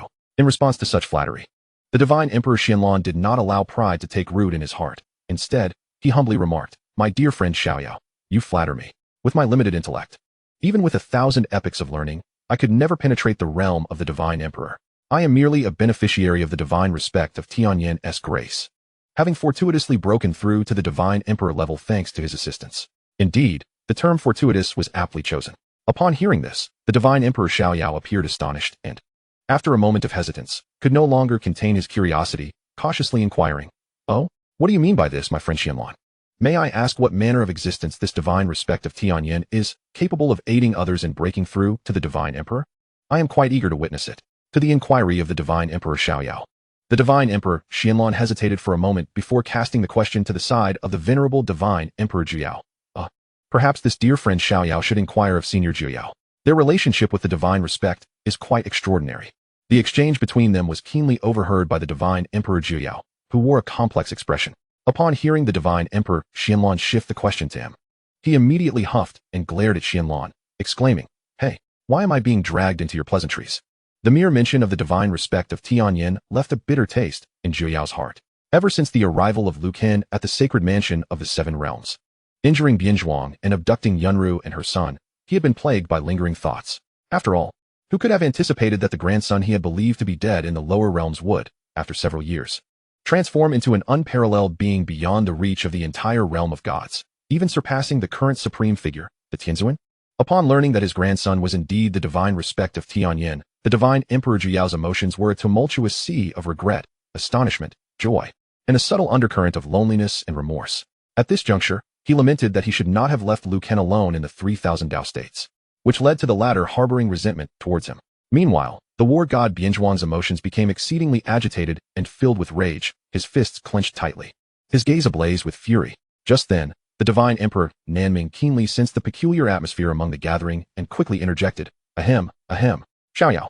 We have come to resist the abyss of darkness. How can we be so abrupt as to discuss matters concerning our esteemed friends?" The divine emperor Xiaoyao, perceptive as he was, immediately grasped the underlying tension. He swiftly acknowledged the point made by the divine emperor Nanming, bowing respectfully to the divine emperor Xianlan. The divine emperor Jiuyao, and others, the lord of the realm speaks wisely. I have indeed acted too hastily. Please, esteemed friends, do not take offense. Suddenly, amidst their discourse, a resounding crash erupted from the void ahead, followed by an immense and terrifying aura of death, akin to a nightmarish specter, descending upon them. The foremost divine Emperor Zhenwu and war god Bianzhuang were instantly overwhelmed by this oppressive force, gasping for breath. This aura, the divine Emperor Xianlan, the divine Emperor Jiuyao, and the divine Emperor Nanming reacted immediately, unleashing their divine emperor might to counteract the pressure and protect the divine army behind them. Under the weight of this terrifying aura, the assembled divine kings turned pale, bending low as they struggled to withstand it. Meanwhile, some of the weaker true gods fell to their knees in the void, and a few demigods disintegrated into blood mist, perishing on the spot. A figure shrouded in chaotic mist emerged from the abyss of darkness, swiftly breaching the divine defense line formed by the assembly and vanishing from sight. Once the figure had entirely disappeared, the dreadful pressure gradually dissipated. Was that shadow? The divine Emperor Xianlan, recovering from the shock, gazed toward the direction where the figure had vanished, murmuring to himself. The divine Emperor Nanming frowned, his expression grave as he nodded in affirmation. Indeed, that figure is none other than the nightmarish demon lord. It seems that countless years have passed, and his power has significantly advanced. With our strength, we are no match for him. His target is the Tianzuan. At this moment, the divine Emperor Zhenwu added, the task bestowed upon us by the Tianzuan is merely to block the powerful beings from the abyss of darkness, while the nightmarish demon lord is to be dealt with personally by the Tianzuan. Thus, we need not concern ourselves with him. With that, the divine Emperor Zhenwu soared above the divine army, issuing a resolute command. All gods, heed my call. We shall defend the 9 abyss heaven to the death. Even a mere pressure from the eternal chaos divine emperor could cause the divine army to crumble. Beneath the divine emperor, all were but ants in the impending battle. Neither true gods nor divine kings could escape the fate of being cannon fodder. Encouraged by the divine Emperor Zhenwu, the divine army quickly regained its morale. At that moment, the abyss of darkness stirred once more, signaling the commencement of a monumental conflict. Countless shadowy figures, exuding overwhelming auras, emerged from the void's fissures. These formidable beings from the abyss of darkness were the subordinates of the nightmarish demon lord, known to the world as the fallen gods. When the nightmarish demon lord betrayed the realm of gods, these fallen gods were similarly exiled to the abyss of darkness. The leading fallen gods possessed terrifying powers, reaching the level of divine emperor. Following them, a large number of fallen gods surged forth from the abyss of darkness. These scoundrels. Observing this, the divine Emperor Zhenwu and the divine Emperor Nanming's expressions turned grave. They scoffed at these traitors. No sooner had the words left their mouths than the divine Emperor Zhenwu, the divine Emperor Jiuyao, and the divine Emperor Xiaoyao surged forward, unleashing a terrifying divine emperor might that roiled the sea of stars. The divine armies of the heavenly court, the eastern divine domain, and the southern divine domain followed suit, charging alongside the divine Emperor Zhenwu. In an instant, the gods of the realm clashed violently with the fallen gods. The battlefield of the 9 abyss heaven erupted with unparalleled energy storms, turning the divine beings into mere pawns in the grand conflict. It is time for us to make our entrance. Hidden in the shadows, the blood-slaughter Luo sovereign and the underworld ghost emperor tore open a rift in space, leading a host of evil gods into the fray. What? Who could have anticipated that the evil gods would appear here? The hearts of the onlookers sank. Faced with the sudden assault of the blood-slaughter Luo sovereign and the underworld ghost emperor, the war god Bianzhuang and the divine emperor Xianlan immediately stepped forward to intercept. With the evil gods intervening, the battle for the heavenly court and the two divine domains became mired in a stalemate. Damn it! The divine emperor Zhenwu, the divine emperor Nanming, and others were strenuously holding back the fallen gods. They understood well that should the nine abyss heaven fall, the portal to the realm of gods would swing wide open, exposing the heart of the eastern divine domain to imminent peril. Fortunately, at the higher echelons of combat, both sides remained evenly matched. The defensive line forged by the heavenly court was not yet on the verge of collapse. The scene shifted as the war god Bianzhuang, wielding a divine spear, faced off against the blood-slaughter Luo sovereign. The two clashed in the depths of the starry sky, their fierce battle shaking the heavens and earth, stirring the surrounding stars into chaos, and causing the laws of spiritual power to descend into turmoil. Bianzhuang, the invincible war god guarding the heavenly court. However, in the eyes of this emperor, you, the war god, are nothing but a jest. The betrothed whom you have long yearned for has become a mere plaything in the arms of an insignificant ant. Even the offspring born from their union can turn upon you, leaving you utterly powerless and silenced. As soon as the blood-slaughter demon emperor made his appearance, after exchanging a few blows, he mockingly derided loudly. It remains unclear how the events of the sacred court of the seven realms from years past reached his ears. Silence. Upon hearing this, Bianzhuang was consumed by fury, his eyes gleaming crimson as divine power surged into his spear. Boom crash. Bianzhuang's blood boiled with rage, his combat prowess soaring to its zenith, each strike radiating an overwhelming might that caused the very fabric of space to collapse. In that moment, even the blood-slaughter demon emperor found himself firmly suppressed, relegated to a defensive stance. Observing this, a peculiar smirk curled at the corner of the blood-slaughter demon emperor's lips as he sneered. Bianzhuang, my friend, how many merits have you amassed for the heavenly court as the war god? Yet in the end, when faced with the sacred court of the seven realms and the menacing Tianyan divine hall, you allowed your betrothed to be taken. And even the mighty Haoyan dared not utter a peep. Not a single soul from the heavenly court stood up for you. Do you truly wish to swallow this humiliation?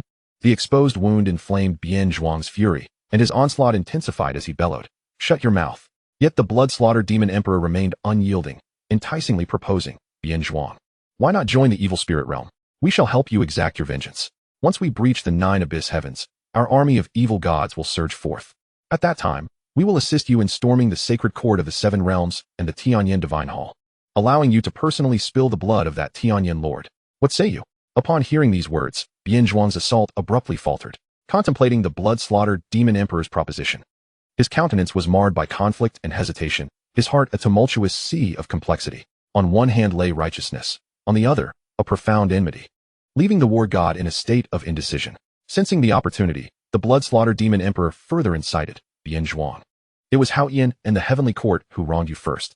Thus, you should bear no psychological burden. After all, this realm of gods is but a trifle in our eyes. Once we have thoroughly subdued the heavenly court, you shall be hailed as a great benefactor of the evil spirit realm.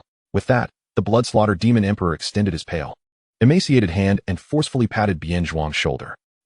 After a moment of deep contemplation, Bianzhuang's gaze sparkled with cold determination as he coldly shook off the blood-slaughtered demon emperor's hand. His piercing eyes locked onto a figure in the battlefield below. Very well, let it be as you say. But before that, help me slay that old bastard Zhu. Under the persuasive words of the blood-slaughtered demon emperor, Bianzhuang resolutely chose to betray the heavenly court, turning instead to the side of the evil gods. His first target was none other than the god emperor Zhu. The broken engagement with Yun Ro, which had been established by mutual consent, had led to this mockery of a conclusion, reducing him to a laughingstock amongst the world. Half of the blame rested upon the shoulders of god emperor Zhu.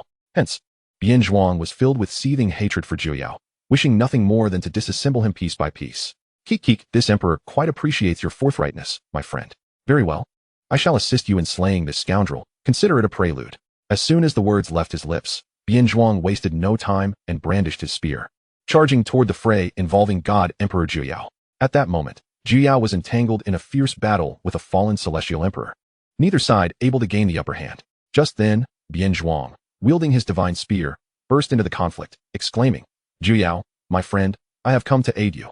Hearing this, god emperor Zhu turned his gaze towards the rushing Bianzhuang, his face a canvas of astonishment and confusion. Logically speaking, ever since the battle at the sacred court of the seven realms, their relationship had been one of bitter enmity. Even if Bianzhuang had managed to extricate himself, he would not be the first to offer assistance. However, upon glancing back, he noticed the blood-slaughter demon emperor's figure had vanished, prompting a doubt within him. Could it be that I have misjudged him? But in the next instant, Bian Zhuang gathered all his divine power and launched a full-force strike, hurling his spear toward God Emperor Zhuyao. What? Fortunately, sensing the impending danger, God Emperor Zhuyao's aura surged, and he promptly repelled the fallen celestial emperor before narrowly evading this deadly assault. Bian Zhuang, have you lost your mind? The narrowly escaped God Emperor Zhuyao berated Bian Zhuang with a flurry of invectives. Humph, old man, perish. Bian Zhuang's visage twisted in rage, and he charged forward once more, unleashing a ferocious assault upon God Emperor Zhuyao, divine might cascading through the starry expanse. Chapter 152. The onlookers gasped, what audacity. Faced with such a frenzied Bian Zhuang, God Emperor Zhuyao had no choice but to brace himself for passive defense. Meanwhile, the fallen celestial emperor interjected, exclaiming, Bian Zhuang, with a great enemy before us, how can you, as a war god of the heavenly court, disregard the collective duty of the gods and instead entangle yourself in personal vendettas? God Emperor Zhuyao shouted.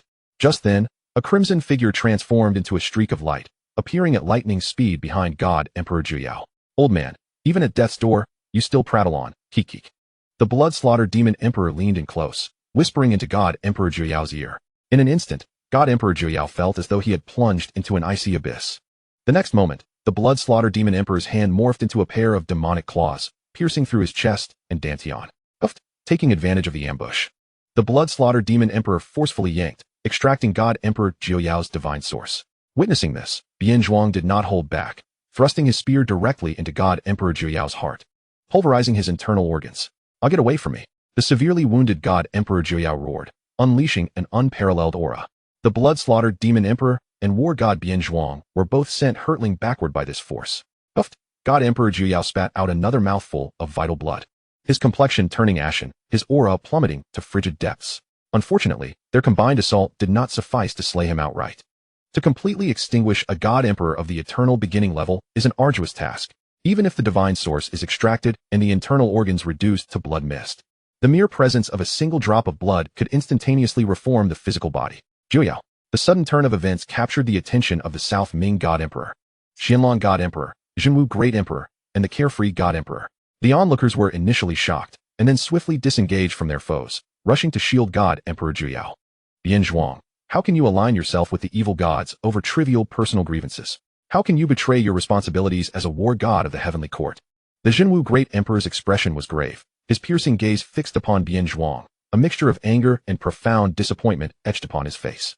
No one had anticipated that the war god of the heavenly court would stoop to such depths. Yet, as these words left his lips, Bian Zhuang erupted into wild laughter. Ha ha, war god. Responsibilities? Zhenwu, you speak from a place of comfort. If it were your betrothed who was taken, and you were left battered and bruised, only to find that the heavenly lord dared not utter a word before the Tianyan divine lord, becoming the most ludicrous of jesters. Could you truly fathom such a feeling? What does it matter if I ally with the evil gods? It is far better than languishing in the heavenly court, unappreciated, and enduring the ridicule of others. The Zhenwu Great Emperor's expression darkened, left speechless by Bian Zhuang's words. Meanwhile, the blood-slaughter demon emperor savored the divine source of God Emperor Zhuyao, licking his lips in delight.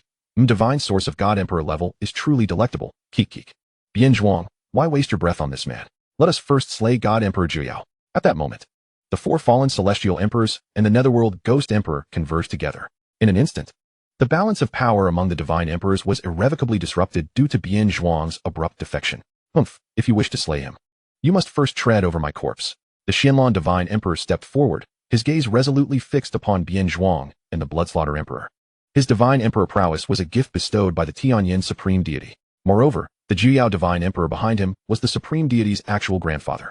Therefore, he could not bear to witness the Zhuyao divine emperor perish before his very eyes. I shall endeavor to delay them with self-detonation. The other three allies, please escort the esteemed Zhuyao to safety. He conveyed silently to the Zhenwu emperor, the Nanming divine emperor, and the Xiaoyao divine emperor. Cough, cough, cough, Xianlong my friend. What is the meaning of this? The Zhuyao divine emperor rasped, his strength diminished to a mere fraction as his divine essence had been drained. Xianlong divine emperor merely smiled gently and replied, my life was reclaimed by the Tianyan supreme deity. Thus, even if I must self-destruct today, I shall not allow the esteemed elder to fall here. The mention of the Tianyan supreme deity stirred a bittersweet sensation within the Zhuyao divine emperor's heart. Meanwhile, the Nanming divine emperor and the Xiaoyao divine emperor exchanged glances, their expressions laden with intrigue, pondering, What kind of person is this Tianyan supreme deity? Possessing such charisma that a divine emperor would willingly sacrifice himself for him? As the assembly engaged in hushed deliberations, the Mingluo ghost emperor bellowed, "Stop dawdling. Capture Jiu Yuan Tian and eliminate them." No sooner had he spoken than a wave of terrifying, ominous ghostly energy surged forth from his being. In the next moment, the Mingluo ghost emperor, bloodslaughter emperor, war god Bian Zhuang, and 4 fallen divine emperors launched their assault upon the group. "Flee," the Xianlan divine emperor urged, swiftly pushing the Jiao divine emperor and the others away while he charged headlong into the fray against the Mingluo ghost emperor and his companions. "Damn it! This fool intends to self-detonate. Madman!" Realizing Xuanlan's intent, the Mingluo ghost emperor and the bloodslaughter emperor turned to retreat. Yet at this critical juncture, a voice as ethereal as crystal-clear spring water resonated. "Do not fret, Xian. Qingshan is here to assist." Above, the very fabric of space fractured, revealing a delicate hand akin to white jade emerging from the rift. In an instant, a torrent of temporal and spatial power burst forth from the exquisite hand. Overwhelmed by the might of these forces, the Mingluo ghost emperor, bloodslaughter emperor, and war god Bian Zhuang were propelled backward. The sheer potency of the temporal and spatial laws was staggering. Who could command such formidable powers? Could it be the revered Su Mi from the heavenly realms? Confronted with this unexpected spectacle, the Xiaoyao divine emperor gazed upward at the rift, while the Jinwu emperor shook his head, asserting, "It cannot be him." Su Mi accompanied the heavenly sovereign to the northern divine domain. The Jinwu emperor, too, was curious about the identity of the newcomer. "Cursed be this intruder. Who dares to hide in the shadows? Reveal yourself." The Mingluo ghost emperor growled, his expression twisted with rage as he peered into the void above. "Humph! The abyss of darkness? And you, war god Bian Zhuang, what audacity! You would dare to act against those of the Tianyan divine palace?" A pair of exquisitely jade-like feet descended from the rift, revealing a figure clad in a flowing, ethereal gown, wisps of cloud-like hair cascading around her. As she stepped lightly, the space beneath her feet crystallized into ice. Behind her trailed 9 equally stunning celestial maidens, the arrival being none other than Luo Qingshan and the 9 heavens celestial maidens.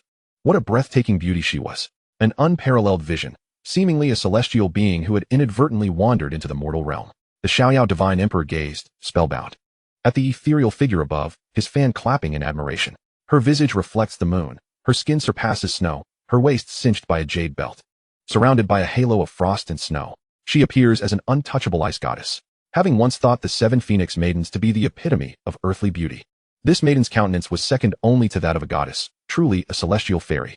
The Xiaoyao divine emperor, having encountered countless women throughout his travels across the divine realms, had once immortalized the 7 most exquisite in a divine painting. Yet upon beholding Luo Qingshan, he resolved to add her to his masterpiece. However, why did he sense a hint of Xuanlan's divine power emanating from her? The perceptive Jinwu emperor narrowed his eyes, whispering, "Oh, Xuanlan's divine power? Could it be that she?" Upon hearing this, the Xiaoyao divine emperor's mind began to form speculations. At this moment, Xianlan divine emperor turned to the others and candidly acknowledged, "Indeed, Qingshan is the daughter of the Xianlan divine emperor." It was widely rumored that the Xianlan divine emperor had 2 daughters of extraordinary beauty, yet none had ever laid eyes upon them, shrouded in mystery. In truth, the Xianlan divine emperor had confined Luo Qingshan and Luo Qingzhu within the Shifeng Xianlan realm. After returning to the realm of the gods, Luo Qingshan had seldom made an appearance, remaining unknown to the world. Hiss! Upon learning this, the Xiaoyao divine emperor and Jinwu emperor exchanged varying expressions, while only the Nanming divine emperor displayed astonishment. So she is indeed the daughter of the Xianlan divine emperor. At such a young age to have cultivated to the level of divine emperor, truly unprecedented. With a formidable ally at hand, war god Bian Zhuang, wielding a spear, cast a conflicted glance at Luo Qingshan, his fury boiling over as he roared, "Those who stand in my way shall perish." With that, he ignited his divine blood, his aura soaring to its zenith, transforming into a streak of stellar light imbued with terrifying energy. In the next moment, Luo Qingshan, with an air of tranquility, swiftly formed intricate seals with her hands. Waves of disquieting law patterns surged forth from her palms. Time, space, chaos, origin, reincarnation, dozens of advanced laws converged into a resplendent, multicolored divine sword. The divine sword rent the fabric of space, soaring skyward. Beware! The terrifying aura that enveloped the battlefield caused the Jinwu emperor, Nanming divine emperor, and the Mingluo ghost emperor to sense impending doom. They hastily distanced themselves from the epicenter of the impending clash to avoid becoming collateral damage. With a resounding, earth-shattering boom, the path of the law sword transformed the surroundings into a desolate wasteland. Long ago, during the True God realm, Lu Chen had gifted Luo Qingshan a plethora of divine fragments. Through years of enlightenment and the treasures bestowed upon her by Lu Chen, such as the Shantian Gourd and the Taoist Tea of Enlightenment. Her combat prowess had evolved far beyond that of an ordinary divine emperor. Luo Qingshan stood poised in the void, a powerful gust lifting her sleeves, her expression as cold as frost. In stark contrast, Bian Zhuang, having endured the onslaught of dozens of advanced laws, was reduced to mere ashes in an instant. Fortunately, the resilience of a divine emperor allowed him to reconstitute his form shortly thereafter. As the residual energy dissipated, the Nanming Divine Emperor, Xiaoyao Divine Emperor, and Jinwu Emperor stood in stunned silence. By the heavens, reincarnation laws, chaos laws, time laws, and spatial laws. How did she comprehend so many advanced laws? Such terror truly was unfathomable. Luo Qingshan's display left the seasoned practitioners, who had cultivated for countless epochs, utterly astounded. It is well known that upon ascending to the true God realm, one can begin to sense and comprehend the laws of heaven and earth. The power of these laws is categorized into 3 tiers: low, medium, and high. Laws such as the laws of fist, palm, charm, ice, and the 5 elements fall under the low-tier category, relatively easier to grasp. In contrast, the chaotic, origin, time, and space laws that Luo Qingshan had just manifested are all exceedingly intricate high-tier laws. Mastering high-tier laws is immensely challenging, even among divine emperors. Those capable of simultaneously grasping 2 are considered exceptional. However, Luo Qingshan alone comprehended dozens of profound laws. This woman must not be allowed to live today without fail. She must be slain here. Otherwise, she may become a future threat even more formidable than Haoyan. No, she could potentially surpass Haoyan in terror. The blood-slaughter Luo Emperor and the Netherworld Ghost Emperor were equally shaken, yet their astonishment was swiftly replaced by a palpable intent to kill. The formidable talent exhibited by Luo Qingshan filled them with dread. Currently, her cultivation remained at the heavenly beginning, not yet reaching an uncontrollable level. If she were permitted to continue her ascent to chaos eternity, the horror of her potential was unimaginable. Recall that Haoyan, upon first entering the realm of the Divine Emperor, had only grasped 6 advanced laws, yet that alone had sent shockwaves through the realm of the gods. One Haoyan had already instilled terror within the evil spirit realm. The emergence of a being even more terrifying would spell catastrophic doom for it. Thus, facing Luo Qingshan, the blood-slaughter Luo Emperor and the Netherworld Ghost Emperor had resolved to ensure her demise. As soon as the words were uttered, the 2 men surged with power, transforming into a radiant bloodlight, launching a combined, full-force strike at Luo Qingshan. Simultaneously, Bian Zhuang and the 4 fallen divine emperors behind them also concentrated their might, intending to extinguish Luo Qingshan right here. How dare they show disrespect to the Empress?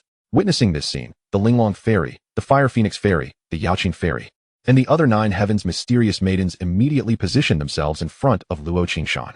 The cultivation of the 9 heavens mysterious maidens had also been elevated to the divine emperor realm by Lu Chen, and they remained unfazed in the face of the full onslaught from 7 divine emperors. Led by the Yaoqing maiden, the 9 women unleashed their divine power, coalescing into a 9-colored barrier that effortlessly deflected the attack. What? They, all 9 of them, are actually divine emperor-level powerhouses? The blood-slaughter Luo Emperor, the Netherworld Ghost Emperor, and War God Bian Zhuang felt their scalps tingle as they sensed the aura of the Yaoqing maiden, Lingxi Fairy, and the others. Realizing they too had reached the divine emperor realm. In the distance, the South Nether Divine Emperor, the Carefree Divine Emperor, the True Martial Emperor, and the 9 Radiant Divine Emperor were equally taken aback. The Carefree Divine Emperor pointed at the 9 heavens mysterious maidens, thumping his chest in disbelief as he inquired of the Xianlan Divine Emperor. Aren't these 9 individuals just attendants of Luo Qingshan? How could they, the Carefree Divine Emperor, struggled to accept that the 9 heavens mysterious maidens were merely attendants of Luo Qingshan? However, the response from the Xianlan Divine Emperor shattered his understanding entirely. He replied nonchalantly, "Indeed, they are precisely the attendants by Qingshan's side." Chapter 154. Justice Prevails. The Carefree Divine Emperor emitted a muffled groan. Beside him, the South Nether Divine Emperor, the True Martial Emperor, and the 9 Radiant Divine Emperor wore expressions of frustration, their lips curling into bitter smiles. They had toiled for countless eras to attain the Divine Emperor realm, only to be surpassed by a girl scarcely half a century old, and now they learned that even her attendants were Divine Emperor powerhouses. This was simply too shocking.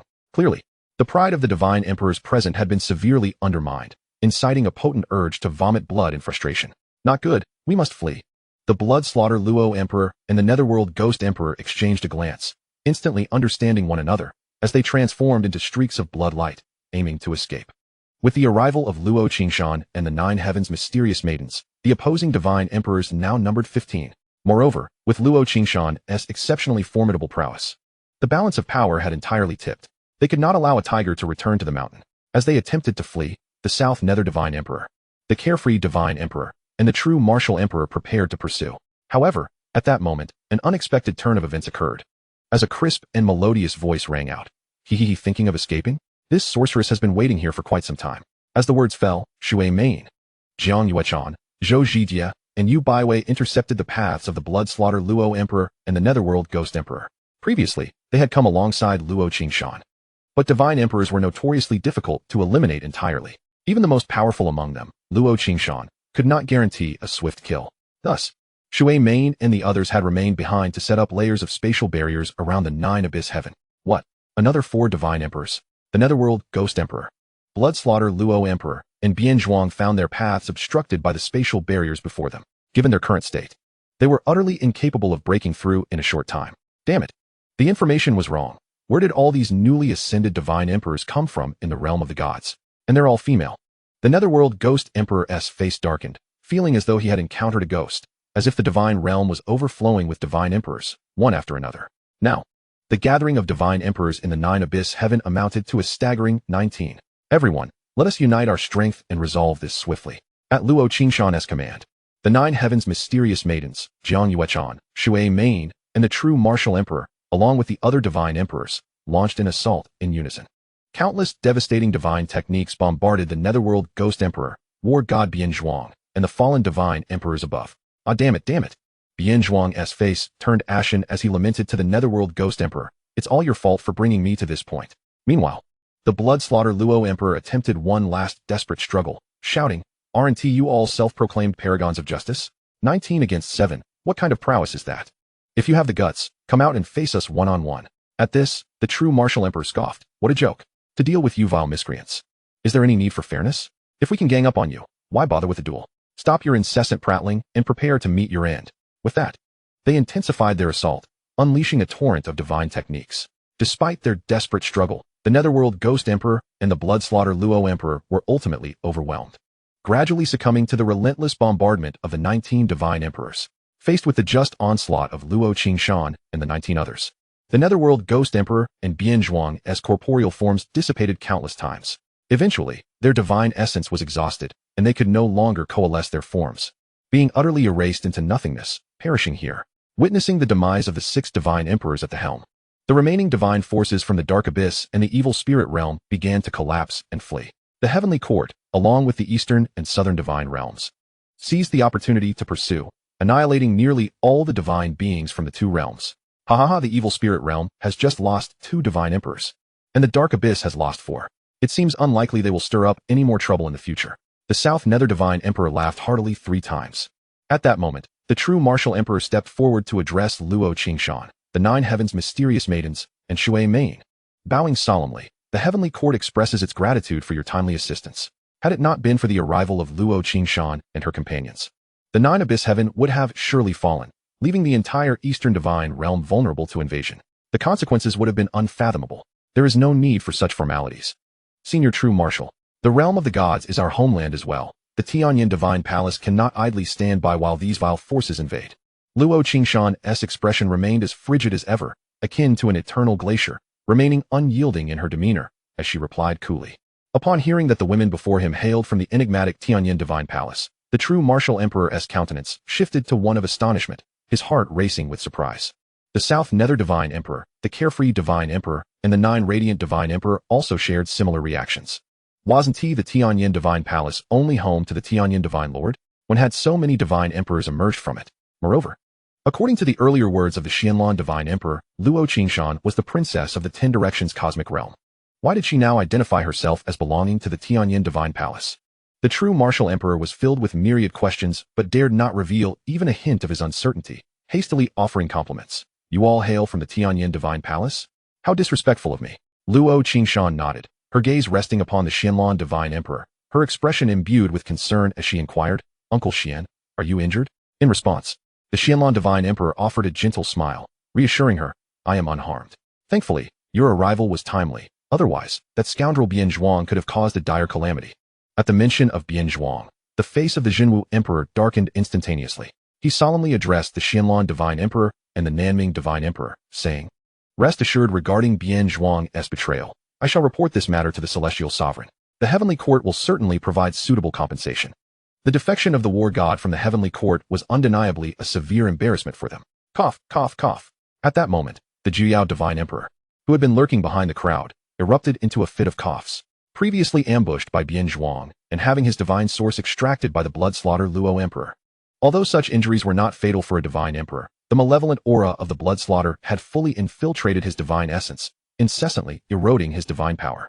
Observing this, Luo Qingshan's coldly beautiful face finally displayed a hint of emotion as she hurried to the Jiao Divine Emperor, producing a vial of emerald green spiritual liquid. Senior Jiao, consume this, and you shall fully recover from your injuries. Chapter 155, The Sacred Spring of Wood Spirits, Meeting the Family. This is the Sacred Spring of Wood Spirits. The Jinwu Emperor exclaimed in astonishment upon seeing the vial held by Luo Qingshan. The Nanming Divine Emperor, standing nearby, wore a similarly incredulous expression. The Sacred Spring of Wood Spirits, originating from the Wood Spirit realm, not only purges all manner of poisons from the world, but also enables instantaneous recovery from even the gravest injuries. Even a divine emperor would require but a single drop to restore their divine power in an instant. Such a celestial treasure is exceedingly rare, with only a few drops preserved in the heavenly court's divine treasury. This highlights its immense value, categorizing it as a miraculous divine artifact that is priceless and beyond compare. In the next moment, under the envious gazes of the Zhenwu Emperor and the others, a single drop of the crystalline emerald sacred spring of wood spirits gradually entered the Jiao Divine Emperor's body. In an instant, an overwhelming vitality surged forth from within him. His injuries healed, and his divine source reconstituted. Truly, the sacred spring of wood spirits, renowned as the foremost elixir, exhibited effects as fearsome as the legends suggested. Senior Jiao's foundation remains intact. Rather, he has benefited from this calamity, the Jinwu Emperor remarked, stroking his beard in admiration. The Nanming Divine Emperor squinted, sighing deeply, and then curiously inquired of the Jinwu Emperor. I did not expect the Tianyan Divine Palace not only to harbor such numerous divine emperors, but also to casually produce such a miraculous artifact. My curiosity regarding the Tianyan Divine Sovereign has only intensified. Might I inquire if you could shed some light on this? Presently, Luo Qingshan, Jiang Yuechan, and the Nine Heavens Xian Nu, among others, collectively formed a formidable assembly of 14 divine emperors. Outside of the heavenly court, within the 4 great divine domains, few powers can boast the presence of 3 divine emperors. The emergence of 14 divine emperors from the Tianyan Divine Palace is truly astonishing. Even the Nanming Divine Emperor, who commands the southern divine domain, could not help but express his astonishment. In response to the Nanming Divine Emperor's inquiry, the Jinwu Emperor offered a bittersweet smile, saying, "To be candid, I, too, possess little knowledge of the Tianyan Divine Sovereign. He had long been sequestered within the heavenly court's sacred realm, emerging only due to the upheaval in the northern divine domain. It was only upon emerging that I learned of the Tianyan Divine Sovereign's existence from the heavens above. It seems that, beyond the 4 great divine domains, even the number of divine emperors in the heavenly court pales in comparison to those in the Tianyan Divine Palace." The Jinwu Emperor harbored a secret sense of bitterness regarding this matter. The Tianyan Divine Palace and the Tianyan Divine Sovereign are shrouded in mystery. Had it not been for the repeated admonitions from the Celestial Sovereign, he would have known even less. Cough, cough, cough. Meanwhile, the Jiao Divine Emperor, now fully restored, rose to his feet and gazed at the breathtakingly beautiful Luo Qingshan with a complex expression. The vitality radiating from him was unmistakably a hallmark of the sacred spring of wood spirits. However, he felt a mix of emotions, pondering how Luo Qingshan would be so generous as to provide him with such a miraculous artifact. I am at a loss for how to repay this immense kindness. Dear maiden, he said after a long contemplation, preparing to bow in gratitude. Startled by his gesture, Luo Qingshan quickly used her divine power to assist the Jiao Divine Emperor upright. Senior, please do not bow to me. The sacred spring of wood spirits is merely a material possession. How could it possibly compare to your esteemed self? She continued. You may not yet be aware of my true identity. To others, the sacred spring of wood spirits may seem like an exceedingly rare and precious elixir. But to Lu Chen, who possesses a unique system, it is as common as a pebble by the roadside, available in abundance. Over the years, Lu Chen has bestowed countless divine artifacts and treasures upon the women around him. Taking a deep breath, Luo Qingshan revealed her identity to the Jiao Divine Emperor. After speaking, her heart raced, and her delicate hands clasped together in front of her, embodying a mixture of timidity and obedience. The Jiao Divine Emperor before her was Lu Chen's grandfather, a blood relative. As the Empress, this was her first encounter with family, and she struggled to suppress her inner apprehension. Previously, Yin Ro, who returned with Lu Chen, had only taken a brief glance at the Lu family before hastily returning to the Seven Realms sacred mansion. Upon learning that this enchanting and extraordinary maiden was indeed his granddaughter-in-law, the Jiao Divine Emperor's eyes sparkled with delight. The next moment, he broke into a broad smile, nodding with evident satisfaction. Good, very good. Yet, intertwined with his words were hints of complexity, regret, and a sense of debt. Throughout the years, the Jiao Divine Emperor had never fulfilled his responsibilities as a grandfather. Not only had he never shown affection for his grandson, but he had also found himself repeatedly rescued. First, during the incident at the Seven Realms Sacred Mansion, when Bian Zhuang exposed the ruse, nearly causing a rift between the Heavenly Court and the Sacred Mansion. Then again, at the Jiyuan battlefield, where he was ambushed and severely injured by the blood-slaughter Luo Emperor and war god Bian Zhuang. Both times, it was Lu Chen who came to his aid. Thus, the Jiao Divine Emperor felt an overwhelming sense of guilt and indebtedness. Dear elder, in truth, my husband has never truly blamed you. Luo Qingshan, perceptive to the Jiao Divine Emperor's feelings, gently reassured him, I understand, I truly do. You are all fine children. Formidable indeed. Unlike this old man who has accomplished nothing, unable even to protect my own grandson, the Jiao Divine Emperor lamented, his eyes reddening with regret over past events. Luo Qingshan hesitated, then spoke again to comfort him. As for the events of that time, it cannot all be attributed to you, senior. She had already gleaned a fair amount of information about those events from Lu Chen, reflecting on the past from the Jiao Divine Emperor's perspective. Such actions were not without reason.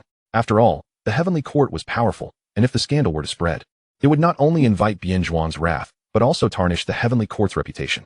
Even though the Seven Realms Sacred Mansion was formidable in the Eastern Divine Domain, it was but an ant trying to shake a tree compared to the Heavenly Court. Thus, the Jiao Divine Emperor's choice to protect his kin was made out of necessity. While the two conversed, Jiang Yuechan, Shui Main, and the Nine Heavens Xian Nu approached, emboldened by Luo Qingshan's success as the vanguard. Elder, this is the Juyun Demon Suppression Tower. It is a remarkable artifact. Shui Main eagerly presented a divine tower to the Jiao Divine Emperor. Jiang Yuechan, summoning her courage, followed suit, presenting a pill radiating with primordial spiritual energy, saying, Senior, this is the primordial immortal spirit pill. It can assist you in breaking through the boundless realm. The remaining Zhou Zhiji, Yu Baiwei, and the Nine Heavens Xian Nu were equally unwilling to be outdone, each producing extraordinary artifacts and treasures to present to the Jiao Divine Emperor. Without exception, these items were casually bestowed upon the ladies by Lu Chen for their protection while venturing outside. In Chapter 156, A Cold Reception, it was the first encounter for the ladies with Lu Chen's esteemed relatives, and they were eager to make a favorable impression in front of the Ninyao Divine Emperor. Thus, each one, unlike their usual captivating or icy demeanor, presented themselves with a docile appearance. Observing this scene, the Ninyao Divine Emperor was left astonished and perplexed. Each spiritual artifact presented by Jiang Yuechan, Shui Main, and the others would undoubtedly cause a significant stir in the outside world, potentially inciting countless divine emperors to vie for them. Could it be that these celestial maidens are all? The Ninyao Divine Emperor turned to look at Luo Qingshan, struggling to inquire. In response, Luo Qingshan merely smiled slightly and nodded. Upon realizing that all the ladies before him were his granddaughters-in-law, the expression on the Ninyao Divine Emperor's face was nothing short of remarkable. Jiang Yuechan, Shui Main, Zhou Zhijia, Yaoqin Xuannu, and Huafeng Xianzi, each one an unparalleled beauty in their own right. The trio of Jiang Yuechan, Shui Main, and Yaoqin Xuannu were no less than the seven fairies in the revered Seven Phoenixes' ascending immortal painting. Such breathtakingly beautiful celestial maidens were indeed the wives of his grandson. Marvelous, marvelous. My grandson surpasses me by far, truly blessed with fortune. The Ninyao Divine Emperor was quite pleased to witness this, secretly marveling at his fortune. Subsequently, faced with the filial respect of his granddaughters-in-law, he cast aside his earlier gloom, revealing a rare smile as he graciously accepted their offerings. However, this spectacle left the nearby Jinwu Emperor, Nanming Divine Emperor, and Xiaoyao Divine Emperor utterly envious. Heavens! The Juyuzhen Demon Tower, a divine artifact specifically designed to subdue evil spirits, and the Hongming Immortal Spirit Pill, reputed to enhance the success rate by as much as 50% when the Eternal Divine Emperor attempts to transcend the cosmos. Gazing at the divine artifacts and spiritual items in the lady's hands left Jinwu Emperor and the others momentarily dumbfounded, as if petrified. Each item was a treasure of paramount importance to a faction, many of which were not even found within the divine treasury of the Heavenly Court. Just what is the connection between the Ninyao Old Man and the Tianyan Divine Palace? And the generosity displayed by the individuals from Tianyan Divine Palace is rather extravagant, wouldn't you say? The Nanming Divine Emperor swallowed hard, looking incredulously towards Jinwu Emperor. Jinwu Emperor shook his head and gestured dismissively, indicating, don't look at me. I am equally in the dark. Ever since Bian Zhuang and Pan Yuan returned from the Seven Realms Sacred Court, Hao Ian had strictly ordered them not to disclose any information concerning the identity of the Tianyan Divine. Similarly, the Ninyao Divine Emperor, the Wuxia Divine Emperor, and the Honglian Divine Emperor reached a consensus not to reveal the specific hidden truths. Consequently, apart from the few present at the time, outsiders in the realm of the gods only grasped the general situation, unaware of the intricacies involved. The reason why the blood fiend Luo Huang was privy to this hidden information remains a mystery. In his moment of rage, Bian Zhuang failed to notice this detail. Seeing the astonished expressions on the faces of the Nanming Divine Emperor and others, the Xianlan Divine Emperor, who was aware of a hint of the hidden truth, had deduced some aspects of the situation through his connection with Luo Qingshan. Moments later, after the ladies had presented their treasures, the Ninyao Divine Emperor was undoubtedly enriched by their offerings. With the enhancement of these heavenly treasures, he would likely succeed in breaking through to the infinite cosmos in no time. Esteemed seniors, Xian uncle, and fellow Taoists, now that matters here have been settled, I shall take my leave, Luo Qingshan stated, bowing respectfully to the Ninyao Divine Emperor, Xianlan Divine Emperor, and Nanming Divine Emperor before preparing to return to the Tianyan Divine Palace. The primary purpose of her visit to Jiuyuan Tian was to ensure the safety of the Ninyao Divine Emperor. Now that the malevolent deities had been eradicated, and the remaining fallen deities from the abyss of darkness posed no significant threat, there was no reason for them to linger. However, at that moment, the Xiaoyao Divine Emperor suddenly called out to her, "Fair maiden, please wait." Upon hearing this, Luo Qingshan halted her steps and cast a sidelong glance at the Xiaoyao Divine Emperor. Fellow Taoist, is there something you wish to discuss? The Xiaoyao Divine Emperor stepped closer, clearing his throat before solemnly stating, "Cough, cough, cough. I hail from the southern divine domain, and my Tao title is Xiaoyao. May I inquire about your esteemed name, fair maiden?" Holding a folding fan, the Xiaoyao Divine Emperor exuded an air of cultured elegance, his demeanor refined and gentle, reminiscent of a jade scholar. Upon first laying eyes on Luo Qingshan, this charming deity was instantly captivated by her exquisite beauty. "Luo Qingshan." She responded coldly to the Xiaoyao Divine Emperor's inquiry. The Xiaoyao Divine Emperor praised her, "Luo Shui Qingshan, a name most fitting. Might this fair maiden be inclined to accompany me in creating a painting?" He chuckled, "Alas, it is I who created the 7 phoenixes ascending immortal painting.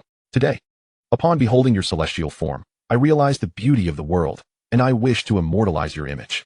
To his surprise, he was met with a frigid reception from Luo Qingshan. She turned away, her voice icily replying, "I have no time." In that moment, Luo Qingshan seemed to transform back into the frigid celestial maiden she once was, akin to a snow lotus blooming upon a glacial summit, untainted by worldly desires. Noble and solitary, her cold refusal left the Xiaoyao Divine Emperor in an exceedingly awkward predicament. In his past, with his charming demeanor, graceful appearance, and formidable divine emperor cultivation, he had never encountered rejection. Not even the moon goddess, renowned as the first immortal in the realm of gods, had turned him down. Yet, in light of the Tianyan Divine Palace's esteemed reputation, the Xiaoyao Divine Emperor could only relent and shifted his gaze towards Jiang Yuechan. "And what of this fair maiden? Would you be interested in a painting?" Jiang Yuechan, radiating a unique ethereal quality, appeared as if she had descended from the heavens, rivaling Luo Qingshan in beauty. However, her demeanor was even more aloof, and before the Xiaoyao Divine Emperor could finish his request, she bluntly interrupted, "No time." The Xiaoyao Divine Emperor's expression froze in midair. "If you are genuinely interested, perhaps you might consider personally visiting the Tianyan Divine Palace on another day. I assure you, I will provide ample opportunity for you to paint to your heart's content. But the prerequisite is that you possess the courage to do so." Luo Qingshan shot a cold glance at the Xiaoyao Divine Emperor, and without a moment's hesitation, her figure flickered and vanished from sight. Jiang Yuechan, Shui Mein, and the 9 heavens Xuannu followed closely behind. After the ladies departed, the Xiaoyao Divine Emperor remained rooted in place, lost in thought. "Ah, what a pity." After a long moment of contemplation, the Xiaoyao Divine Emperor sighed deeply. Chapter 157, A Startling Reflection. The Xiaoyao Divine Emperor gazed longingly in the direction where Luo Qingshan and Jiang Yuechan had exited, his eyes brimming with a sense of desolation. "Alas, Xiaoyao Taoist friend, why did you act so impulsively?" The Xianlan Divine Emperor, who was privy to some of the underlying intricacies, observed this and couldn't help but shake his head with a wry smile, ultimately unable to contain himself any longer. Still entranced by Luo Qingshan's beauty, the Xiaoyao Divine Emperor asked in confusion, "Oh, what do you mean by that, Xianlan Taoist friend?" The Xianlan Divine Emperor responded, bemused, "Xiaoyao Taoist friend, you must surely be aware of the reputation of the Tianyan Divine, with Qingshan and those other maidens hailing from the Tianyan Divine Palace. Can you not deduce their connection to the Tianyan Divine? Ever since Lu Chen accompanied Luo Qingshan to confront the 10 Directions Kanglan realm, he had suspected that their relationship was extraordinary. Moreover, even his own divine emperor cultivation was a result of Lu Chen's guidance through Luo Qingshan. In the eyes of the Xianlan Divine Emperor, the Xiaoyao Divine Emperor's earlier actions were nothing short of reckless. "What? Are you suggesting that these maidens are all concubines of the Tianyan Divine?" Upon hearing this, the Xiaoyao Divine Emperor's face registered shock, and he exclaimed in disbelief. The Xianlong Divine Emperor closed his eyes and nodded slightly.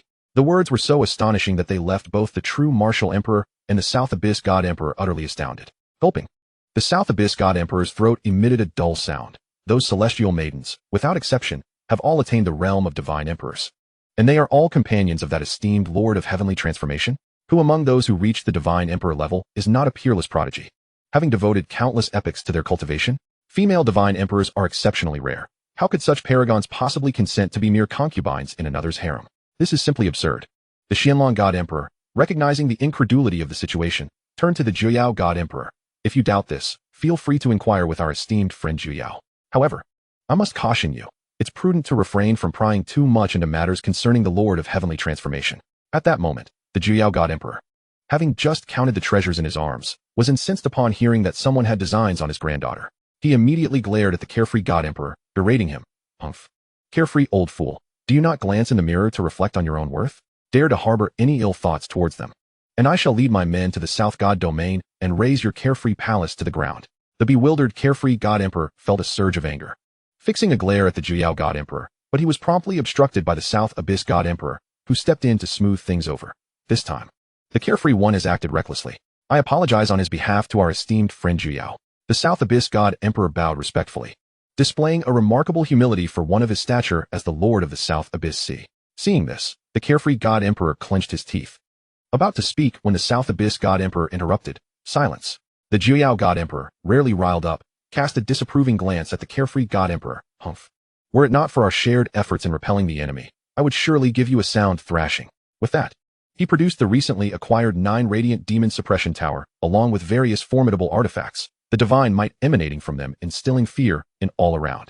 Perceiving the impending fury, the South Abyss God Emperor hastily offered apologies and pulled the carefree God Emperor away from the scene. He who would have thought that our friend Juyao has such connections with the Heavenly Transformation Temple? Truly enviable. The true Martial Emperor laughed heartily, approaching the Juyao God Emperor and solemnly clasping his hands in gratitude. Please convey my sincere thanks to the Lord of Heavenly Transformation for their assistance. This great favor will be forever etched in the hearts of the Heavenly Court. Upon hearing this, the Juyao God Emperor's brows unfurled, returning the gesture with a smile. Ha! No need for such formality among fellow cultivators. After exchanging pleasantries, they returned to the Divine Army, tasked with guarding the rear against any further incursions from the abyss of darkness. In the South God Domain's celestial vessel, the carefree God Emperor, displeased, ruminated on the audacity of Juyao, who dared to command him merely because of a slight connection to the Heavenly Transformation Temple. The South Abyss God Emperor, catching wind of his thoughts, immediately admonished him. Enough? Do you not discern the true status of that old fellow within the Heavenly Transformation Temple? Reflect carefully on why the likes of Luo Qingxian and those celestial maidens show him such utmost respect. With these words, the carefree God Emperor, now regaining his composure, felt a chill run down his spine. The celestial maidens were indeed closely related to the Lord of Heavenly Transformation. His earlier reckless behavior had already offended the Lord. Oh, you must temper your usual flirtatious demeanor should you encounter them again. Do not provoke the Heavenly Transformation Temple further, the South Abyss God Emperor sighed, casting a disappointed look at the carefree God Emperor. Previously, in their time within the South God Domain, they had only heard rumors of the Lord of Heavenly Transformation's might. Now, witnessing the likes of Luo Qingxian, Jiang Yuechan, and the 9 Heavens Xian Nu, all divine emperors, they had finally grasped the true extent of the Lord's power. The Heavenly Transformation Temple possessed dozens of divine emperors, a testament to its profound heritage. The carefree God Emperor felt a tremor of fear. Should the Lord of Heavenly Transformation become irate, escape would be impossible. You should retreat to the South God Domain and enter seclusion for a time. Remain there for at least 100 epochs. For now, I will handle matters here, the South Abyss God Emperor advised. If an opportunity arises, I shall personally visit the Heavenly Transformation Temple to apologize to those celestial maidens. Hearing this, the carefree God Emperor quickly bowed. Thank you, Lord of the Realm. I shall take my leave. As soon as he finished speaking, he transformed into a streak of light, vanishing from sight, shifting the scene to the East God Domain. Within the Heavenly Transformation Temple, Lu Chun lay comfortably on a long bench, indulging in a life of bliss akin to that of a deity.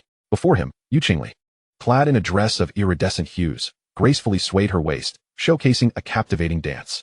Beneath the gossamer fabric, her alluring form appeared ethereal, like a hidden gem among the clouds. As her dance unfolded, it evoked an enchanting charm, leaving onlookers spellbound. Raising his gaze from the depths of the clouds, one beheld an exquisite visage that was breathtakingly beautiful. Her silken hair cascaded like a curtain, draping down to her waist. Her fair, smooth skin seemed almost fragile. With a petite, enticing mouth adorned by luscious, crimson lips, truly one of the most beautiful maidens in the realm of gods. Yet, upon closer inspection, a hint of weariness flickered in her clear, enchanting eyes. Her once fair and slender knees now bore signs of frequent kneeling, bruised and darkened, evoking a sense of sympathy. At that moment, Lu Chen slightly opened his eyes and waved his hand. Yu Qingli, immediately understanding, ceased her dance and moved to massage his shoulders and neck. Ever since becoming Lu Chen's concubine, she had set aside her former haughty demeanor, displaying unwavering obedience and humility, akin to a docile lamb beneath his authority. Indulging in nightly revelries. With the protection of the heavenly transformation temple, the once destroyed earthly sacred spring had been restored, and the remaining clansmen were finally free from any threats.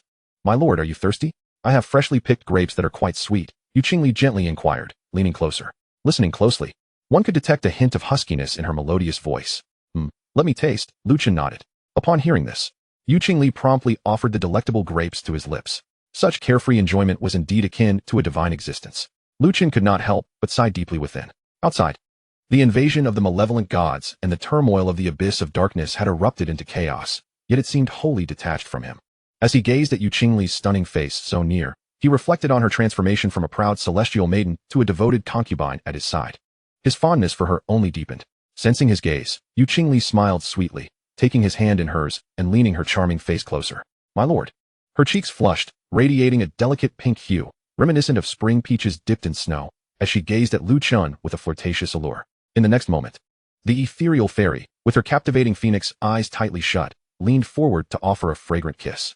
Instantly, a wave of springtime exuberance enveloped the scene. 3 hours later, Yu Qingli tenderly assisted Lu Chen in adorning himself with garments. Just then, a hurried voice broke through from outside. Mu Bingyun, with a flustered visage, hurriedly sought out Lu Chen. However, upon entering, she was taken aback by the sight before her. Scattered across the floor were garments made of ice silk. The air was thick with a fragrant breeze, and there stood Yu Qingli, her attire partially ajar. Observing this scene, Mu Bingyun could readily surmise what had transpired here. This indulgent libertine master of hers truly could not refrain from his escapades for a moment. Internally, she could not help but cast a reproachful glance. Over these days, she had witnessed how this once haughty and exquisite fairy had gradually surrendered herself to Lu Chen's whims. Yet, recalling her own past, Mu Bingyun had also once exuded a cold and aloof demeanor. Ultimately, she too had succumbed to the same fate. With her current flustered appearance, what could she possibly want from me? Lu Chen reclined on the long bench, narrowing his eyes as he regarded the abruptly intruding Mu Bingyun. It was my oversight. I have disrupted your important matters. Please punish me, master." Mu Bingyun hastily knelt before Lu Chen, voicing her apology. "There is no need for such formality," Lu Chen replied, waving his hand dismissively. Subsequently, Mu Bingyun appeared poised to speak yet hesitated. Her crimson lips parting slightly. "I must report to you, master. I have just received a transmission from my clan. The Ice Phoenix clan is in peril. Hence I have come to seek your permission to return to my people." Upon hearing this, Lu Chen's expression shifted to one of surprise. "Oh, the Ice Phoenix clan? It seems that nearly half of the powers in the illusory Star River have already come under the dominion of the Heavenly Yin realm. The Heavenly Yin Temple has been flourishing as of late. I did not expect anyone would dare to cause trouble beneath my very nose." With this thought, Lu Chen's eyes gleamed as he gazed towards the direction of the Ice Phoenix clan. Utilizing the formidable divine consciousness of the Creator God, he swiftly perceived the unfolding calamity within the Ice Phoenix clan.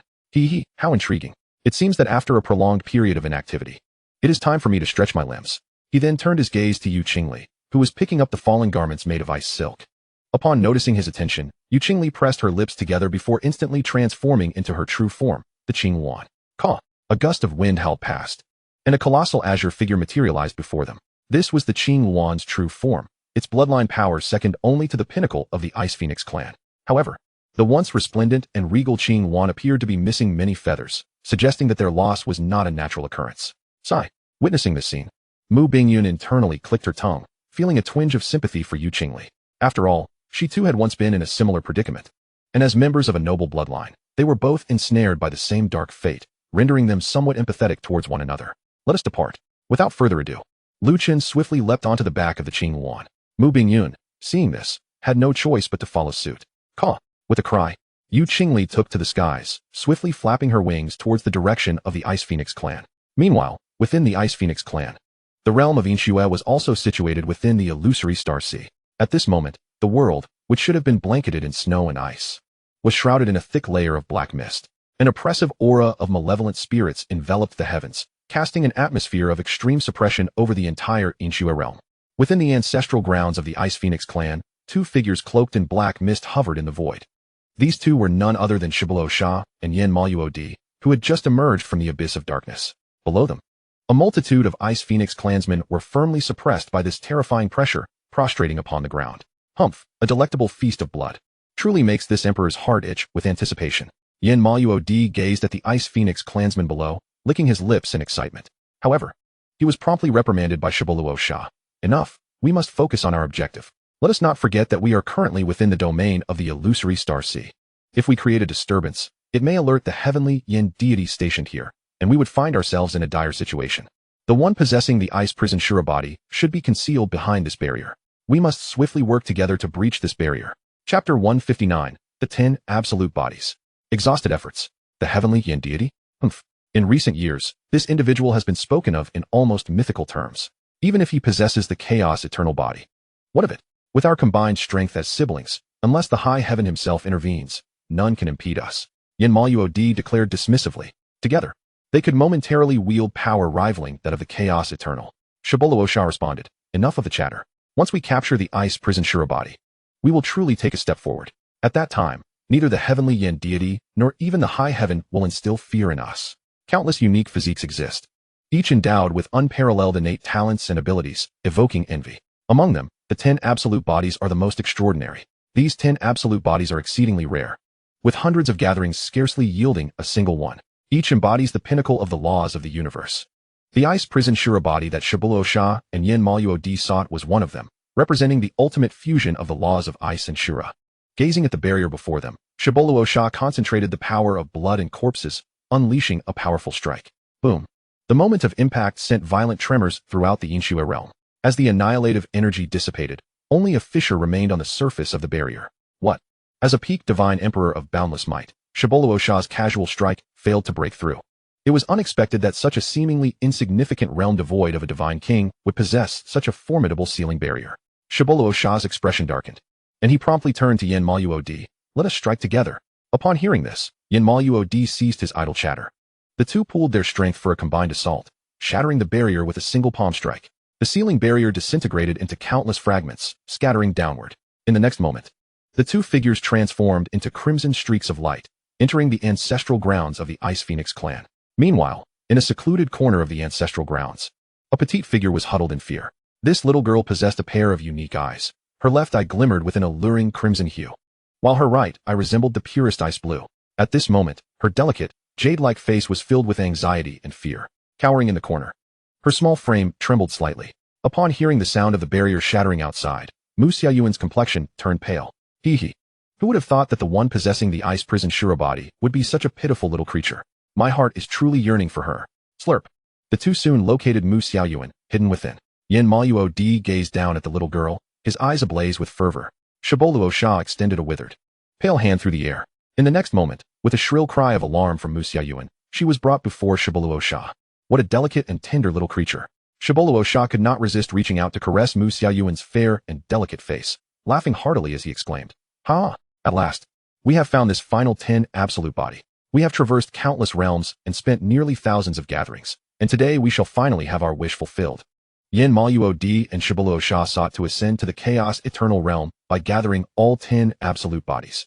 By harnessing the ultimate power of the laws embodied in the 10 absolute bodies, they aimed to break through the insurmountable barrier of chaos eternal. To this end, the two of them expended countless resources, ultimately locating the last remaining Shurjua body, the ice prison Azura body, at this very moment.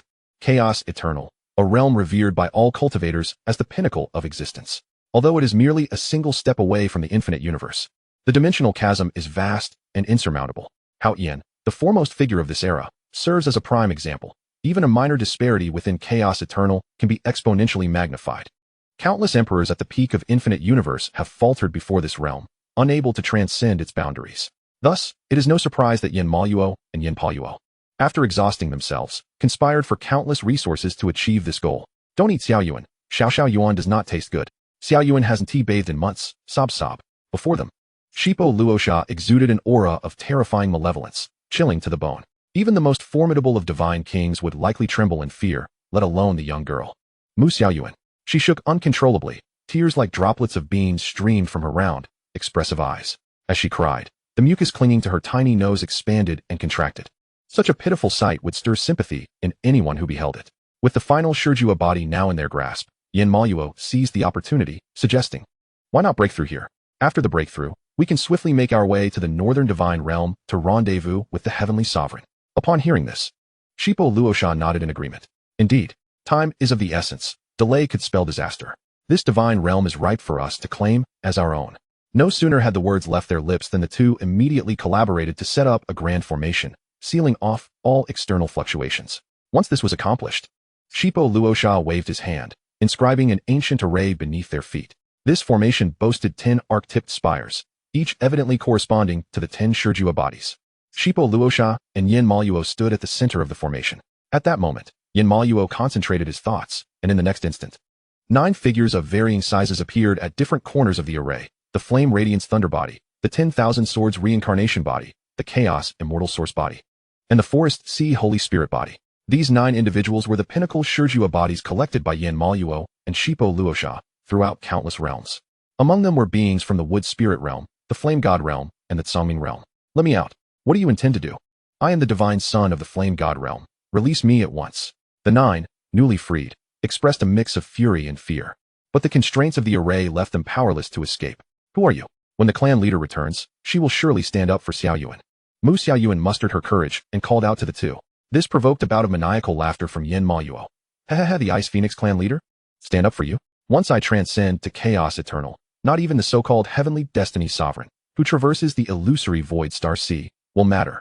Yet, at that moment, a chilling whisper, akin to the voice of death, suddenly erupted in Manhwaedit's ear. "Oh? Is that so?" In the next instant, Manhwaedit's smile froze in the air.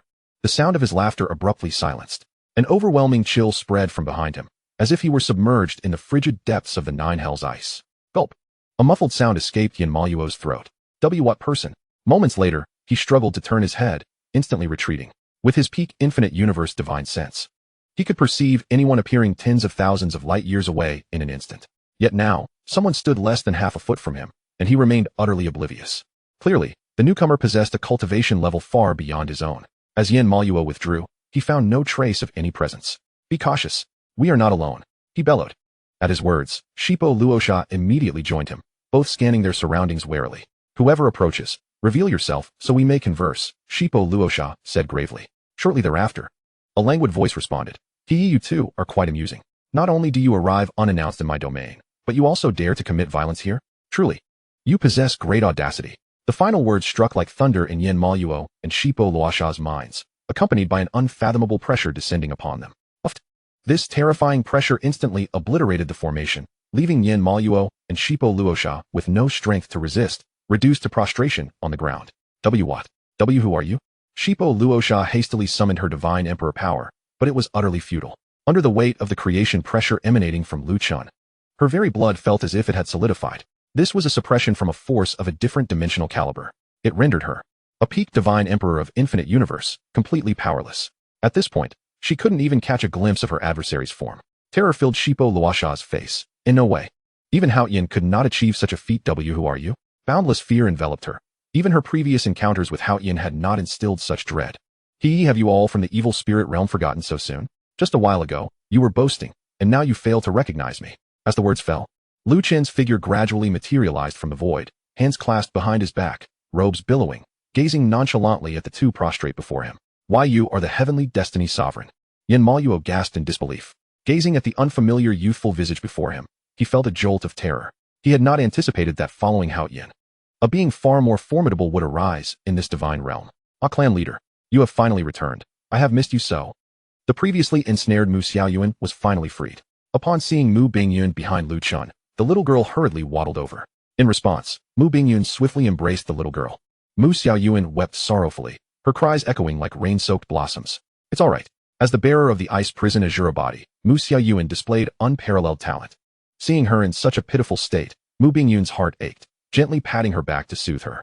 After being saved by Lu Chen and subsequently elevated to Divine Emperor, Mu Bingyun had sent word back to her clan, arranging for the ancestral protective barrier to be delivered. Now, after countless years, she had finally returned to her clan.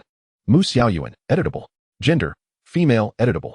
Identity, Ice Phoenix Clan, editable. Cultivation, mid-demigod, editable. Special physique, Ice Prison Azura body, editable. Upon viewing Mu Xiaoyuan's status panel, even Lu Chen felt a twinge of astonishment. This little girl, not yet 6 years old, had already reached mid-demigod cultivation. Such talent was truly enviable. It was no wonder the Ice Phoenix clan regarded her as their hope for ascendance. Lu Chen marveled inwardly, realizing that if this trend continued, it would not be long before Mu Xiaoyuan transcended to true god. A true god under the age of 10, just the thought was terrifying. However, as Lu Chen reflected, his cracked system was indeed more formidable, capable of propelling him to great heights in an instant. Subsequently, Lu Chen shifted his gaze towards the remaining individuals of the 10 absolute bodies. Upon sensing his scrutiny, those captured from the 10 absolute bodies displayed expressions of sheer terror. Some even collapsed to the ground, fainting from sheer fright. To his surprise, one among them hailed from the Wood Spirit clan. Lu Chen's attention was drawn to a maiden adorned in a flowing emerald green celestial gown. She radiated an ethereal aura, her large, round eyes as clear as water. Her delicate little nose stood proud, akin to a finely carved jade figure, and her snow-white skin appeared so tender that it seemed as if it could be easily broken.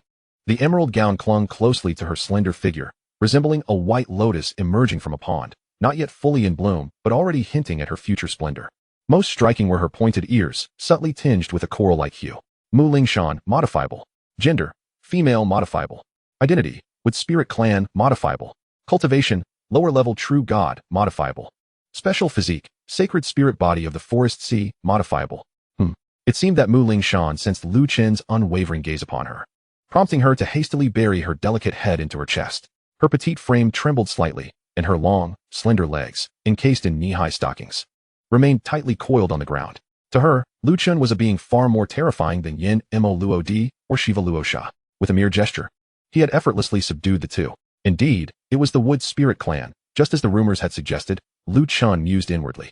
The Wood Spirits are naturally attuned to the laws of life. Therefore, their females are invariably fair and beautiful, while their males are strikingly handsome and robust. They are also the kindest of races, having never engaged in conflict among themselves nor invaded other realms. Unfortunately, their benevolence is coupled with fragility and an inherent timidity. Great God Yin Tian, please spare us. At this moment, the subdued Yin Mo Luo and Shiva Luo Sha hurriedly cried out for mercy. Chapter 161, Ruthless Annihilation. Utilizing the 10 absolute bodies to challenge the bottleneck of chaos eternity, such elaborate schemes and efforts to traverse the myriad realms truly put you through a lot.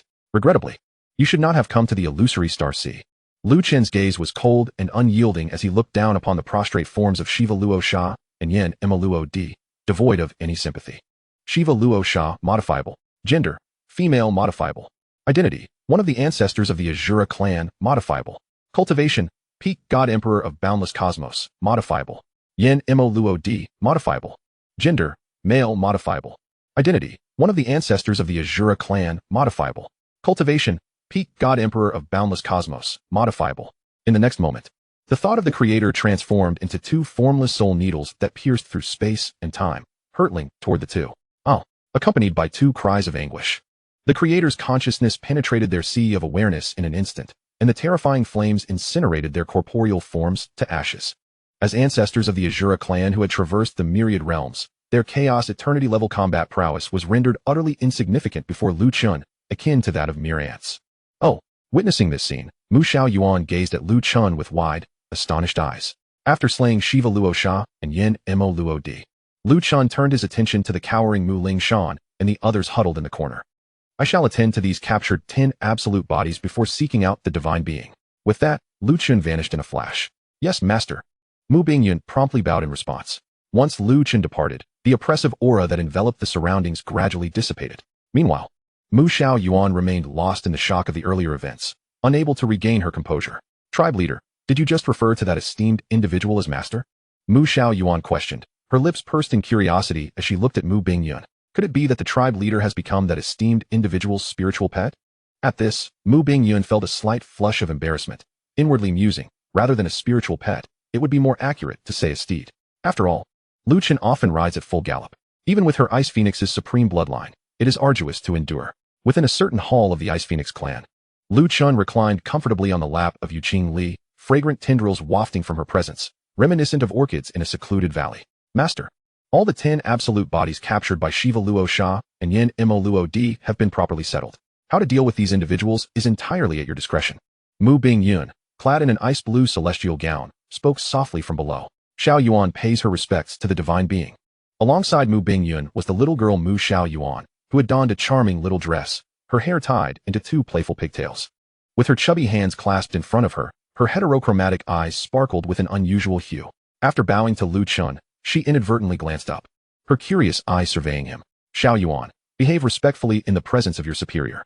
Noticing Mu Xiao Yuan daring to gaze directly at one in a position of authority, Mu Bingyun quickly admonished her in a soft voice. Oh, at the reprimand, Mu Xiao Yuan promptly averted her gaze, her little head drooping as her cherry-red lips formed a pout. In recent years, the exploits of the divine being had resounded throughout the realm of the gods, and the illusory star sea was no exception. Mu Xiao Yuan had grown up hearing tales of the divine being, and particularly after learning of his annihilation of all invading evil gods in the 3,000 Tao states, she had fully transformed into a devoted admirer. Whenever the name of the divine being was mentioned, her eyes would gleam, revealing her admiration. Now that she discovered her savior was indeed the divine being, she struggled to contain her curiosity and excitement, eager to behold the true visage of this legendary idol. No harm done. Observing her reaction, Lu Chun waved his hand dismissively, a smile gracing his features as he turned to Mu Xiao Yuan. So, little one, your name is Xiao Yuan? Your naturally heterochromatic eyes are indeed remarkable. The admiration concealed within Mu Xiao Yuan's gaze had not eluded his keen perception. Lu Chun suppressed the upward curve of his lips, finding joy in having such an adorable admirer. This has been with Xiao Yuan since birth. What do you think, esteemed elder? Is it beautiful? She asked playfully, her eyes crescent-shaped with delight. Xiao Yuan, mind your manners. At the reminder from an elder in the clan, Mu Xiao Yuan quickly composed her expression, sticking out her little pink tongue at Mu Bingyun. No need to be so formal. I am not a fearsome deity given to wanton slaughter. Such a spirited little girl was indeed charming, and Lu Chun felt an equal fondness for her. At his words, Mu Bingyun couldn't help but smirk, recalling the events of the 10 Directions Kanglan realm and the outer starry skies of the 3,000 Tao states, muttering inwardly, who can say? Lu Chen's gaze settled upon Mu Xiao Yuan, revealing an incredibly complex expression. Years prior, he had contemplated with Luo Qingxian, Hua Qingying, and Jiang Yuchan the desire for a daughter.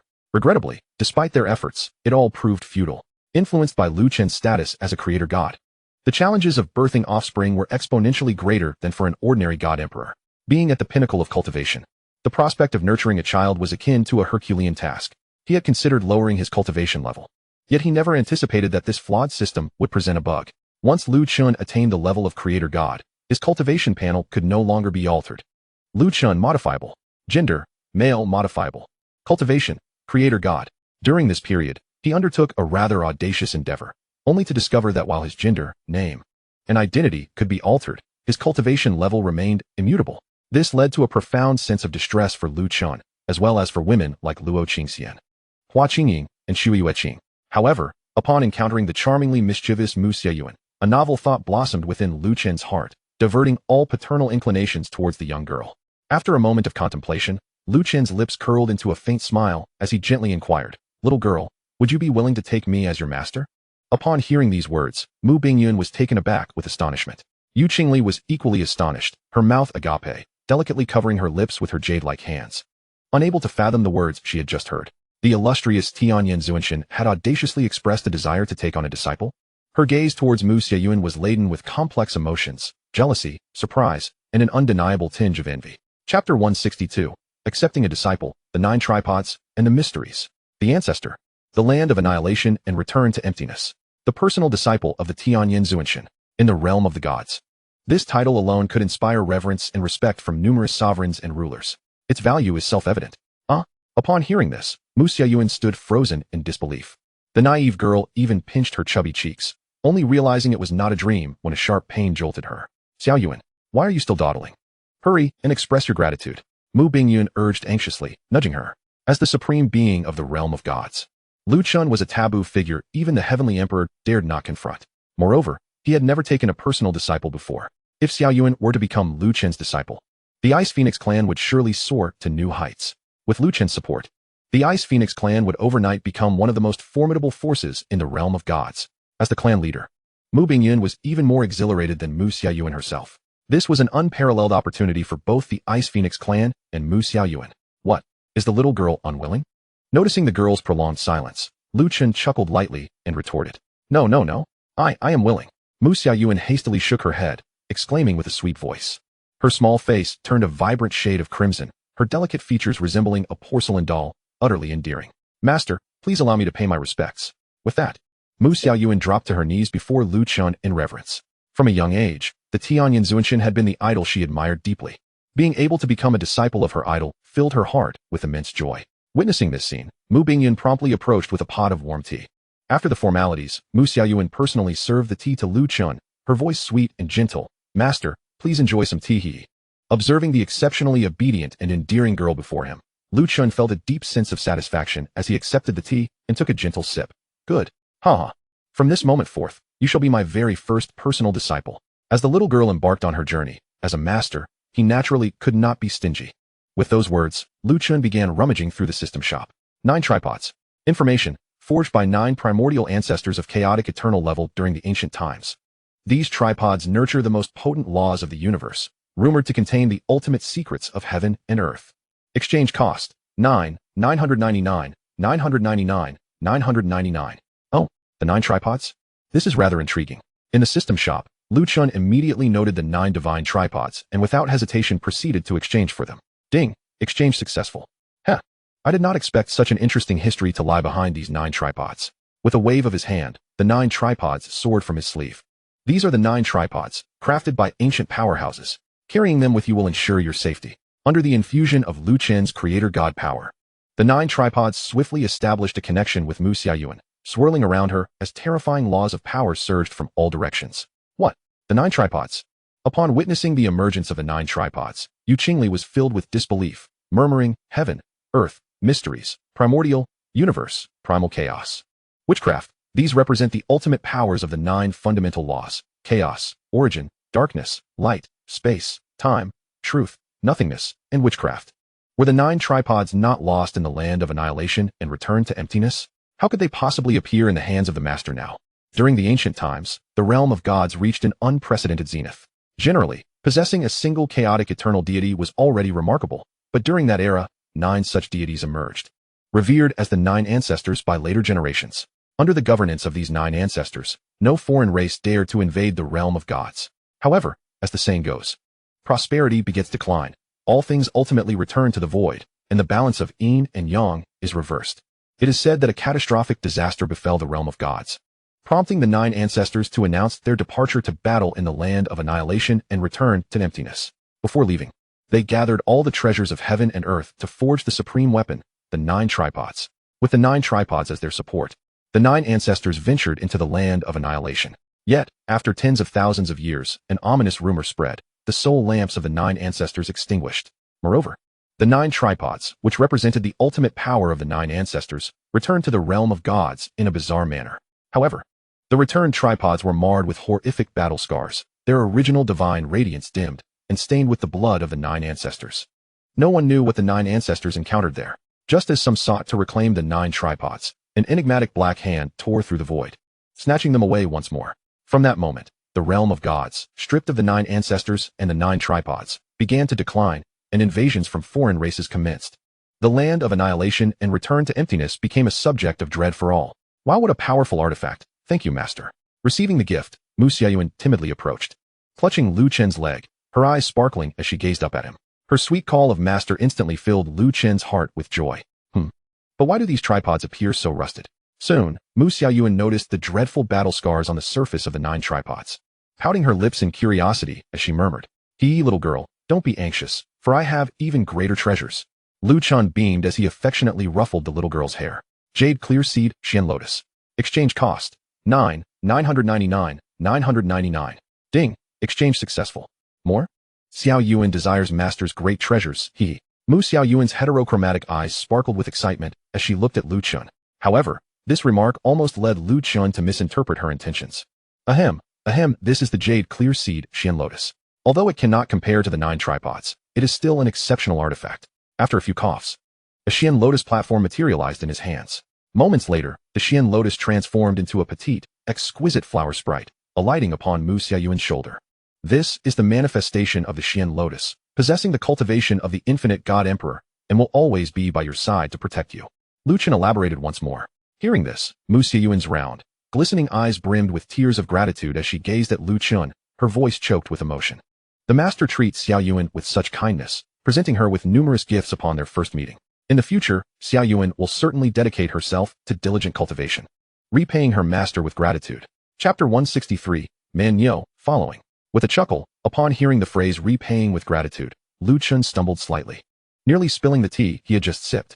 He glanced at the youthful figure of Xiao Yuan, who radiated the freshness of a blossoming girl. The utterance of those 4 words from her lips stirred an odd sensation within Chen's heart. Master, what is the matter with you? Xiao Yuan inquired with her large, sparkling eyes, filled with curiosity. Ahem. It's nothing, my dear disciple. Just focus on your cultivation. Chen coughed a few times, hastily wiping the tea stains from his lips, responding with a hint of guilt. He remained oblivious to the astonished expressions of Yu Qingli behind him and Mu Bingyun below, both revealing incredulity. They both had experienced Chen's benevolence before and were profoundly impressed by his methods, particularly Mu Bingyun, an elder of the Xiao Yuan clan, whose expression was immensely complex. Her delicate hands gripping her skirt as myriad thoughts raced through her mind. Alas, how can I fathom the master's intentions? If Xiao Yuan truly reaches that stage, it may very well be another choice for her. After a moment of self-reassurance, Mu Bingyun composed her thoughts. Master, may I massage your legs? Xiao Yuan sweetly smiled, appearing exceptionally obedient and understanding. Chen nodded in satisfaction, thoroughly pleased with his newly accepted disciple. He then turned his attention to the still-dazed Mu Bingyun, initiating a discussion on more pressing matters. Bingyun, what has become of the 10 absolute bodies captured by Shiva and Yama? In response, Mu Bingyun promptly clasped her hands and replied, to report to the master, they have all been properly settled. These 10 absolute bodies seem to originate from various divine realms. Chen's expression shifted to one of surprise. Oh, continuing, Mu Bingyun elaborated. The evil spirit realm is powerful and has not only launched invasions against the divine realms, but has also devoured countless weaker divine realms surrounding it. Unlike the divine realms, some of these realms lack even a single god emperor, with many reduced to mere prey for the evil gods. The divine realms stand opposed to the evil spirit realm, leaving the other weaker realms to suffer collateral damage. Upon hearing this, Chen's eyes glimmered. So, these 10 absolute bodies all hail from other divine realms beyond the divine realms? Mu Bingyun nodded. Indeed. Most have already fallen into servitude to the evil gods. How should the master deal with them? Should we? It was evident that returning these 10 absolute bodies to their respective realms would be tantamount to sending them to their doom. The evil gods are merciless, viewing all living beings as mere sustenance. If they return, they would either become food for the evil gods or be enslaved for their bidding. After a moment of contemplation, Chen declared, let them choose for themselves whether to stay or go. Bring them all here. Mu Bingyun bowed in response. Yes, master. Before long. Within the span of a tea's brewing, 9 individuals of varying skin tones and physiques were brought to the center of the great hall. Your master is benevolent and has rescued you from the clutches of the evil gods. Now that you stand before him, should you not express your gratitude? Mu Bingyun approached them, her brow furrowing as she reprimanded them sternly. Seated above, Chen exuded an aura that rendered them breathless, each trembling in fear. I am called Manhwaaudiobook, from the savage divine realm. I shall remember the life-saving grace of my senior. If the opportunity arises, I will repay this immense kindness. A robust man, brimming with muscles, was the first to kneel before Chen, his voice deep and earnest. Manhwaaudiobook? Chen chuckled lightly. Truly fitting for one of your stature, do not be so reserved. With that, he gently lifted Manhwaaudiobook with a wave of soft divine power. Witnessing Chen's amiable demeanor, so different from the fearsome figure who had slain Shiva and Yama, the remaining 10 absolute bodies quickly introduced themselves, expressing their gratitude. You are now in the eastern divine domain of the divine realms. I do not expect your gratitude. Whether you wish to stay or leave is entirely up to you. Chen stated calmly to Manhwaaudiobook and the others. As soon as his words fell, Manhwaaudiobook stepped forward and knelt, tears glistening in his eyes as he clasped his hands. My homeland has long been destroyed by those vile evil gods. I wish to stay and follow my senior, seeking vengeance for my brothers and sisters. The others, sharing the fate of the 10 absolute bodies, echoed similar sentiments, expressing their desire to follow Chen. Each of them was a prodigious talent, once believing they were the hope for their homeland's revival. Yet, they were met with devastation. After Shiva and Yama forcibly abducted the 10 absolute bodies, they mercilessly slaughtered their entire realm. Thus, the anger towards the evil gods was deeply rooted within them. Upon realizing Chen's extraordinary power, they saw a glimmer of hope for revenge. In response to their requests to follow, Chen smiled gently. If that is the case, in a few days, you shall accompany Bingyun to the Tianyan Divine Hall. The 10 absolute bodies are known to be unparalleled talents, rare even across hundreds of realms. Such talents wishing to follow me is indeed a joy. However, among the crowd, one individual stood out, her expression laden with doubt and conflict, hesitating in silence. Noticing her, Lu Chen directed his gaze towards her. Upon sensing his attention, Mu Lingshan timidly stepped forward, her voice barely above a whisper. As senior, my name is Mu Lingshan, and I hail from the Wood Spirit clan. Her revelation elicited gasps of astonishment from Man Yo, Mu Bingyun, and Yu Qingli, as they turned to her in disbelief. From the Wood Spirit clan? Yu Qingli's gaze fell upon the petite figure clad in a flowing light green gown, her eyes flickering with uncertainty. The Wood Spirits are a highly unique race, renowned throughout the myriad realms for their sacred Wood Spirit Spring. Just a single drop of this sacred spring can instantly restore a god emperor's divine power, healing even the gravest of injuries in an instant. Recently, during the battle in the Nine Abyss Heaven, Luo Qingxian had even produced a vial of sacred spring for the Nine Radiant God Emperor. The existence of the Wood Spirit Spring bestows the Wood Spirit clan with a position of utmost significance. This was also why Shiva and Yama, upon abducting Mu Lingshan, refrained from annihilating the entire Wood Spirit realm. As long as the Wood Spirits exist, they can continuously produce the sacred spring. Chapter 164, Choice of Figure. Lu Chen looked down at the timid Mu Lingshan and inquired, Dear Wood Fairy, do you wish to return to the Wood Spirit realm? Mu Lingshan nodded gently, her delicate, fair hands tightly gripping her skirt. That cannot be allowed. Upon hearing this, Man Yo quickly interjected, though the Wood Spirit realm may not face immediate destruction, the evil gods are inherently cruel and still rampant. If you return, it will surely spell disaster. Due to the unique nature of the Wood Spirit realm, the evil gods would not turn all Wood Spirits into mere fodder. However, as Man Yo pointed out, given the evil gods' brutal disposition, the Wood Spirits are undoubtedly in grave danger. It is well known that every female Wood Spirit is as beautiful as a flower, embodying grace and charm. Under the oppressive reign of the malevolent spirits, countless female Wood Spirits, clad in tatters, have met their tragic demise upon the beds of the dark gods. Moreover, the Wood Spirits have always held their chastity in the highest regard, cherishing their purity as if it were their very lives. In the aftermath, some Wood Spirits, unable to bear the degradation of their virtue, chose to end their own lives. The fate of the strong and handsome male Wood Spirits was equally grim. The consequences of the prodigious talent of Mu Lingshan returning to the Wood Spirit realm are all too predictable.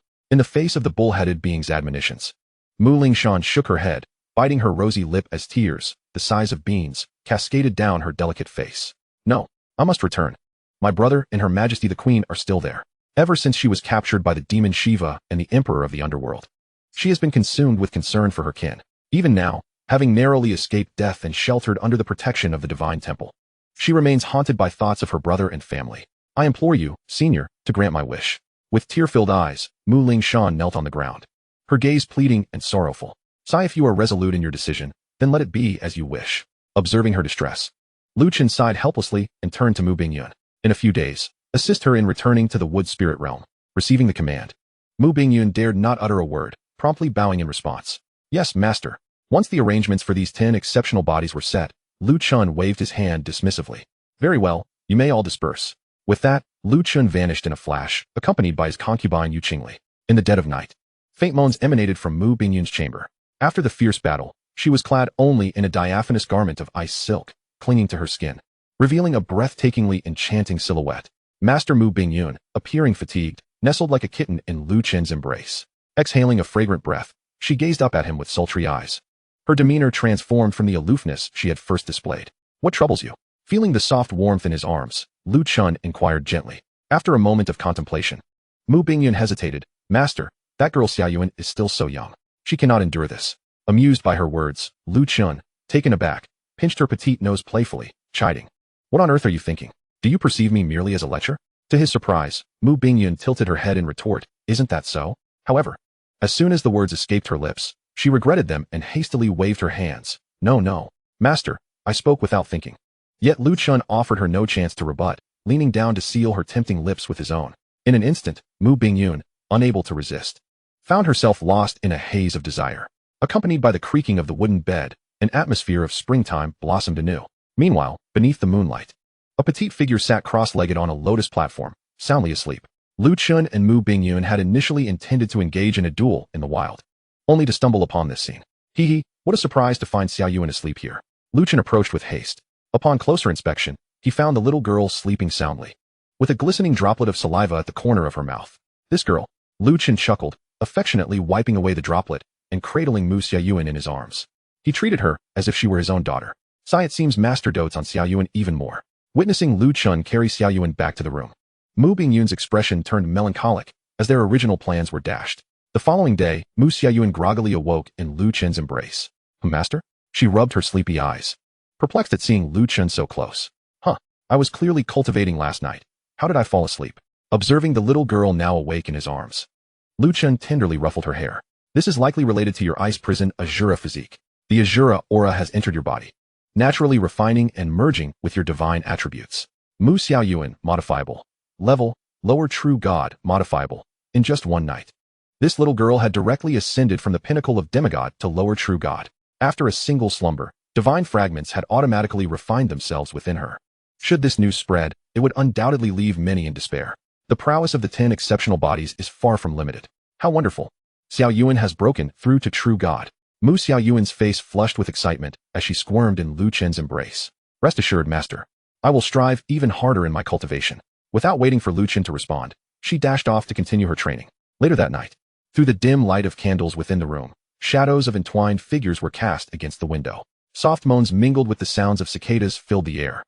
Just as Lu Chen and Mu Bingyun were lost in each other's embrace, a small, innocent voice stood outside the door. Knock, knock. Is that Xiaoyuan? What brings her here at this hour? Upon sensing that it was indeed Mu Xiaoyuan, Mu Bingyun's face flushed with confusion. Before she could ponder further, Lu Chen urged her to leave. When Mu Xiaoyuan opened the door, she clutched a pillow in her arms, her face shy and eager as she gazed at Lu Chen. Master, may I sleep with you tonight? Ever since she had fallen asleep in Lu Chen's embrace the previous night, the little girl had become utterly reliant on him. Hearing this, Lu Chen smiled indulgently, showing no hesitation whatsoever.